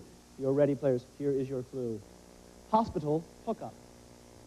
Tom. Intravenous. IV is what we're looking for, Tom. Very well done. You now have the option, Tom. Would you like to play against Deborah or against Trip? I guess I'll try against Trip. Against Trip, we're going to scrape Deborah out of there. He's no gentleman. He's going to take Indiana Avenue away from her. Deborah, take just a moment and think about what he just did to you. While Tom and Trip played out for control of this Monopoly. Tom, you have two properties. You need one more correct answer. Trip, you're going to need two in a row. Here is your clue. Defendant cry. Trip. Innocent. As easy as that, Trip. That's two. The next correct answer, gentlemen, takes control of the Monopoly. Here is your clue. Lira land. Tom. Italy. Italy, Tom. Oh, Trip, he just beat you out. And Tom, that is a Monopoly. Turn them all red. And the value of those three properties combined is $680 into your bank, Tom. That puts you in the lead as we move over to Atlantic Avenue, a $260 property for control of Atlantic players. Here is your clue. Bachelor's last words. Tom. I do. I do, and he did. Let's turn Atlantic Avenue red. $260 to Tom. Ventnor Avenue and $260 for the next correct answer. Here is your clue, players. Can't catch Z's. Deborah. Insomnia. Insomniac is what we're looking for, Deborah. Turn Ventnor Avenue gold. $260 into Deborah's bank. We move on to Marvin Gardens with a big price tag. $280 for Marvin. Take control of that property, players. Here is your clue. Presidential pink slip. Deborah. Inaugural. Incorrect. Trip or Tom? Trip. Impeach. Impeachment. Trip's picking up on all the Nixon clues. Let's turn Marvin Green. $280 into your bank, Trip. And Deborah, you got it the wrong way around. We're going to have to take that $280 away from you. A familiar situation, players. Everybody is involved in this Monopoly. Here is your next clue. Tag victim. Trip. Autopsy. Tom. It, exactly. Very well done, Tom. Where would you like to go? Who do you want to play against? Oh, Trip's so fun. I'm just going to go against Trip. You're going to stay with Trip. Tom, one more property, one more correct answer. Trip, you know the situation. You're going to need two in a row to keep him from taking over that Monopoly. If you're ready, Tom and Trip, here is your clue. Dunk. Trip. Idiot. Tom is automatically going to get credit for that correct answer. Idiot is not what we were looking for, Trip. It was immerse. It was immerse. And Tom, that is a Monopoly. Let's turn them all red. The combined value of those properties is $800, Tom. $800 into your bank, and you're stretching your lead. We're going to turn the corner into our high-rent district. We're going to start with Pacific Avenue, a $300 property. Players, all correct answers on this block will start with the letter V. For control of Pacific, here is your clue. Snake spit. Tom. Venom. Venom, Tom. Let's turn Pacific Avenue red. $300 into Tom's bank. We move on to North Carolina Avenue, also a $300 property for North Carolina players. Here is your clue. Top team. Tom. Varsity. Varsity, Tom, and you are a first stringer. Let's turn North Carolina Avenue red. $300 into your bank. Deborah and Tripp, you're going to want to stop from taking that Monopoly in short order. A very valuable Monopoly in our later round for Pennsylvania Avenue and $320. Here is your clue. Dagger doll. Tom. Voodoo. Voodoo, Tom, and you put the hex on him. That is a Monopoly. Let's turn them all red. Give him $320 for Pennsylvania Avenue. The combined value of all those properties is another $920. Tom, you're over $4,000 as we move into our last and most valuable properties. Players for Park Place and $350. Here is your clue. Nobleman's title. Tripp. Vicar. Incorrect, Deborah. Tom. Viscount. Viscount is what we wanted, Tom. Park Place is red, like so many properties on our board. $350 into your bank, Tom. Tripp, that one's going to hurt you. Another $350 out of your bank. You can pick it up right here, though, on the Boardwalk. Boardwalk is worth $400, and you can take it over by giving me the correct answer to this clue. Talks for two. Time. Ventriloquist. Ventriloquist was the one we were going after. Nobody got that one. We're going to move to our next one. However, we will drop the value of Boardwalk in half now for control of Boardwalk and $200. Your clue. Upscale cashmere. Tom. Oh, velour. Incorrect. Deborah. Tripp. Vicuna. Vicuna. Tom, that one is going to hurt you this time. $200 out of your bank. Nobody got Boardwalk the second time. Now we slash the value again. If everybody's ready, here is your clue. Knows her manners. Deborah. Van... Oh, Tripp or Tom? Nobody. The buzzer beat you. Vanderbilt. You were halfway there, Deborah, but halfway is not good enough. We're going to have to take that $100 away from you for Boardwalk and $50. Here is your clue. Stakeout. Nobody. Vigil. Vigil. The ever-watchful Tom, Deborah, and Tripp watching it slide by for Boardwalk and 2 bits players. Here is your clue. Pontiffad. Tom. The Vatican. The Vatican. Let's turn it red, Tom. Another Monopoly. $25 for Boardwalk. However, for taking control of that Monopoly, Tom, that's another $750 into your bank. Tom, you're just dominating this board. At the end of this round, you have $5,425 and control of 6 Monopolies on the board. Deborah, you're in second with $1,340 and 1 Monopoly on the board. Tripp, you have Monopoly, but you are cash poor. You have only $110. While we're away at commercial, our players are going to use some of their money to improve their properties with houses and hotels. Houses cost $50 each. Hotels go for $250, and they're going to bring them some nice rent monies. We'll see what they do right after this. Come on back.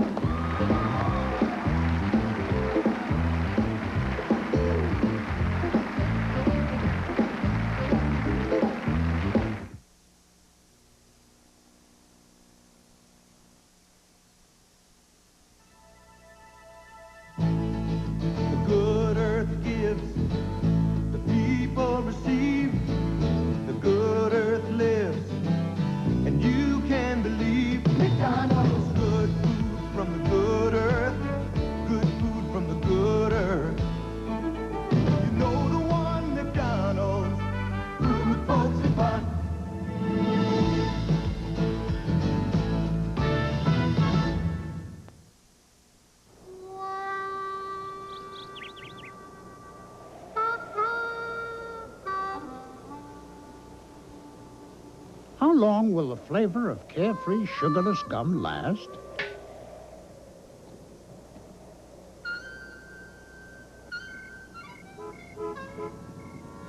Till the cows come home. Welcome home. Carefree Peppermint with NutraSweet, the flavor lasts. From the producers of Full House and Perfect Strangers comes a new show predicated on this simple yet terrifying notion. What if you lived with the people you worked with? Going Places, a comedy that hits close to home. Coming this fall to ABC.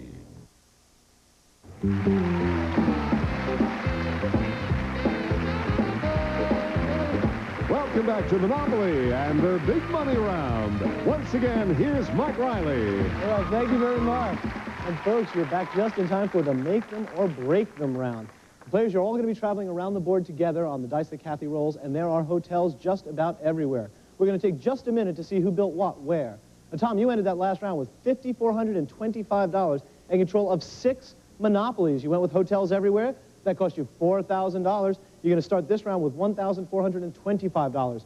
Deborah, you ended our last round with $1,340 in control of 1 monopoly. You built 3 hotels. That cost you $750. That'll leave you with $590. Tripp, not one to be swept up in trends, saved his money. $110. 1 monopoly, didn't do any construction, but Tripp, there are plenty of things that can happen to you in this round. You're going to be able to build up some big cash. Players, we're all going to be going around the board on the roll of the dice. When we land on your property, you can collect some rent by answering one of our crossword puzzle type clues. If you're not able to come up with the correct answer, though, your opponents can sneak in and steal that rent. If everybody's ready, we're going to turn it over to Kathy. And Kathy, roll those dice. 11, a hot hand is going to take us all the way around the board.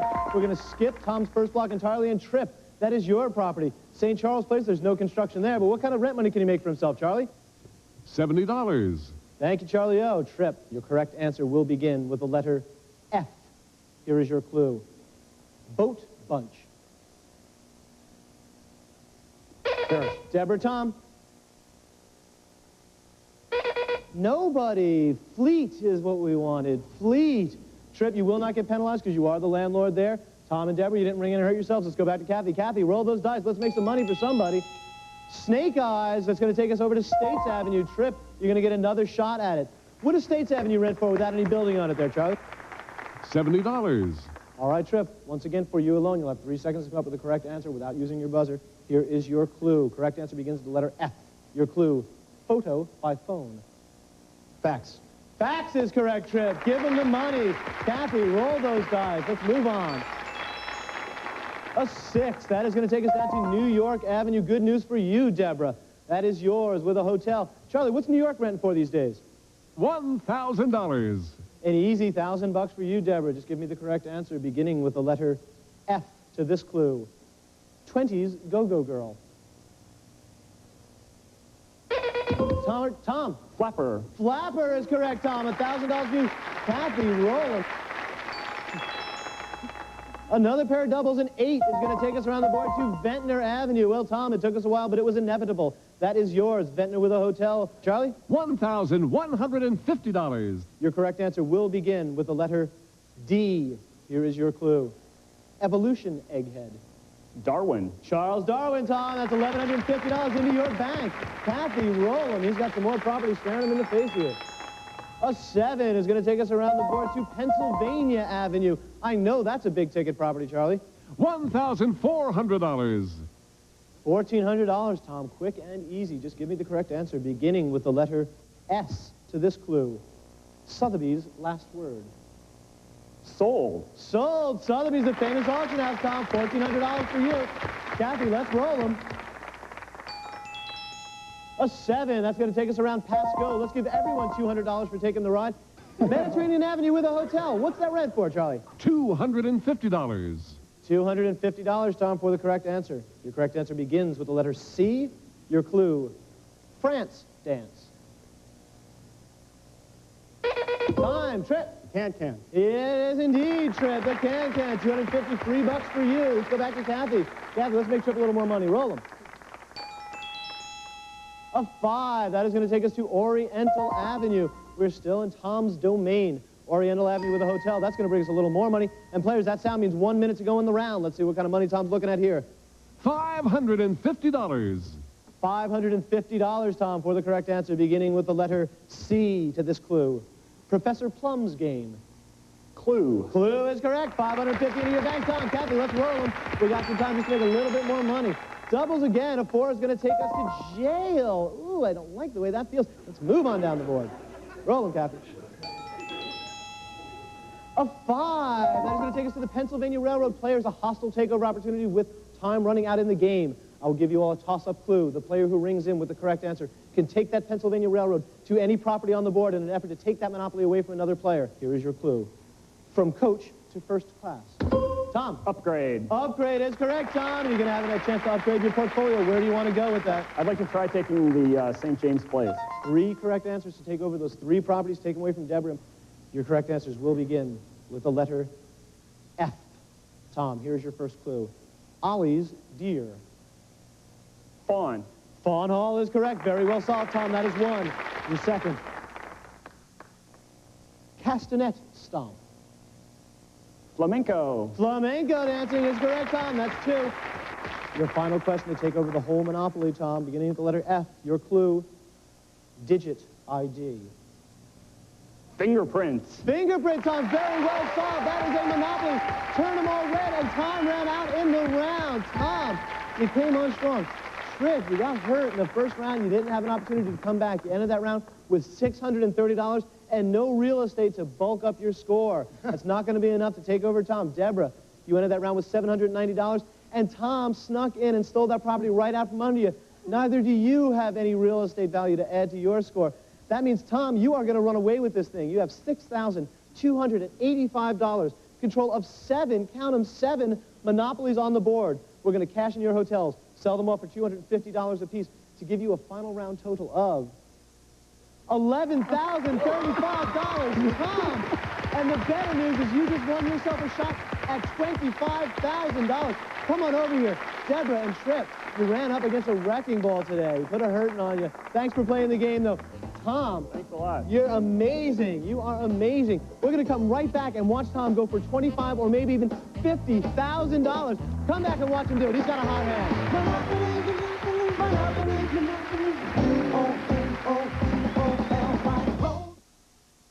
I might be pregnant. In 3 minutes, I'll know with this. Clear Blue Easy. It's the easiest pregnancy test ever. Just one step and no messy test tubes. Clear Blue Easy. It's the easiest. The stress headache. Relentless. Tightening. Stretching. When the pain has you at the limit. Take Anacin. Anacin.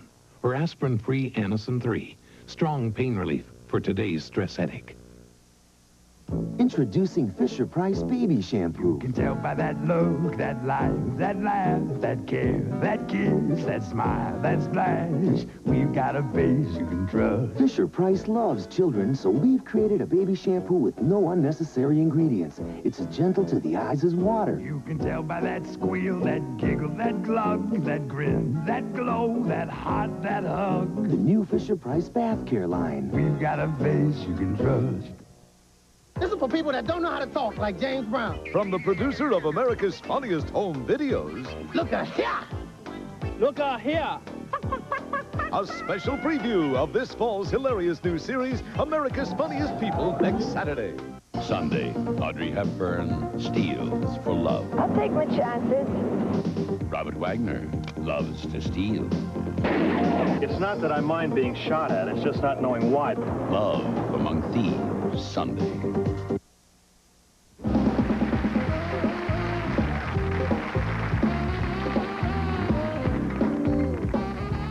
Folks, we are back, and it's time for our once-around-the-block $25,000 bonus round. Now, you saw Tom dominate the board like you see few people do it. Now we're going to see when he goes against the board itself and no other opponents. Tom, you've already done the hard work. You've picked yourself up $11,000, right. And I've asked you to place 4 go-to-jails on the board, beginning with 1 in the second row. And where did you put that one? I put it on New York Avenue, right at the end. Avenue, and 1 in the third row? That's right, Kentucky Avenue, right at the beginning. Avenue. And 2 in the last row, bearing in mind that go-to-jail in the corner is still in play. That's right, at Park Place and Luxury Tax. At Park Place and Luxury Tax. You put them in groups, we'll see how that strategy works for you. It gets easy from here on, Tom. You have 5 rolls of the dice.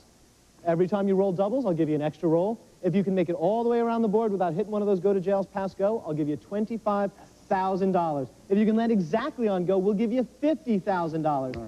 Every square you pass, we'll give you $100. You can stop at any point and keep the money you've won, if you understand. Take those dice from Kathy. Kathy, put a little luck on them. Kathy. Tom, we are on your side. We want to give away that money. Let's see you do it. Let's see some big numbers right off the bat. Something good, but a 5. All right, it's a slow start, but nothing to worry about. You have $500. You're on the Reading Railroad. You have no bad rolls of the dice and 4 rolls to go. Pick them up, put them down, Tom. Let's see something good for you.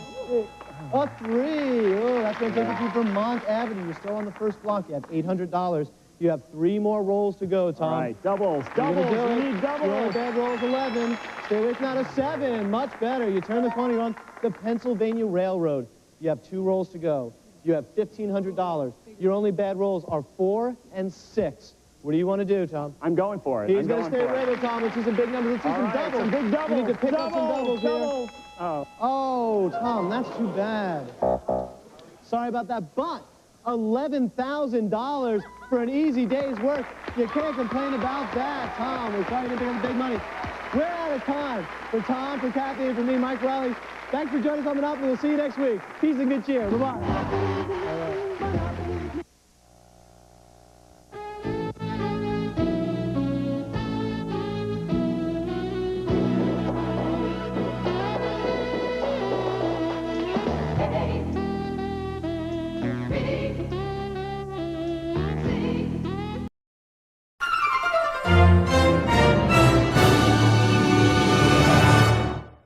America will be watching Cop Rock this fall on ABC.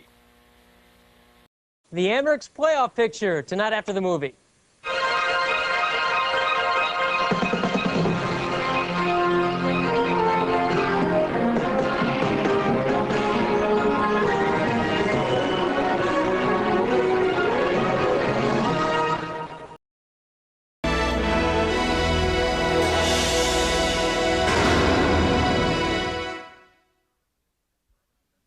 Tonight's film is a dramatization of private investigator Kim Paris's account of events surrounding an actual murder case and is based on her recollections, personal interviews, and police reports.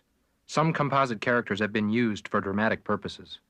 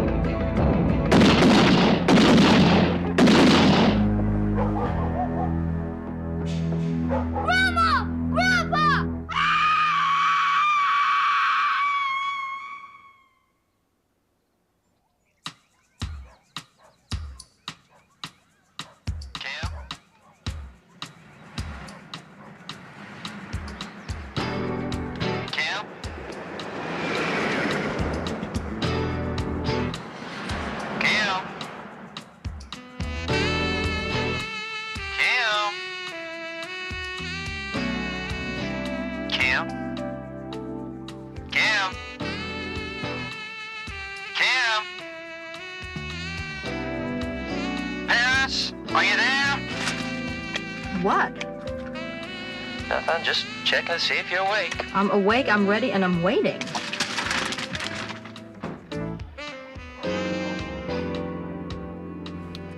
She just left. Okay, give it 10 minutes. 10 minutes? No way, I'll go nail him now. Kim, you've never done this kind of thing before. It's a $100,000 claim. I got you the job.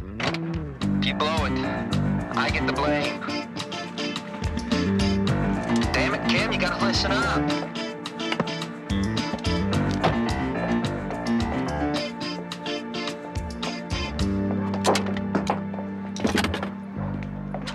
That's what I needed, just what I needed. If it isn't one thing with cars, it's another. I just had the carburetor, whatever that is, rebuilt, and now I got a flat tire. Could that be connected? Oh, I'm sorry. Look, I just got a flat tire, and I'm on my way to a modeling appointment, and I'm gonna be late. Can I go in, use your phone, call the service guy, have him come out, fix my tire? Why don't you change it yourself?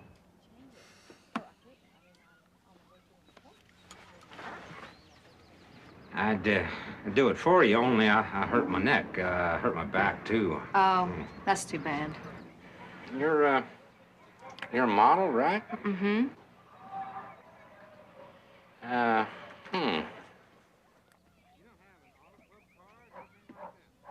Hell, but men are dumb. Okay, you just show me what to do, because if I'm told what to do, I can do mostly anything. Yeah? Well, that's quite a thought.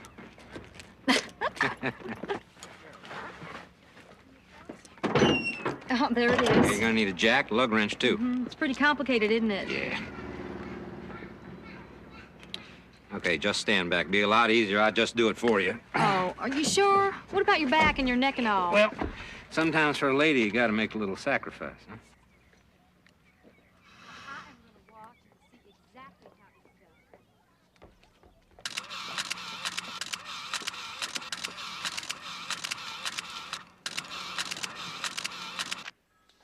Hell, I think a sight like that's enough to cure a fellow more than whiplash. Say she used to be a topless dancer? She wasn't much use at that.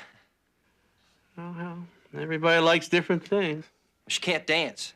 She doesn't have any rhythm. Kind of fact. Oh, well, so that's that. What else you got, Posey? Tom, get me a pack of cigarettes. Well, I think we ought to draw a line under the Campbell account, Clyde. We haven't come up with anything in a month, more.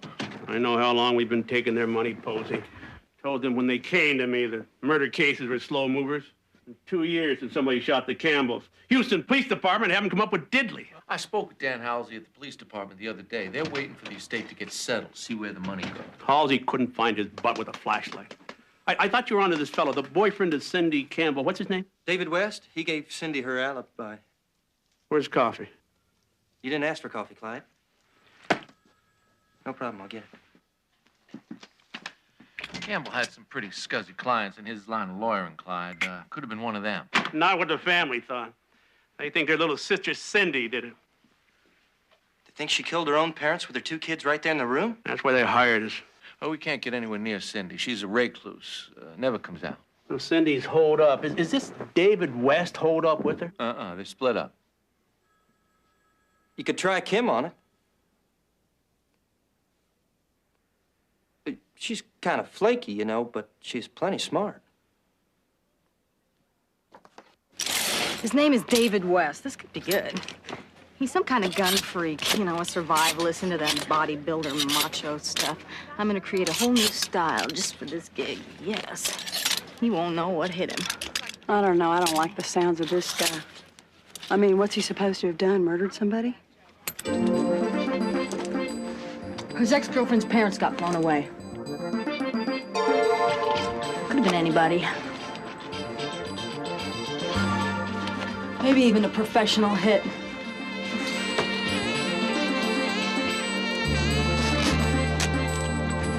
They just think he knows something about it. Once I fix my hair, it'll be perfect.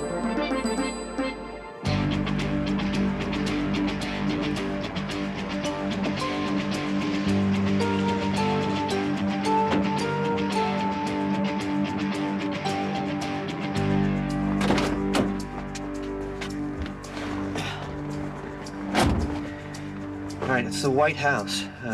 He's not home, so you might have to wait a while. Now remember, Kim, it was me who suggested you for this. So don't be too weird. You have to remember everything so that it doesn't trip you up later. Keep to the facts about yourself as much as you can. Where you were born, what your father does, all that. Don't fantasize. You can tell him about being in the Navy, you can tell him about being an air traffic controller, and you can tell him about the topless dancing. And about the time you were raped if you have to. I don't want to do that. Why would I want to do that? Yeah, well, chances are, Kim... Call me Teresa. Teresa McNeil. Yeah, right, Teresa. Chances are he's gonna come on to you, right? So you're gonna want to keep him off without completely chilling him. Well, you know I know how to do that. Yeah, okay. But David West might not be as easygoing as I am. So, something like what happened can explain why you're not hot to trot. Last guy I told about that dropped me like a stone. Don't worry, Tom. Teresa McNeil can take care of herself.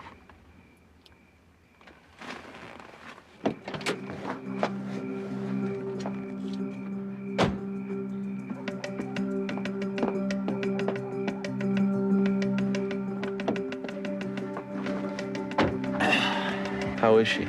Think Clyde will blame me if she blows it? If she blows it, what Clyde thinks will be the least of our problems. She's on her own out there. She'll be okay.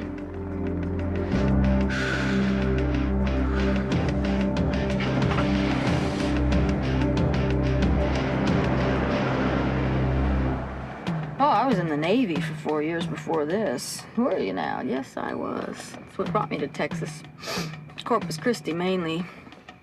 Yeah, it's a fun town. Air traffic controller. Yep. Yep, I was one of those. Yeah, only woman among 50 guys. You better believe I got to know men. No, I'm not anti-men. I'm tired of these add water and stir relationships. Love.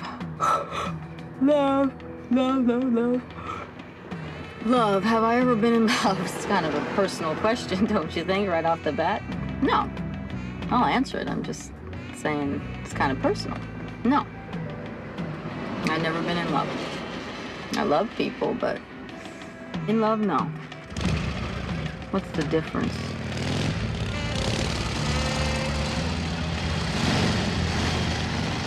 I don't know, but I bet you when it happens, you sure can tell.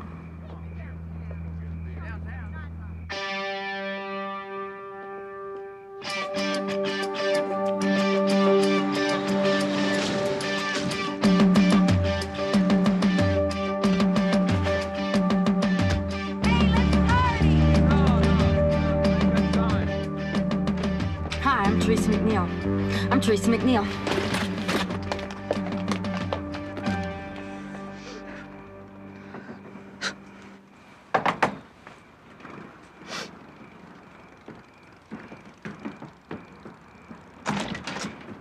Hi. Hi. Is Charlie home? No. No? You know when he'll be back? I don't think I know any Charlie. No? Do you live here? Yeah, I live here. Charlie doesn't. Oh. This is 3031 Franklin. That's right. Damn, I must have got the address wrong. Charlie Lockwood? I never heard of him. This is a real drag. I drove all the way across Houston. You have a phone? I think so. Yeah, can I come in and use it? Maybe save myself a wasted trip. Yeah, absolutely. Yeah. I'm here now. Yeah. Well, are you sure you gave me the address right? I'm telling you, no. Never heard of Charlie Lockwood. No. All right. It's 555-8624. All right. Well, I can't sit here all night. Yeah, bye. So, any luck with Chuck? I tell you, making a decent connection is a real hassle these days. It was no problem at all when I was down in Corpus Christi. Great place. Yeah. Is this yours? Oh, no. I just got a room here. The guy that owns it, it's his trip. He's some kind of Vietnam vet? He wishes. He's into the whole, I don't know, he's just into thinking about all that kind of stuff. So, what are you trying to score? Weed. They're gonna call me back if they can locate Charlie. You mind if I wait here? Oh, no. But, I gotta go out in a minute. I gotta hook up with Dave. Oh, hey, I don't want to hold you up. Oh, no. Listen, if you're looking to score, I can probably put you in touch with somebody. How much you want to buy? Depends on the price. Of course it does. So, you want to come with me? No hassles, right? Oh, no hassles, right. Geez, I'm just going to hook up with Dave for his birthday. Oh, hey, that's great. You can say I'm his present. Yeah, right.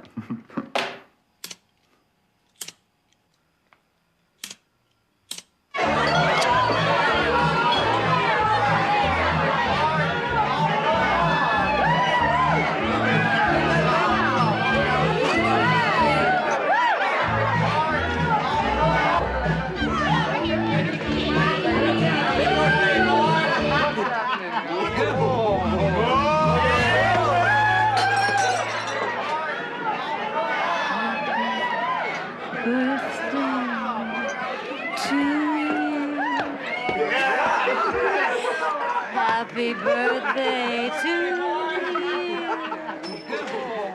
Happy birthday, dear David. Yeah, David! Happy birthday to you.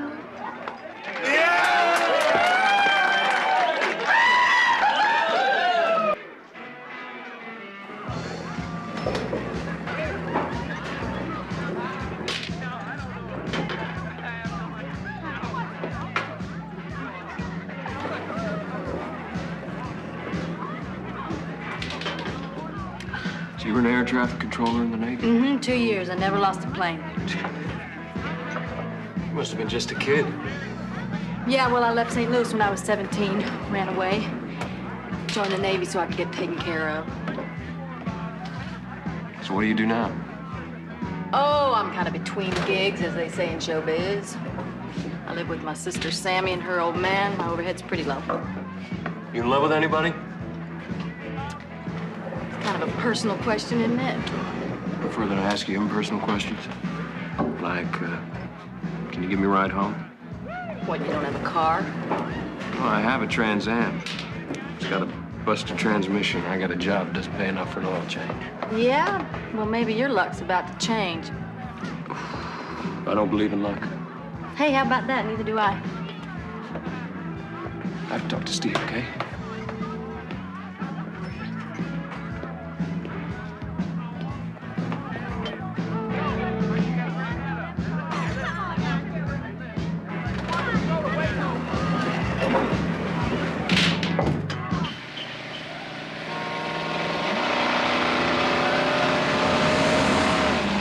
So how come you don't believe in luck? I just think everything that goes to the trouble of happening was inevitable. I mean, you come up to something in your life, some big decision you know is going to alter everything, and you think you made a choice. And then when you look back on it, you see you did the only thing you could have done. So everything's decided in advance? That's what you're saying? It's not much fun? Well, when you read a book, see a movie, everything's decided in advance. And it's fun while you're finding out. Hey, turn here.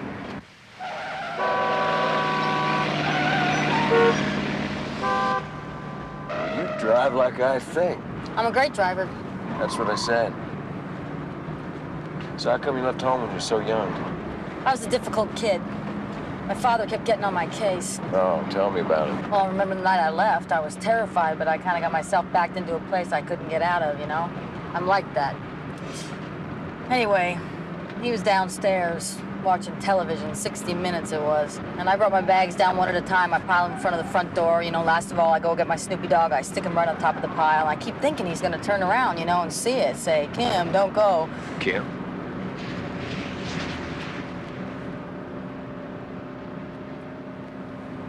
He always called me by my middle name, Kimberly. I hate it. Well, that's probably why. Probably. Anyways, he never did turn around. Not even when the taxi came, he just kept watching 60 Minutes. Hey, it's hard going up against Andy Rooney. This is my street. Here?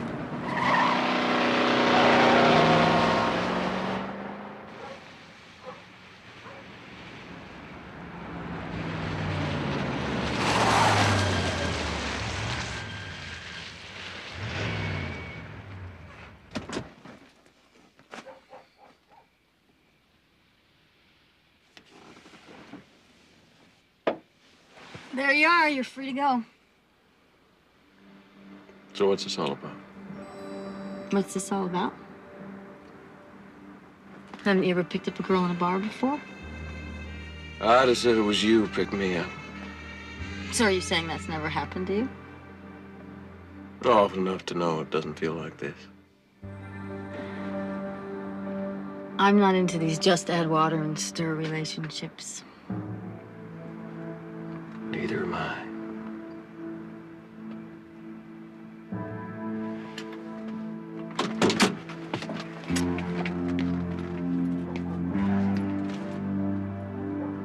Am I gonna see you again?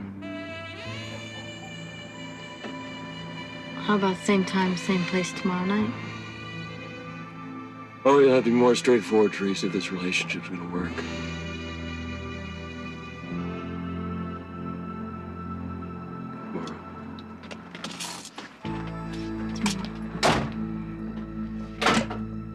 So, do you have to sleep with him or anything? Undercover doesn't mean you have to get under the covers. Yeah, but don't you have to, like, taunt him with your body until he confesses? Who says he has anything to confess? Well, how come they're paying you to date him then? I'm not dating him. I thought you were seeing him tomorrow night. Mm-hmm. Same time, same place. Sounds like a duck to me. Now, come on, Kim. Is he cute? Ask Teresa McNeil. Who's Teresa McNeil? That's the name I'm using. Now, wait a minute. I thought you were calling yourself, who's that girl? Denise something? That girl from the insurance scam?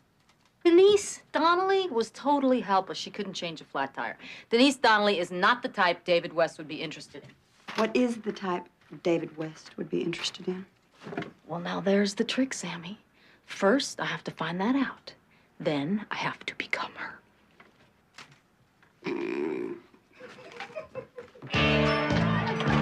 She talks.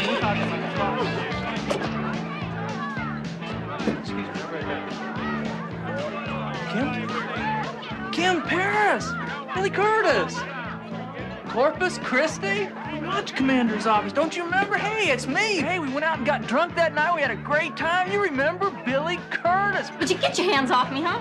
I mean, it's enough, you know? You all right? Yeah, that guy just grabbed me. Hey, wait a minute. I think a minute would be too long. I just wanted to say hello, okay? Consider it said. Yeah.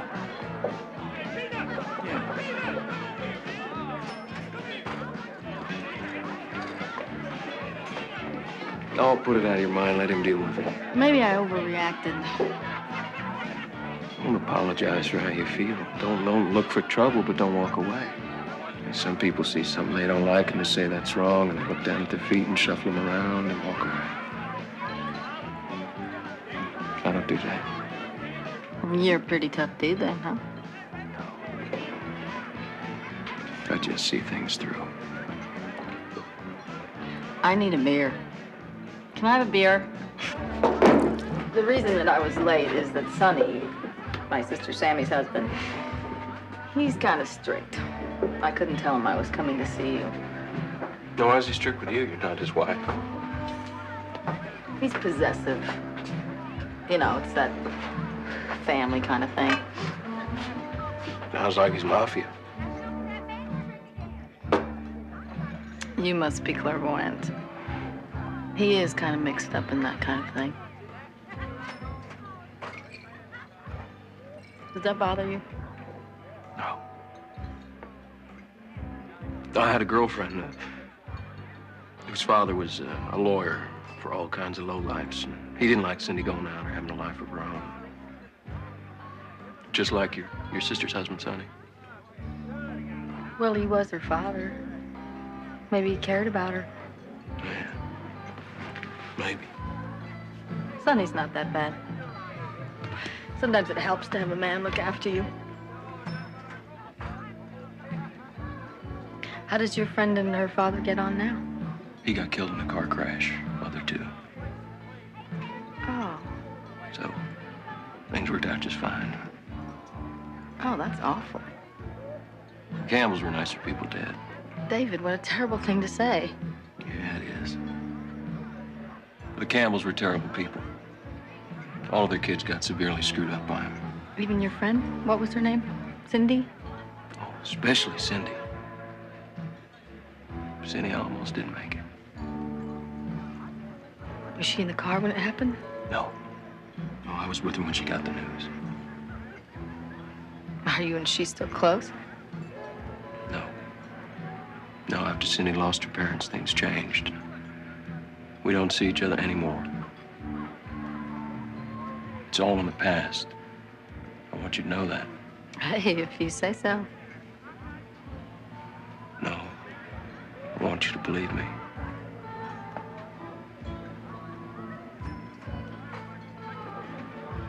I do. I do believe you.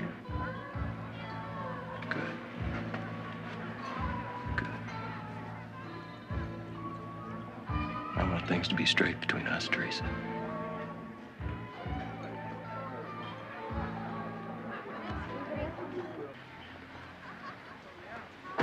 You may have to find your own way home, okay? Oh.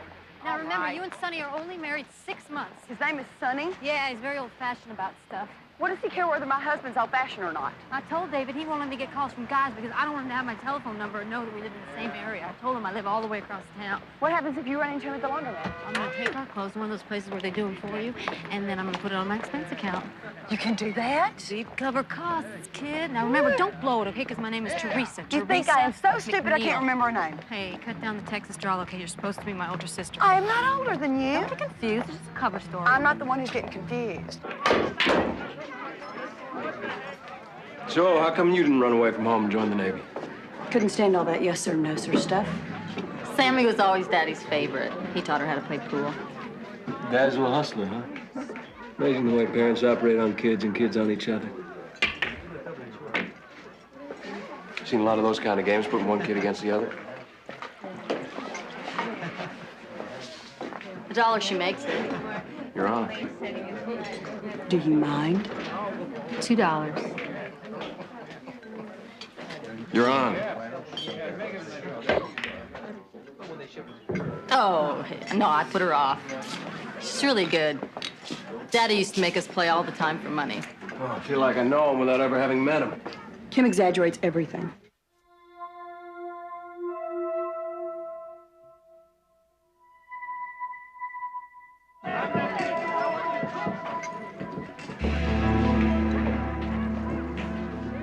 How come you still call her by your father's pet name?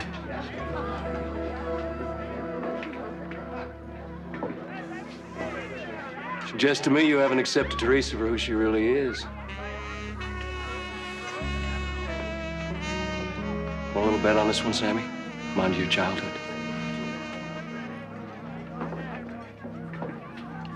$5 a game, best of 10, loser breaks. It's what Daddy liked to bet. Shoot pool, big sister.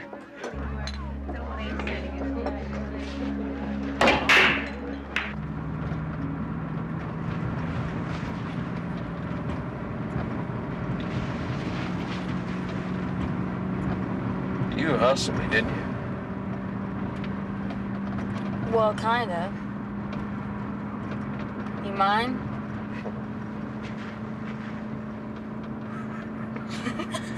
You're pretty smooth. I like that. You can take care of Teresa, can't you?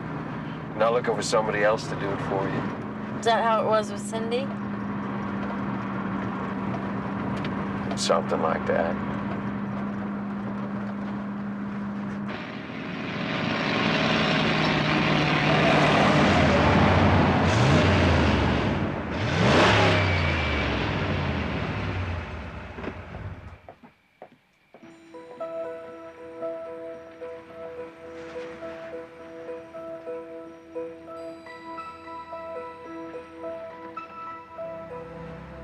Of course, if you don't want to talk about it.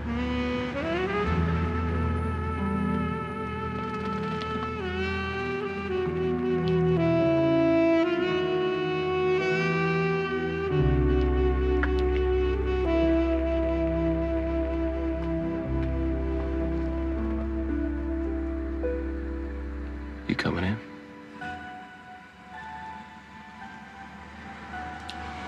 David, I'm not ready for a physical thing. It's not you. Something that happened. You don't have to explain. It's okay. You don't have to worry. I don't want what you don't want to give.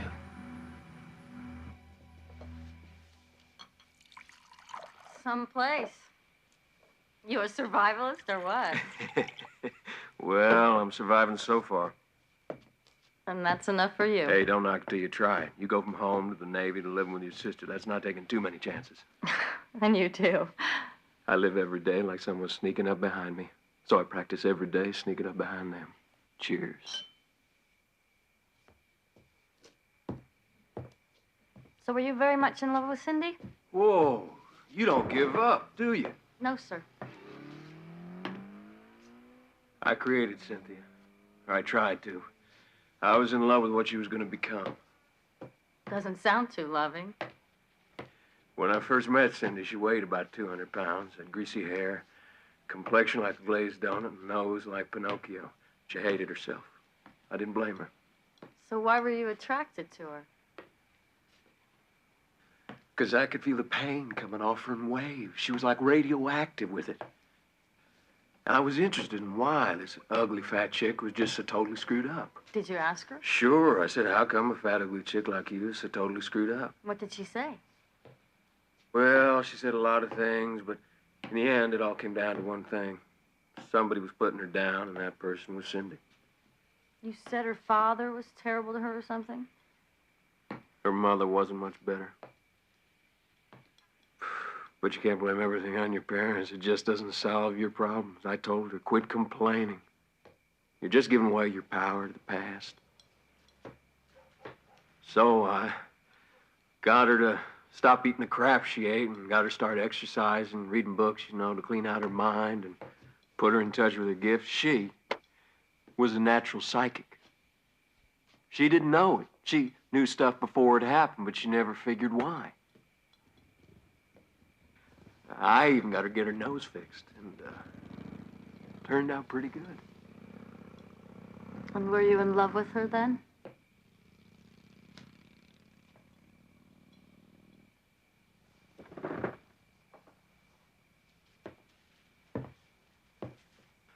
I was trying to make her into somebody like you, but I just didn't have the blueprint. Well, there's only one of those, and I have it. I know.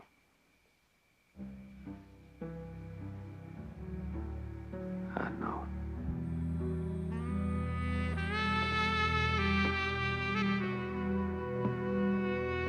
David is a person of deep feelings and considerable sensitivity. He has expressed a remarkable degree of affection for me, and indeed may be in the process of falling in love with me. Now listen, this is the one time, first and last, I'm telling you. This client isn't paying for you to get jugged up every night with some sleazeball that's so hot the crowd he tells you he loves you. If you think he's keeping something hidden about the Campbell killings, that's one thing. But I don't want to hear anything more about this Dear Abby soap opera.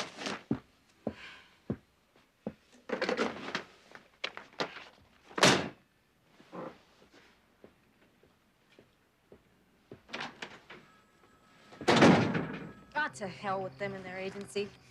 I survived before this, I'll survive after it. They're all so damn scared of the old toad, you know? They all think they're the ones who know how to handle this. I am the only one who could have got this close to David. Don't they get that?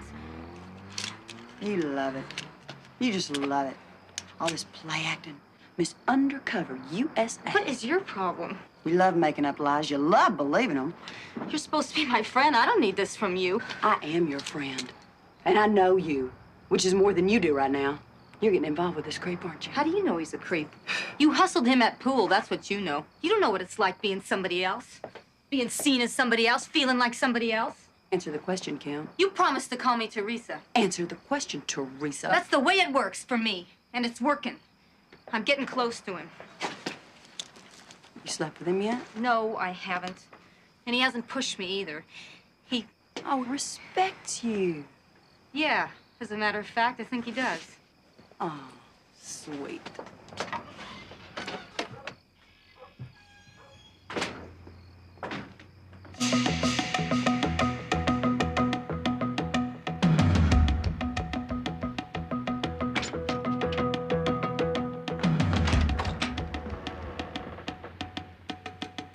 David? David?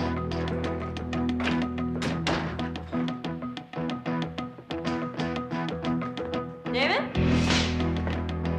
David? You here?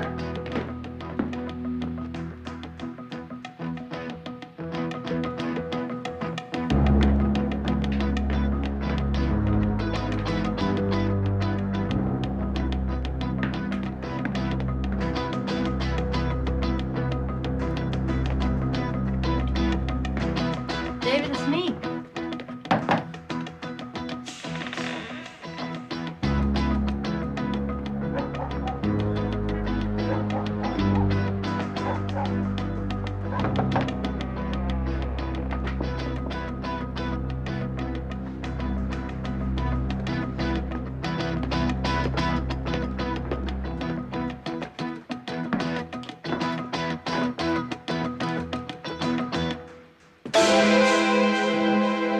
Bang, bang.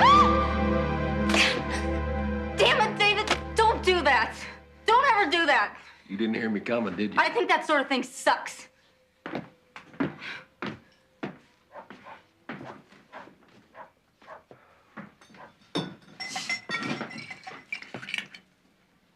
I'm not gonna hurt you.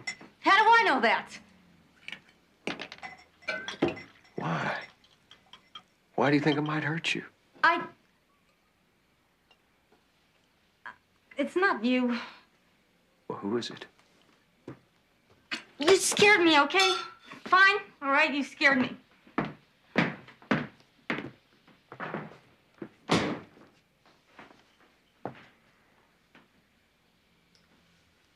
something you're not telling me, Teresa. You can tell me anything.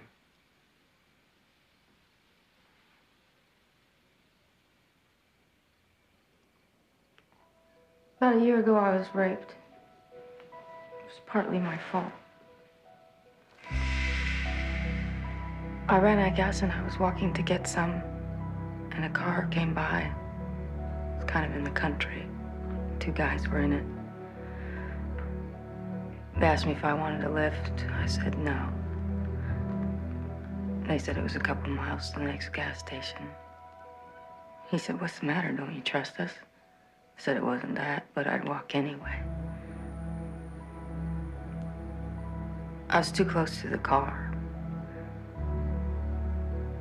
He grabbed my wrist and they drove off.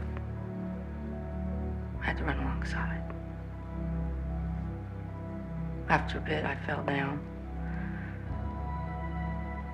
And they stopped the car, pulled me inside.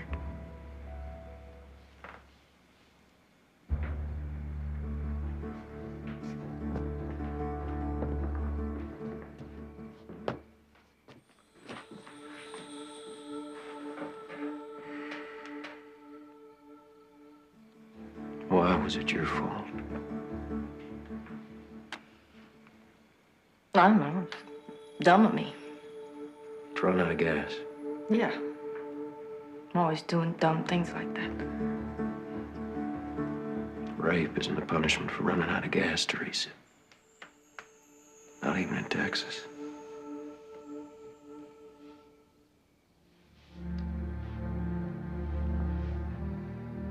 Then why? Why did it happen?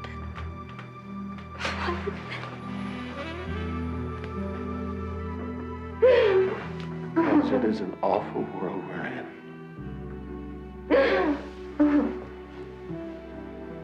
I won't ever let that happen to you again.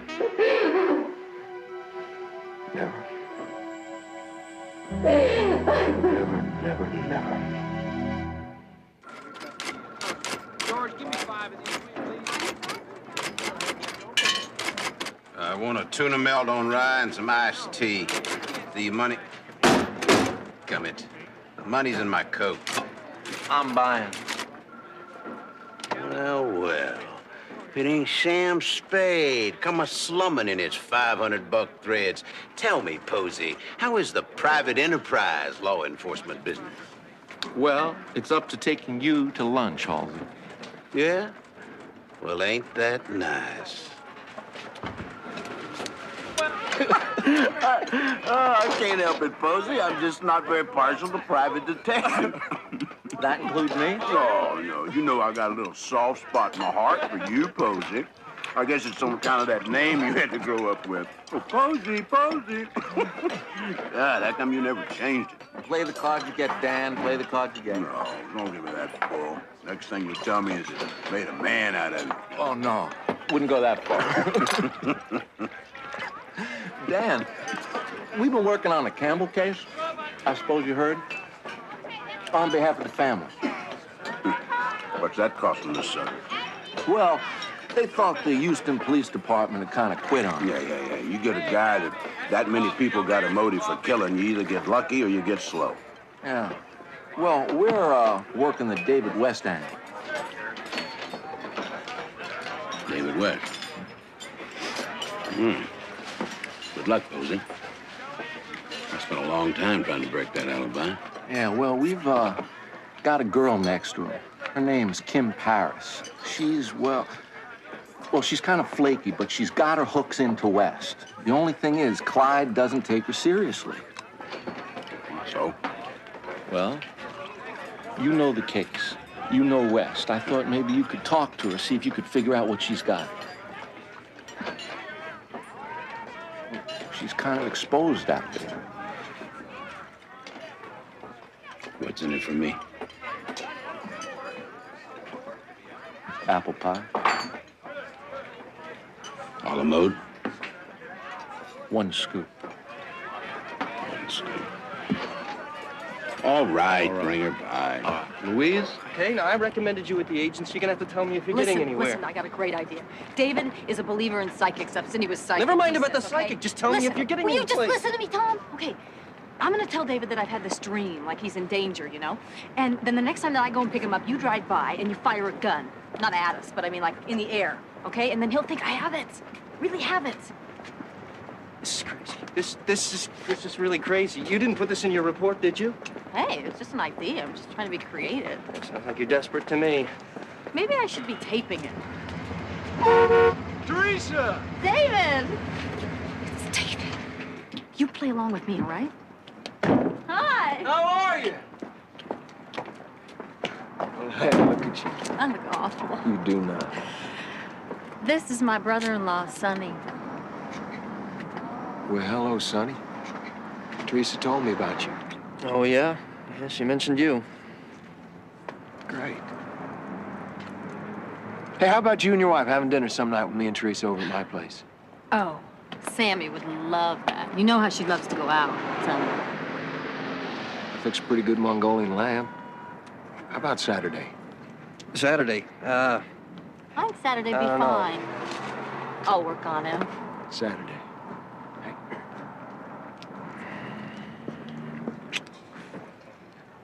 Well, good. Nice to meet you. Saturday it is.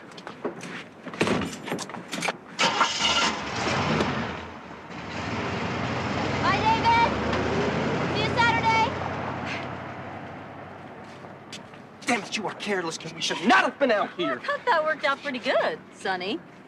What is this brother-in-law crap? That's what I told him, why I can't invite him to my house. I live with this pig of a brother-in-law, Sonny. You'll be perfect, No, huh? no, I am absolutely not going to dinner pretending to be some hood. You gonna blow my Kim? cover, Tom? Kim? Is that what you want, huh? If I tell Clyde you can't pull it off, he won't let you fetch his cigarettes anymore. Kim? Don't forget, Sammy, you're different when you're around Sonny. You're quiet, subdued. Where'd you come up with this mafia stuff? What was the idea then? What? Didn't you say that the Campbell murders were like, you know, executions, like professional? Yeah. Okay, so maybe Cindy had somebody hire some hitmen. Maybe David is the one who did the hiring. Did you ever think of that? It's crazy. good. Absolutely crazy. Crazy, Kim. Teresa, you gotta remember to call her Teresa. Hey, would you watch your mouth when you're talking to me? You're gonna end up with cement shoes. This is never gonna work, Kim. I mean, Teresa, this is never gonna work. No. I don't believe in free will. I mean, it looks like you have a choice, but when you really examine it, you see that one thing leads to another the only way it could have. I mean, all history's inevitable because it goes to the trouble of happening. May sound kind of fatalist. Sounds dumb. That's what it sounds like. You believe in free will, then? Oh, nothing's free, including this dinner. Now, what price do you see yourself paying for this dinner?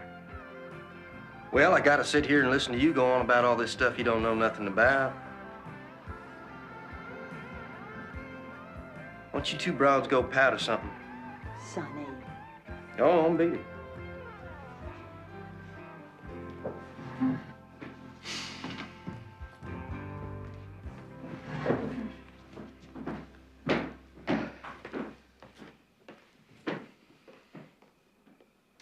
You certainly have a way with the ladies, Sonny. West, don't use sarcasm with me. Ain't gonna work. What I want to know about is what you have in mind with my sister-in-law. I intend to marry Teresa. Now, I respect your position, your feelings, and how you're protective about her. But I'm going to take care of her. Now, this house is my property, and I can fix it up and get a very good price. Teresa and me didn't have any choice but to meet each other, and we have no choice but to keep on knowing each other. I don't know how it is with you and Sammy, but that's how it is with Teresa and me.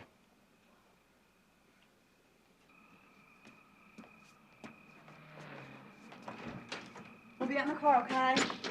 Oh, and thank you, David. Good night. Teresa will join us in a moment. That guy's nuts. He did it. I really think he did it. No way. What do you mean, no way? Oh, he's out to lunch, all right, but not that way. Want to know what he told me? What? He wants to marry her. Oh, my God. Oh, yeah. You want to know what else? What? They have no choice, he says. What? No choice. David, shouldn't you have asked me, well, spoken to me before you spoke to him? I don't think I did anything wrong. I love you, Teresa. I know, but what I'm saying is, shouldn't you have... Do you? Do you really know? Oh, do you really know I love you? I want to marry you. When I have to, I can get things done. I do not intend to deliver blueprints for the rest of my life. Take this house, fix it up, and sell it, and we can do whatever we want to do with the money. Have a life. A family. You and me.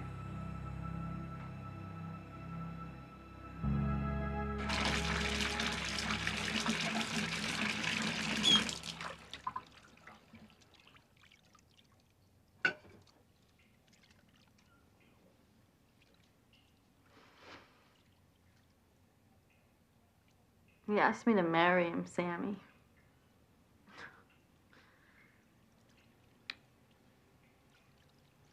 And that's something. I mean, a lot of guys have hit on me. But the first time I get the white picket fence proposal, I'm pretending to be somebody else. Kim, why don't you just forget this whole thing? What? Tell him I changed my name to Kim Paris and you got divorced from Sonny? And... You don't have to tell him anything. Not a thing. We could just split. I'm not exactly doing great here. You're getting serious about this guy, aren't you, Kim? Aren't you? Kim isn't. I'm not so sure about Teresa.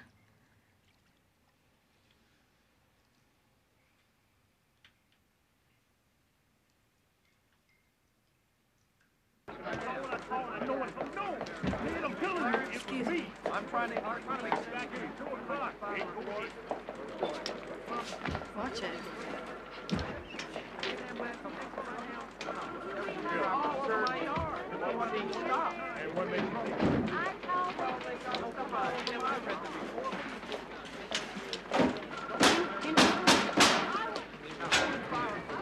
You know where Sergeant Halsey is? Halsey. Halsey, he's banging on that typewriter over there. That's right. You're quite welcome. Piece of junk.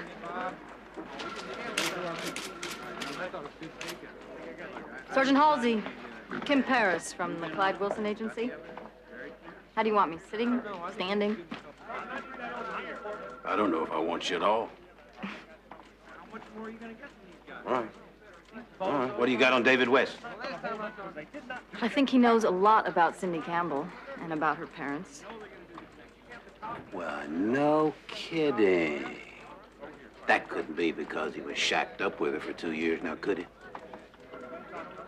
He lied to me about the way the Campbells were killed. He said they were better people dead. Oh, did he tell you who shot him? No, he didn't say anything Well, what do you like think? that. What do you think? Me? Yeah, you, Miss Private Eye. What is your professional opinion? I don't know. I don't think that David had... Well, let me ask you this. How long you been shacked up with David West? That's settled. Next subject. I'm not shacked up with David West. I hear tell that he wants to marry you. Now, why would a weirdo like David West want to marry you, Miss Perry? I think he's in love with me. Oh, in love? Oh, well, sure.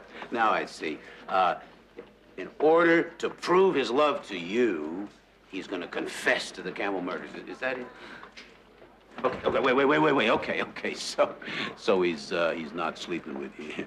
You're not sleeping with him. Why not? Because I don't want to. Oh, and what does he have to say about that? Wait. Has he got you pegged for some kind of virgin or something? I don't know why you're talking to me like this. Oh, you don't? No. Well, I'll tell you why, darling. Because I'm a cop. And I don't trust private detectives in general, and I don't trust Clyde Wilson in particular. And I especially don't like it when he sticks some bimbo out on the street who thinks that all she has to do is flash a little skin and she can get a confession out of every punk that she comes across. Go. Yeah. Oh, that'll teach her, Dan. Coming in trying to cooperate with the police? Butt out. Hey, you don't need this stinking job. I mean, it's Looney Tunes. You don't even know what your name is. Quit the case. Well, what am I going to do about David? I can't just run out on him. Run out on him? What is the matter with you, Kim? You'd be doing him 50 different kinds of a favor if you ran out on him. You've been lying to that boy since the day you met him. That's not true. It's not all true. God, Sammy. What am I going to do? How about telling him the truth, Kim? What'd be wrong with that?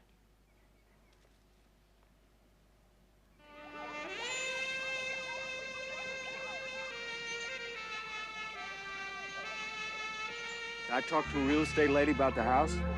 She said with a little fixing up, I could get maybe 65 grand for it.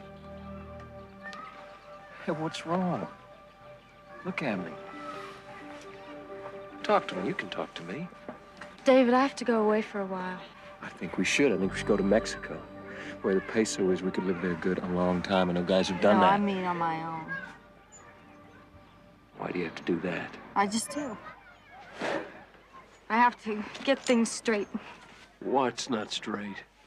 Is this about Cindy? I told you there's nothing between Cindy and me. It is over. Oh, trust me.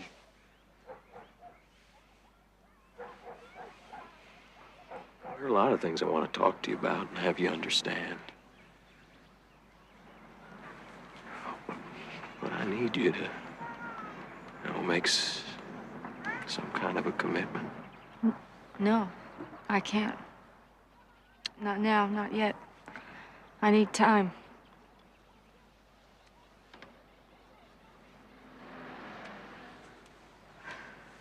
Well, what if you go away and I never hear from you again? You will. I wouldn't do that. I love you, Teresa. Why do you have to go away? David, you have to believe me. I'm all confused about things. My feelings, who I am, all kinds of things. I gotta get things straight. I have to. All right. All right. But when you're figuring all this out, just remember I love you.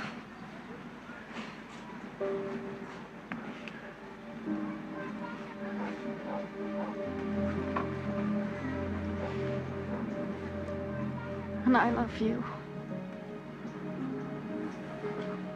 Oh, then why do you have to go away? I don't know.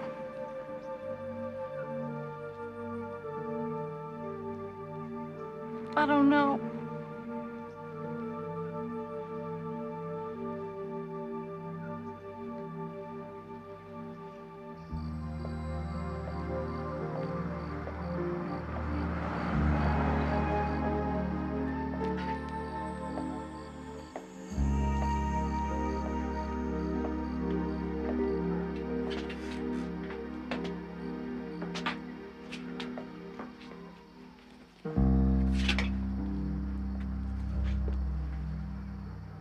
Where'd you do it? Did you tell him? I said...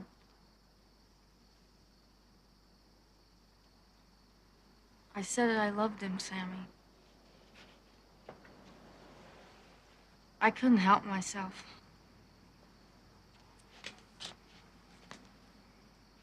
Well, you better start, Kim.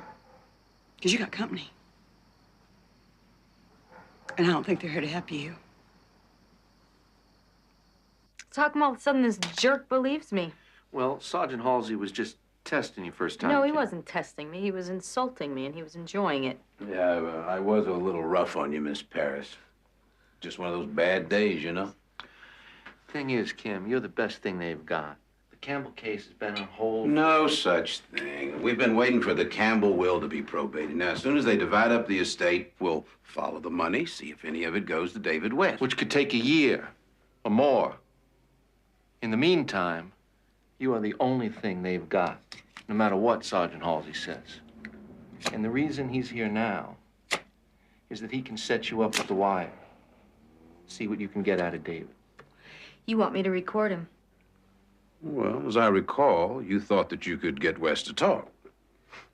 Well, you know, on account of him being in love with you and you never having slept with him.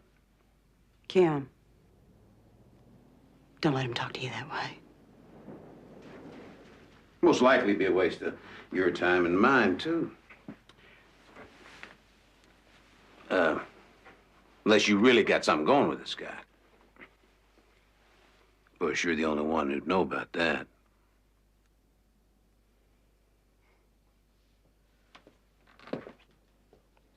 So, do you or don't you? Tell me you do. I'll believe you.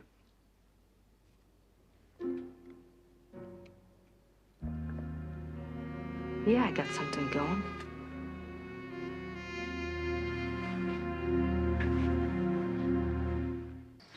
Okay, now you gotta push both of these down for it to report. Are you listening to me? You gotta push both of them down, all right? Now here, you gotta make sure the microphone stays in the clear. All right, let's go. Say something.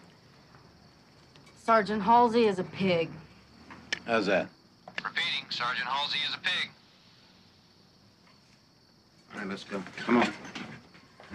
Now remember, it's no good if you do all the talking.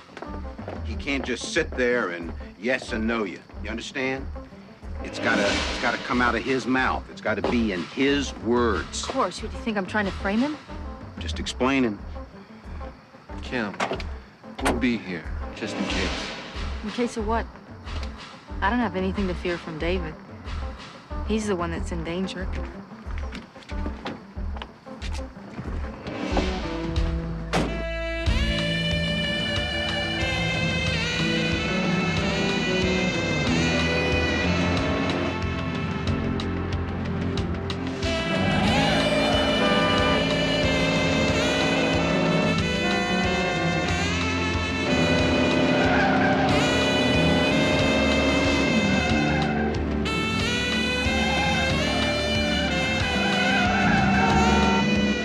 Remind me to have her license revoked after this is over.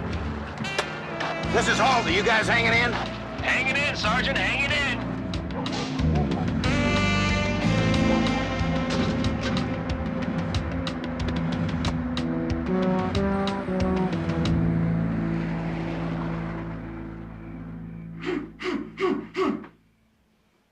Hey, Dave. What's the idea behind all that stuff you're doing? I mean, I see these old Chinese guys on the TV going after it, and they just look like they're trying to hack their way through some kind of imaginary jungle. That's exactly it, Steve. System for getting through the jungle. And this teaches you. Stay in the now, the big now. No past, no future. That's how you survive in the jungle. Wow, man, it's pretty deep. Gotta write fortune cookies. Hey, Teresa. Teresa? Should have been here, man. It was a real learning experience. It's so good to see you. I didn't know when you'd get it straightened out. David, we have to talk.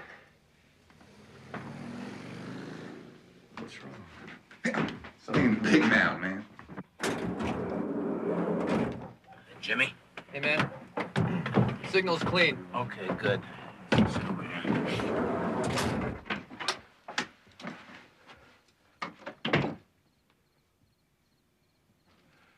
What's wrong? Tell me what it is. David, why did you lie to me? What about? About Cindy's parents. They weren't killed in a car accident. How were they killed? They were shot in their bed in front of their grandchildren, shot 3 times each by 2 people who've never been arrested. She's got some guts. How did you find that out? I checked in the newspapers. It took a lot of looking, but it was there. Oh, what made you do that, Teresa? I didn't believe what you told me. Why? Because you lied to me. How'd you know I lied to you? I don't know how I knew. I can't explain everything like you can. I don't know. It's just something I could feel.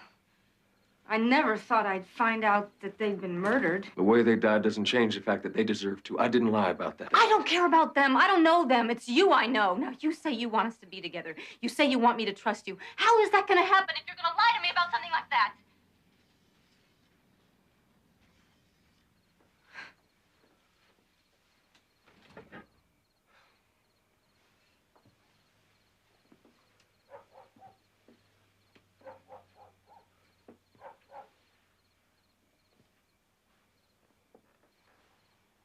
You have really good instincts, don't you? I mean, I kept asking myself why you went on and on about Cindy. I mean, you weren't picking up any kind of interest from me. We've become very close, David. Now, there was something, and I could sense it.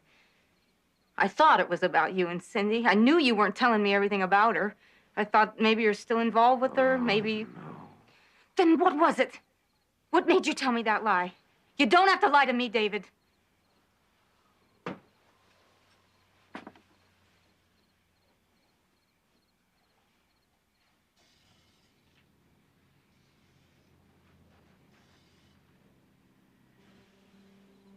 Cindy got a bad deal. A real bad deal. By the time I met her, she was all lost and gone to hell. And I went there, too, to try and bring her back. Sounds kind of melodramatic, doesn't it? I went to hell to bring her back. But it's the truth. Where Cindy lived was hell.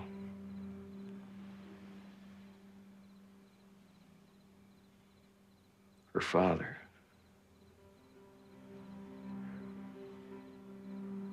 had been molesting her since she was a child. The family knew and nobody did anything. I guess while he was doing it to Cindy, he wasn't doing it to them. I mean, you'd think they'd be on her side, but they hated her. And she hated herself. She blamed herself. It's like when you ran out of gas. Oh, I'd get her to agree to stop seeing him, but there was always some excuse why she couldn't stop. She'd just lie there. So what can I do? What can I do? Oh, you have any idea how angry that can make you when somebody you care about is dying and they won't try to get well, won't even want to get well? Why didn't you leave her? I couldn't do that, Teresa. When you go into something like that, you have to see it through. I told you I was that way. When I commit, it's the whole way. But you got her to stop. Stop with her father, right? Right? Well, I took her away from all that, but...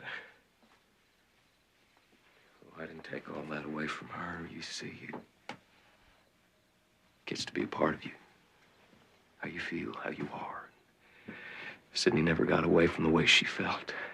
She put it on to me, you know what I'm saying?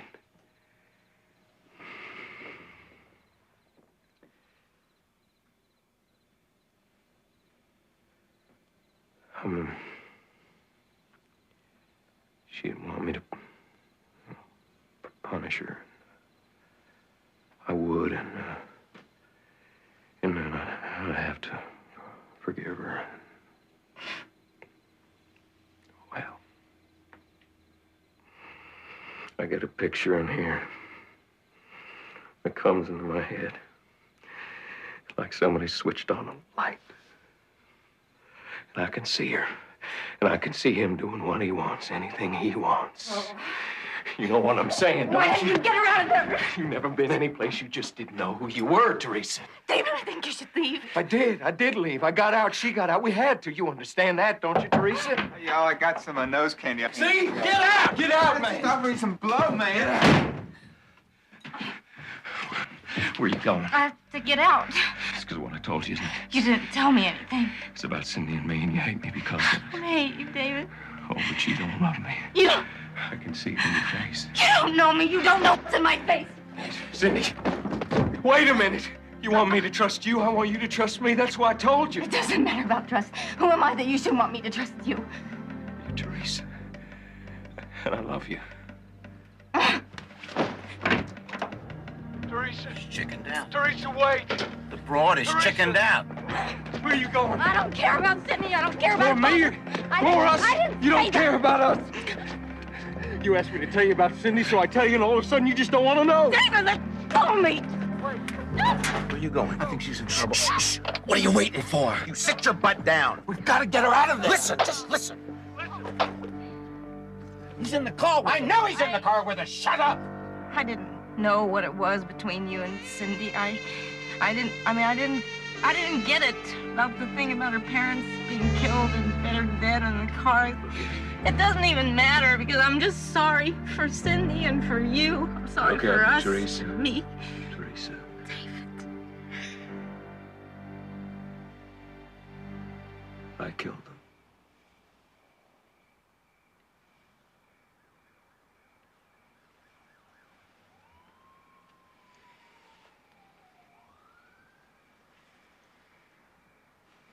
You shot her? It was the only thing I could do for her after everything else. She was still the same Cindy.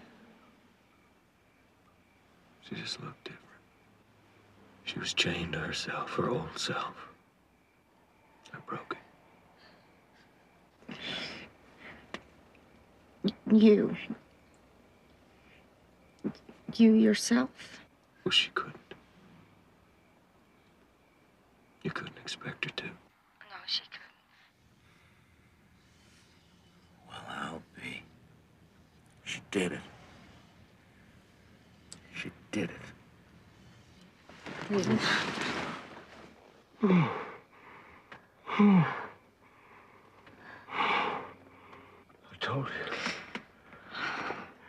I told you.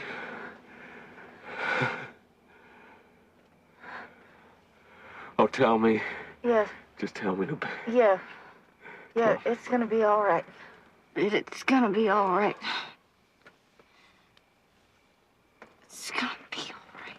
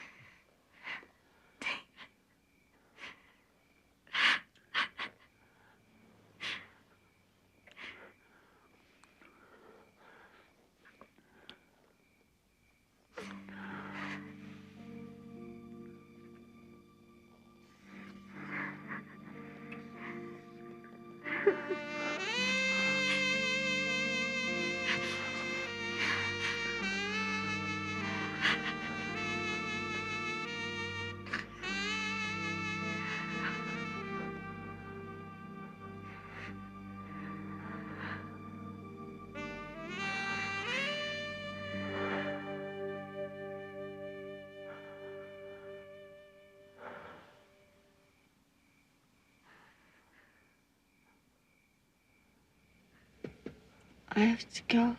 No. Just don't go right No, now. come on. It's okay. I have to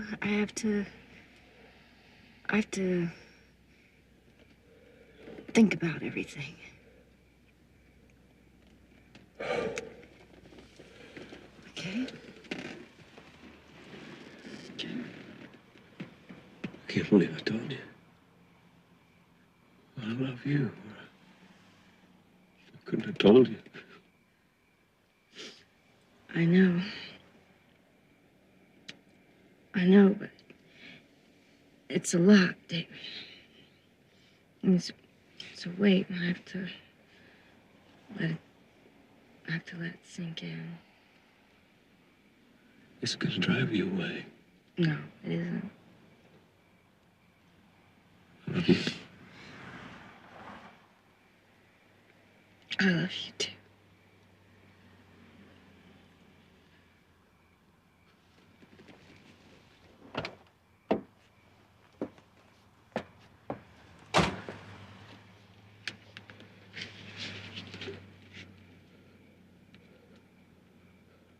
giving it to you. My life. You know that, don't you?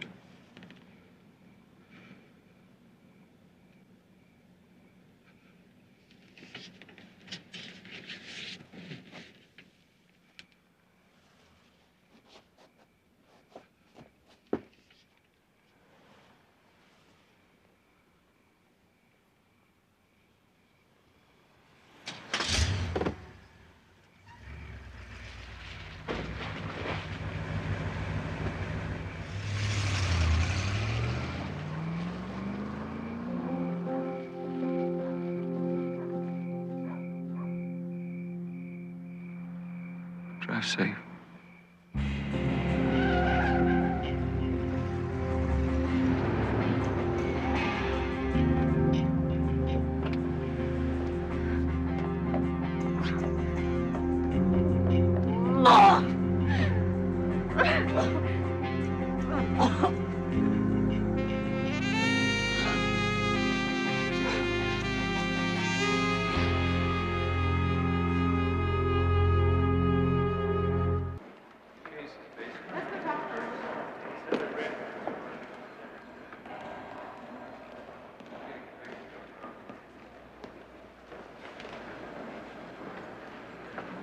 DA's in with the grand jury playing the tape.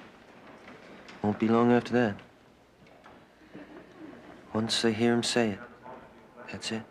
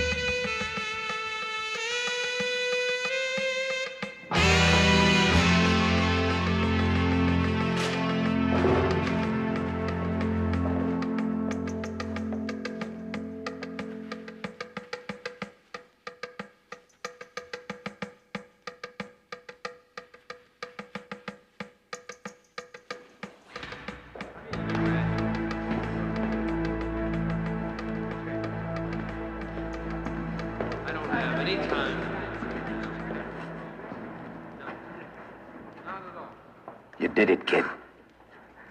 They indicted him. Hey, I want to tell you something. For what it's worth, you were good. Better than good. I never seen it done better. Yeah, I think I can make a career out of it. I think you could do just about anything you set your mind to. Since when did you start giving compliments to bimbos from private detective agencies? Hey, you caught me on a bummer that first time. My old lady walked out on me just a couple of days before. I don't know the old lady, but you made the right choice, Halsey. Well, if Kim is finished here, I'm gonna bring her back to the office. Clyde wants to see In a minute. Hey, you got your case. Ease up. I really need to talk to you. Thanks, Tom. We'll see you at the elevators. What is it, Halsey? You want to get together for drinks and discuss my prospects now that your old lady walked out on you? The DA wants you to see David again. With a wire on.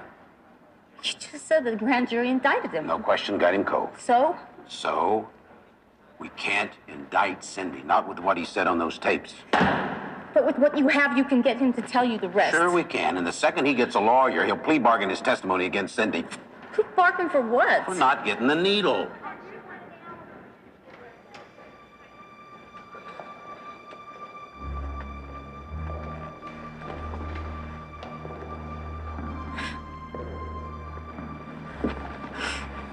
You want the death penalty?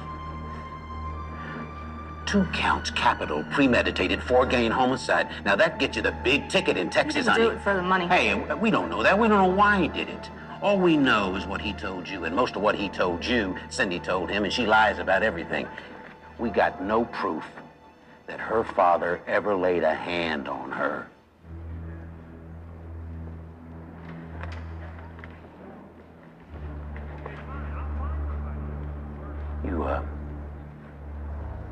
You never did see what little David did to those people, did you?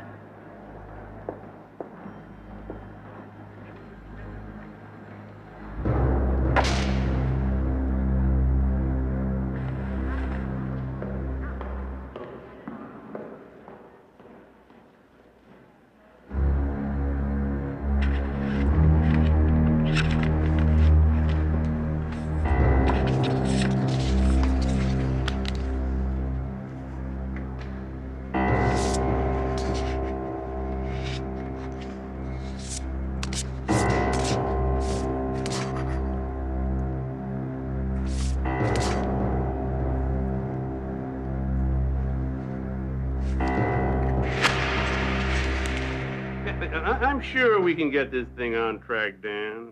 She's coming in to see me, and I'll explain everything she needs to know. Clyde, you gotta get it. Yeah, I understand. Just so you understand, when the time comes, I want to make the announcement about the agency's involvement. Sure. Sure. I'll take care of this, and I know you take care of your part. Yeah, thank you. Well, sit down. Take the weight off those lovely legs of yours. What do you want to see me about, Clyde? Oh, wanted to tell you you did a hell of a job, and I'm real pleased. I'm pleased you're pleased, Clyde. Well, thing is, we got a little end or two left untied. Seems they need for David to really place Cindy at the scene of the crime before they bring either of them in. So they can get the death penalty for David. Well, yeah, they want to kill somebody for this, and Cindy would be a hard one, being a woman and all, with kids.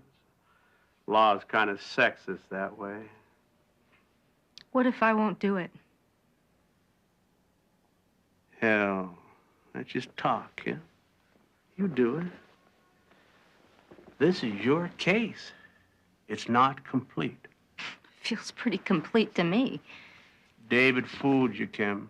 Had you thinking he was a pretty nice guy. What does this have to do with anything? Hell, you sounded more upset on those tapes than David did. Didn't even recognize you on it. I caught him, didn't I? Does it matter how I sounded? Well, not to me, not to the HPD, not to the DA, but how about to you, Kim?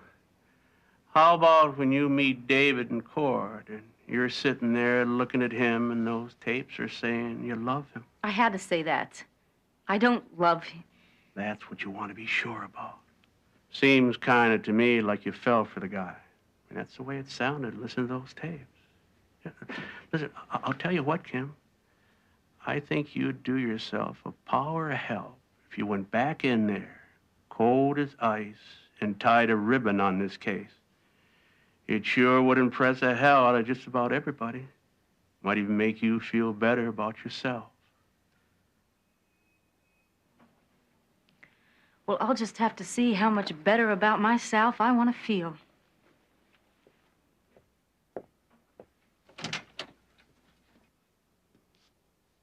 Yeah, now I want you guys ready. I want you to go ahead and get in your cars, all right?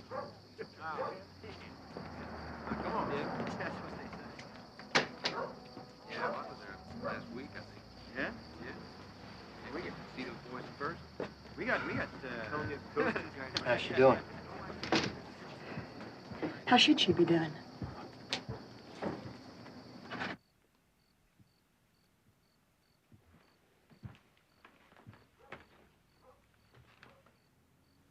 Did you call him yet?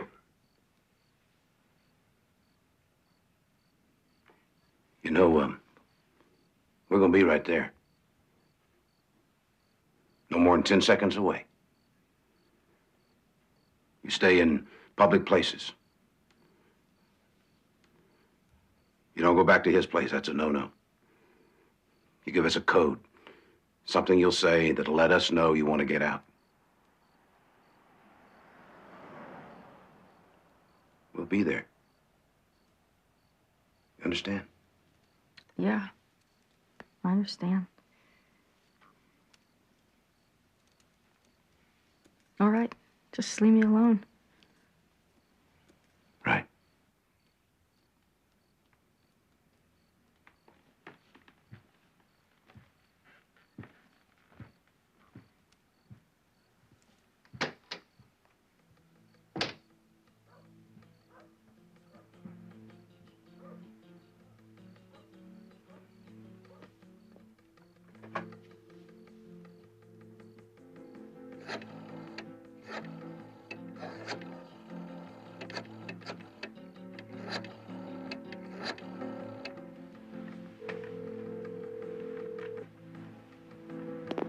Yeah? David. I thought you weren't gonna call. God. You have any idea how long a day is? It's been a pretty long day for me, too. Am I gonna see you? I thought we should talk. I think we should do more than talk, Teresa.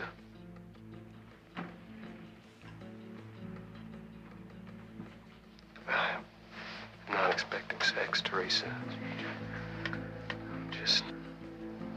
Just some nearness. I need that. Nearness.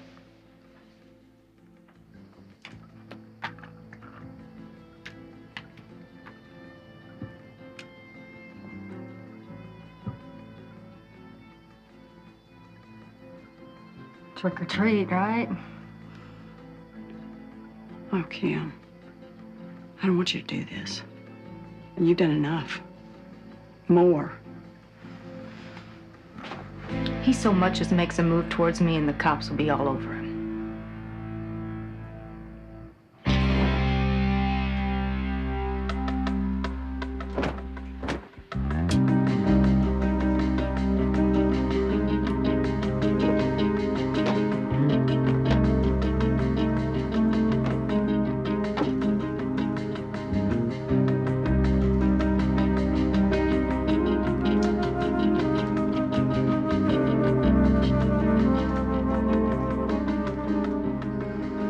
We need to know where Cindy was.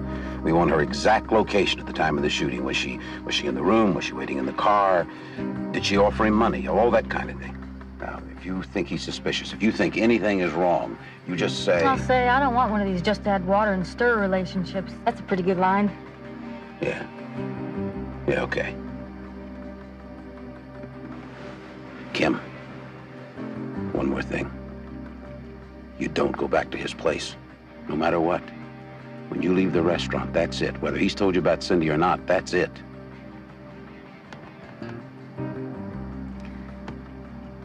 You really care about me, don't you, Sergeant?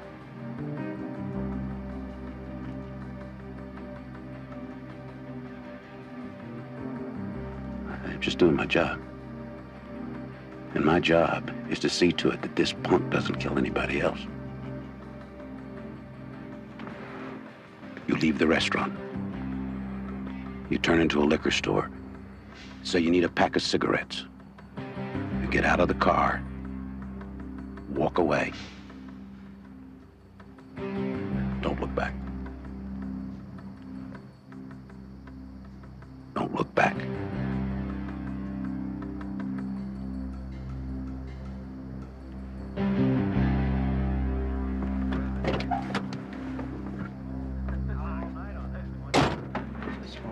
Smoking.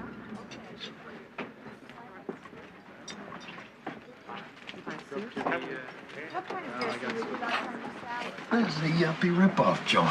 What, are you ashamed to be seen in public with me, David? Yeah, of course not. No. Just hate this kind of pretentious dump. Did you care for anything from the bar before you order? We'll have a bottle of dry white wine, a Chardonnay. Very good, thank you.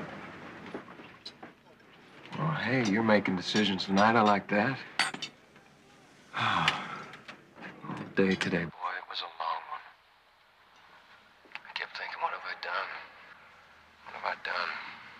I promised myself when this business went down, I wasn't going to get put away. I'd check out first. And here I am handing my life over to this person that I love. I don't really know. It scared me, Teresa. I don't mind telling you. Poor dumb bastard. You must have been scared when Cindy knew. Why? What was Cindy gonna do? No, I guess not. Her being there and all. Was she?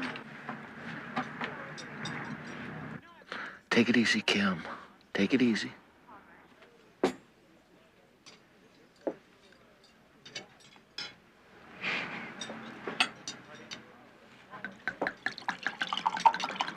It's really all right, is it? I mean, you've accepted it. That I did it. What was that you once said? Things are inevitable once they've gone through the trouble of happening? Right. Yes, right. I think I found my first disciple. Wasn't Cindy your first? Oh. Well, Cindy never knew what I was talking about. She wasn't smart like you. She was smart enough to get you to do what she wanted. Something like that.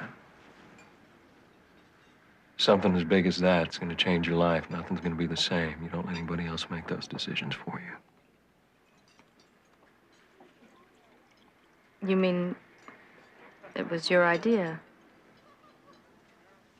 No, I'm saying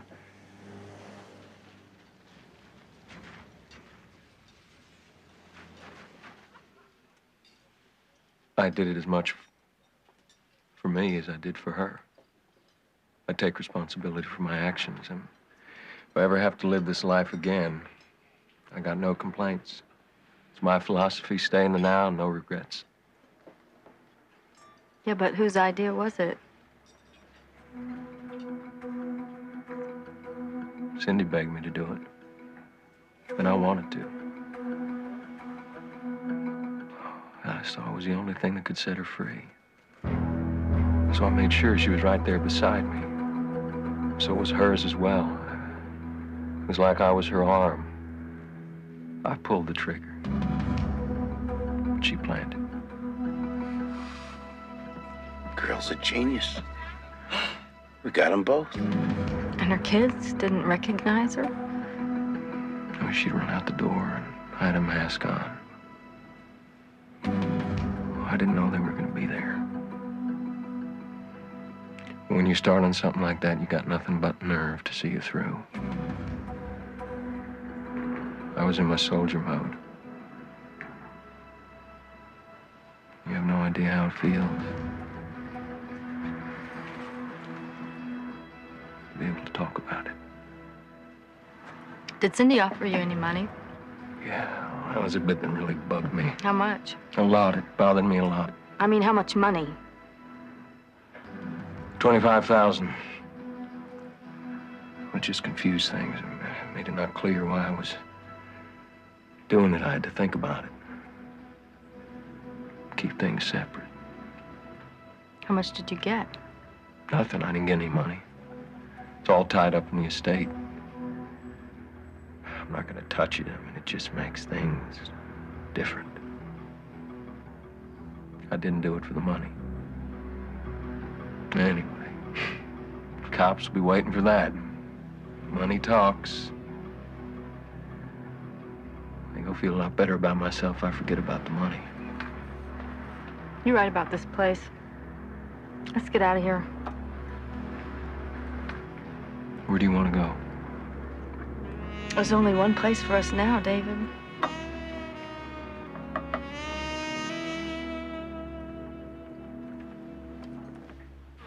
Jimmy, where's the driver? He's right outside. Get him, let's go. We're gonna stay right with her. I gotta get some cigarettes. I'm out. We stop at a liquor store on the way. Yeah. You know Friedrich Nietzsche? Well, he got blamed for all sorts of stuff, like being a Nazi philosopher. Well, he wasn't. He saw some things really clearly. He had this theory called the eternal return. He said you had to live your life and be willing to live it again, exactly the same, no changes. And that was the difference between truth and falsehood, heaven and hell. How sometimes things make sense suddenly that you thought made sense before.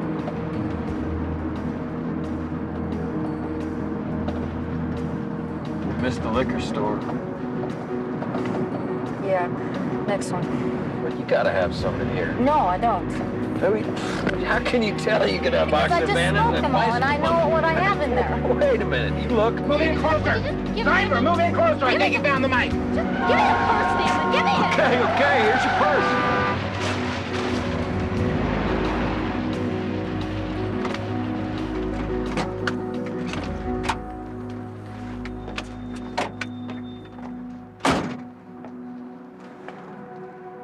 What is it?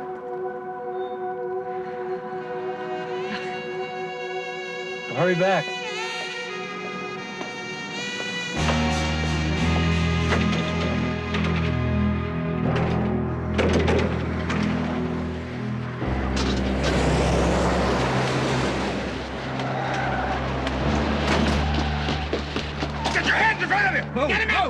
Go, Get okay, out. okay. Get out. Okay. Stop him.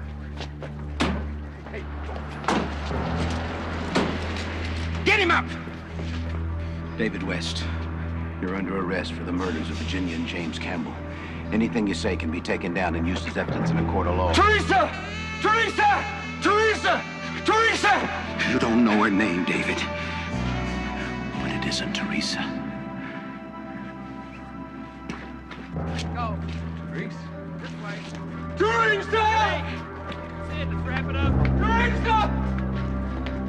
Oh, Teresa! Take him in. You don't have to acknowledge him. I do. Yes, I do. Teresa! What?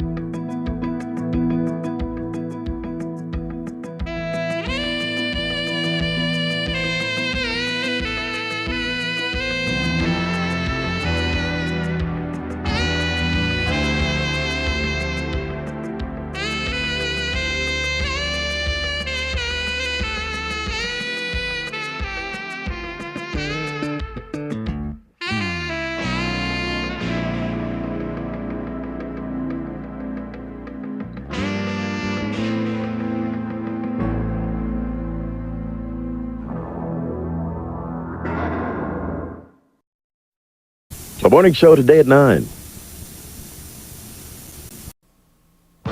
This is Channel 7 Eyewitness News with Bill Butel and Kaiti Tong, Corey McFerrin with sports, Stormfield with the weather, and the Eyewitness News team. Now, Eyewitness News. Good evening, I'm Bill Butel. New York is not a town that scares easily, but they're scared on the Upper West Side tonight. Scared because someone, apparently a gang of young girls, has been jabbing women with something that feels like needles, hypodermic needles. And they're scared because if your luck runs out, the needle might give you AIDS. N.J. Burkett is live on the Upper West Side. N.J.? Bill, more have come forward, but detectives are saying there have been no new attacks here since 8 p.m. on Friday. Over 4 days last week, there were 23 needle attacks on the Upper West Side. And because the attackers are black and most of the victims are white, police are calling in the Special Bias Unit to investigate. This is Broadway, just north of 96th Street. Well-traveled and brightly lit. The attacks haven't exactly happened in broad daylight, but to the people who live here, it hardly matters. I am really, I'm looking around for groups of, of young girls. I never used to do that. Joseph Figueroa is a doorman at a neighborhood building. Well, I'll tell you, the tenants in the area, in the building I work at, they're terrorized. Before they would go out alone, now they're going out in 2 and 3. Most of the people are expressing a terror that this group or gang of people are terrorizing them. City Captain, send one to Borough. East Side City Captain, send one to Borough, please. The 24th Precinct has saturated the area with uniformed cops, and the Guardian Angels have taken up positions up and down Broadway. Actually, I was talking to one of the cops the other night and asked him if they'd caught him, and he said they don't think they'll come back as long as the police are here. There's a policeman on every corner right now. The attacks have taken place between the hours of 6 and 8 p.m. along a 15-block stretch of Broadway between 95th Street and 110th Street. Detectives now believe it's more than a coincidence. Of the 23 attacks reported here between Tuesday and Friday of last week, 22 of the victims were white neighborhood women. Witnesses say all of the attackers were black teenaged girls. It leads us to believe there is a possibility that they may be racially motivated. Police say that because they haven't recovered a weapon, they're still not sure what it is. But what neighbors and victims fear most is that it's a syringe contaminated with AIDS-infected blood. It's hard to determine what the AIDS risk is, what the hepatitis risk is, but clearly there is concern. Doctors say the chances of contracting AIDS in cases like this are remote. So far, we're looking at a bias investigation, not a bias crime, at least not yet, according to police. We're live on the Upper West Side. NJ Burkett, Channel 7, Eyewitness News. A verdict tonight in another case that sent a shiver of fear through New York. His attorneys had tried to argue that Stephen Smith was insane when he raped and strangled Catherine Hinnant, a pregnant doctor in her Bellevue Hospital office, January 7th. But the jury didn't buy it. And today, after only 2 hours of deliberation, the jury foreman read the verdict, guilty. Carol Ivana has a story. Guilty. It was guilty today on all counts for Stephen Smith. Guilty of murder, guilty of rape and robbery and sodomy. In less than 2 hours of deliberation, the jury determined that Smith was not insane when he murdered and raped Dr. Catherine Hinnant at Bellevue Hospital on January 7th, as he claimed, but rather that he knew exactly what he was doing. Was there ever a doubt in your mind that he was guilty? Not once we heard the charges, no. Once you heard the charges, you knew? Absolutely. During the trial, the jury saw vivid pictures of the crime scene.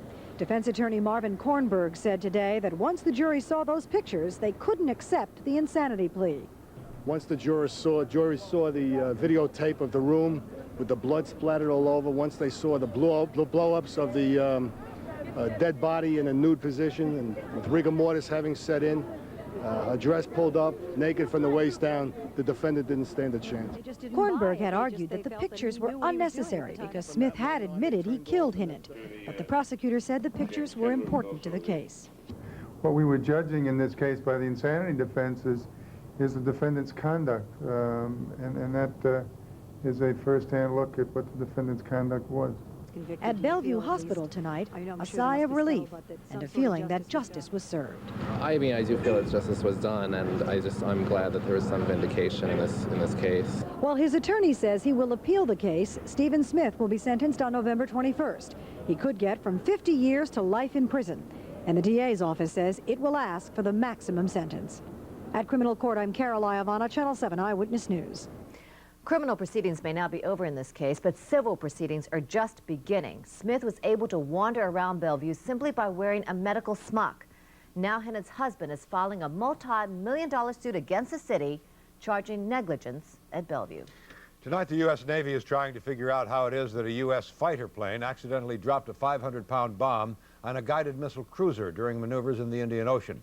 The USS Reeves was something like 30 miles from the U.S. island base of Diego Garcia when it was bombed. The bomb blew a 5-foot hole in the deck of the Reeves, seen here in file tape. 5 of the crew were slightly injured. And the aircraft carrier Lexington's back at its home port of Pensacola, Florida tonight after one of its planes crashed into the deck last night. The ship was in the Gulf of Mexico when a pilot tried his first carrier landing ever and smashed into the deck. 5 sailors, including the pilot, were killed and 19 were injured.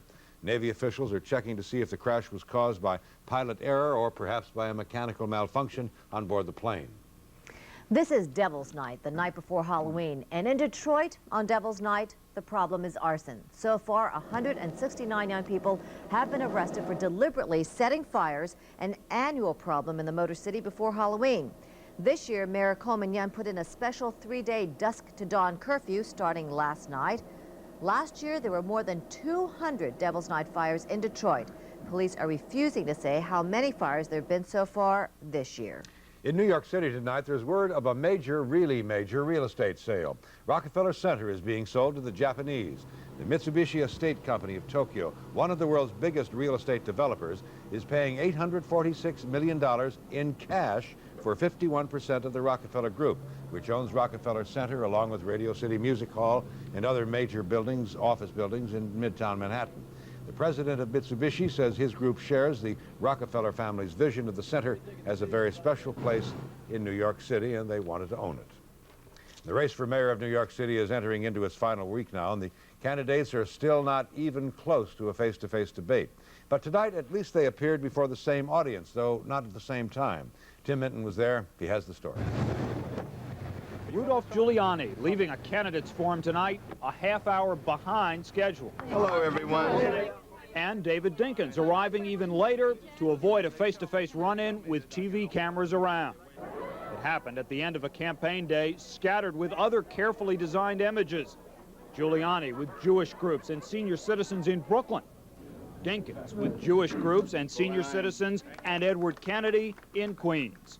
Then tonight at the Forum, sponsored by an arts group, comedian Whoopi Goldberg asked Giuliani how he plans to help those in the city who can't help themselves.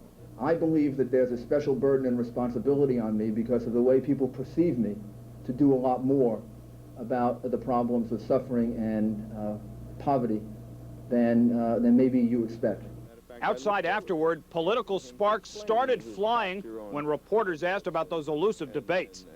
Giuliani steamed at Dinkins' continuing demand to include right-to-life candidate Henry Hughes. What he says is a total smokescreen, and you know it. It's not a smokescreen, and you know it.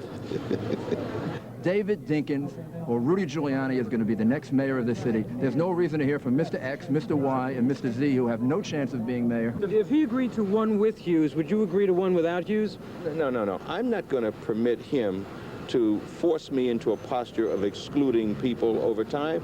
Well, it wasn't a debate, but Giuliani and Dinkins were in the same place about 8 minutes apart. And so far in this campaign, that's as close to a head-to-head discussion of the issues as it's gotten. In Manhattan, Tim Minton, Channel 7, Eyewitness News. He's not a secretary, but in Queens this morning, Brian Boatwright tried to take a letter, and he got arrested for it. The 27-year-old Boatwright got his arms stuck in a mailbox. Boatwright then had an alphabet of city services trying to free him, with the EMS, the ESU, and the NYPD all on the case. After several tries, Boatwright was finally freed. Well, he may be putting a few change of addressed cards in the mail himself. He's been charged with criminal trespass, attempted larceny, and mail tampering. And when Katie and I come back with more Eyewitness News, dramatic new developments in the Bensonhurst killing. A new story from a woman who comforted Joseph Hawkins as he lay dying in August. And the problems of growing up in a mixed marriage. Have times and attitudes changed?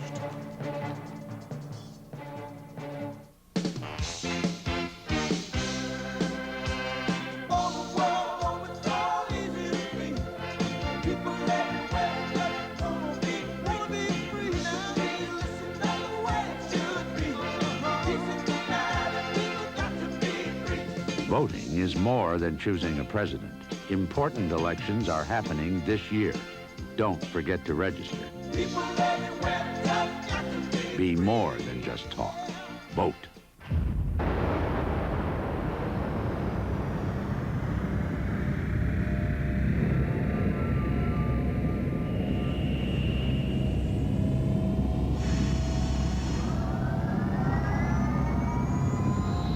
Toshiba introduces the brightest, most powerful TV in its class. The new 32-inch Super Tube with power swivel and supercarber sonicalography. Think of it as turbocharged TV. If I have to fly to the coast, I want to fly in business class. That is, if I can find a flight that has one. With TWA, there's a separate business class on every coast-to-coast nonstop. That does take the guesswork out of it. Upgrade and free. Two of my favorite words. In TWA's frequent flight bonus program, you can get unlimited free upgrades to business class after flying just 5,000 miles. Today's TWA. Find out how good we really are. A large European corporation needed $300 million. So they contacted the London office of Shearson Lehman Hutton, who contacted the Tokyo, New York, and Geneva offices seeking the lowest cost funds. The European corporation had its money in 24 hours. Few companies could have engineered a transaction this large, this quickly. Shearson Lehman Hutton.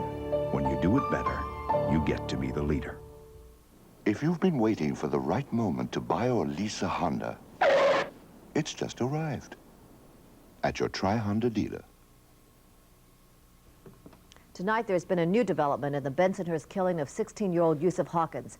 Elizabeth Galarza, the woman who comforted Hawkins as he lay dying, has changed her story.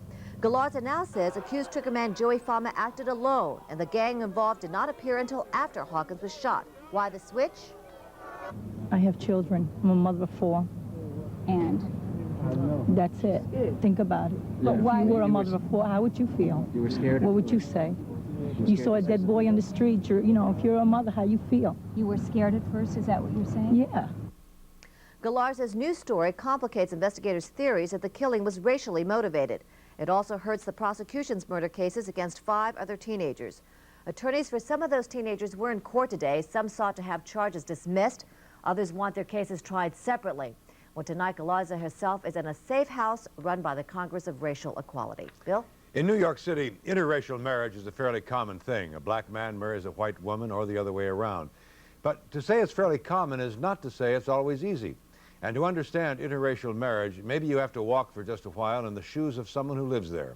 Someone like Mark Chokanowski. Kathy Wolf has his story.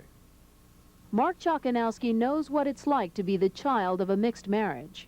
You're 35 now. I'm sure interracial marriage 35 years ago wasn't a thing to do.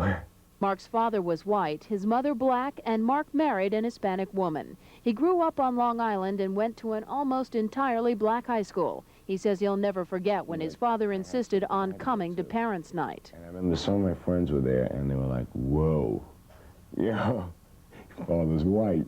I was getting like, you know, like your mother must have been desperate marrying a white guy.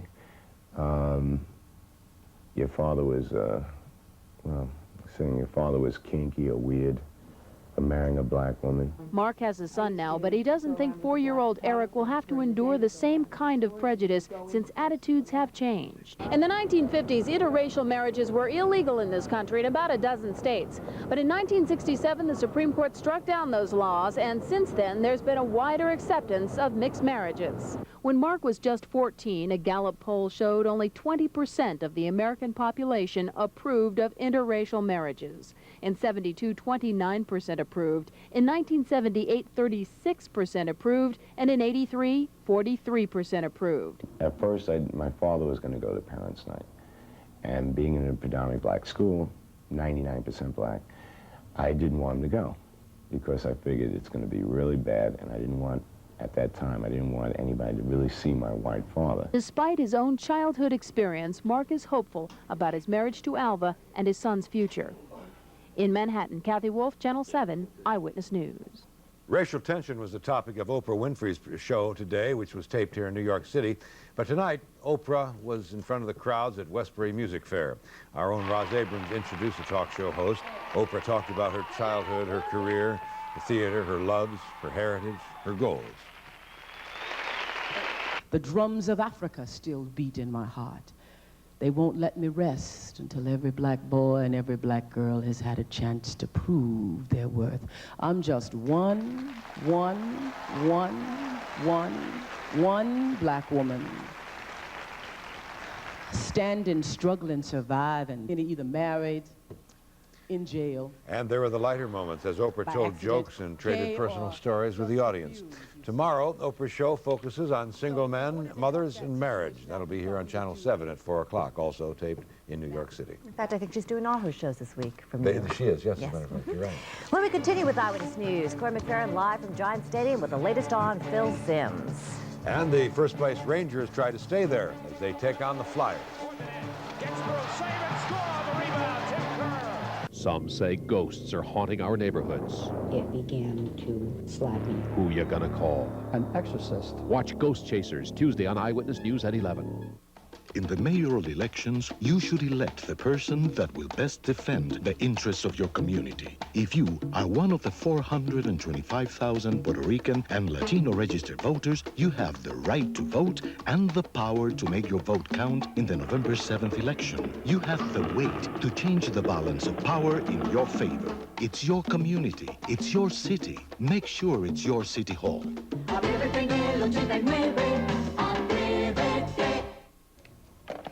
I often can't get to my personal business calls during normal daytime hours when most businesses are open. Other people have that problem too. That's why where I work, Lilco, we now have people available 24 hours a day, 7 days a week. You can call us anytime with questions about your gas and electric bills, about service, or about any of Lilco's programs to help you lower your bills. We're available around the clock, so please give us a call whenever it's convenient for you. There are two ways to make a Volkswagen go fast.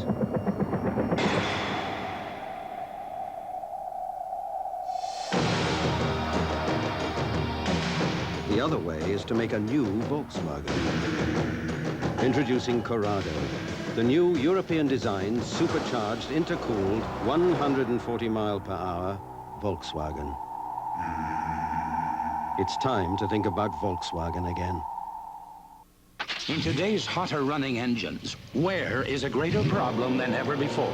Oil breakdown can shorten the life of vital engine parts. That's why there's Castrol. Castrol provides maximum protection against viscosity and thermal breakdown. So use Castrol, because driving today can be a grind. Castrol, engineered for today's smaller cars. Look for premium quality Castrol motor oils at your nearest Aid Auto Store.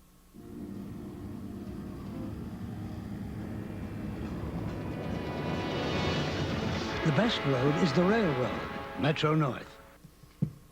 I assume you liked the game tonight, the Vikings and the Giants. Watched every second of it. So did you. You've just finished watching the Giants at the Meadowlands tonight. Corey McFerrin did that also. He's there now. He has sports tonight. Corey? Quite a ball game, guys, huh? A lot of people enjoyed this one. You know, all week long, we were hearing about how great Minnesota's defense was. Well, maybe that inspired the Giants' defense tonight, because this game was all about defense and all about special teams, because without Phil Simms and without the injured Mark Bavaro, the Giants get the job done against a very strong Minnesota club. Let's look at some of the highlights. And early on, it didn't look too good for the home team, especially in that first quarter. Giants' first possession, as a matter of fact, 3rd and long, Simms sacked by Al Noga. And Simms limps off. Turns out to be a sprained ankle. He would not return. Jeff Hostetler replaces Simms, and you're thinking this could be a long night, especially when on the next series, Tommy Kramer on the screen finds Herschel Walker, who bangs across just barely, and it's 7-0 Vikings. Now that's the halftime score. Then the turning point of the game, early in the 3rd, Kramer under siege, puts it up, and it's picked off by Pepper Johnson. There he is at the 39-yard line. And watch what this guy does. He should put him in the backfield. Gonna dive across right there for the touchdown. That's a highlight reel play, man. 7-7. Then Alfred Anderson to receive. Gets blasted by Lewis Tillman right there. At this point, it's a 10-7 ball game. You see the ball pop loose, and it's recovered by Giles for the Giants. Just a huge play. And then 3 plays later, it's Jeff Hostetler at the controls. He'll look to the end zone. He'll pass, and it's Lionel Manuel. Touchdown at 17-7 Giants. They go on to score again after another Anderson fumble, and this baby's over. The final 24-14. I talked to one of the heroes, Jeff Hostetler, a moment ago. I felt good right off the bat. It's just, hey, they're a great team, and it's a tough situation to come in, and you know, things went well, and we pulled out a victory.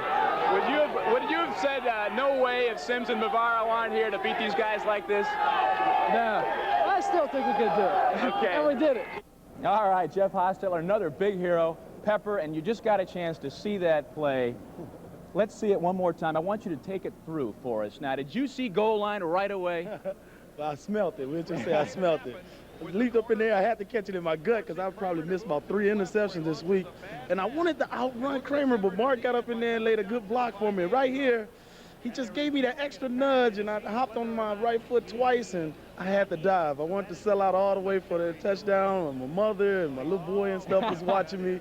It was a great feeling. It was a great feeling for me. I'm sorry that I didn't keep the ball the first time. I didn't keep the ball after I'd made a big play, but I had to spike it. They told me it went somewhere. I wished Eddie would have got it for me, but it was a great feeling for it. I felt it was a big turning point for us, and it was a great feeling. All right. Congratulations. Keep it up. Thank you. All right. Pepper Johnson, one of the heroes tonight. As of right now, thanks, Pepper. As far as Phil Simms is concerned, no word yet just how badly that ankle has been banged up. Now, let's switch gears here, talk a little bit about hockey at the Garden tonight. The Rangers finally fall at home. Flyers beat them by a 3-1 margin tonight.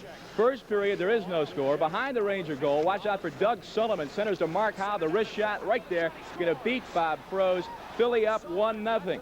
Then to the second period. Flyers on the power play. Watch out for Timmy Kerr in front. He will poke in the rebound right there, right between Froze's legs. 2-zip. The final is 3-1.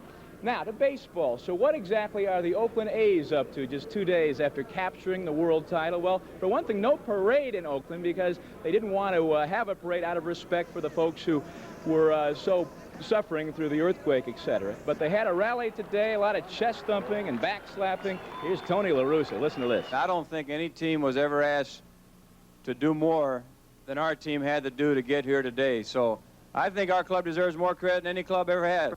No question about it. One of the great teams of all time, the Athletics of Oakland. That's it from Giant Stadium, 24-14 the final. Giants go to 7-1. Only the 49ers have a similar record in the NFL. Bill Kitey? Great. Okay, Corey, thanks very much. When we continue, it was too good to last, wasn't it? Yeah, it sure was. Storm says it's a big change in the weather heading our way.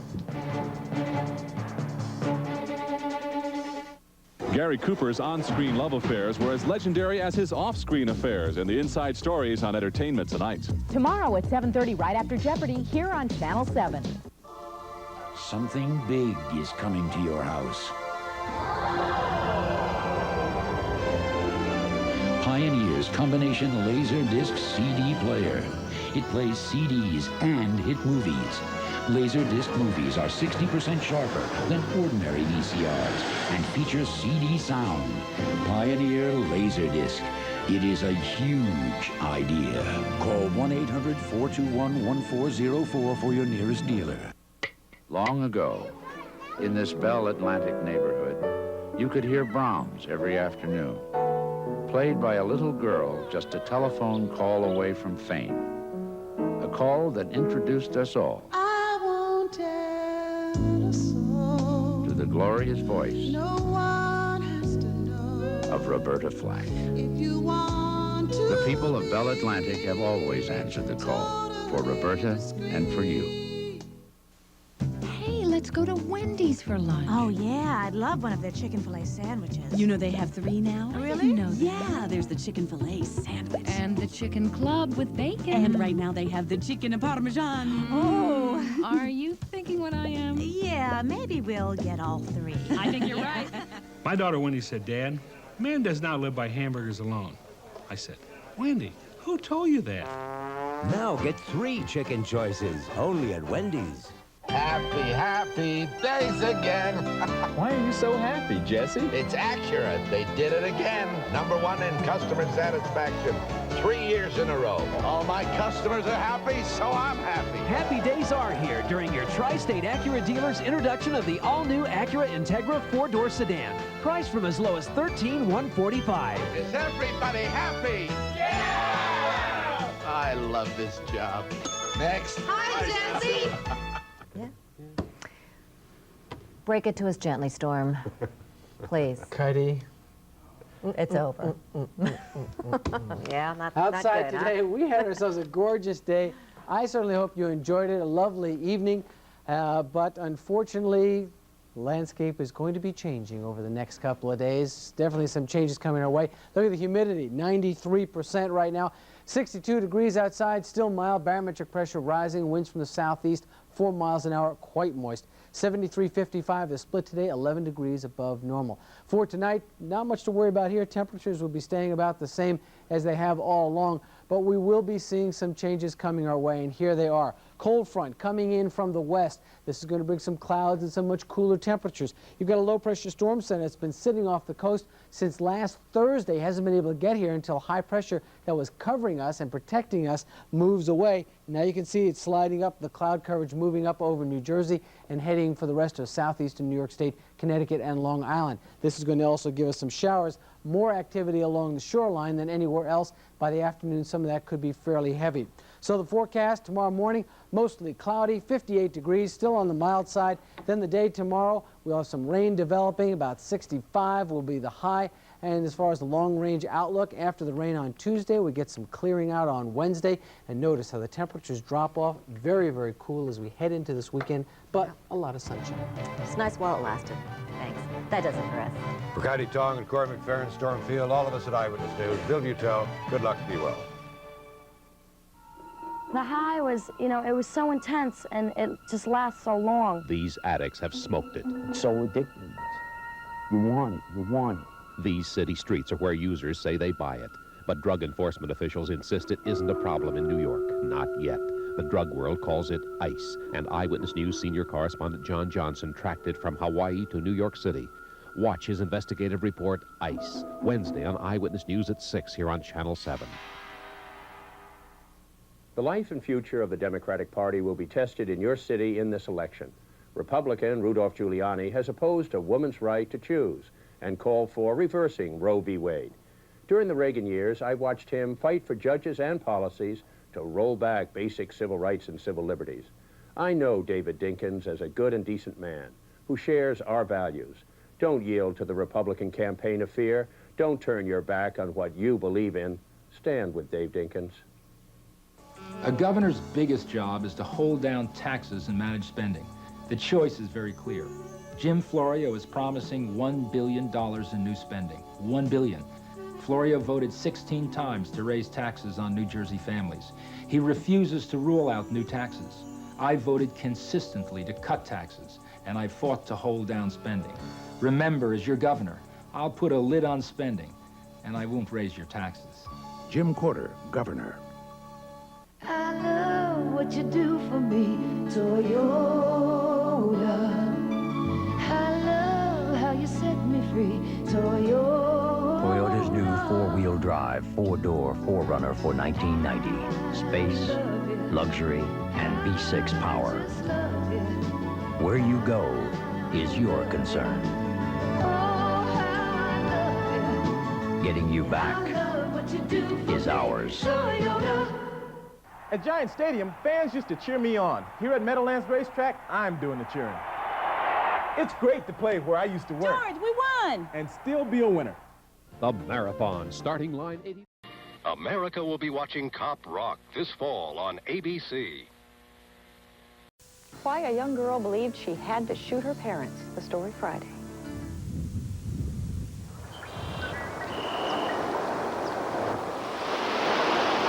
It's a place called Paradise Valley, and people who live in it say it was a paradise.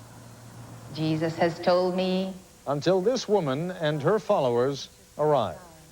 Cosmic law is cosmic law, and when the karma has to teach people a lesson, then it has to descend. I believe that there are peak dates when nuclear war could happen anytime in this 12-year period that began on April 23rd. It's a Montana-based spiritual group of some 3,000 people that has aroused the anger of its neighbors and the concern of half a dozen federal agencies. Who is Elizabeth Prophet, and what does her church, universal and triumphant, stand for? We'll talk with her tonight.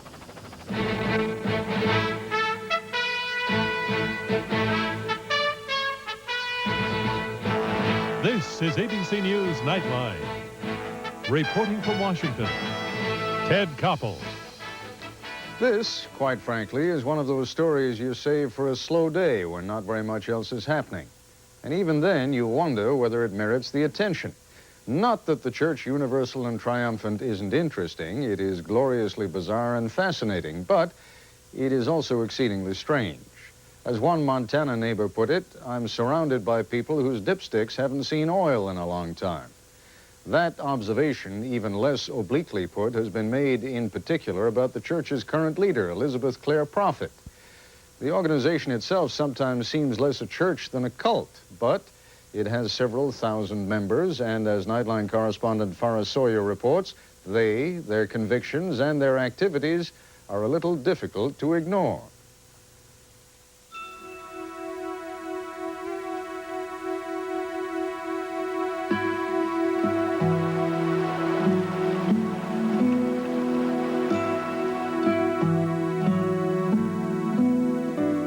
Paradise Valley, Montana.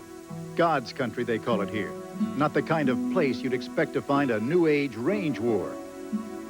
Jesus has told me that the kingdom of God is the consciousness of God. And this is not the kind of person you'd expect to be leading the battle. Elizabeth Clare Prophet, head of the Church Universal and Triumphant, whose teachings are a grab-bag mix of Western and Eastern philosophy.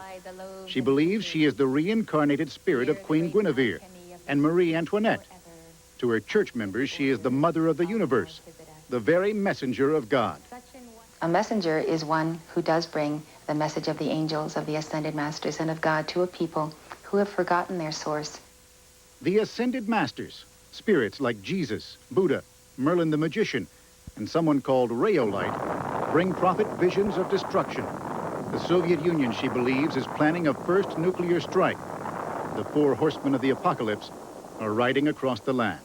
And as you know, these four horsemen bring problems in the economy. They bring war, they bring death, they bring famine, they bring plague. Lord Michael, and legions of blue, come see me now, be faithful and true. An estimated 3,000 church members gave up their old lives to follow prophets' visions to Paradise Valley, chanting for protection and preparing for nuclear holocaust, dotting the landscape with scores of fortified bomb shelters, room for every man, woman, and child in the church. These things close and go in against the two openings in there, and there's no way of opening it up from outside. Fred Morcell gave up a full-time acting career to come here and build this underground shelter for himself and 6 others. When the messenger of God announced this past March and April were the most dangerous times, Morcell prayed and waited. We were ready to go down any minute. Any minute. Disaster was averted, members believe, in part because they prayed it away. But church members also take other security measures. Ed Francis, Prophet's 4th husband and the church's business manager, together with her former bodyguard, were recently convicted of illegally buying $100,000 worth of assault weapons and ammunition to be used, Francis said, after a nuclear war, against looters, or when the Soviets invade. Let me get this straight. Ed Francis, holed up in a bunker up in the mountains, says he's going to fight the Russians? Well, you know, who knows what kind of a scenario would unfold. Local residents have grown increasingly alarmed. When church members built a defense tower overlooking Pete Story's ranch, he called it a declaration of war. Apparently they think that there will be a nuclear war, and afterwards there will be pathetic, starving, radiation-sickened mobs trying to get shelter or raid their bomb shelter or something. And you're the mob. And we're the mob. I don't believe in pacifism. And I believe that if you are attacked in your home and somebody's going to rape your wife and kill you and your children, that you better defend yourself or you're going to have the karma for allowing all those lives to be taken. Many residents claim the church's frenetic rush to prepare for the end of civilization is also hurting the environment. The main bomb shelter, with room for 750 people and an entranceway big enough for an 18-wheel tractor trailer, is being built in what was once prime habitat for grizzly bears, elk, and pronghorn antelope. When 3 of the shelter's fuel storage tanks burst last month, spilling out 32,000 gallons of diesel oil and gasoline, residents complained bitterly. Unfortunately, Montana has some very lax zoning and land use laws. You could build a Tower of Babel up there and it would be all right with the state. One of the reasons the argument over the future of this valley is so bitter is because it lies right next to Yellowstone National Park. Any development here could have a direct impact on one of America's most precious wilderness areas. The fallout shelters are completely self-contained and are designed to have a minimum footprint on the land once they are completed. Privately, park officials say they too are frightened by the rapid growth and call it the single greatest risk to Yellowstone.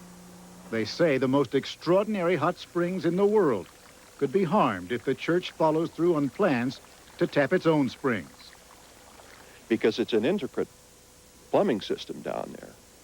And all over the world, they've shown that if you mess around with that plumbing system, then you're going to turn these geysers on. The church denies all the allegations, saying they are the result of media bias or plots to force them off their land or religious persecution. If we were Jewish, this would be called anti-Semitism. If we were Catholic, it would be anti-Catholic mentality. You know, you could put it in any framework that you want. But they have barred the press from the spill site and from seeing the bomb shelter, saying the Soviets could use the information against them. And they've been slow to tell the community their plans. Residents who turned out to demonstrate their anger say it is that secrecy that scares them the most. Hey, you guys come down to Livingston, we let you look in our store windows, we let you do anything you want. Why do you hide from us? Let all you hide. We don't have the obligation to tell the entire world what we're doing exactly and explain to them every move that we make.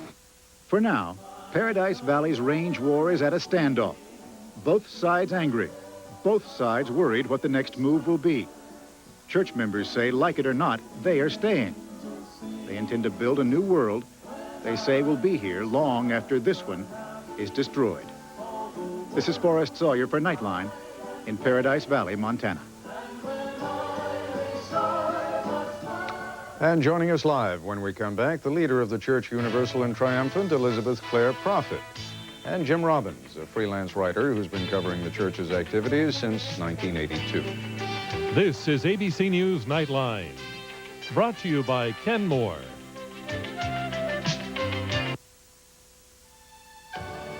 Whether they've been standing for 100 years or they're brand new.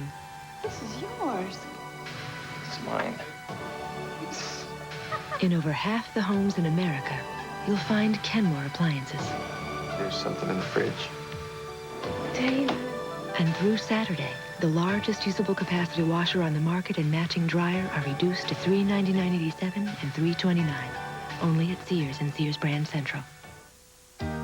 It seemed like a different era. Diners were popular. Rock and roll was in. The air was charged with the power of positive thinking. Style was in style. And Mazda introduced the Miata.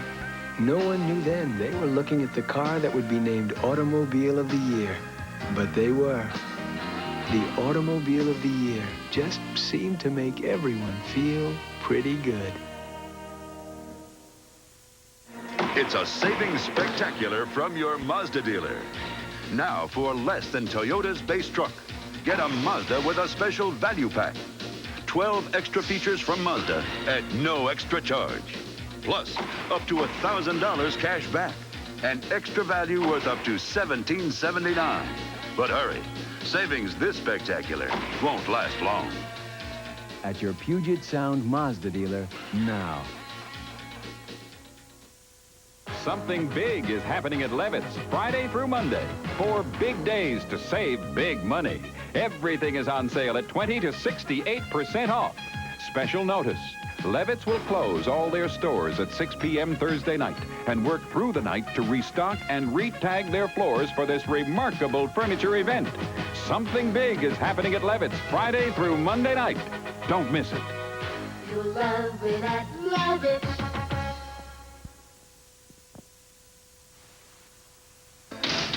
Barbara Walters with tough questions for the man who runs China today. What happened to this young man? Watch a 2020 exclusive Friday. Elizabeth Clare Prophet has been the head of the Church Universal and Triumphant since the death in 1973 of her second husband, the church's founder, Mark Prophet. She joins us tonight from the church's grounds in Corwin Springs, Montana.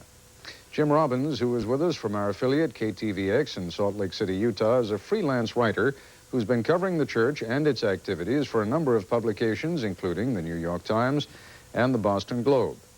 Ms. Prophet, I'm pleased that you came, and we, of course, invited you, but I must ask you, it surely cannot come as a surprise to you that your activities and the activities of your church are viewed with some skepticism, cynicism by those of us on the outside. Why did you accept? Why did you come?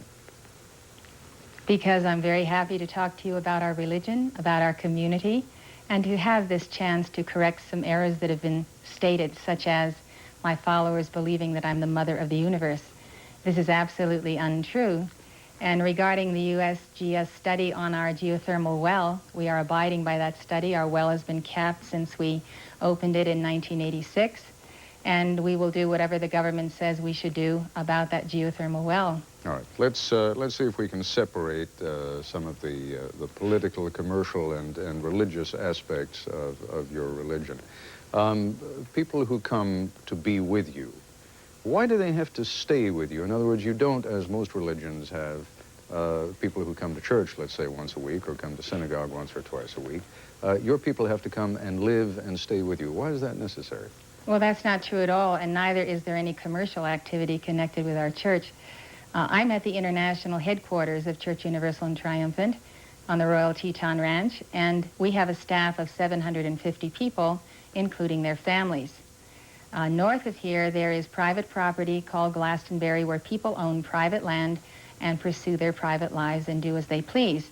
The shelters you showed were in Glastonbury. They're privately owned.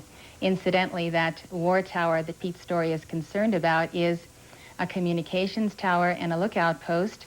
It's only 12 feet tall and will be lower when it is backfilled, and it's only 8 feet in diameter on the inside. What are you looking out for? What am I looking out for? Well, what is that? Well, whoever sits in the tower, what are they looking out for? Well, they tell me that if they're going to be in a shelter underground, they need to be able to see what's going on outside and above ground, and so it's radiation proof. And so they have installed it. They've done that on their own, and I've had nothing to do with the building or the selling of shelters in Glastonbury. Now, people come here for prayer vigils, and they came and went during the months of March and April, which I did say were dangerous months.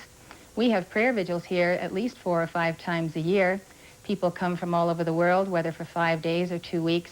No one has to come and live with me to be a part of my church. Far from that. You actually said more than just that March and April were going to be dangerous months. You predicted that on the 23rd of April there was going to be, what, some nuclear attack by the Soviet Union? No, absolutely not. I've never predicted a nuclear attack for April 23rd or for any other day.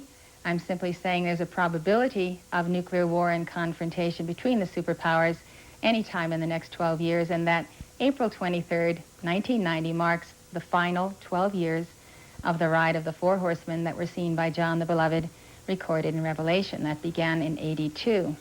That's all I have said about that date. When you talk of course, it sounds much more dramatic to talk about the ride of the 4 horsemen of the apocalypse than it does to talk about those things with which the world has been dealing for the past several thousand years since the beginning of recorded history.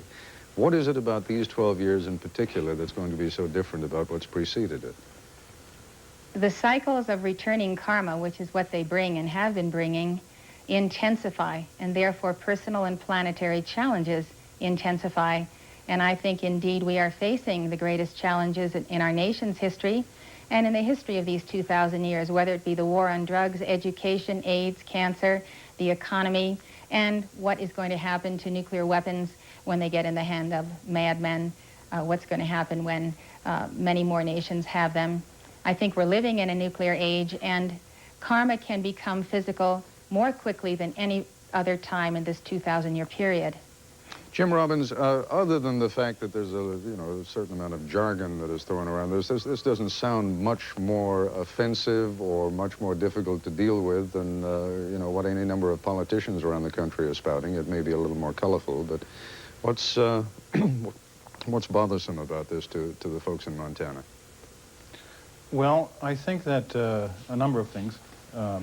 First off, the people who were there from other parts of the country who were members of the church were very fearful, and we're talking about preparing the bomb shelters very quickly, getting in as fast as possible, and there was a real frenzy of activity. I think what's bothered people for a much longer time, and it really intensified lately, has been the environmental problems that have sprung up. Oil leaking into the earth, and a lot of disruption from bulldozers and bomb shelters and so on. And if anything, people are concerned about what they don't know, what could come about as a result of people being heavily armed, people being heavily fortified, people moving a lot of earth, doing what they think is a lot of damage, and I think that the unknown is as frightening as anything else. Certainly. In fact, the unknown is usually more frightening than anything else. But presumably they had to get certain construction permits to go about doing what they're doing, right? Well, a lot of environmentalists and people who live in the valley don't think that the permitting process in Montana is anywhere near adequate. They feel that the church cartwheeled through a lot of loopholes in the law, and they went to court over that, and they are still pursuing that. And so I think that people think that the church came in and saw Montana as a rural state, backward in some ways as far as its protection of its environment goes. And I think that a lot of those things now are planned to be taken up in the next session of the legislature so that similar problems don't come up in the future. All right, we're going to take a break. We'll continue our discussion with Elizabeth Clare Prophet in just a moment.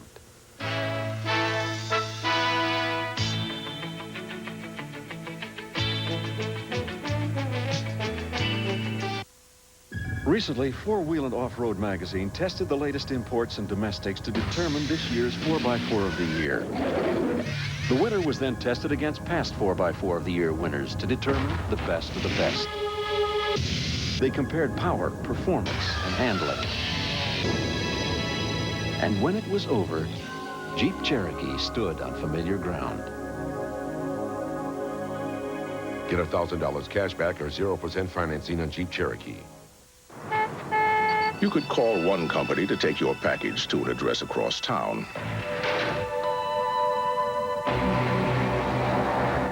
And you could find somebody to take your package to any address cross-country. Then you could call a third outfit that could take your package overseas. And yet another that could take your package overnight. But there's only one company you could call if you only wanted to make one call. When Mount St. Helens erupted on May 18, 1980, it seared the very life out of the land.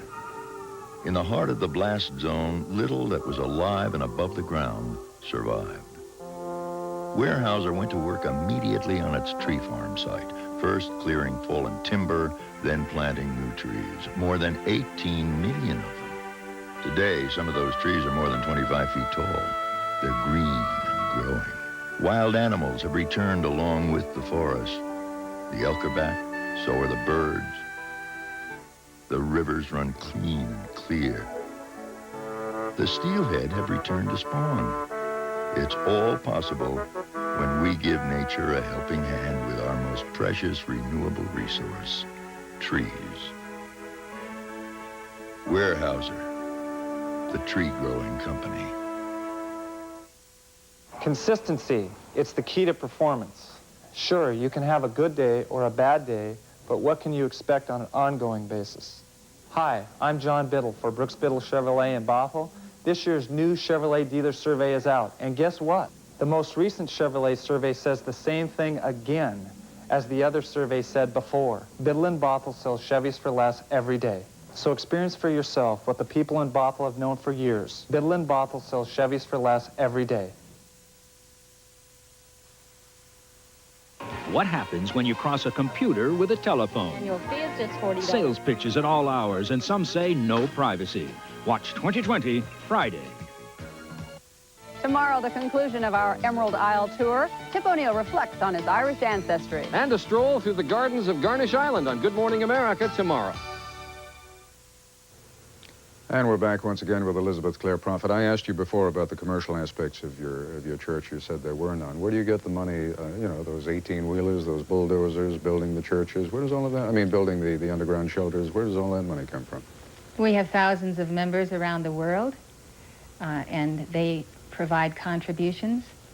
I have published over 50 books that are in 12 languages. They're sold all over the world. All of the income from those go to the church. How much money have you made off those books over the years? I mean, you know, there are very few successful authors in the world, at least very few who make money off it. How much have you made Well, off your the books? copyright of my books is in the church's name. I receive a monthly salary, a take-home pay of $1,780.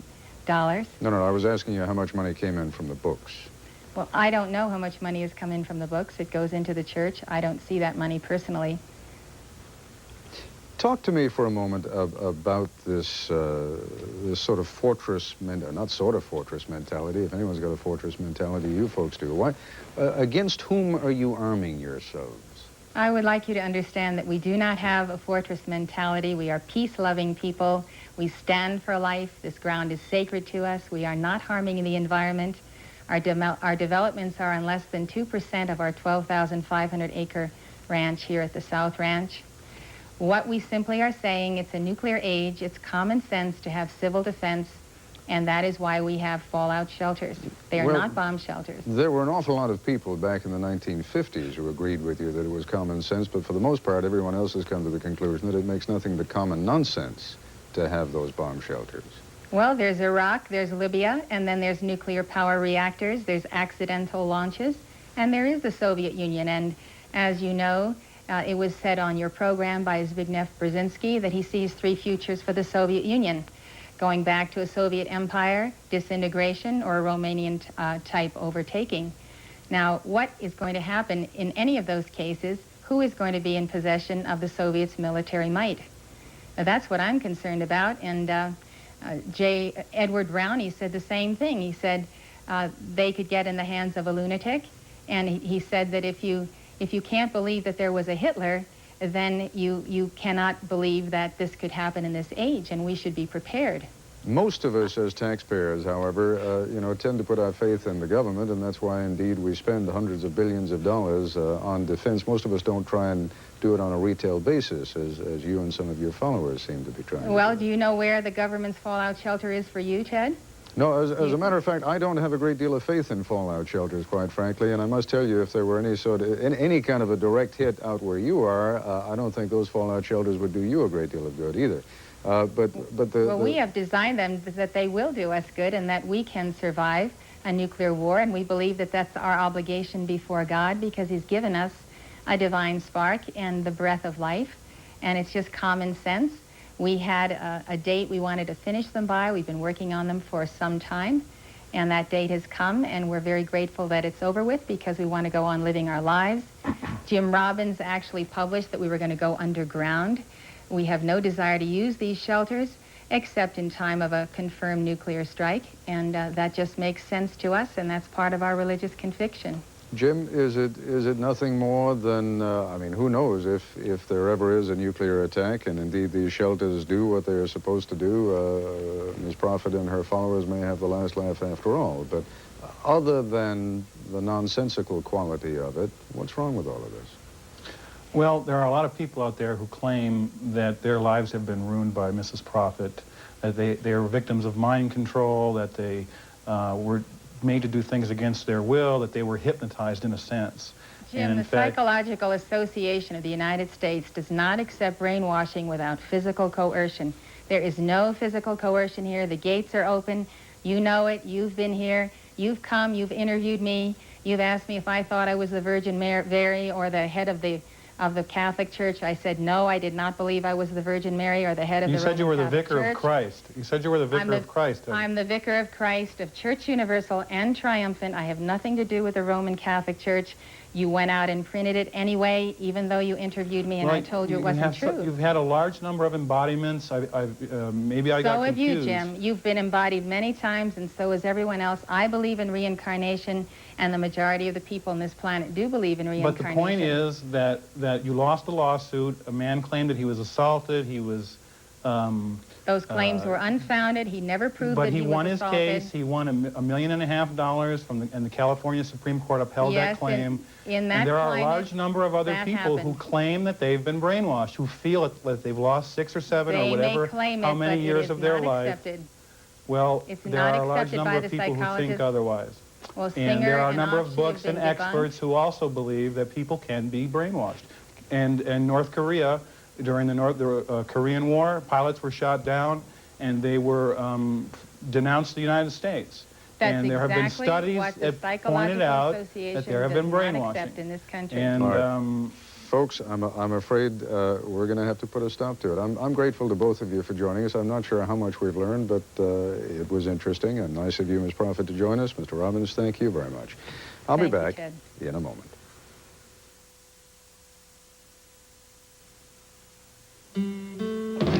At the biggest bank in Ireland, from coast to friendly coast, they'll refund your Visa Travelers checks if they're stolen or they're lost. So be off without a care and travel where you will, from McGillicuddy Reeks to Glencolumkill. But if you lose those other travelers' checks, you won't see our smiling faces. If you go to what American Express calls one of their refund places, Visa Travelers checks, they're everywhere you want to be.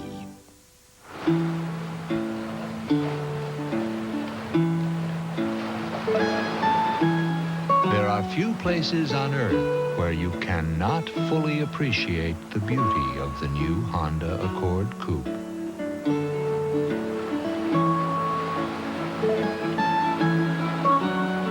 The new Honda Accord. You have to drive it to believe it. This rare 19th century painting is too fragile for ordinary transportation, so they called United Van Lines.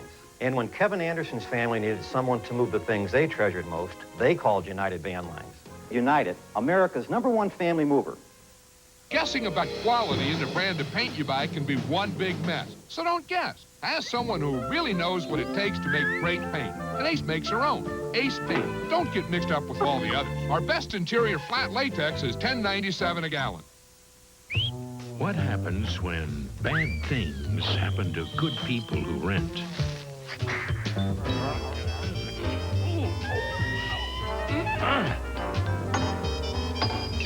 If they have Allstate Renters Insurance, the Good Hands people could replace their things just the way they were. Do you rent? Call an Allstate agent. You'll rest easier knowing you're in good hands with Allstate. Allstate. Finally tonight, a correction. On April 25th of this year, on this broadcast, we reported on ethnic tensions in Yugoslavia. 3 scenes totaling 18 seconds of rioting in Chile rather than Yugoslavia were inadvertently included in the report, and we regret the error. America will be watching Cop Rock this fall on ABC. We talk about Madonna's video tomorrow night. That's right. You know, did you see Madonna's? Any of Madonna's? I saw some of it on the news, but they've got it all blocked out, so you can't see all of it. Yeah, Koppel ran this bar. In the video, there was a bar over the bus line on that girl. And, I heard it's something, though, soft porn. well, she's doing a lip lock with somebody. I mean, there's like pelvis thrusting and everything going on Everything. there. So. Underline everything. So we're going to be running that, what, in about 3 minutes here, just to keep you awake. How many people are working? Because the results came out today, a lot of America is out of jobs. So who has a job? We got some jobs available here at ABC because I was wandering around backstage and there's a stack of job applications. I don't know if you're qualified for any of these jobs. And it reminds me, the dumb questions they ask on job applications. Like, who should we notify in case of an emergency? And I mean, come on, I always write down, hell, a good doctor. Billy's got a job, Billy Vera and the Beaters. One of the best jobs, and that's a great one. And thank God. I'm curious, Billy, did you always want to be a singer or musician? Well, not always. When I was a kid, I ate a lot of pastries, you know, cookies, candy, you know, stuff like that. So you wanted to be a baker? No, I wanted to be a policeman. Hey, I don't write this. I don't write this stuff. I just tell the jokes nobody else wants to tell. You had a chance to say you didn't want to do that. You had a chance. But a great suit, man. Great suit. I'm telling you, beautiful suit. There's a lady in West Virginia who has written to us and said that she loves the way you look in your clothes. Why didn't she write to me?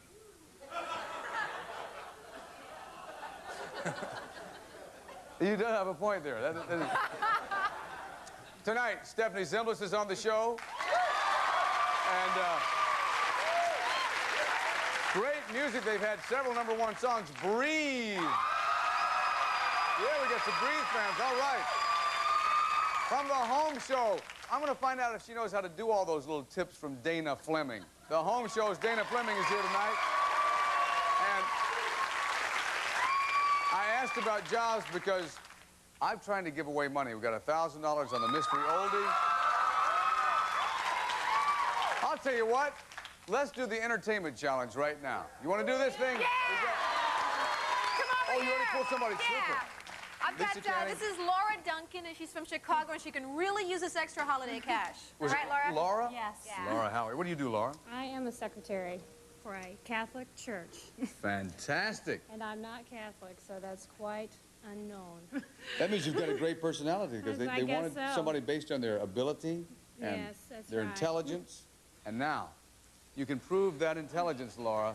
All you have to answer is 5 questions I have about entertainment here. Just stand right here and just answer these questions in slightly less time, Laura, than it takes for me to pull this cork on this funnel filled with sand, which fills up this bucket. It weights down the bucket and then causes this man to propel down this wire. As he comes down, his feet hit this lever, which causes this golf club to go around like that, you see, Laura. It hits that golf ball, and actually it's a tiny little 3-wood that hits the golf ball up into here. It goes bam, bam, bam, bam, bam, down all the way down this ramp, falls into this yellow trough, you see? And then the golf ball goes all the way down and weights down the end of the yellow trough. This lever that Lisa's fondling then goes down and hits this other lever. At the end of that lever is a void stamp, and right now, I'm saying slightly less time because we're putting your check for $500 at the end of the travel of that void stamp. It's great. So all you have to do, Laura, You'd use it. is answer the 5 questions before all that happens. You get $500. Are you ready? Yeah. Okay, are we ready for Laura? Yeah! Let the challenge begin. Here we go. Okay, number 1. Name the singer whose nickname was the King. Elvis. 1. In what movie did Morgan Freeman play Jessica Tandy? Driving Miss Daisy. 2. Which ex-Beatle wrote the song My Sweet Lord? George Harrison. Yes! William Conrad plays the fat man. Who plays Jake? Oh. His mother. Okay. What rock musician was born with the name Robert Zimmerman? Robert Zimmerman. Don't know. Go ahead. What series does John Larroquette currently star in? Night Court. That's 4. Name the singer-songwriter whose album is entitled The Rhythm of the Saints. Paul Simon. Yes! That's 5! Oh!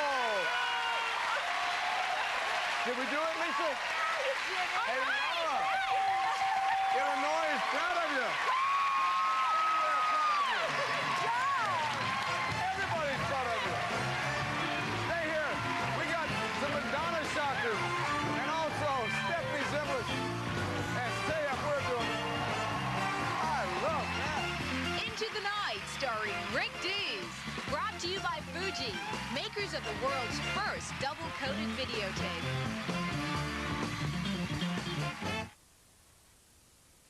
You're about to see and hear a demonstration of Fuji's new double-coated videotape, a truly remarkable advance in video technology. It's the first tape with 2 separate layers, one layer designed for picture, the other for sound.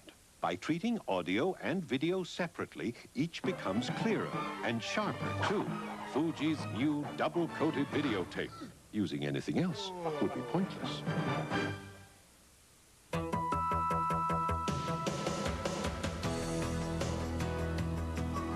The day you bring home your first new car is like no other day. And the first car more people bring home is Chevy Cavalier. That's why more people are winning with the heartbeat of America. And now it's easy to win with an efficient new Cavalier. Oh, when I get a stress headache, it's like I have this pounding right on each side of my temple. When stress headache pain stretches you to the limit, there's Anacin, or aspirin-free Anacin 3. Strong pain relief for today's stress headache.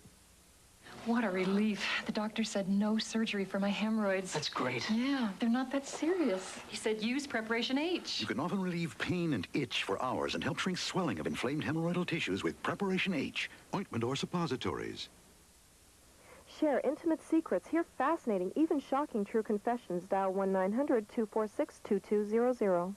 Dial 1-900-246-2200. I just can't hold it inside anymore. Maybe if I... Dial 1-900-246-2200 and share her deepest secrets. Hear her true confessions at 1-900-246-2200. 95 cents a minute, $2 first minute, adults only, please.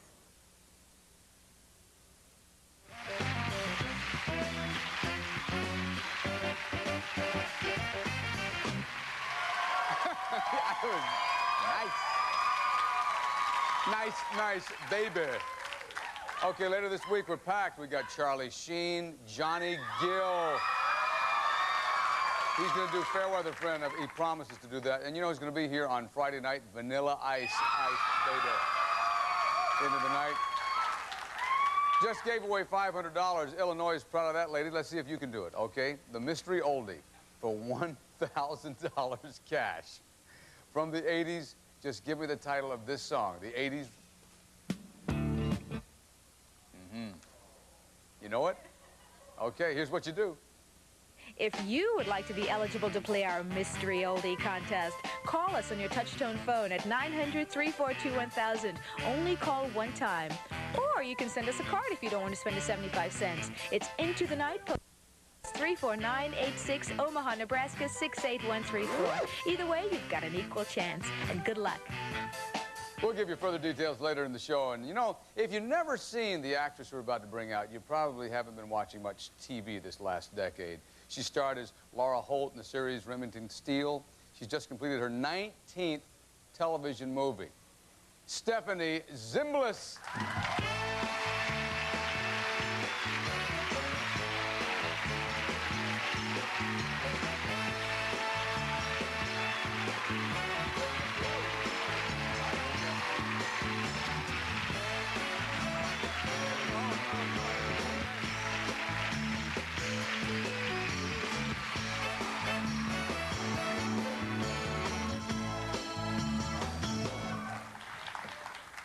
How you doing, Stephanie? Fine. How are you? Wonderful. Good, good, good. You got all dressed up for us tonight. I did. I had to take a shower for this. Yeah. You're not an Earth Mama. You take showers regularly. Yes, I do, especially after my golf game. That's right. You're into golf. Yeah. Sinful sport, isn't it? You know, it's the fastest growing sport in the world. Is it really? It is the fastest growing sport in the world. Yeah. And it's something you never master. And do you have a handicap in golf? No, I'm one of those golfers that if I actually had a handicap, it wouldn't be a pleasure to play anymore. So I go out and hit the little white ball and enjoy I've seen your dad plays golf in all these celebrity tournaments and everything. Yeah, that's right. He's got to be proud of you. Yeah, he is, I think. I think so. Because you definitely have an artistic family tradition. I mean, the Zimbalist name conjures up, you know, your not only your dad, a Quinn Martin production, but so many. I mean, your grandfather, a famous violinist, right? Mm-hmm. Yeah, yeah, that's right. And do you ever remember your grandfather? Oh, my grandfather was my favorite person in the world. He really? He passed away in 1985. Mm-hmm. So we were very close right until then. Yeah, he used to, the last couple of years when he would watch Remington Steele from the hospital bed, and the nurses would come in and he'd say, "That's my granddaughter right there." And it made it worth, I mean, I enjoyed the series, but that was the highlight of doing it, was so that he could enjoy it. Well, you know, we have so many music artists on the show, and over 1 million albums were sold for the first time. Now, correct me if this is wrong, by your grandmother, Alma Gluck. That's right. Now, people might think, nah, what are you making this up? Is that true? She was the first person to sell 1 million records. That's right, in the history of the world. She was like the original one. It's amazing. I wonder what she would think of Madonna's video. Oh, God. I think she was, from what I gather, quite an opinionated woman, so I sing a bit, but I'm not up to that kind of caliber, you know. What did she do?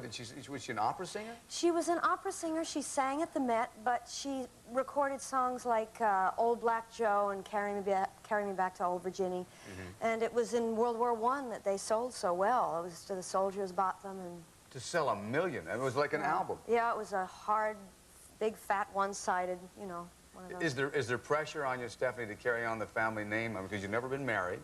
No, I never have.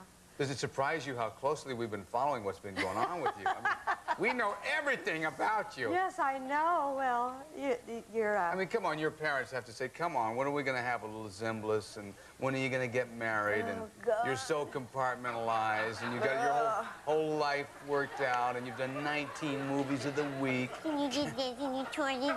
Yeah. See, I knew it. But it's funny, no matter what you do, somebody's always going to find the part that you are quote-unquote insufficient in, so you can be a big movie star, and it's, you know, well, when are you going to have grandchildren, or you could have children, and they say, when are you going to start your company, you know, and so you can't win, you know. So you stay close to touch with your parents, though, obviously. Yeah, I do. We have a very close family. I have 4 nieces and nephews, and they're into sports, and my nephew's Ephraim is going off to Spain next year and studying at the Prado, and my niece is a gymnast, so... I almost introduced you, I swear, and this has probably happened before. And now, ladies and gentlemen, Stephanie Zimbalist Jr., you know? Because I'm so used to saying Ephraim Zimbalist Jr. That's right, that's right. Well, the movie of the week, now you've got 19 of these almost under your belt now. But who's counting, that's right. What do you do in this? This is an interesting story. It's about a psychological profiler, which is actually called a criminal analyst. And they are able to look at evidence at a crime scene and tell you what the sex of the killer is, what whether he lived close by or whether he lived far away, whether he knew the victim. They smell out what they call psychological evidence. And they can tell, there are real people that do this. So the character that I play is a profiler. And are you one of these who goes out and really studies the part? So you had to find a psychological profiler and study that person? Well, there were 2. There was a lovely guy who's a profiler who teaches profiling in Quantico, Roy Hazelwood. In Virginia. In Virginia. And then a lovely, terrific forensic psychiatrist named Park Dietz, and they were both very helpful to me on Aren't this these project. people weird, though? Oh, they're They go up and say, fascinating. Look, the skull's over there, and the body's over here. Hell, I think his head was cut off. It was cut off, because... That's a good... But when you spend some time with these guys, it's like they bring the killer right in the room. Yeah, I and know. your hair starts to stand on end. They just begin to noodle. I call it noodling. And they'll sit there and they'll tell you about this. And if the knife is left this way, then it means one thing. And Oh, really? Oh, yeah. For example, I mean, can you remember anything? Well, they can tell, for example, from a crime scene how long the killer was at the crime scene. And if it's a long time, then it's most probable that he lives in the area and he knows that if it's an apartment building, he's probably in the building because he knows the coming and goings of everyone. So little things like that. And if it's a fast getaway, then he probably is, it's an unorganized, disorganized crime and he just came and did it and left. So all these little signs, you know, a standard one is that if the face is terribly maimed as Right. opposed to not being touched, no matter what happens to the body, if the face is maimed, then the killer and the victim had a close relationship. Ooh. Yeah, and if it's... You really did get into this. Oh, yeah, it was wild. It was... Well, now, when will this be on? This will be on Lifetime Cable. It's presently called Soul Thief. They're changing the name, but it will be on in April of '91. I'd love to do the promo for it. Stay tuned for Soul Thief, starring Stephanie Zimbalist, coming up on Lifetime Cable. That's why they're changing the name. I appreciate you being here, Stephanie. Let's go out and play golf sometime. Okay. Ooh. Yeah. Hey, Breed, they got a hit. They want to do it for you when we come back. Come out here. I want to have you meet these great fans of the...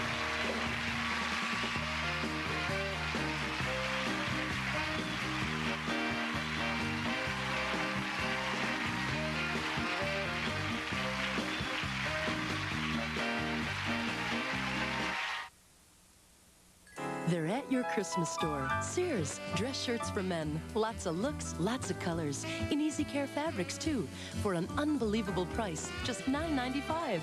So hurry, they're going fast. Only at Sears for Christmas. College is a tough climb. Joining the Army could make it easier. You can earn money for your education with the Montgomery GI Bill and the Army College Fund. And you'll develop the confidence and determination that can get you to the top in college and beyond.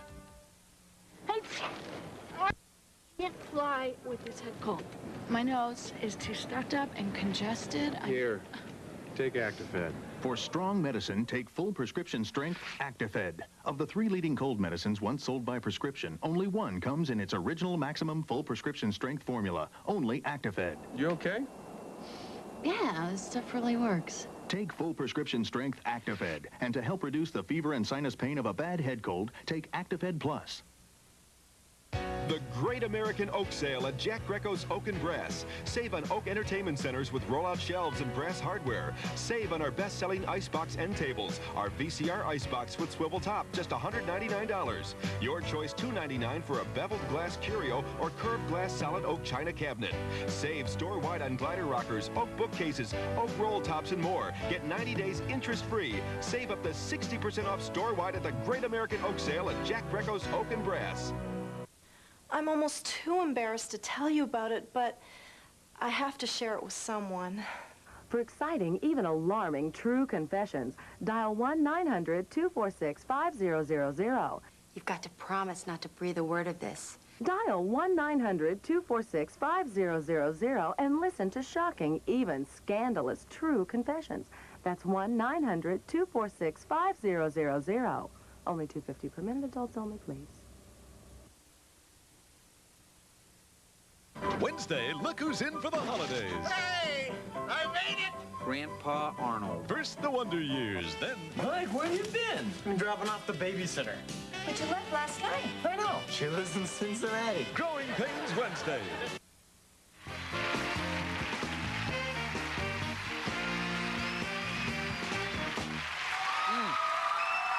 Welcome back.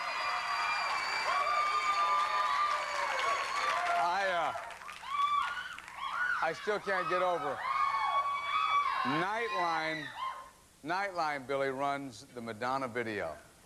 And, now, you're going to have a girl, I'm sure, someday.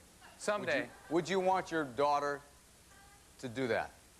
To be Ted Koppel? No!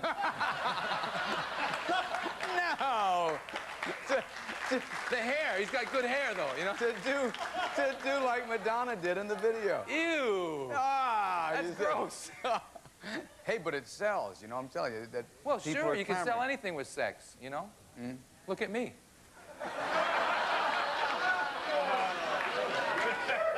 No, thanks. The English have had such a great love affair, especially English groups with Americans, and we continue that tradition right now. Breathe is here. And this is the hit. Say a prayer. Breathe.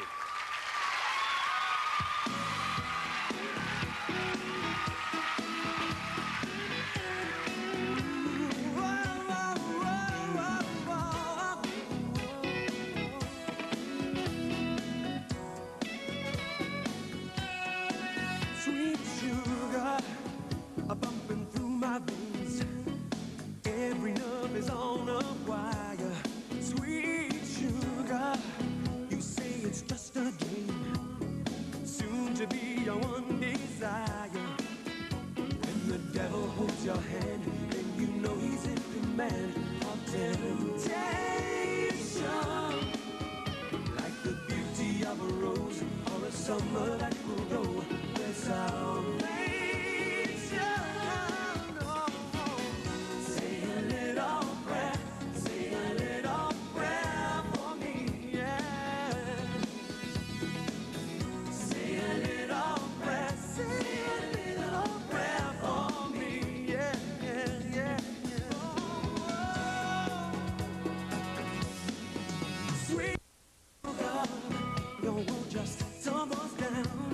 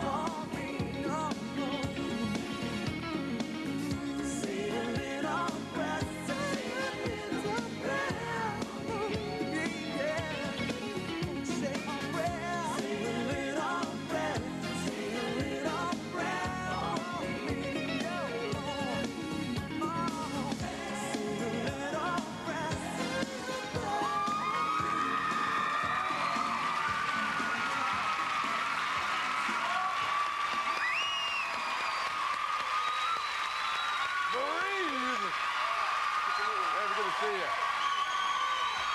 Hey, guys. Bring those sticks on down here. Whoa, whoa. Hi. I've always thought that's got to be a terrific feeling to go to another country and have people, natives of that country, scream like that. It is, because we don't get You know, he was going to say we don't get that in England, No, right? we don't. This doesn't happen back home. Only in America. Really? What is the, you know, what is the reaction like in England? When someone is really hot in England, do they scream? Or is there a different reaction? It's really easy to become kind of a celebrity in England very quickly because the country's so small. You can be on one television program and then you'd be walking down the street and, hey, that's that guy from Brie there, you know. So it's really, really quick. So there's like 1 or 2 channels. Yeah, there's 4 TV channels in England. So That's it? In America, you got like 500. Yeah, at least 82. Yeah. And, I can never find anything. Oh, and satellite dishes everywhere. But in England, we've got four channels. So if you get on one of those, then, you know, you can be kind of a star for about a week. And this is, by the way, David, Marcus, and Spike. So you can pick your favorite. Your first American tour. Certainly is. Well, we spent a lot of time in America with the last album, just doing promotion and going around, you know, to the radio stations and everything. But you know, our impressions of it are great. You know, we've seen nearly everywhere. We've seen from New York to New Orleans. Yeah. And what did you find was different when you came over here that you about America? I think the first Anything surprise you? Was the size of it. Oh yeah, we couldn't believe it. Like when you fly from New York to LA and it's all over land. Yeah, oh yes, it's huge. It's and the women. Yeah, how are the European women and American women, just in general, I know you can't be too specific, but how are American women? We love American women. Come on! Them American women is real bad.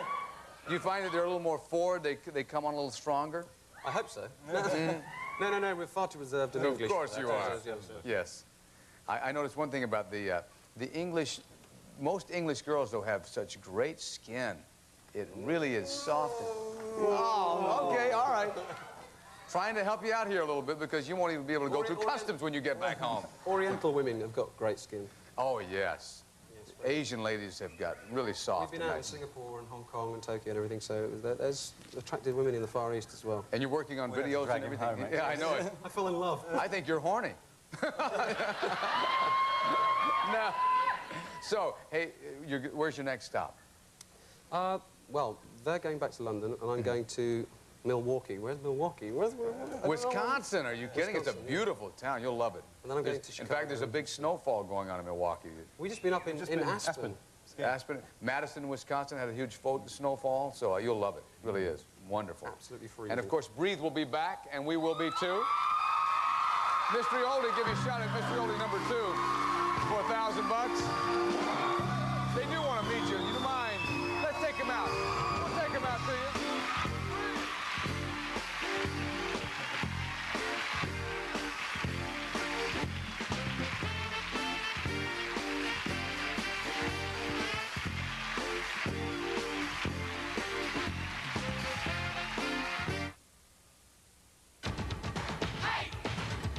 When you're out street hiking, you better know how to read the terrain. First, trust your instincts. By all means, avoid distractions.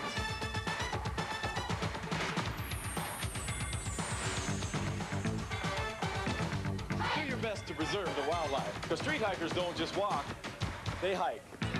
Fresh shoes, Joe.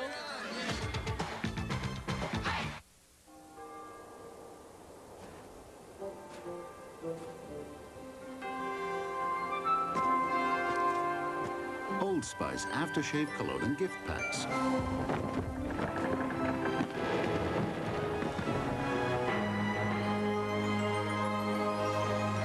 Now being shipped in time for the holidays. So give them Old Spice and celebrate goodwill toward men. See you later, Karen. I don't know if you'll remember me, but I'll never forget you. Share intimate secrets. Hear fascinating, even shocking true confessions. Dial 1-900-246-2200. Dial 1-900-246-2200.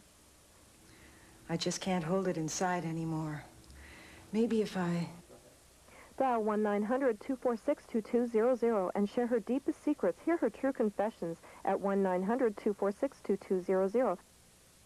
95 cents a minute, $2 first minute, adults only, please.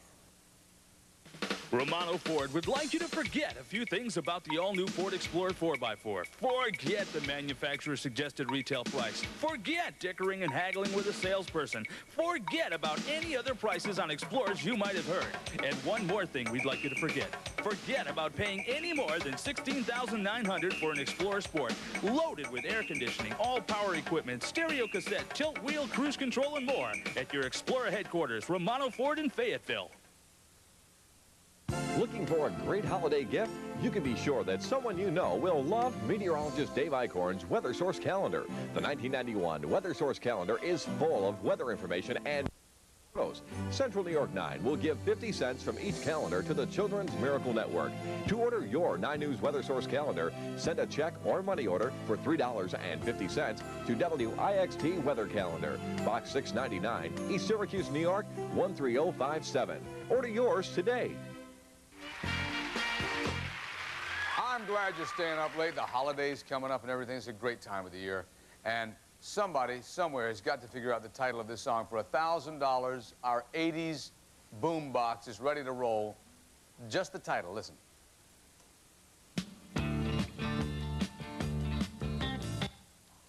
Oh.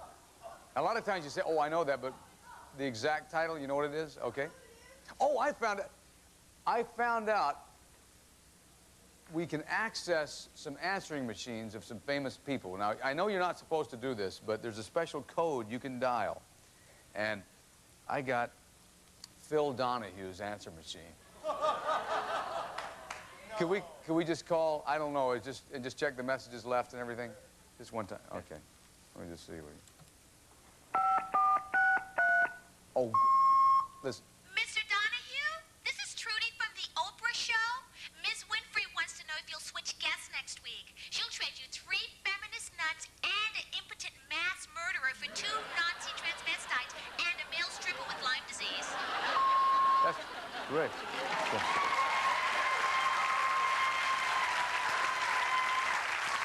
We'll call Oprah's, I guess, later on. Is that okay? See, they could do the trade, you know.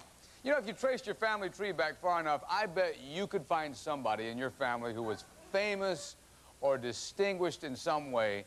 And, you know, we love our studio audience so much that I thought what we would do is get some people in the audience and just show you what we're talking about. We did a lot of research this afternoon and into the night.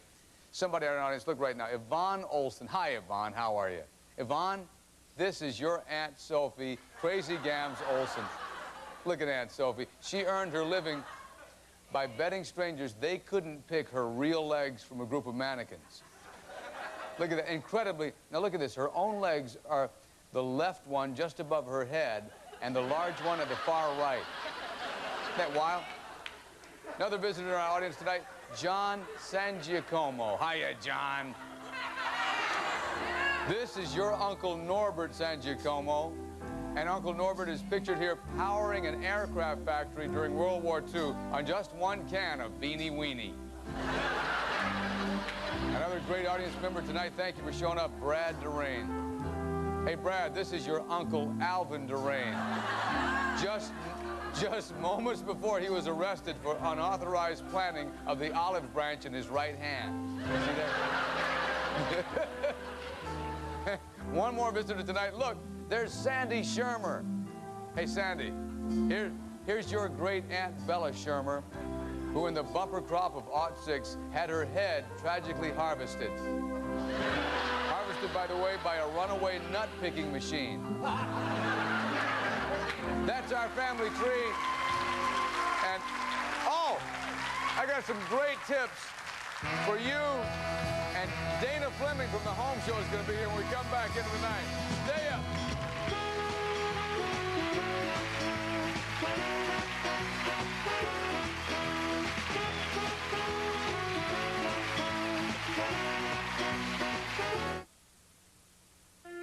In Svevlova, the most beloved gift of Christmas, is the traditional sea urchin compote. In Ulhaven, young girls dream that this Christmas they'll get a handmade beaver hat. And in Boulmiche, no gift is more cherished than a fish carcass necklace. Aren't you glad you live in America? Street Hikers by L.A. Gear.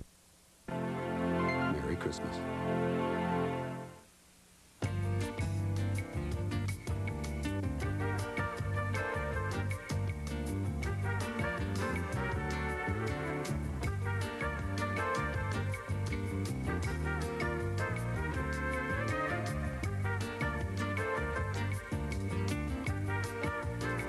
Feel free to hum along.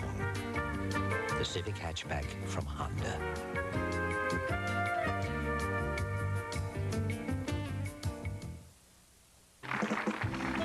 Hello, I'm Graham Kerr. Are you filling your family full of fatty food because it's frankly foolish? Far more fulfilling is fresh food full of fabulous flavors. Finally flip on the new fantastic, fascinating, fun-filled, effervescent Graham Kerr show. It's fun, it's informative, it's fast.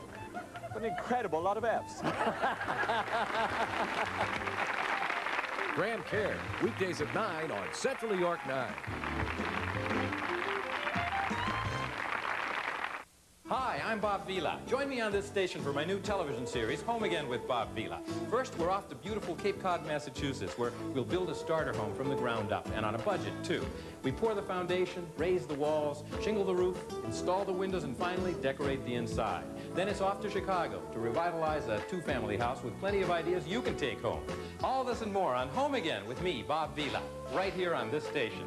Sunday morning at 10 on Central New York 9. Tuesday. So where did you say Billy was? We didn't. Billy's missing and the social worker's not happy. You don't think they take him away from us? Who's the boss? Followed by head of the class and Roseanne and Dan. Random Cowboy! Celebrate 20 years. Lady, you have an evil mind. And a body to match. It's Roseanne. Then Hayden spills his guts to a support group. The only thing we ask each other is that everybody be just open and honest. What's your first name? Ken. Coach, Tuesday.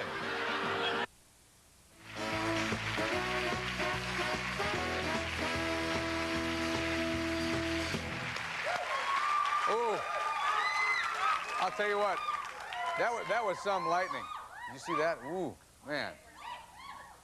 And, oh, by the way, you know, maybe we ought to figure out how to, because this home photo thing that we've been doing has been really taken off. We send out the free jacket if you got a home photo. I'll tell you a little bit about that later on, but we've been getting some wild photos. I'd like to bring out a lady who, this is a tough job she has. Each day she has to get up at about 3:35 in the morning, comes to work right here at ABC, and she co-hosts one of the hottest shows on television right now, The Home Show. Let's bring out America's favorite little homemaker, Dana Fleming.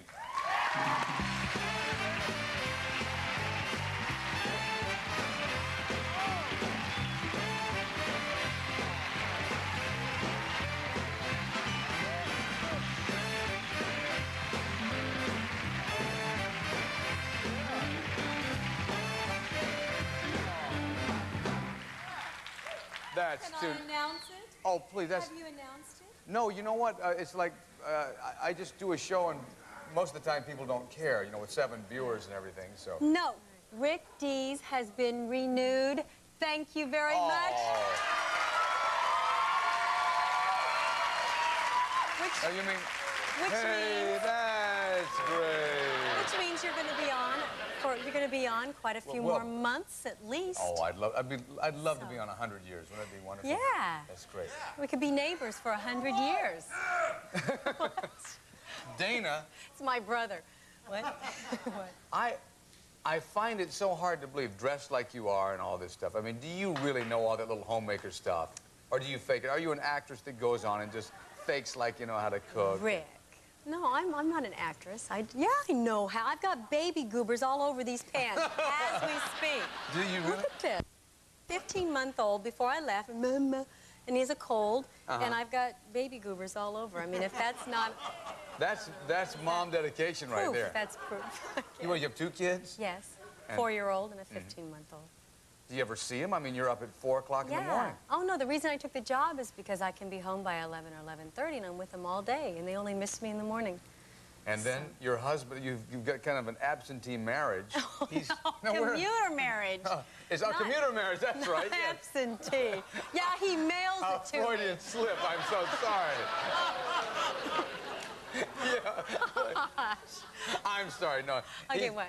So where is he, in Oklahoma City or what? No, he's in Wichita, Kansas. Wichita, Kansas. Yeah. He has like a Wendy's franchise. Yes. And what else is he? He's a Coors beer distributor. And sounds like an a Jenny Craig franchise, so what he says is he puts the weight on and then he takes it off. He puts it on with the beer and the hamburgers and then takes it off with Jenny Craig. So how often do you see each other? I mean, you're in Hollywood. Every week. Oh, he's here every week. Oh, really? Yeah. That's a big plane bill. Yeah, they love us. I bet you know exactly what they're serving right now on the plane. Oh, God. I bet you do, don't you? I do. I know all the menus. Okay, what are they serving? Well, you have to tell me what airline and what day, all right. what time of day flight. Okay, let's go with American. American, Okay, American, like on a Monday night, Monday afternoon. Monday afternoon? Oh, you even know the afternoon flight. The afternoon snack is chicken salad. The evening meal is lasagna. Oh, no. It's true. You can check it. Wow. With little grapes. The snack comes with little grapes, a little paper cup of grapes. Yeah. But in the evening, you get, like, green beans. And what's the best seat? I always ask people to fly like, what is Bulkhead. Bulkhead. Yeah, bulkhead with the kids. Got it. You either want in the very front row or the very back row of the airplane. Let's go back to your husband. Okay, what? Does he know that Al Pacino has been in your bedroom? Isn't that true? No. Well, yeah. Well, we have our house in Wichita, Dana. so... Please. Oh! That's what I said. So tell me... No, when... Tell me about Al Pacino. Is that a zipper? It was a zipper. Was that a zipper? No. Oh, and guess what this is? So... What is that, bed springs? What is that? Well, I can make it bed springs if you want. But just one of it. One is a... I feel good! Can I ride your chair? While you're showing me your gadgets, okay, can I ride your chair? All right, you get to ride the magic chair. Do I sit in your lap or what? Well, just sit right in. Okay. Come on. I always wanted to do this. What is the deal? I always wanted to do this because I was in your audience. You know, I bring all of my friends who come from Kansas. I bring them to your show. Can you believe this? I hope her husband's not an athlete or anything. Oh, and All right. All right. Fantastic. No, and I was in the audience. Dana rides the magic chair. And Charlene Tilton, you had Charlene Tilton ride it. Gary doesn't do this on the home show. I haven't seen him do any of this stuff, but I... Well, not with the chair. So what are you doing on the home show?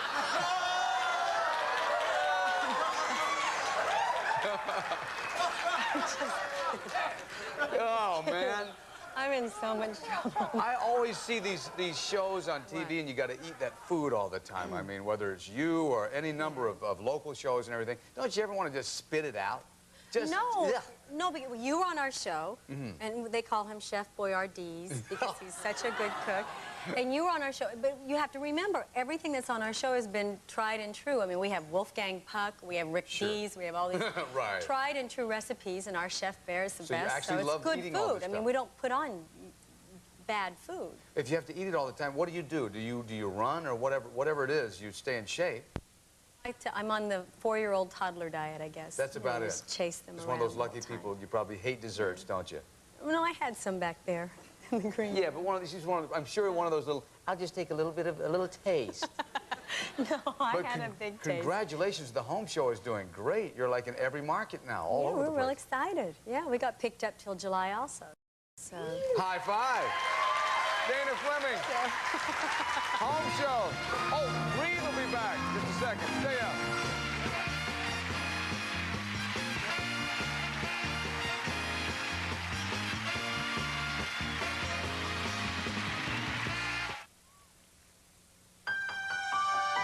I always dream in color, but I wasn't asleep. I was dancing with the dancers to nature's timeless rhythms, soaking in the sun, building castles in the air. From the edge of the ocean, I followed my instincts to a town lost in time, a paradise under the sea, a place where the endings are always happy. From coast to coast to coast, Florida. If your socks are just a little too revealing, slip into ours, Burlington Socks. For quality at a price you'll like. Burlington Socks. The green sea means more sock for the money. Glade plug-ins keeps on freshening with 30-day refills. Plug it in, plug it in. Gently warms to freshen for 30 days. After 30 days, pop in a refill. Plug into freshness with Glade plug-ins. Plug it in. Hi, I'm Charles Gibson. And I'm Joan London. Tomorrow morning, while you're putting on the coffee, put on 9 News Daybreak. Dan Cummings will give you your first look at the news of Central New York. And Mike Otis will let you know what's headed your way with the 9 News Weather Source forecast.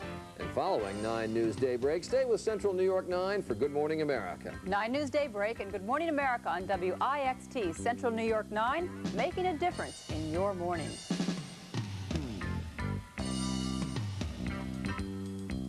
Ladies and gentlemen, the People's Court. Yes, yes. Yes, yes, yes, yes, yes. Yes, yes, I say yes. Who cares what you say? Oh, certainly yes. No way, Jose. Yes, yes, can't you hear? Stick it in your ear. Oh, yes, I say yes. I say no. I say yes. No. Yes. No. Yes. The People's Court. Every show a great performance. Central New York's watching The People's Court. Weekdays at 5.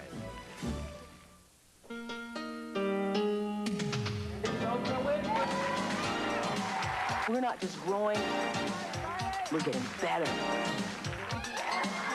Yes! I love what I'm doing.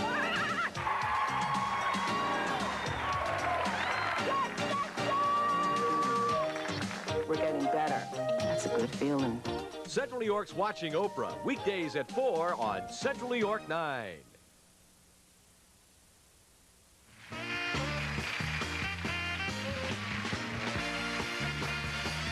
Dana Fleming and Lisa. I have to explain before we go, real quickly, I know we're in a hurry, but the Al Pacino story about being in my bedroom, we're renting our house out here. We were moving out of that house, and the landlady was showing him the house to rent. Right.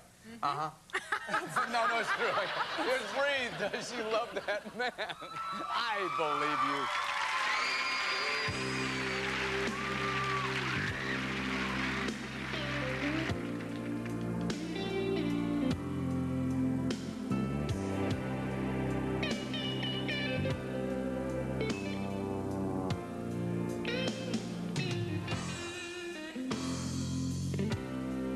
Aimlessly walking through a winter that's so bitterly cold. Christmas is coming, all the stars around the neon glow. But I don't feel festive. Oh, I've lost the woman I held so dear. I'm so reflective as I think of all our happy years. I brush against a stranger, so I turn to apologize. When I saw her with another man and a sparkle in her eyes, does she love that man the way that I'm loving her still?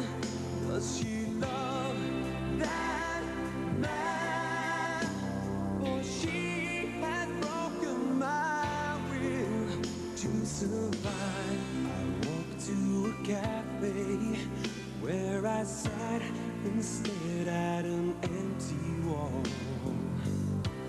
The waitress talked to me, but I could not hear her words at all. The only sound that I could hear was the screaming of my soul. My world revolved around one single thing I wish to know. Does she love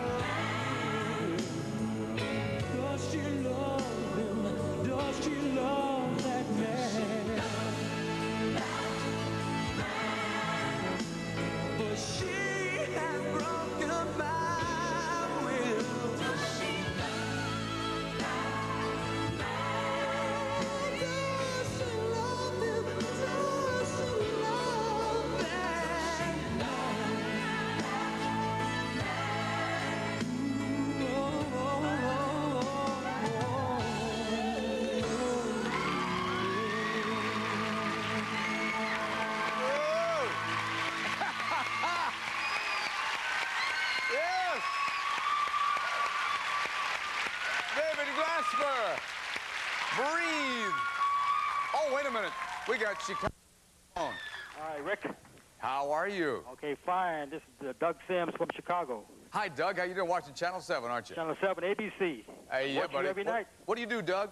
I'm in the music business. I do record promotion, and I manage a few acts. Uh-oh, uh-oh. Listen carefully. Here's all three clues together. Okay.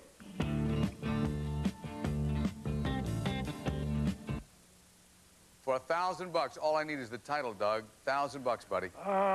Title, I know it's by the group, it's by the group Dire Straits. And, Yep. Huh? Yep. Dire Straits, and it's...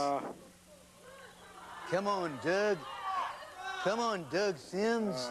We would like to help you, but I will give you 5 more seconds, and then time for my boot heels to be wandering. Okay, Take a shot at it, Doug. Okay, thank you. I got a $100 bill for you. I got to stick you into the cucumbers, but it's Doug. Sultan to swing. Sultan to swing. Tough one, remember. Oh, man. Stay up. We'll be right back. Oh!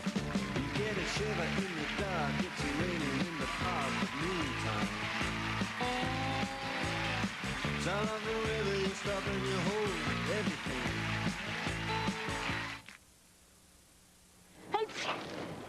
I can't fly with this head cold. My nose is too stuffed up and congested. Here, take Actifed. For strong medicine, take full prescription strength Actifed. Of the 3 leading cold medicines once sold by prescription, only one comes in its original maximum full prescription strength formula, only Actifed. You okay?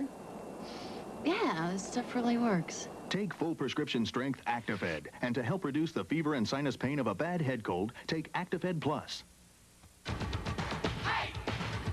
When you're out street hiking, you better know how to read the terrain. Do your best to preserve the wildlife, because street hikers don't just walk, they hike. Fresh shoes, Joe. They're at your Christmas store. Sears. Top brand electronics, like this Laser Slimline XT computer with 640K memory and 2 disk drives. Only $15 per month. Only at Sears Brand Central. For Christmas. Central New York's watching WIXT, Central New York 9.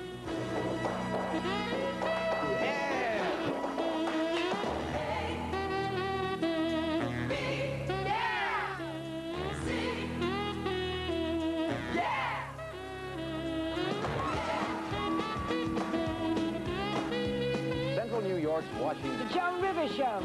That's me. Watch for the Wheel.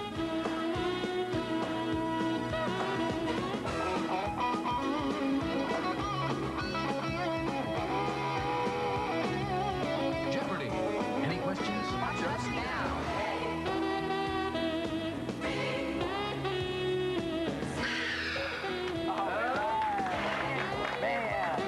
I think there's another very funny story coming up here. Central New York's watching WIXT, Central New York, 9.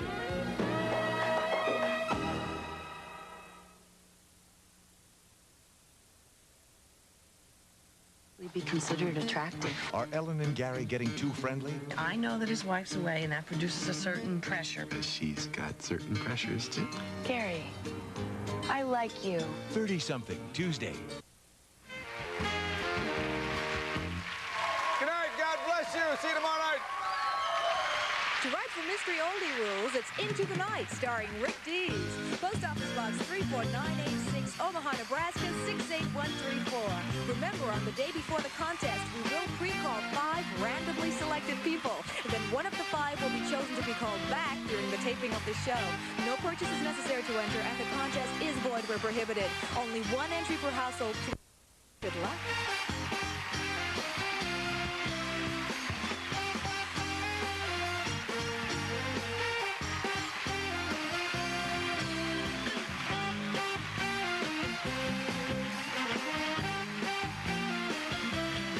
America's watching ABC.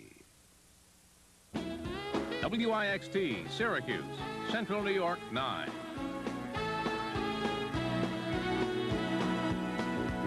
Have you ever dared to undertake something for the sake of God's glory, only to find that it's beyond your ability?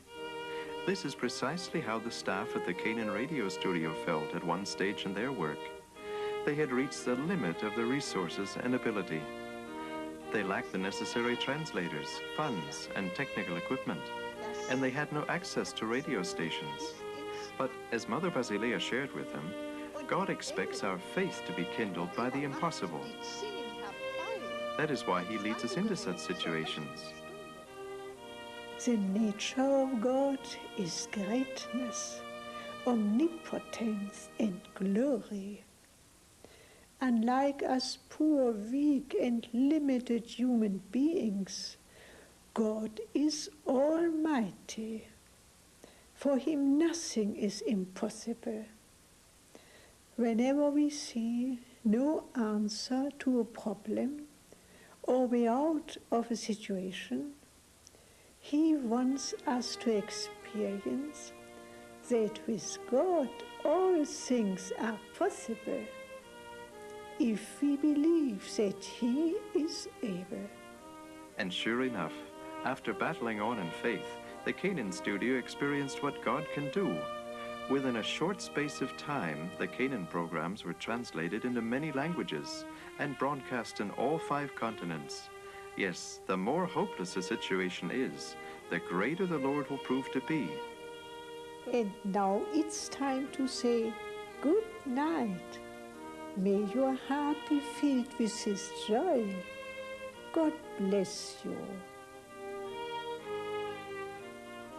P.O. Box 15715, Phoenix, Arizona 85060.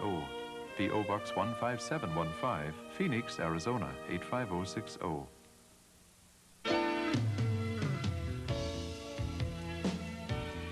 This is WIXT Television, Syracuse, New York, serving the Central New York area on Channel 9.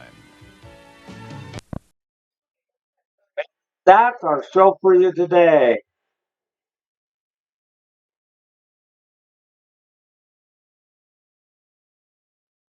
Oh, I hope you had a wonderful summer. This is one of the special summers we ever had on my YouTube channels.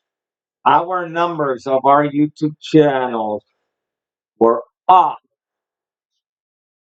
400, 500, 700% compared to the last 2 summers we had on both of my YouTube channels. It was one of the best summers we ever had. And on the next show, we return to regular programming.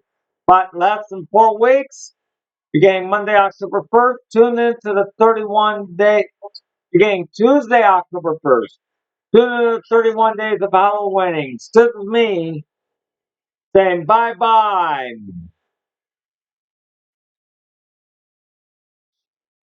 So long.